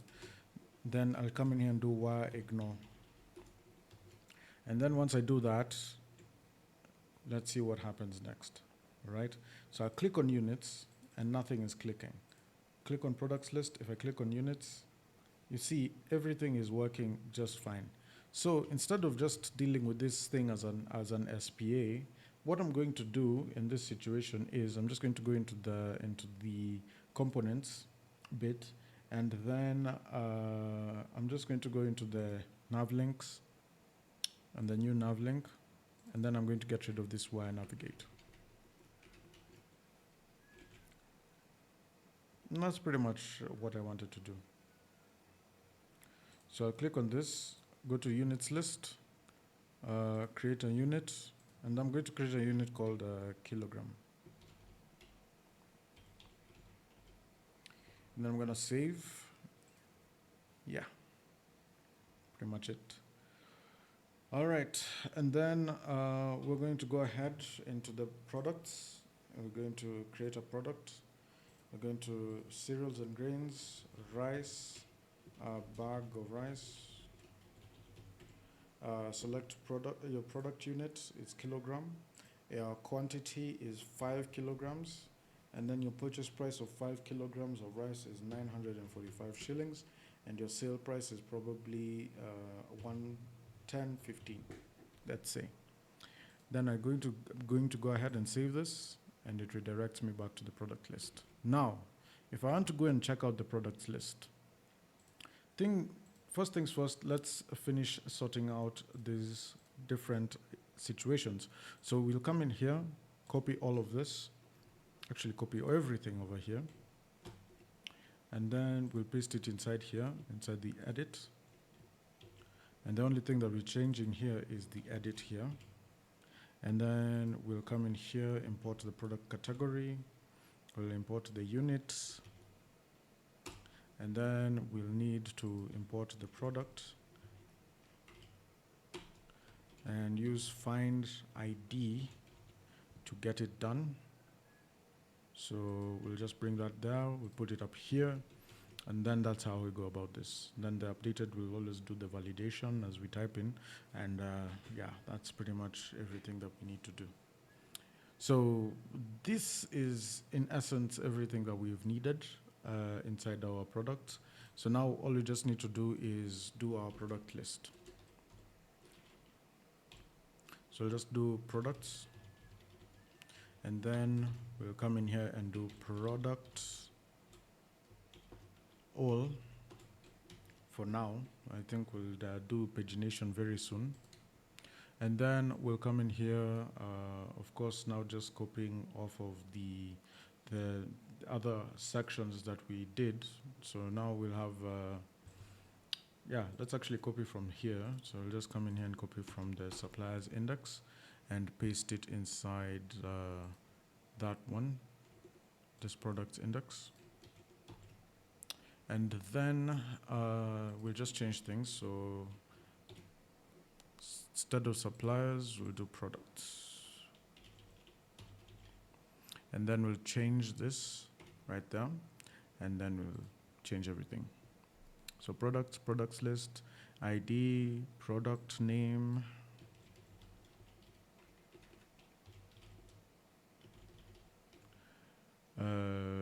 product details. We'll just do product details, and then over here we'll have product name, and then a small bit product description. And then that's pretty much that for them.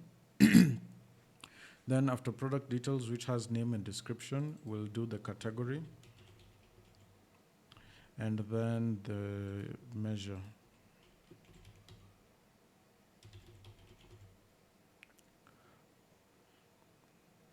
And then we'll come in here and do, after a unit of measure, I think that's pretty much it. I'm just going to come in here and deal with that like that. So, which means one of these TDs are not required. So we have the product details, then we have the category. So product category, then we'll come in here and say name. Then after category, we have the measurement. So the measurement should always be let me just do it like this. We'll come in here and say products.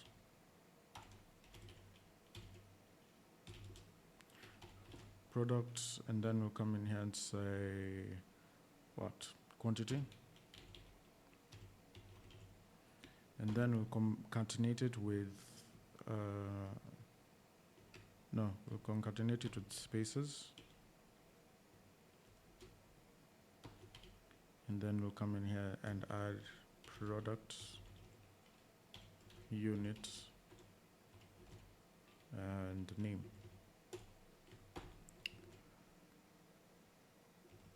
So I'm sure some of you might already be knowing what it is that we are going to add in this situation for the unit. So we'll just move slowly.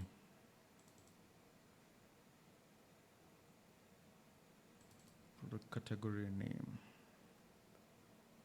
It's behaving as though the category is not selected. So let's just go to the product model. The category is here. This one belongs to product category class. If we did has one, will it do anything?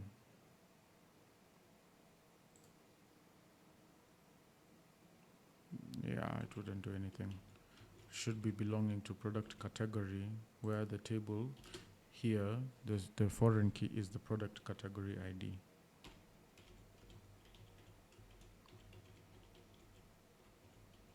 I think maybe I didn't follow all the conventions that are required. But yeah, measurement 5 kilogram, category cereals and grains, rice, a bag of rice. Boom. So we can create this product. We can also edit this product. As you can see, cereals and grains, rice, a bag of rice, kilogram. We can change the unit, maybe say grams, whatever. Purchase price, maybe we say 9.20 or 9.10. And then sale price, we'll probably do it at 9.45. And then save. And that's how we go about it.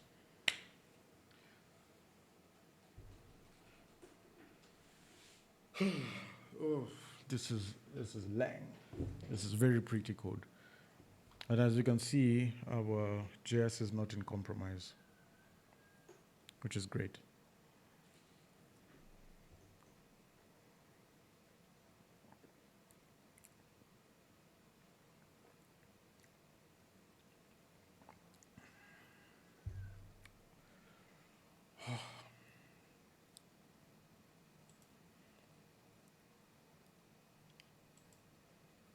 So now we're at the point where we've gotten to the accounting section, which is the most diverse or most intense section there is in this entire system, the accounting section. It's supposed to be intense, but essentially we deal with it in a certain way where it's just mostly CRUD. Then after we deal with CRUD is when we start taking the data that we collect from the CRUD and then now actually put it into use, whether it be in the dashboard, whether it be in calculating, sales and purchases, and coming up with a statement of financial. What are these statements called? Statements of financial position. That's a balance sheet, all right? And then we have the statement of, what's it called? Statement of comprehensive? Is it comprehensive income? which is essentially the P&L. Yeah. Is it?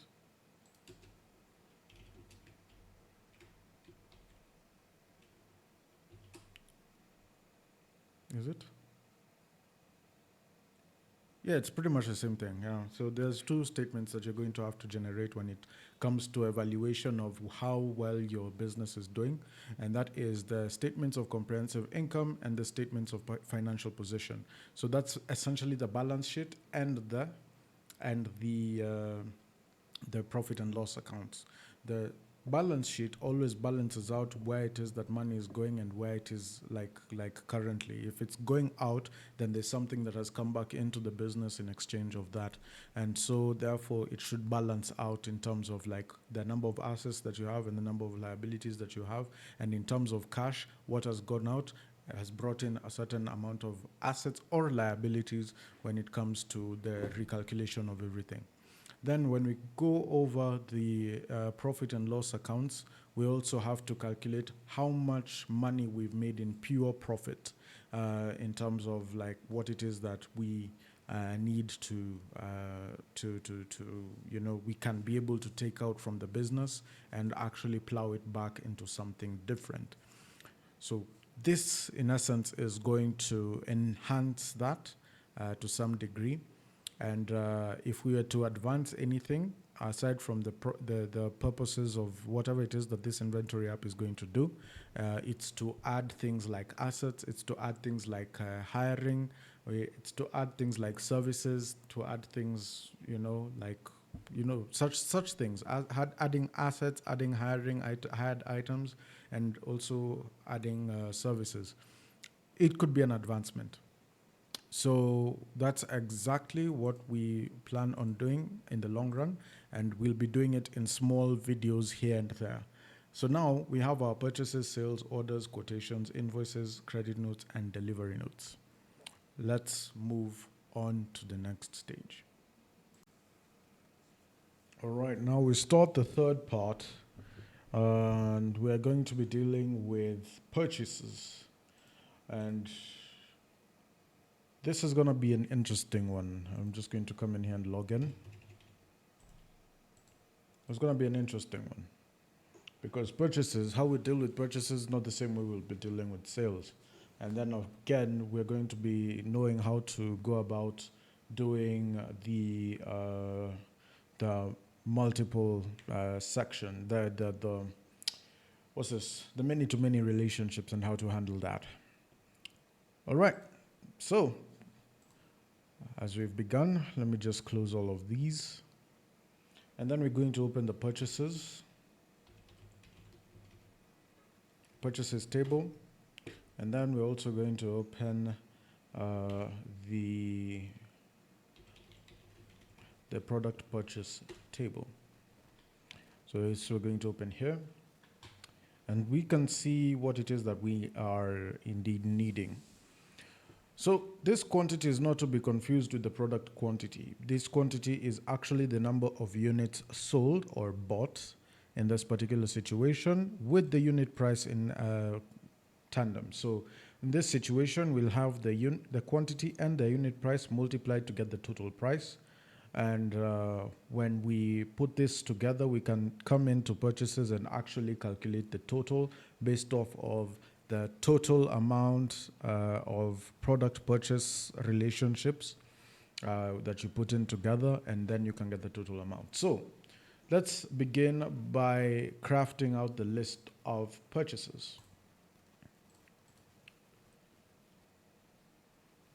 So as we proceed on to purchases, we'll go to index, and then of course, we'll just do the normal purchases,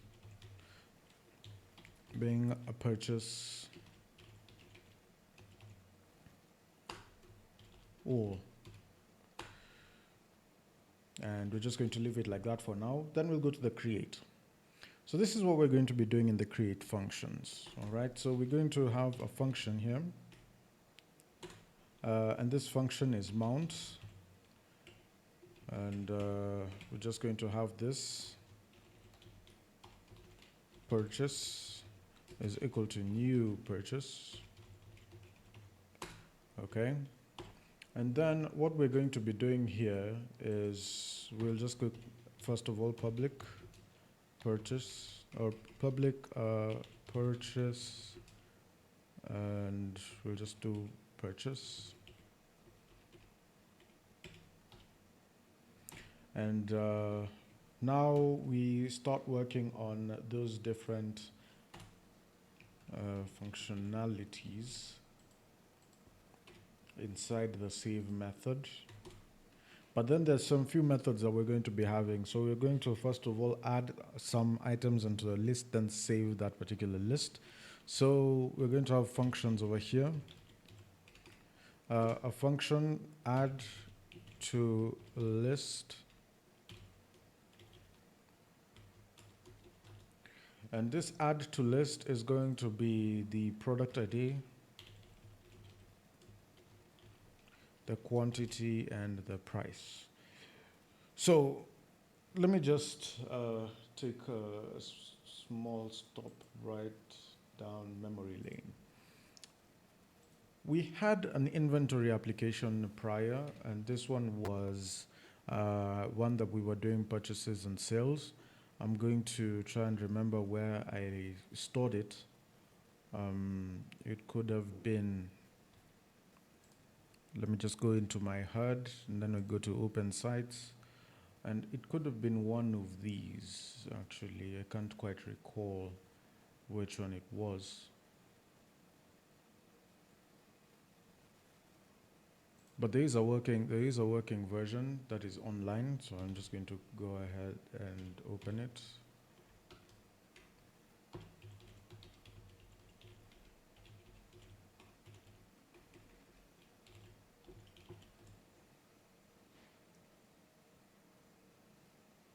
And it seems that it is actually working. And it's using two-factor authentication, as you can see. So I'm just going to go to my authenticator and look for it.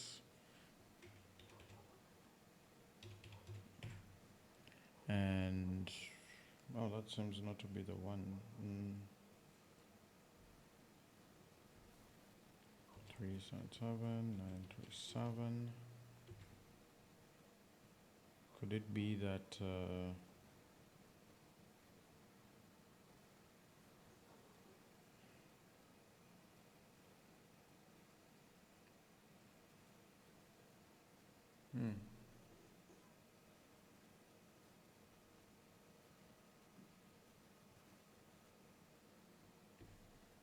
seems to me that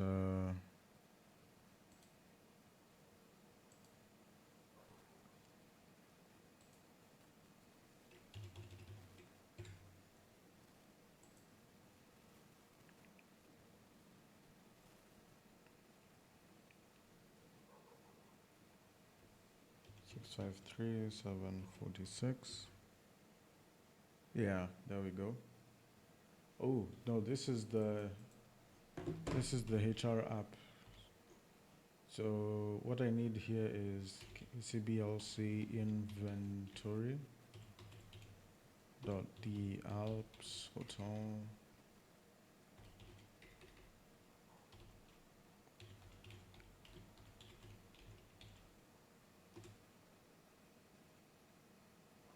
Yeah.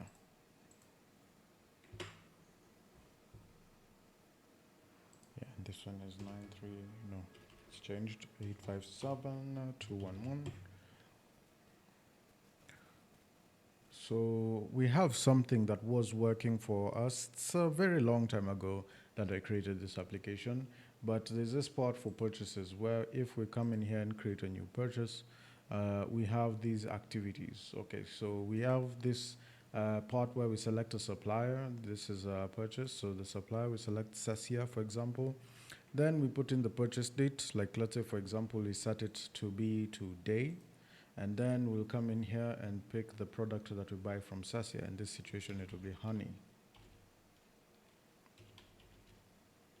So now here's one thing that I want to completely eradicate is this being a drop down. I'm going to actually put in a search bar. and then it just lists it down just above everything else. And yeah, we move on forward. So I just need to get honey.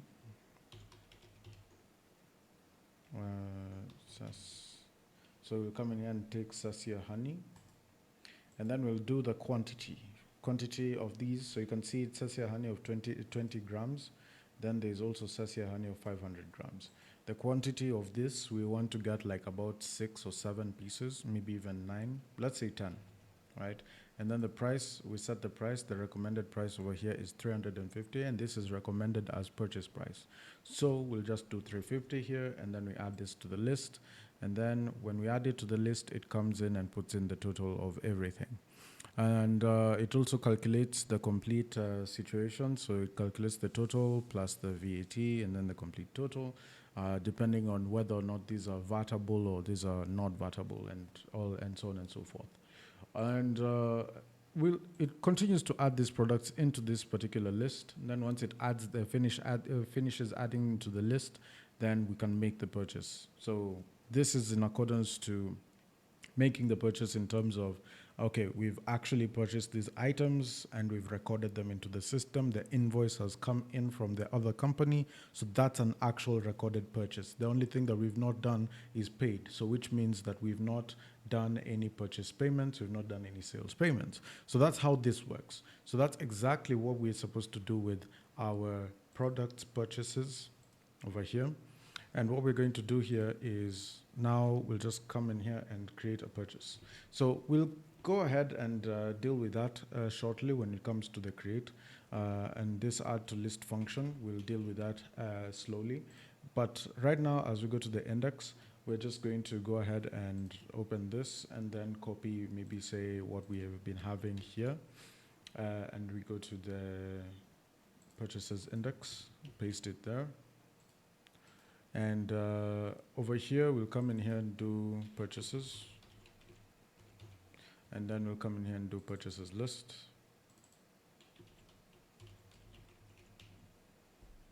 When we'll have ID, then purchase date, then supplier. And then we'll just come and do the total amount of the total cost of the purchase. And we'll come and maybe say status. Let's just call it status for now. And we'll just leave it like that. So then we'll have actions as well. So now we'll come in here and say for each purchases as purchase. Can come in here and do a purchase ID. We'll come and do purchase date.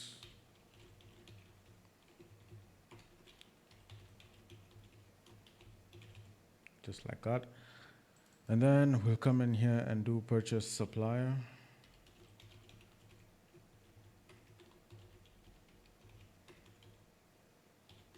Name, like so. And then, so we have the purchase date, then the purchase supplier name, and then we have the total amount. So purchase total amount. So it will be an attribute, so total amount, like so. And then what I'll do so that it doesn't throw an error is I'll wrap it inside a number format. So number format. And then that being a function, we'll just come in here and do purchase total amount, and we'll put it to 2 decimal places. And then in between that, we'll come in here and just use currency. So I'll just do KES for now, although I plan on doing a global variable where we just put in the currency that is currently being used. Then we have the supplier address, which is all right. We'll just get rid of that shortly. This is supposed to be status. And then we'll come in here and have our other stuff over here. So we just delete all of that, and there we go. Great. So we have a few things that we need to also delete over. This is supposed to be purchases. Purchases edit with purchase ID. Great. All right, so when we come into the purchases list, this is the table, this is all right. When we come into create purchases, we're just going to create some UI stuff. So I'm just going to go ahead into resources, views, and then go to Livewire. And then inside Livewire, go to purchases, purchases create. And I'm going to create this from scratch. So I'm just going to do x-slot : header. And then inside there, we just work on this. So I'm going to slowly get this done. This is purchases still. Then we move on to the card. So first of all, we're going to do a dot row, okay? And then this row is going to be column MD4, let's say. And then, so I'm going to do row dot justify content center, and then we're going to do column MD4 dot column. I'll just do a column 6 for now, and inside there we're going to first do our first card. So our card header, and then I'm just going to enable that H5. And then inside the card header, we're going to come in and take these classes. So BGN secondary, textenv primary, and border 0. So I'm just going to come in here and paste that. Split this up. And H5, we're going to do, add products to list. So that's the card header. Now we'll go to the card body. And inside the card body, we're going to have full-on columns. So I'm just going to do an input tag. So this input tag is going to be they're all going to be in one column. So this input tag is a Bootstrap 5 input. The input tag we put here is the date. So you're just going to come and say date of purchase. And then we'll come in here and fill in the type. So this will be a type date. And then no placeholders, none of that stuff. And then this will be an error message. So we'll just paste this here. We'll come in here and we'll do something a bit later, but as of now it will be purchase dot date, purchase date. And for those who might be wondering if this is wrong, we'll just go into the purchases table to confirm. And you can see we have the purchase date and the supplier ID. Great, so we come in here and then we'll paste that last text here. We'll come in here and save it as message. And then instead of text muted, we'll come and do text danger. And that's that for this one. So that's date of purchase. So now after date of purchase, we're going to do a search input on this one. Okay, so on this search input, what I'm going to do, let me just look at a reference point so that I don't misstep. So this part over here is going to be the next bit, which is, it's kind of an input, I'd say. So I'm just going to come and do an input for Bootstrap 5. And then over here, we're going to do supplier search. Supplier. We're going to call it supplier search for now. Then the next thing we're going to do is we're going to have this to be a search. It's a text and it's a form control, which is just okay. So I'm just going to leave that as that. And then down here, I'm not going to have it submit anything. This is just going to be a stand-in for search, and then with the margin bottom of 3. So now just underneath that, just underneath the search is where we're going to put in our list tags, where we're going to be selecting. So now in this situation, after searching, we'll come in here and do a for each loop. So this for each loop is going to be this way, for each, and then we'll come in and do, first of all, before we do even the for each, I'm going to come in here and do an if check. So in this if check is going to be an if search, and this one will be supplier search, search is not equal to 0 or not equal to an empty string, okay? Then we'll do a for each loop inside here, and this will come in and check the suppliers, okay, as supplier, and it's all based off of the search. Then at this point we are coming in to check, okay, if for each supplier that is being searched over here, we're going to put a list. And this format of this list is going to be like this. So we're going to come in here and do a class of list group item, which is a Bootstrap class. And then we want it to either show active or not given the selection. And for us to even give the selection, first of all, let's open these brackets right now, and then we come in here and say if the supplier,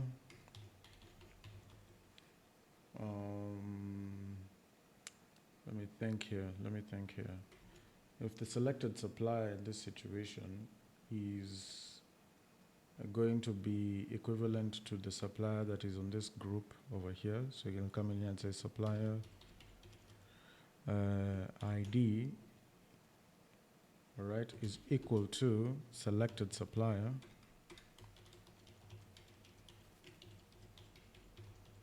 ID. All right, so I'm going to have a variable over here called selected supplier ID. So I check that, and then if it is true, then I'll make it active. If it's not true, then I'll make it nothing. And then after that, inside this list, I'll just come in here and just have the supplier name.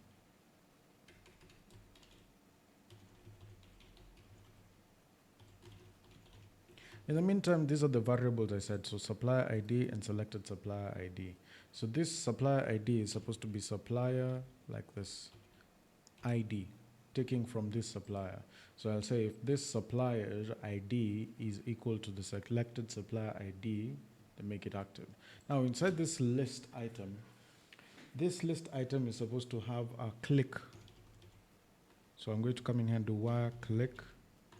And this wire click is going to run a function select supplier, and it's going to run in the supplier ID. And this one we have to cover it in those curly braces like so. So that's how we're going to work this out. So now, given that those are the items that we are going to have here in this create function, in this create level, then when we go to run this inside our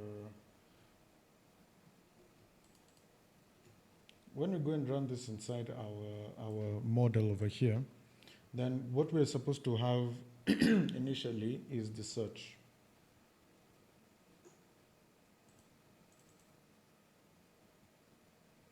So I'm just holding reference to some work that I've done in the past so that we don't waste time on this.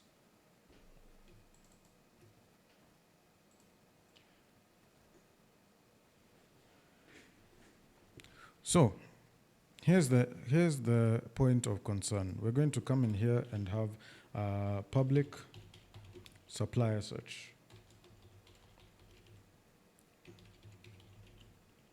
which is like that. And this public supplier search is supposed to be the wire model for this one. And this wire model will just come in here and say supplier search. So I'm just going to come in here, copy this. And it doesn't need any rules to validate what it is that we're searching because we're not submitting this data into a form. All right, so then we come in here and we look at this add to list. We also have to look at this render function.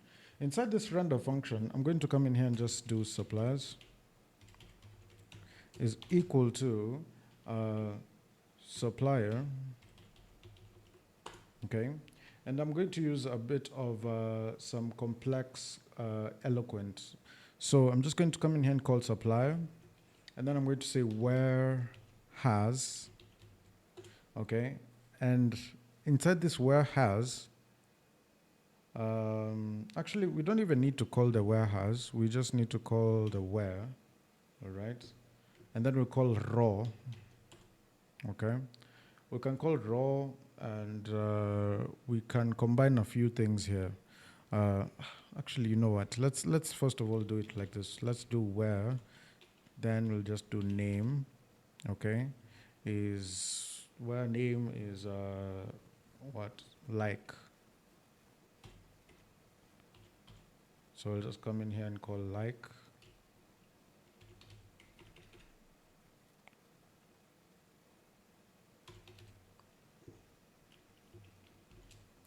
And then we'll call in the supplier search, this supplier search. And then we'll just do get. Let's just leave it like that for now. And then we will just return the view with this data. And come in here and say suppliers is supplier. Like so.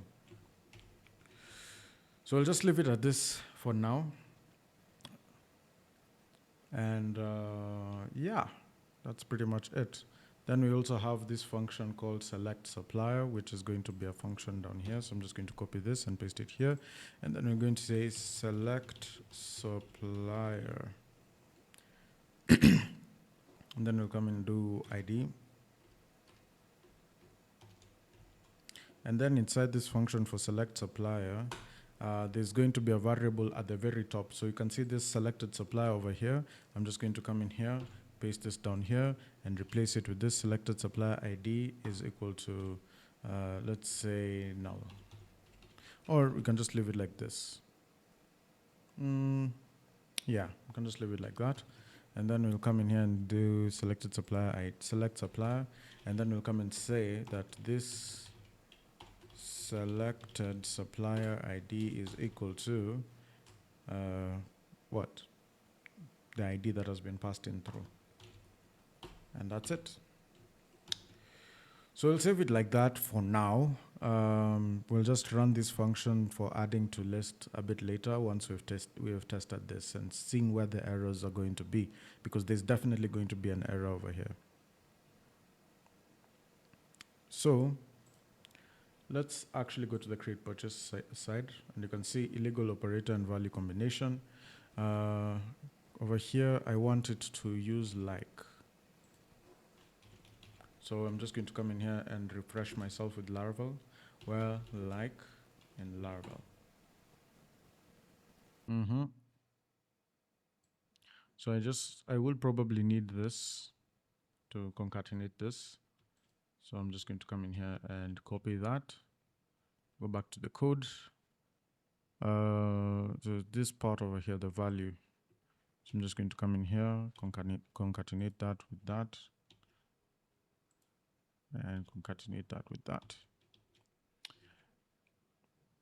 I thought this would definitely work. Oh, it has. So if I come in here and type W, there's nothing that pops up. So supplier search S. So you can see this is actually typing right now, but then now as it's typing, it's supposed to actually show me a few things. So one, this is actually supposed to type into our object over here. So the part where we have our array, that's why we need to have it typing. So if I'm looking at the model over here for supplier search, that's what is happening over here. Yet everything that I type over here is not coming through. So I just need to come in here and do maybe a live, and then we try and do it again. And as you can see, it works. Logs. And if I click here, there's nothing to click at this point. So probably the list group item is not working. So I'll just come in here and do a search on that list group.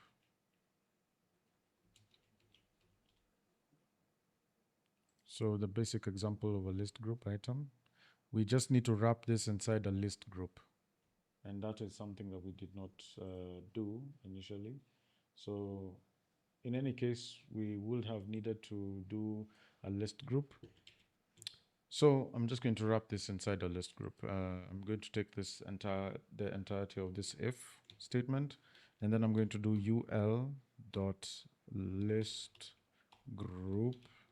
And because I saw that name Kellogg's had popped up at the very top, just almost under the tag, the input tag, then we're just going to do a margin top of 2, and then we will maybe do width 100%, so that it covers the entire area of where it is that it's covering. So I'll just put dots here, and then I'll put another dot here. So that is exactly what we are going to have. And as we refresh that, we'll come in here and type it in. So Kellogg's, and you can see if I click on this, it makes it active. So that's how we're going to go about that. If I continue typing now, like let's say, for example, like that, right? Then it disappears because it doesn't match. So if I space it, then all of them will appear at the very bottom. So that's how we go about it. I'm just going to come in here, save so that it refreshes. So that's our supplier search module. So once we have our supplier search module done, we will go ahead and proceed on to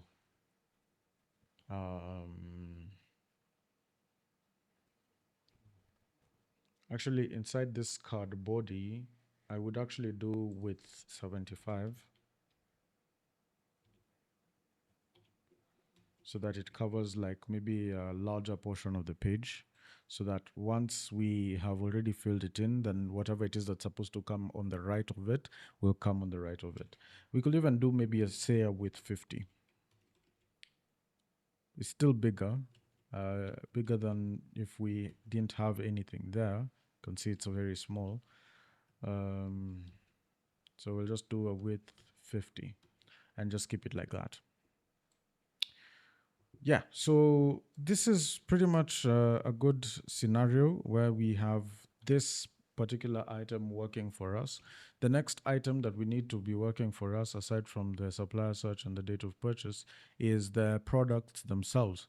So underneath this card is where we're going to be putting down the products. So instead of having this card stand alone by itself on that side, we have a card body over here. We have a whole card over here. So under this card is where we're going to come in here and generate another card. And inside this card, we're going to have the same kind of structure, except here we're going to have a selection of products. Actually, inside here, we're not going to even have a card header. We're just going to split it up like that. And then we'll have it like this. What we will do is we'll do a margin top of maybe say another 2, and they split up like that. And then we have these things filled in. So we have the card body over here. Inside the card body, I'd like to split things into various items. First thing is first, we have the search of the products. So the product search is going to be there. And then after that, we're going to come in here and split this into a row. So a row down here and a column MD6 down here. and we're going to have two of those. One of them is going to carry this first one, and then we're just going to proceed on and select the product. So here we're going to have the product search, and right here where we have product, the supplier, we're going to have product, product, product, product, product. Actually, in fact, I'm just going to come in here, Control F, where we are finding,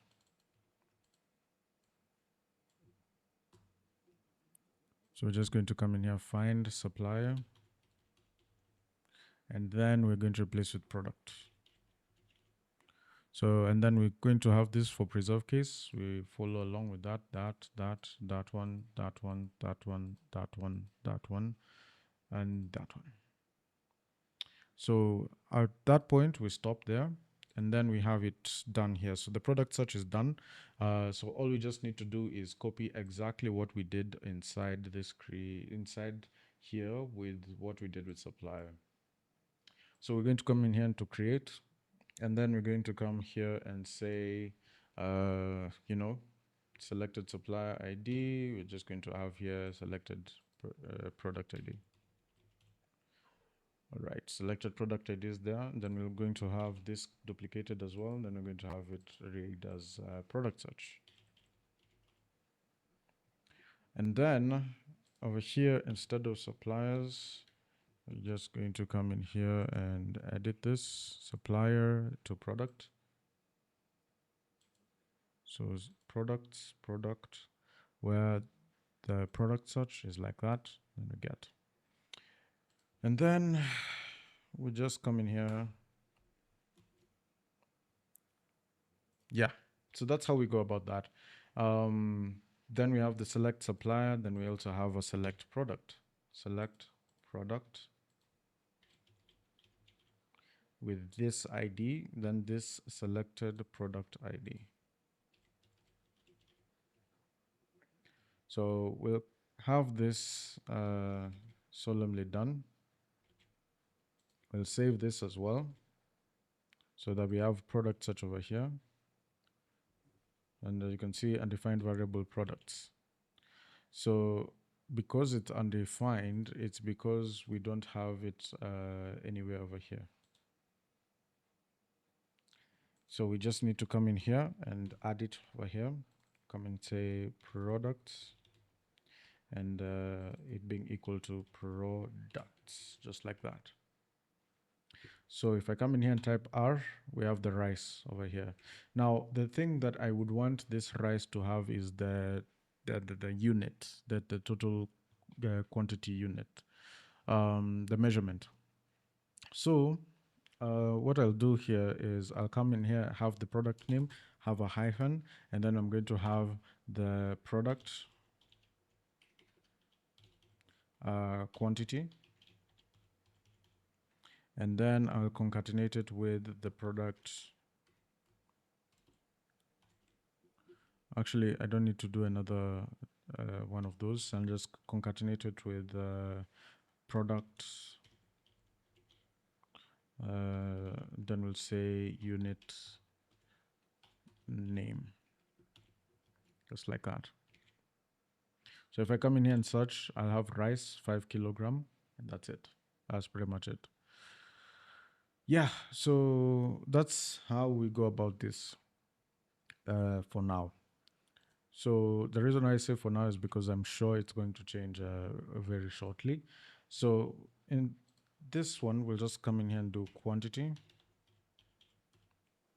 And then we'll come in here and do purchase quantity. So this one will be, this one, I don't think it will have anything to do with quantity over here. We'll just call it quantity like this. And then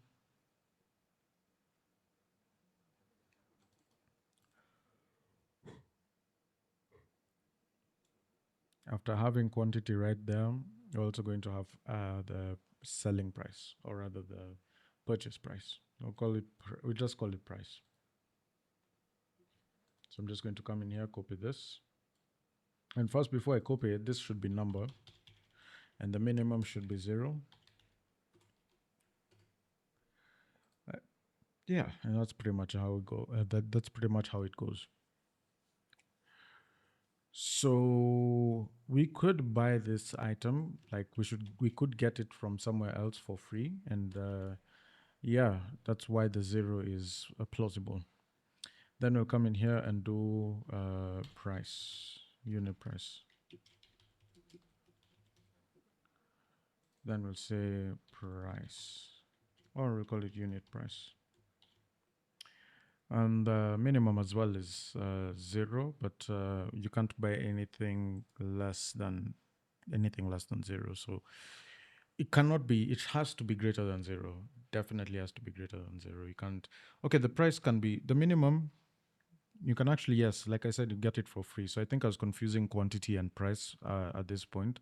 So what it is that quantity cannot be 0. Price can definitely be 0, but quantity cannot be 0. And yeah, that's how we go about that. So once we check that into the situation, what I want to do here is I want to do a CRUD header with all the values that were there before.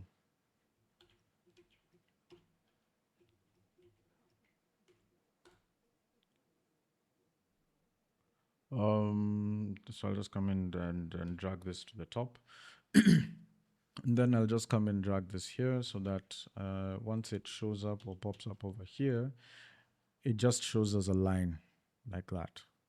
So we have this as a line just there.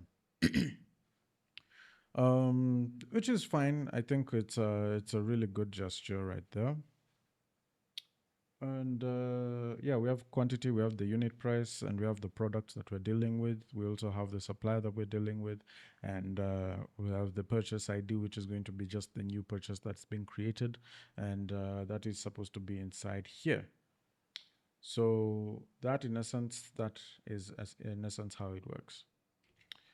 So I could select a supplier, Kellogg's. The supplier is selected. We could do a product search. The product search will be rice. And then the quantity could be like, let's say maybe say 5 of these rice bags. And then the unit price could be, say, the unit price could be around, let's say we got even these 5 bags for free.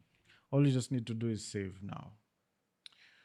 Right, or to add to the list. So this is where this function comes in, the add to list function. So this is what happens in this situation. I'm just going to close this.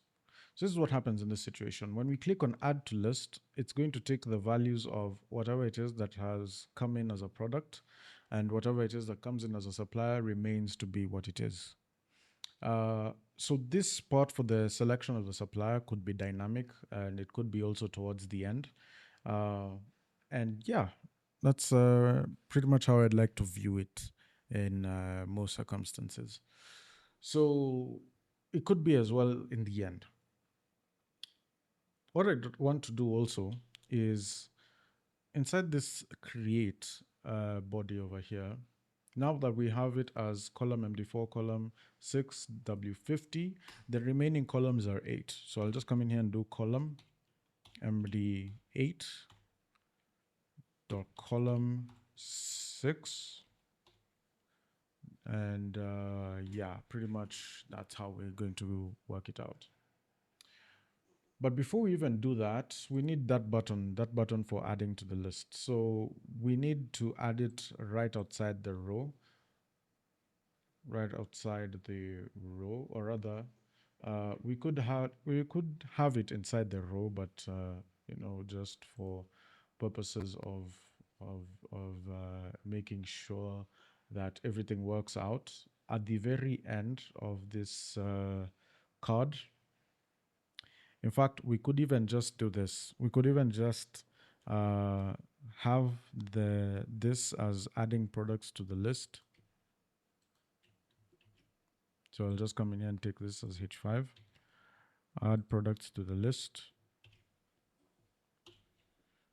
And then we can come here and call this, set date and supplier. You could have it like that. Set date and supplier, and then add products to the list. So now once we set the date and set the supplier, at the list is when we're going to say make purchase.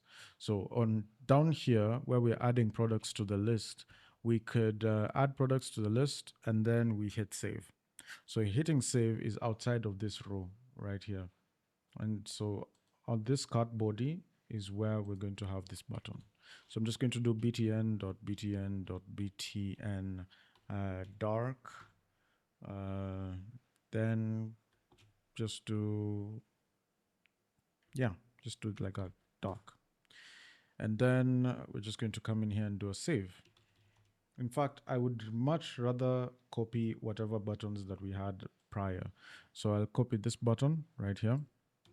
And then I'll go ahead and go into the purchases, create, and just paste this button.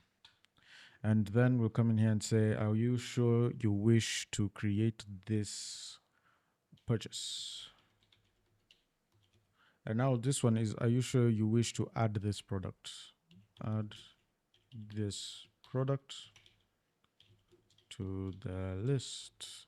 And this button should be called add to list.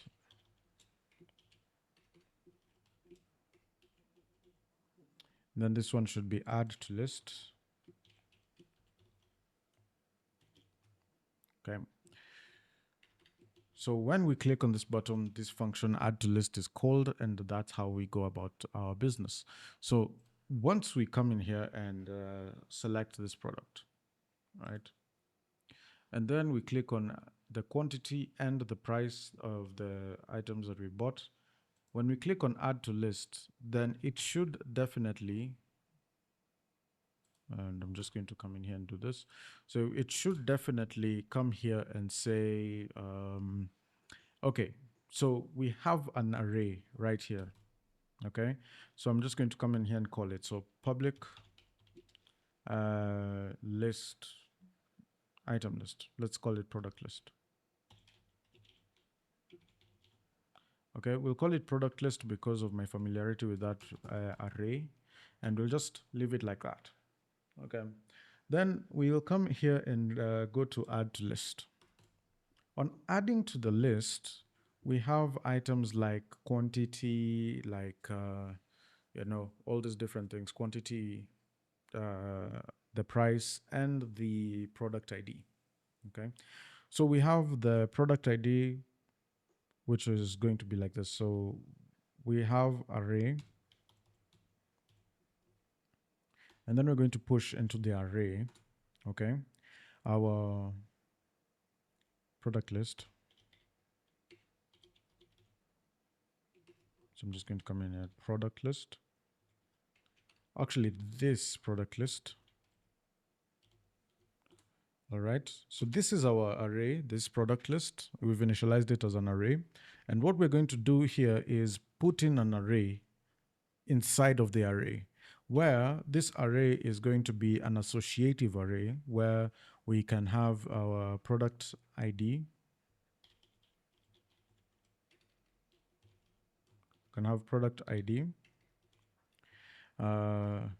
being equivalent to what? This product ID that has been uploaded right now, selected product ID. So this selected product ID, okay? Then we can proceed on actually. So I'm just going to come in here and split it up like so. Put our item like that. Then we're going to have the quantity and the price. So we're just going to have here quantity and price. And those are items that we've not set up over here. So we have selected product ID, quantity, price. So I'm just going to come in here and do quantity. And we're going to do price. So we're going to come in here, product ID, quantity, price. And then this is going to be this selected product ID, this quantity, and then this price.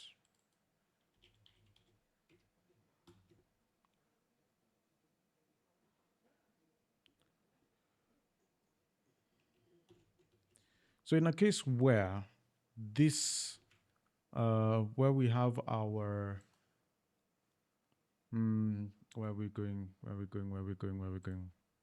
We have our create purchases. So we have our column MD8 over here. And then we're going to create another card that is similar to this one. So this card is essentially,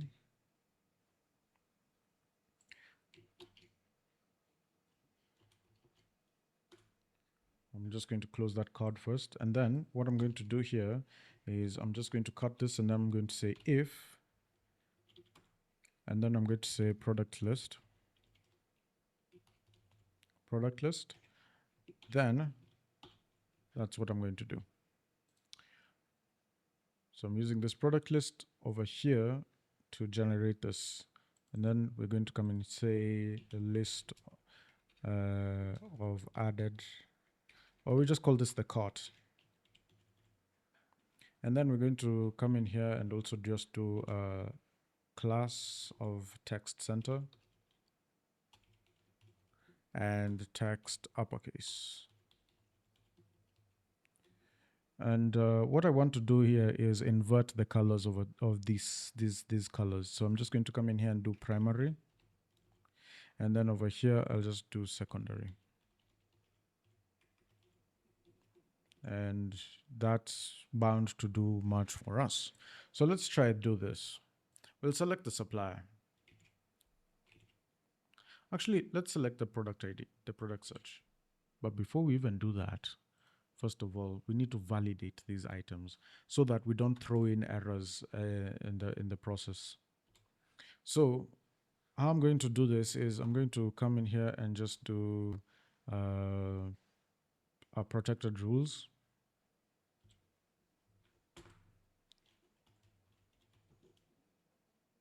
Or a function, a public function for rules. And then we're going to return the rules themselves. In this situation where we have our, nah, we're not going to do it like this. We're going to do it like this instead. I'm going to come in here into the add to list. And then I'm going to come in here and say this validate. And then I'm going to define the rules myself. So in terms of defining the rules myself, I'm going to come in here and say, oh, well, we need to have the product ID, selected product ID, selected product ID. Okay, and this is indeed required. We're going to have the quantity being required. And then we're also going to have the price being required. I'm going to put this in a try catch.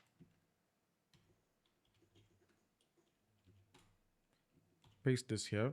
And then inside here, I'm just going to come in here and paste my normal variables, which were, I'm pretty sure I defined them over here some time ago. So I'm just going to come and collect them from here. This is it. So dispatch done, error, something went wrong, and th get message. So this is how we're going to work out our adding to list, such that if I come in here and click on add to list and click on OK, it says the selected product field ID field is required and two more other errors. So I'm going to come in here and do the product search. So I'll just come into rice, select the kilograms. I want to buy 5 of these. And then I want to buy them at a unit price of, say, let's say 930. I'll add this to the list, and you can see something went wrong. The quantity field is required and one more.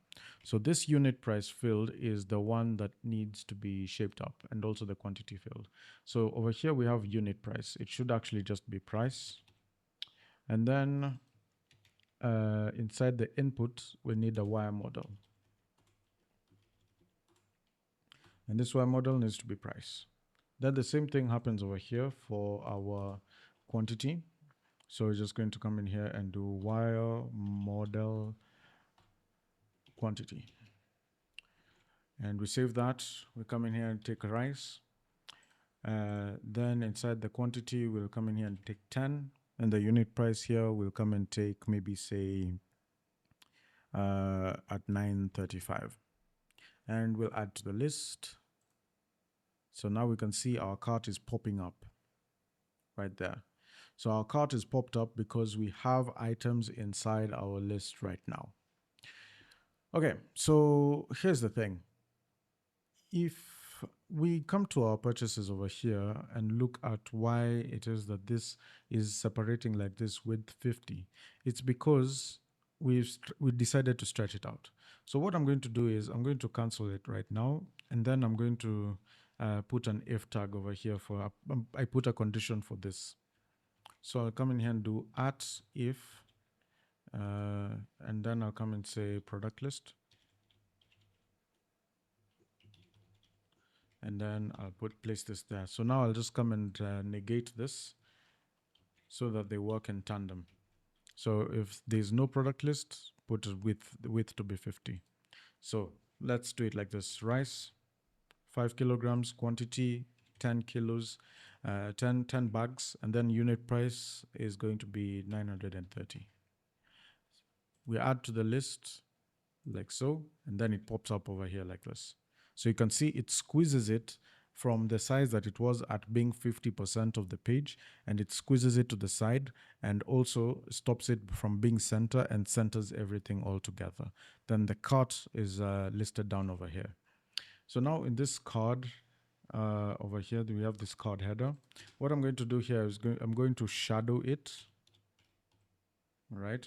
And then once we shadow this card, we're going to come in here inside the card body. And inside the card body, we're going to have, a normal table, really. And this table is going to be just a default one. So I'm just going to come in here and to do table default. And yeah, that's pretty much what I want to do. So in order for us to style this table without having to deal with those items, so I'm just going to come in here and do this. And then I'm also going to come in here and comment this out.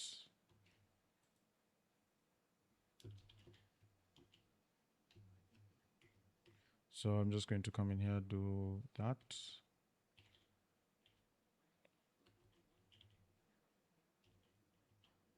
And paste this here.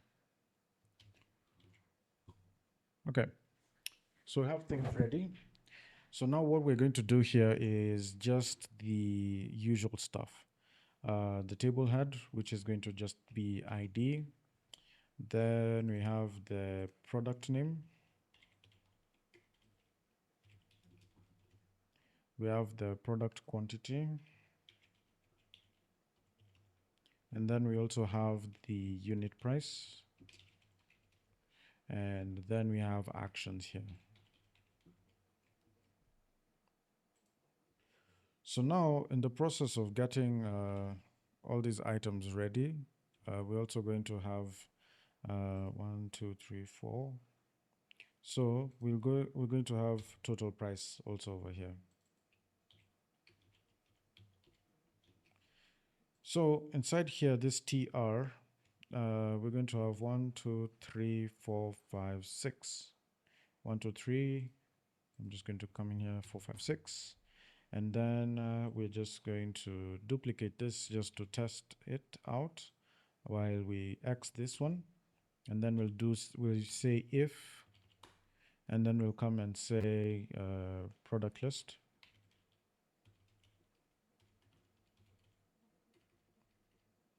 Just for redundancy, we'll just do it like that. And then what we'll have here is a for each loop. So for each product list,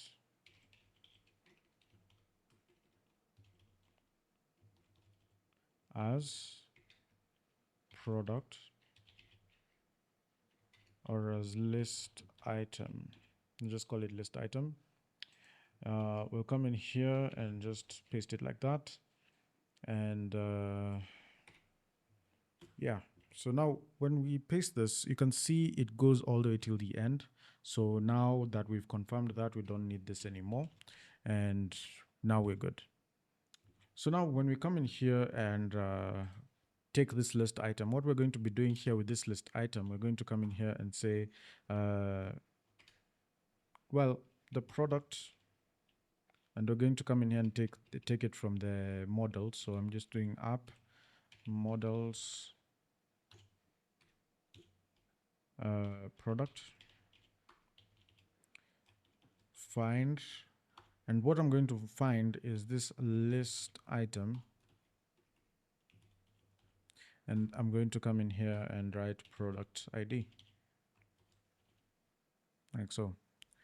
And then from here, I'm just going to come in here and say name. So for us to test if this is actually working, we'll just come in here and do rice, 5 kilogram, quantity, 10 kilos, and then unit price, maybe say 930 again, and then we add to the list and we see. So you can see ID here is rice, and that's because we've used the name. So now in this situation, we just need to use the ID, and then we'll need to copy this again. We'll take the name, all right? And then we have the quantity.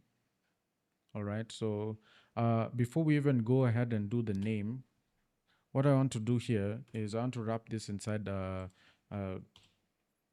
p tag or paragraph tag, right? And then the next thing I want to do is make a small, all right? And then class will be text muted. And from this point onwards, we'll just come in here and take this again. And yeah, I think that at this point we will be fine. All we just need to do here is change this to the change this to the quantity of this item. So we'll just do quantity and the unit symbol. And so I'll just come in here and copy this, paste it, and then we'll just do unit name. And that's how we go about that. So now if I come in here, add rice again, 5 kilograms, quantity is 10, unit price is 930, then we just add this to the list. So are you sure we wish to add this product to the list? Okay, then you can see rice 5 kilogram. So that's how we go about it. But then I think this the tag is a bit too common. So what we'll do here, I'll just try again. Rice 5 kilogram, quantity is 10, unit price 930, add to the list, and we're going to be okay. Then all we just need to add is a break tag, maybe a small break tag. So let's try again. Rice 5 kilogram, quantity 10 of them, unit price 930.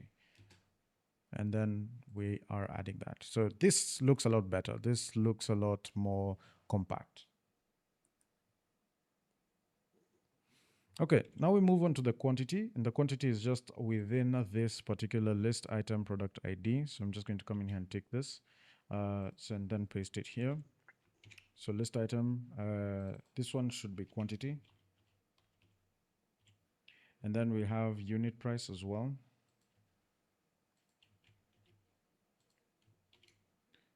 So we have price, we just write price there. And then we have total price, which is just this times this. So we'll just come in here and do this. And then we'll copy this, put it here, and then multiply it by this price. And that's how we go about that. And actions, well, we'll just come in here and just do a class of text center. And upon doing the class of text center, we'll also do the class of text center for this one.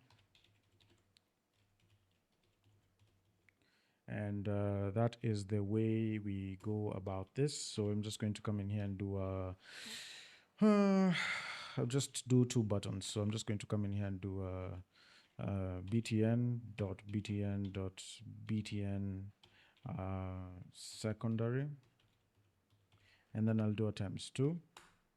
And then for this one, actually the actions are usually within these other stuff. So I just need to get rid of this wire navigate first of all, because I don't need it. Then what we're going to do here is we're just going to come in here and paste all of this. So I'm just going to come in here, and this a tag leads me to admin edit, but this edit is not good enough. So I'm just going to come in here and do that. And then we just need this one for the deletion. So I'm just going to come in here, wire click, and then we're going to call delete cart item. And where we're deleting this cart item, we're just coming here and doing the list item. And then what we'll just do here is we'll add another variable over here called key, which is usually used in this for each loops. So when we come in here and delete the key,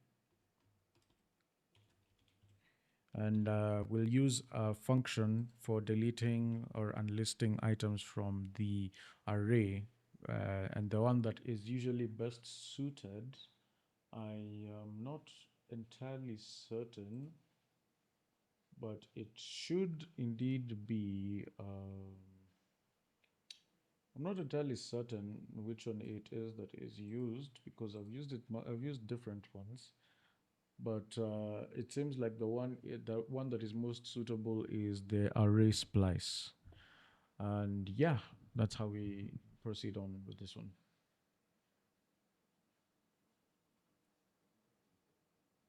Yeah, so we'll just go ahead and use the array splice for that one. All right, so the delete cart item is supposed to be a function inside here. So all I'm just going to come in here and do is delete cart item, and I'm just going to come in here and pass a key, and this is supposed to be a function. So now how we're going to go about this is we're just going to come in here and call array splice, and then we'll pass in the array. The array is this product list, and then we'll splice the key, right? I think it's the key. So it's the key with length being 1, right? So it's just 1 that we're deleting. So that's how this works. The length being 1, the array is this product list, and the offset is the key.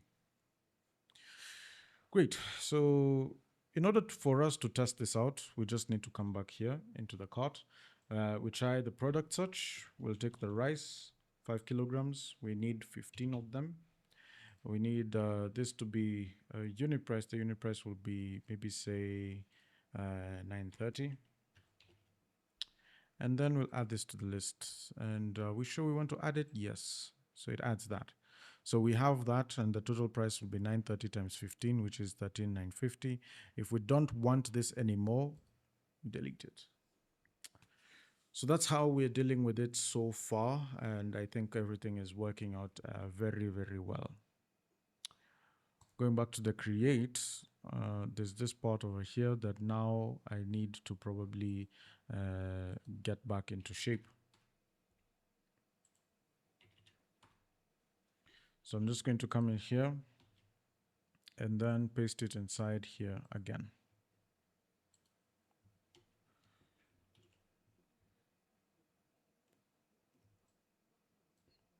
Then this if is also going to come down here. I'm just going to uncomment this one and uncomment the end if at the very bottom. And once we've done that, we start again. So as you can see, we have our supplier search is working, as you can see. And now our product search, we'll have rice. We select rice, the 5 kilogram one. We have the quantities. The quantities are at maybe say 50 of them. We want 50 of them. The unit price is at 9.35. We'll add this to the list. Are we sure? Then yes. All right. Now, one thing that is for certain is that this item over here needs to be passed in a number format. So number format. And then we need to pass in the currency. In this situation, we're using Kenyan shillings. We need also to put this Kenyan shillings right there. And then we'll just pass this into a number format. And then in these number formats, we'd like to use 2 decimal places for each of them, just in case that there's something that is not been calculated just well. Now, underneath all of this, we need to actually get the totals for that, for this this TR. So we just need to do a TR that has a table row that has 1, 2, 3, 4, 5, 6 TDs. So I'm just going to come in here and do a TD over here. So TD, I'm going to do TD multiplied by 6, just like that.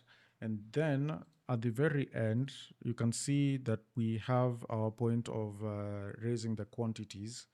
So the quantities are going to be on this, the totals are going to be on this particular column over here. So I'm just going to come in here and do font size. So I'm just doing style, and then we'll do font size. And given that we're probably using font size 11, I'll just come in here and do font size 14. And given that we're doing our totals right here, we're going to do a bold, so a strong. And now with this being strong, we'll just come in here and do KES, and then we'll come in and just take the product list and do a sum of every single part for this total row right here. So for each of these items over here, what I want to do here is I want to put a PHP over here. And at the very end of this PHP, I'm going to put a PHP at the start and put a PHP at the finish. So I'm going to come in here and start with PHP down here. And I'm going to come in here and say total is equal to 0. That's how we start. Then over here at the very end is we're going to do total plus equals to, and then I'm going to open brackets. And then I'm going to come in here and take this list item quantity like that.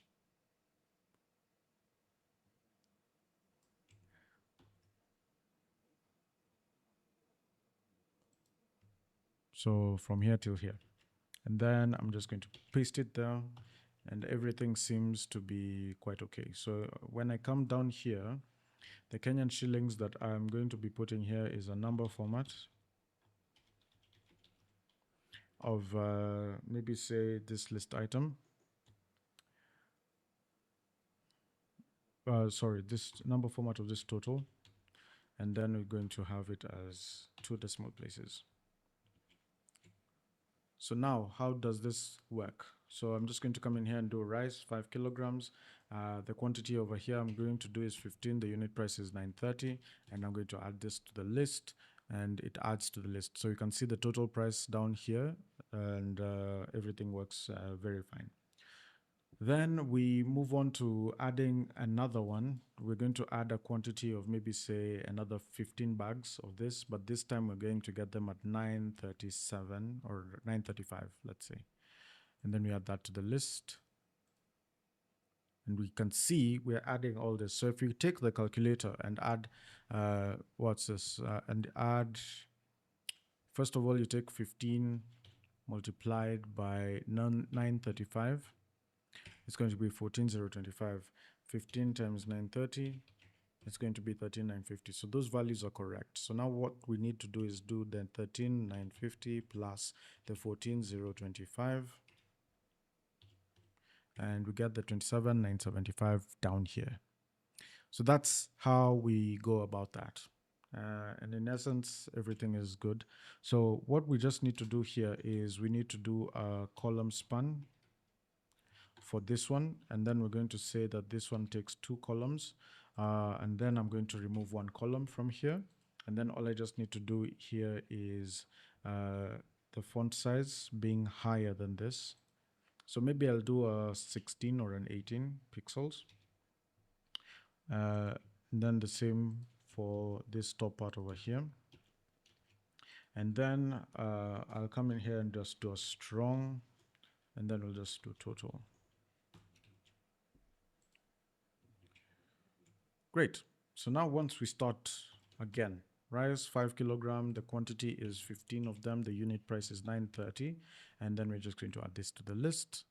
Boom. So you can see the total is come in and taken these 2 columns right here, and then the total price is also taken this part over here, which is fine. I mean, this is actually perfect in terms of looking at a cart, and I can add this as many times as I want.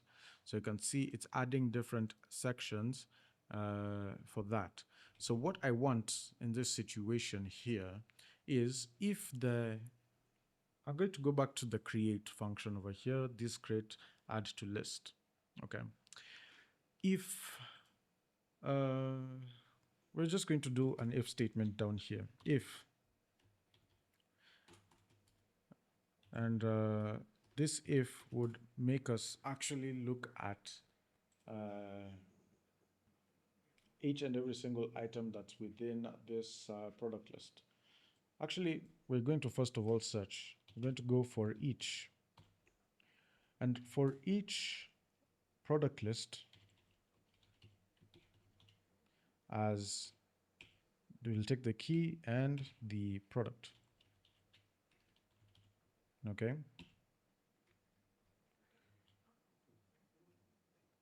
Or list item. We'll just say list item. What we'll just do here is now we'll say if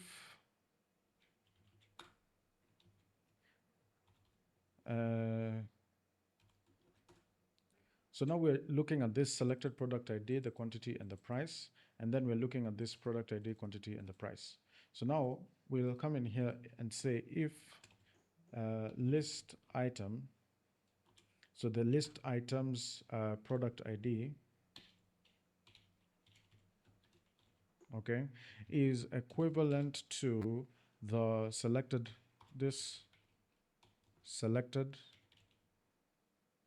product ID, and all right, the price is the same, then add the quantities. All right, so if the product is the same, the product ID is the same. So if we're having the exact same product and we also have the exact same price, then there's no reason why we shouldn't add the quantities. Okay, so we're just going to check also if the quantities are the same. So I'm just going to come in here, take the list item quantity. Sorry, not the quantity, but the price is equivalent to now this price. Okay, then what we just need to do here is we come in here and take the list item, and then we plus the list item quantity, and then we'll do plus equals to this quantity. And that's done. We just need to return afterwards. And that's how we stop that function from running there.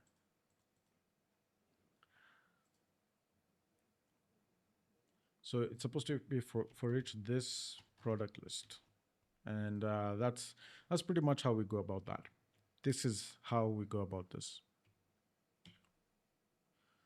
So let's try this again. So I'm just going to come here and do rice 5 kilograms, and then the quantity here is say 15. Then the unit price over here is 930. Then we do add to list. Are you sure you want to add this product to the list? Okay. And now you can see that is added. But then now if I click on this add to list, this should be turning into 30. So I don't understand. I don't understand why this one has decided not to add on to it. Otherwise, we'll have seen an error up there. So I'm just going to try again. Rice, 5 kilogram, quantity 10, unit price is going to be 930. So add this there, add this again. Okay, let's say the price is not the same, 935. Add this. Yeah, price not the same, so it will definitely add this. But why is it that if I click on adding, it's not adding anymore? Very interesting. In fact, very interesting. Very, very, very interesting indeed. Unless we need to actually replace a list item with product list and key. Product list, and because there are two arrays nested in each other, I'm just going to come in here and do key.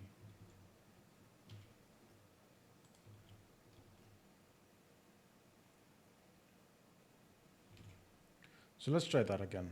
Rice, 5 kilograms, quantity is 10, and then unit price is 930. Then we add to the list, click on OK. Add this again to the list, click on OK, 20. As you can see, that is working indeed. So it definitely needs a shape up. It needs you to call this particular variable in this situation and actually update it directly. So if I come in here and add this again, it becomes 30. If I come in here and add other values, becomes 43, as you can see. And then we can just maybe add one or two more. Then it becomes 45. So you can see 41, 850. And then now we have actions over here. So let's say, for example, we have actions for deleting the entire thing. And then we also have actions for reducing or adding one.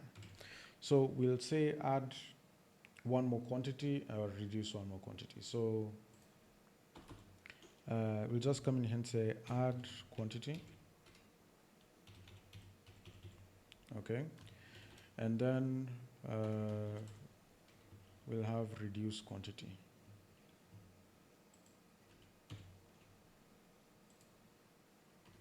Or minus or subtract.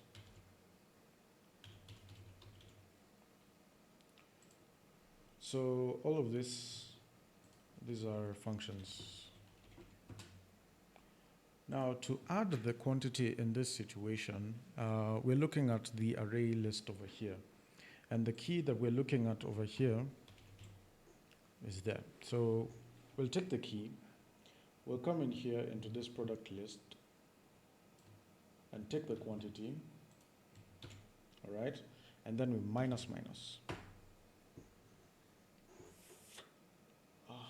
This is beautiful code. Then, oh wait, this is plus. And then this one becomes minus. So the key is being passed through here.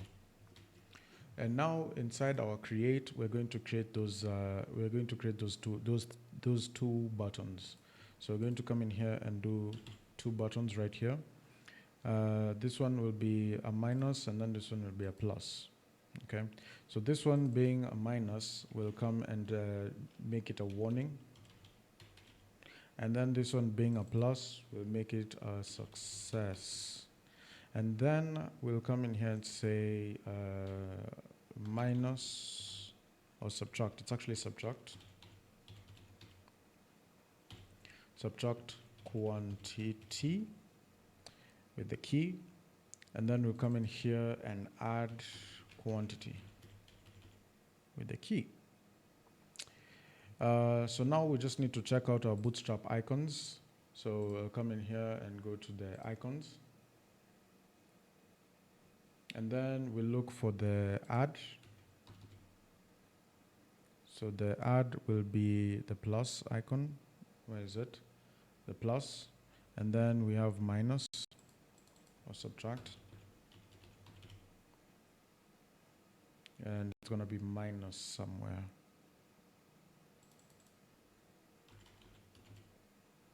So dash, we're just going to use dash. We don't have to use minus, we can use dash. So over here will be the dash, and then over here will be the plus. Now once we save that, we'll come and check it over here. We'll come in here, and then let us actually say that this button, okay, is only going to be appearing if the quantity that is in question, so in this situation, if the list item quantity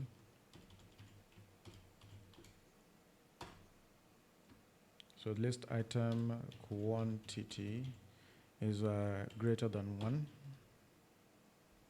So we're only subtracting if it's greater than 1. Or it's greater than? Yes, it's greater than 1. All right, and then this add quantity is always going to be present. Because if it's even at 1 or even at, there's no way it can be at 0, otherwise it won't show in the item.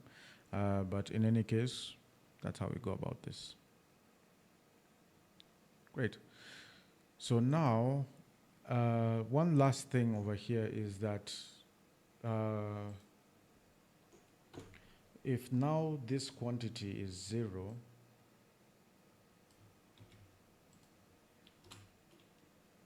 actually we can't, yeah, there's no way that this can even be called when the quantity is less. But in a case where, some things happen, we'll need to also have a countermeasure for that. So rice quantity, let's do it at 10. The unit price is at 9.30, and let's add this to the list. Great. So if we want to add 1, we add 1 minus 8, 7, 6, 5, 4, 3, 2, 1. And you can see 1, there's nothing there. We can add all the way till there, and then we can delete the whole thing altogether. Now, on deleting, I want to be able to have those options of if we click on the delete, we need to know whether or not we even want to delete this. So I can come in here and do this on click. And are you sure you want to delete this list item? So I'm just going to come in here and inside this wire click over here. So I'm just going to come in here, let it go down there. And then I'm going to do this on click here, and then we just style it and it works. So are you sure you wish to remove or to delete this item from the list?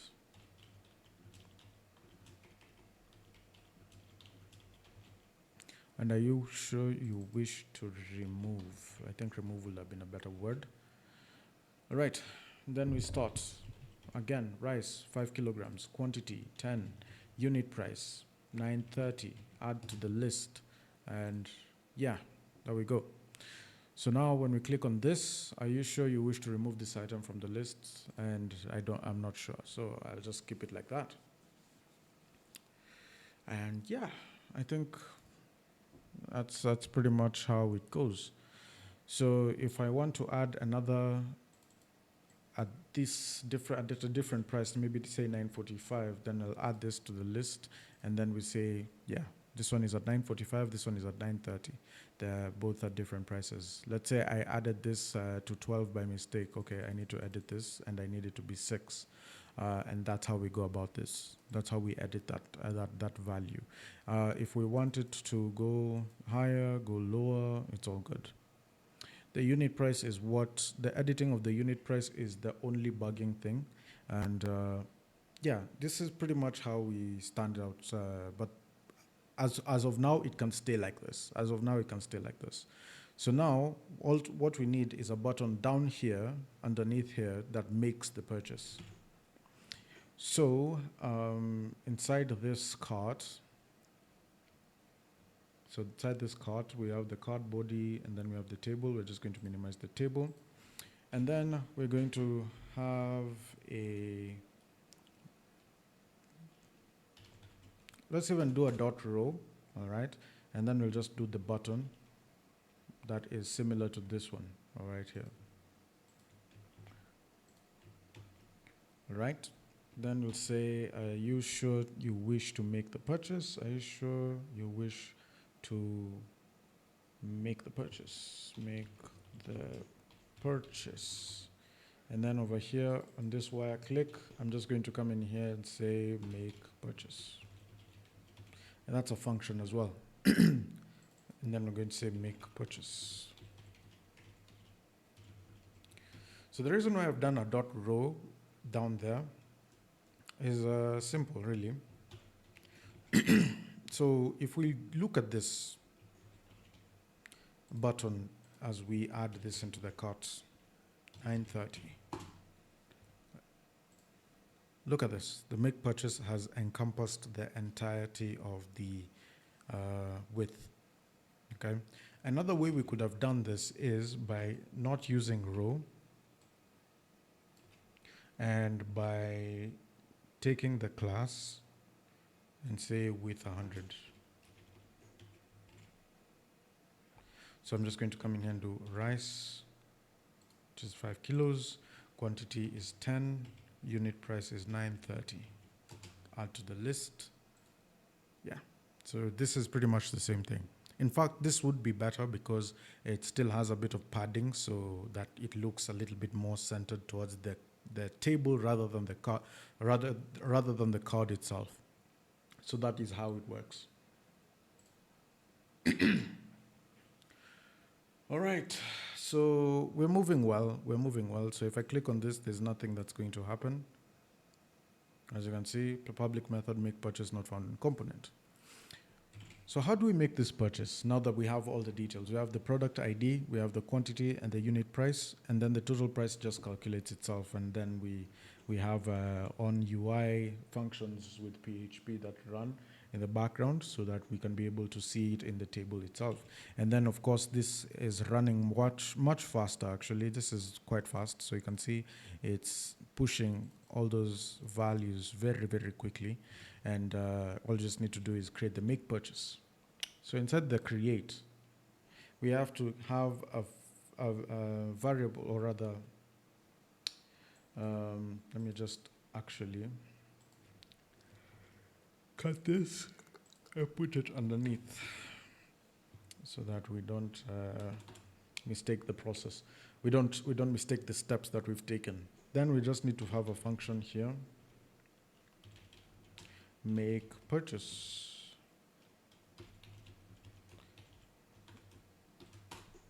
So this function now takes in whatever it is that we have in our products list and stores it inside the purchases situation. So in order for us to make purchase, first things first, we need to validate. This validate. And the validation that we need to run is not on the purchases, the list over here. It's on this, the supplier search and the date of the purchase. So when we come back onto this part over here for the purchase, we need to validate the values of this. So we just need to come in here and say purchase dot date, purchase date. Okay. And then after the purchase date, we need also the supplier ID. So supplier ID. So all of these are indeed required. Okay, so in a case where those don't show up, the errors will come and show us. So I'll come in here and just add these items to the list.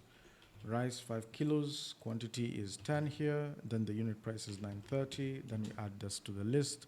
Okay, then when we click make purchase, then we have this, the purchase date field is required. And then of course the supplier search, it needs to have something pop up down here. So on that part for the supplier search, for it to have items pop up down there, all I just need to do here is underneath the UL, or rather the input tag, underneath the input tag, we're going to put an error message down there. And we're just going to come in here and do supplier ID.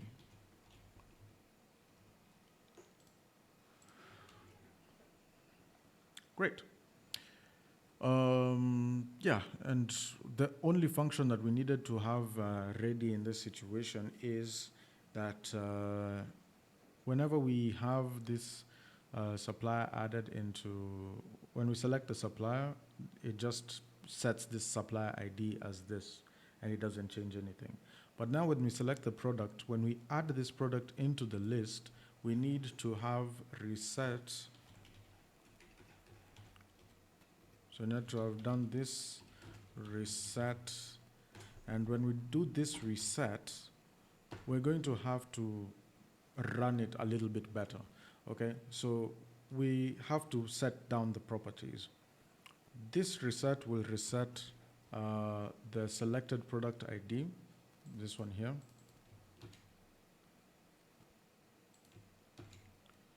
And then we're also going to reset something else. We're also going to reset the quantity and the price. So we're just going to come in here, do that, the quantity and the price.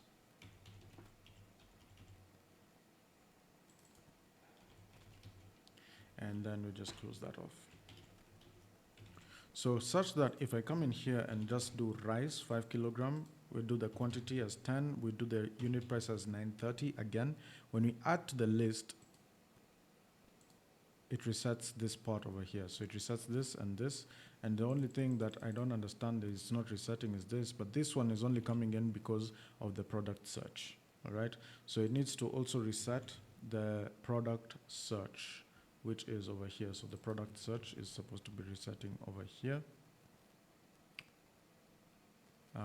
And we'll just go to the reset and put the product search down there. So if we add again, let's try again. So rice 5 kilogram, quantity, we'll do quantity as 10, and then the unit price will be at 930.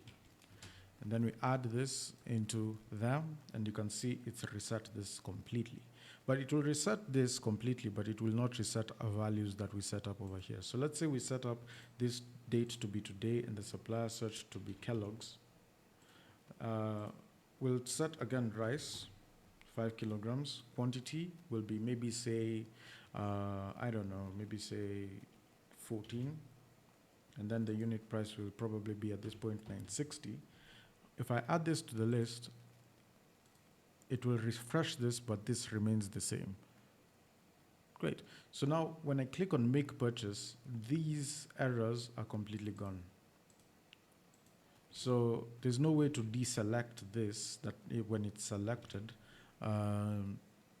So what we just need to do here is,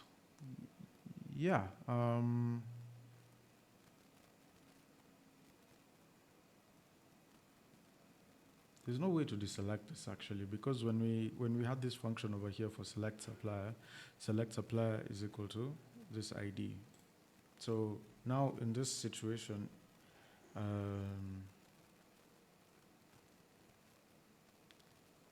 what if we select this again, and what if we click this again? Well, I really don't want to have to do anything with that, but in any situation, this is the way to go. So I'm just going to refresh this again so that we complete this function down here called the make purchase. And inside this make purchase, this validate, we've done the validation. We're going to wrap it inside a try catch again. So just do a try catch, and then we're going to copy this again inside the catch. This is just the best message to copy inside the catch. And then we're going to have this inside the try. So inside the try, once we've validated everything, we can proceed on to, just save everything inside the new purchases. So come in here and take this new purchase. So this purchase, and because we've already come in and created the supplier ID and the purchase date, then we'll just come in here and save. Okay. And then we'll come in here and say this purchase products, all right, attach.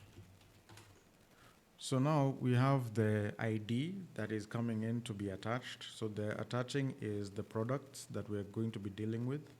And for these products that we're dealing with, it's coming in from each of these. So for each of these, so we'll come in here and say products, product list as list item.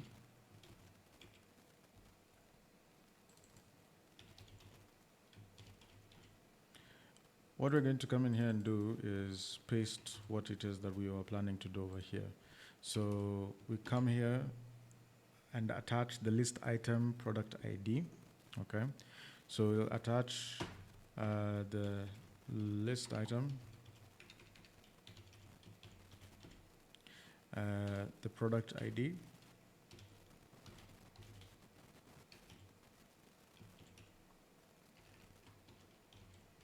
and then we'll pass in the attributes. So these attributes are also in associative arrays. These attributes are going to be quantity, which is they're going to be quantity, and then we're going to just pass in the list item quantity. And then we're also going to pass in the unit price. So just to open the product purchase table,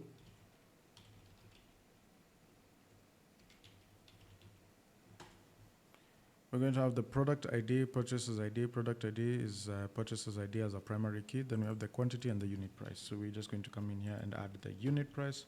And then we go ahead and do list item price. And we close that chapter right there.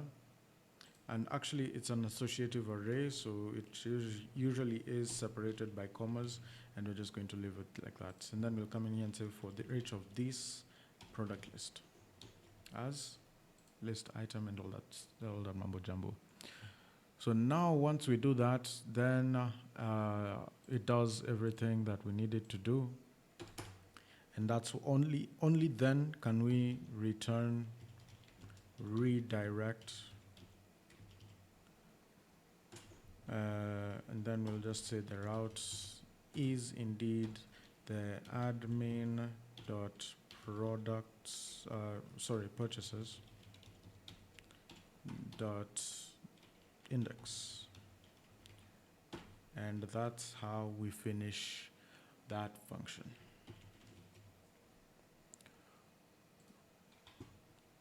Great. So once we've done that, we can go back here into our purchases, and let's actually try and set it up. So we'll come in here and we'll do rice 5 kilograms, quantity 15, unit price maybe say 930, and add this to the list. And then we'll come in here and select the date as today, and the supplier is Kellogg's. And then we'll say make the purchase. So are you sure you wish to make the purchase? Yes. So you can see here the purchase date field is required and the supplier ID field is required. I think the only reason why this is showing up like this is because we have purchase date, purchase supplier ID. The only place we have here is purchase. Okay, so the only way we can deal with this right now is if we had these as just normal rules returned by the function. Save this over there, and then we come in here and create a function called rules, and then we'll just return the rules that we have copied over here.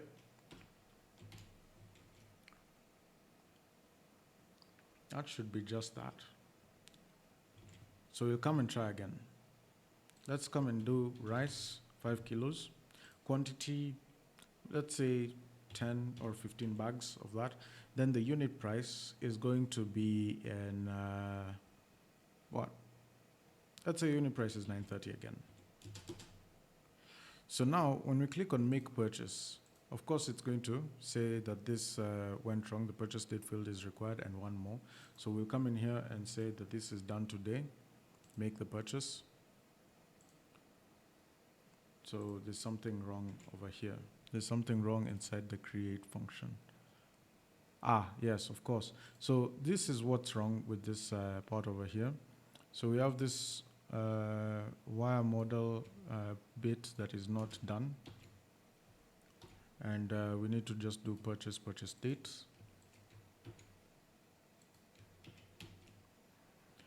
And this is already speaking for itself. All right, so we'll just select the date here, today. Product search, rice, 5 kilogram. Quantity is 10, unit price 930. Add to list. And let's actually try and make the purchase this time. So you can see supplier ID field is missing. So Kellogg's, we'll come in here and do Kellogg's. And then now we do the make purchase. So we're still having that problem with our supplier search right there. So when we do a selection of the supplier ID, select supplier ID is equal to ID. So now what we need to do here is if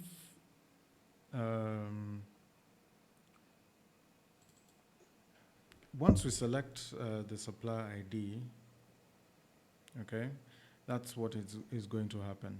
Now, at this point, once we select this ID like this, what we just need to do here is maybe we need to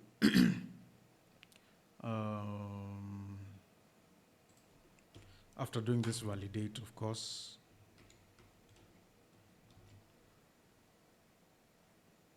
we've selected the supplier. Then what about this purchase?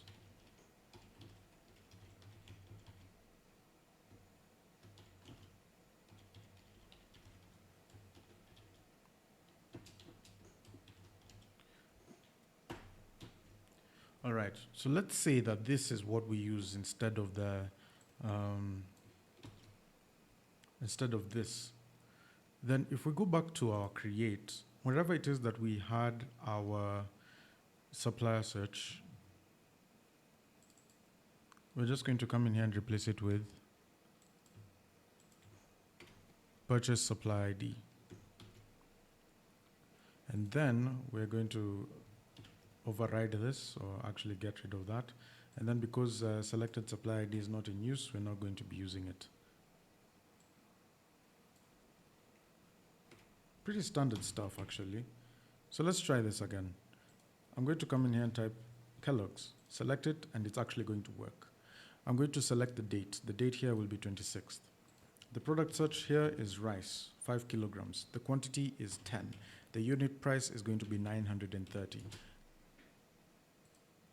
Right, that's that. Now let's make this purchase. So if we make this purchase, it works. So now we go back to the purchases table, and inside the purchases table, which is over here, there's some few things that are still not running well. So we have this purchase, all right, we have the supplier, and then we have a supplier's name. But this, it's saying that the attempt to read property name on null. So the reason why that is because of the model.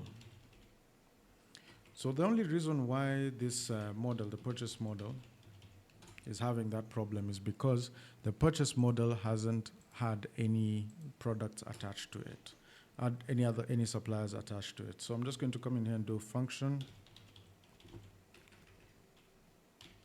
supplier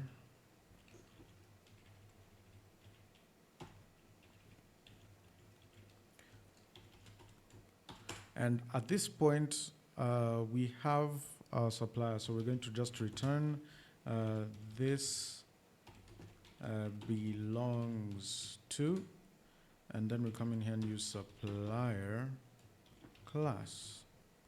And we're just not going to set up anything else. We're just going to save it like that. And then we refresh the list. And there we go. We have everything done up to standard. So you see, we have the purchase date. All right. And then we're going to come in here and take the supplier name. So over here, I don't understand why we've done this.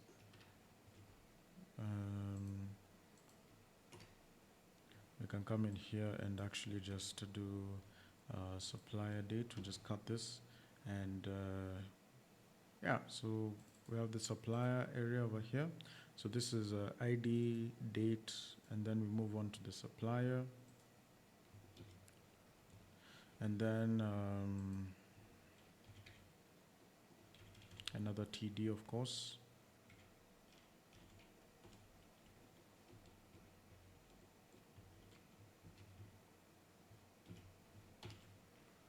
And yeah, that's pretty much how I envisioned it to work. So I'm just going to leave it like this. And maybe we could keep the H6 like this. The only thing that we could probably do is carbon parse, and then we'll format it the way we feel like. So we'll just come in here and do a format. And then the format will now be maybe say JSF:y, just like that. And that's how we get the job done. So ladies and gentlemen, that is how we go about it. So this is 26th November 2024. Supply is Kellogg's. The total amount is that. But total amount is only because we've not enabled a total amount variable over here. So what we need to do here is we'll need to come here and do a total amount function. Now, what we need to do, and this is just me doing ChatGPT just because I can, but we will create this function on our own one day, one time. Today is not one of those days because I want to finish this section or this portion of the recording at this point right here.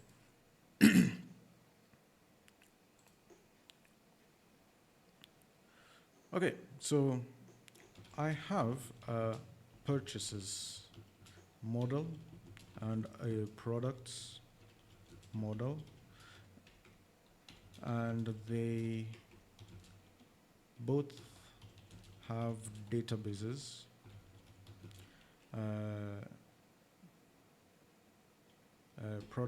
Purchases and products respectively, and they have a pivot table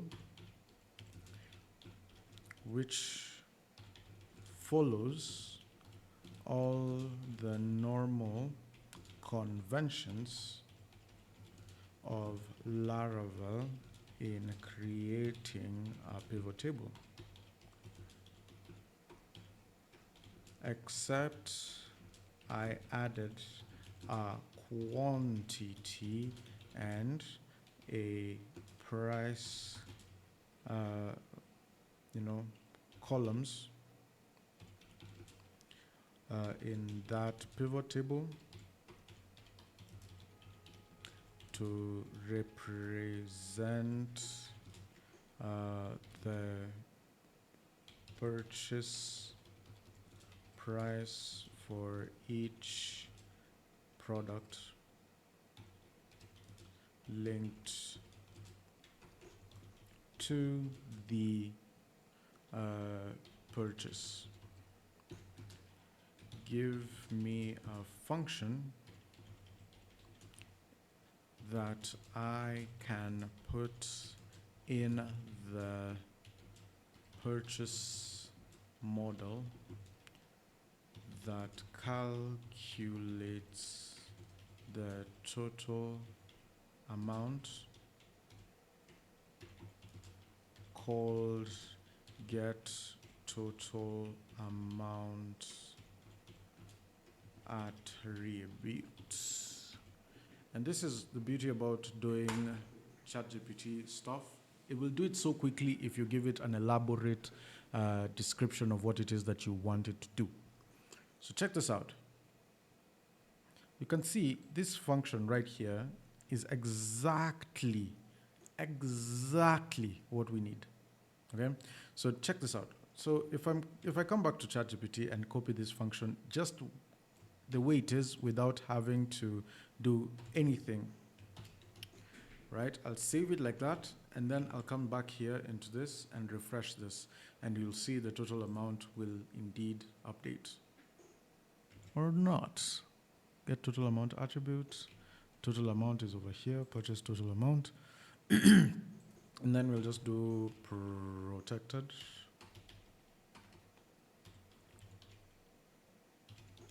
Appends. And here we'll just attach total amount. And from that point onwards, that's how we save that. Now, the problem here is probably that it's not saved anything in the database. And the reason why could be a real bother. So let me just check this out. If I go to my database SQLite, and then we go into the product purchase table, you can definitely see quantity 10, unit price 930 is already there. All right, so it's definitely supposed to take quantity and unit price, multiply together, and give me the value that is supposed to be here.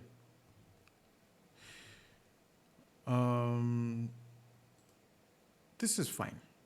This is definitely fine.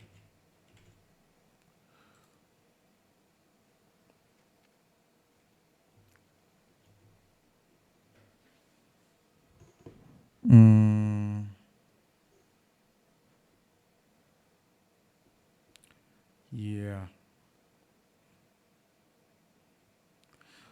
So what I would have normally done, given that now ChatGPT has probably failed us, this is what I would have done.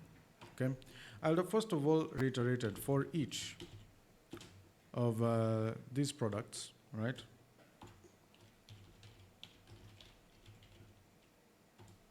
I'll have done this. I'll have done for each of these products as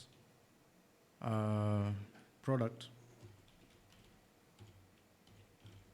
And we'll have started with a total of 0.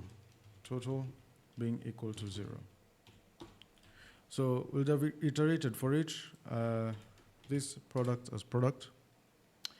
Then what we will do here is we'll just come in here and take total plus equals, and then we'll come in here and open the brackets here, and then I'll come in here and say product pivot, okay, and then quantity, and I'll multiply that by product pivot unit price.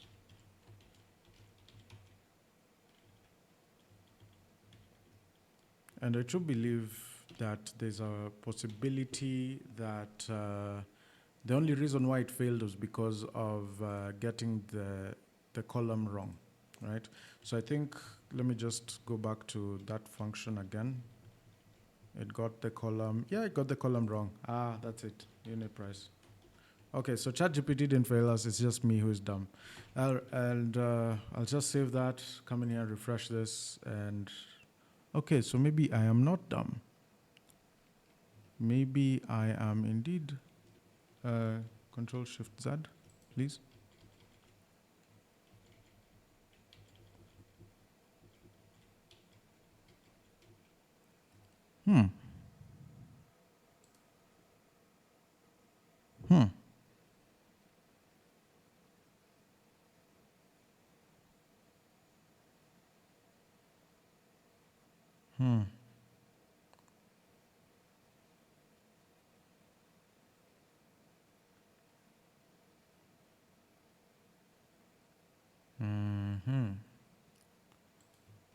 What if I did return product quantity?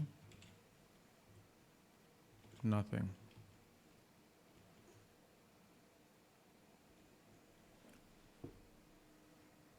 Hmm.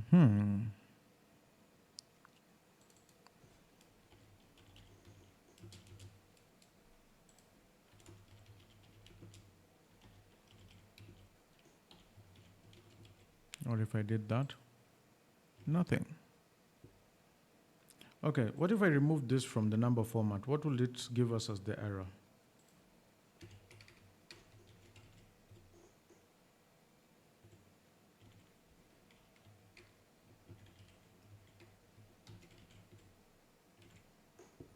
That's very interesting. That is very interesting because this is actually supposed to work hand in hand. Anyway, let's just go back to what I was going to do. So I was going to take this and just make it 0 first. And then I was going to come in here and do a for each loop on each of the products that are here. So this products, all right? And I'll do it as product. Then I was going to come in here and then say product pivot quantity multiplied by product pivot product pivot unit price. And this was going to be circled down with the brackets. And then we're going to use total and equate it so as a plus equals. And then we return total. So if that was to work, then we'll see attempt to read property unit price is actually failing. And the reason why is because of this part over here, so pivot. So I'm just going to come in here. Yeah. So the reason why this is, the crazy thing about this not showing me anything is what is really bugging me.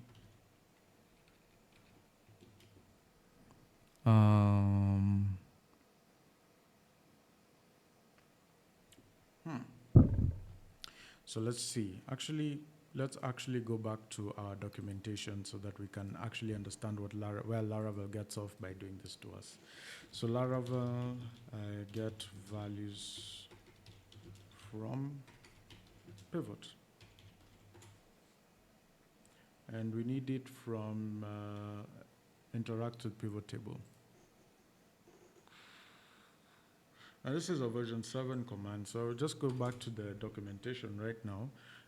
And then we see what we talk about when we talk about Eloquent. We'll need to see relationships. We'll need to look at the many-to-many.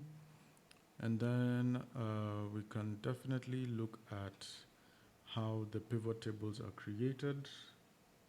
So you can see from for each type post as post, custom polymorphic types,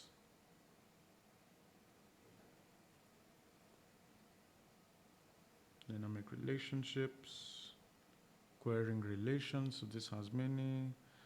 This uses posts where active one gets.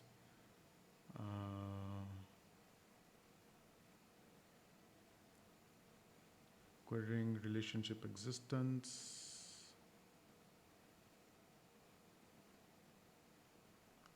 This is one of the pieces I like to use because I get to use also the raw relations. All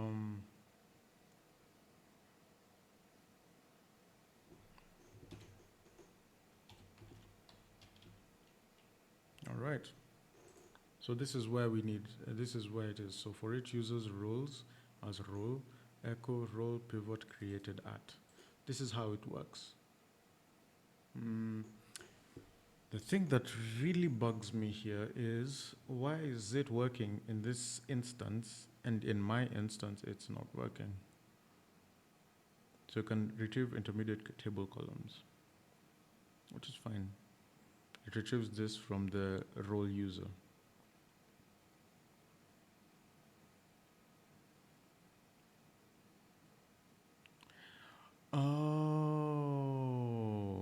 So this is the problem. This is the problem. As you can see, by default, only model keys will be present on the pivot model.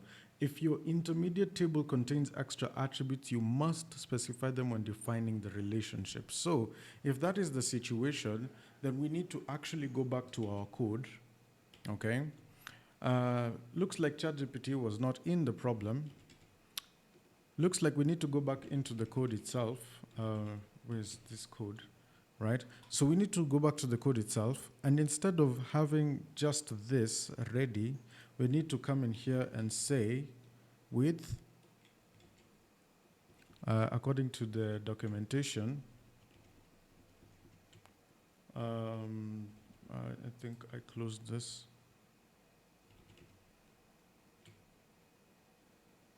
I might have closed this. Why did I, what?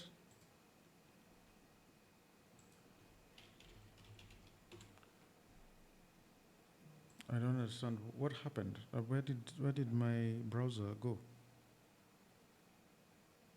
Oh, yeah, there it is.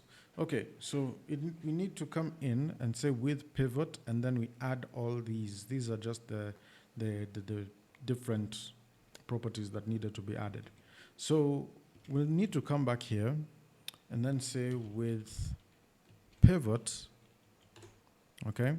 And then we have our different columns. So we can add our column over here.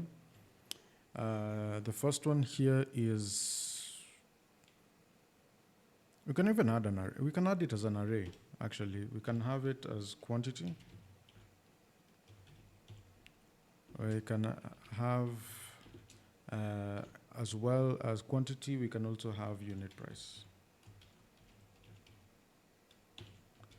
That way, that function that we had run using the ChatGPT, it would have worked much better and much faster. So if I come in here and refresh this, we definitely have our value over here. And then we can definitely come back into this index and return back the number format. And we can see that is ready. We can just separate this with a space, and we're good to go. So total amount is 9,300. Now, we probably need another TD over here so that this we have status, so that this pushes already till here. Now, we also needed to try as much as we can. This is obviously going to have a longer time complexity. If we use the cached function, like the one that was generated for us here in ChatGPT, this would be much, much better. So I'm just going to come in here and paste this again. The only thing I just need to do here is change this to unit price, and then we are good to go.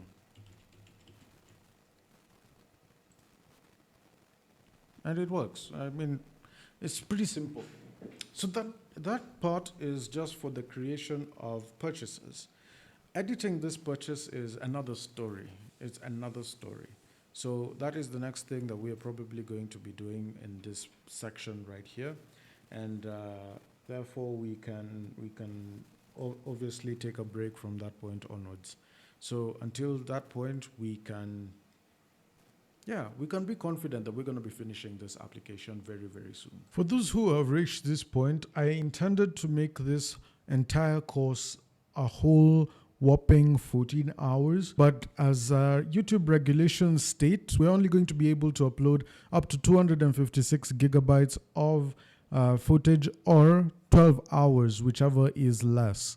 So those are the minimum requirements for uploading a video, and that is why I'm going to have to cut this particular course into 2 parts. And the first part has just ended, so please do indeed stay tuned for part 2. Thank you so much for coming in to watch this and also coding along. And we'll move on to part 2. So please stay tuned, and as always, God bless.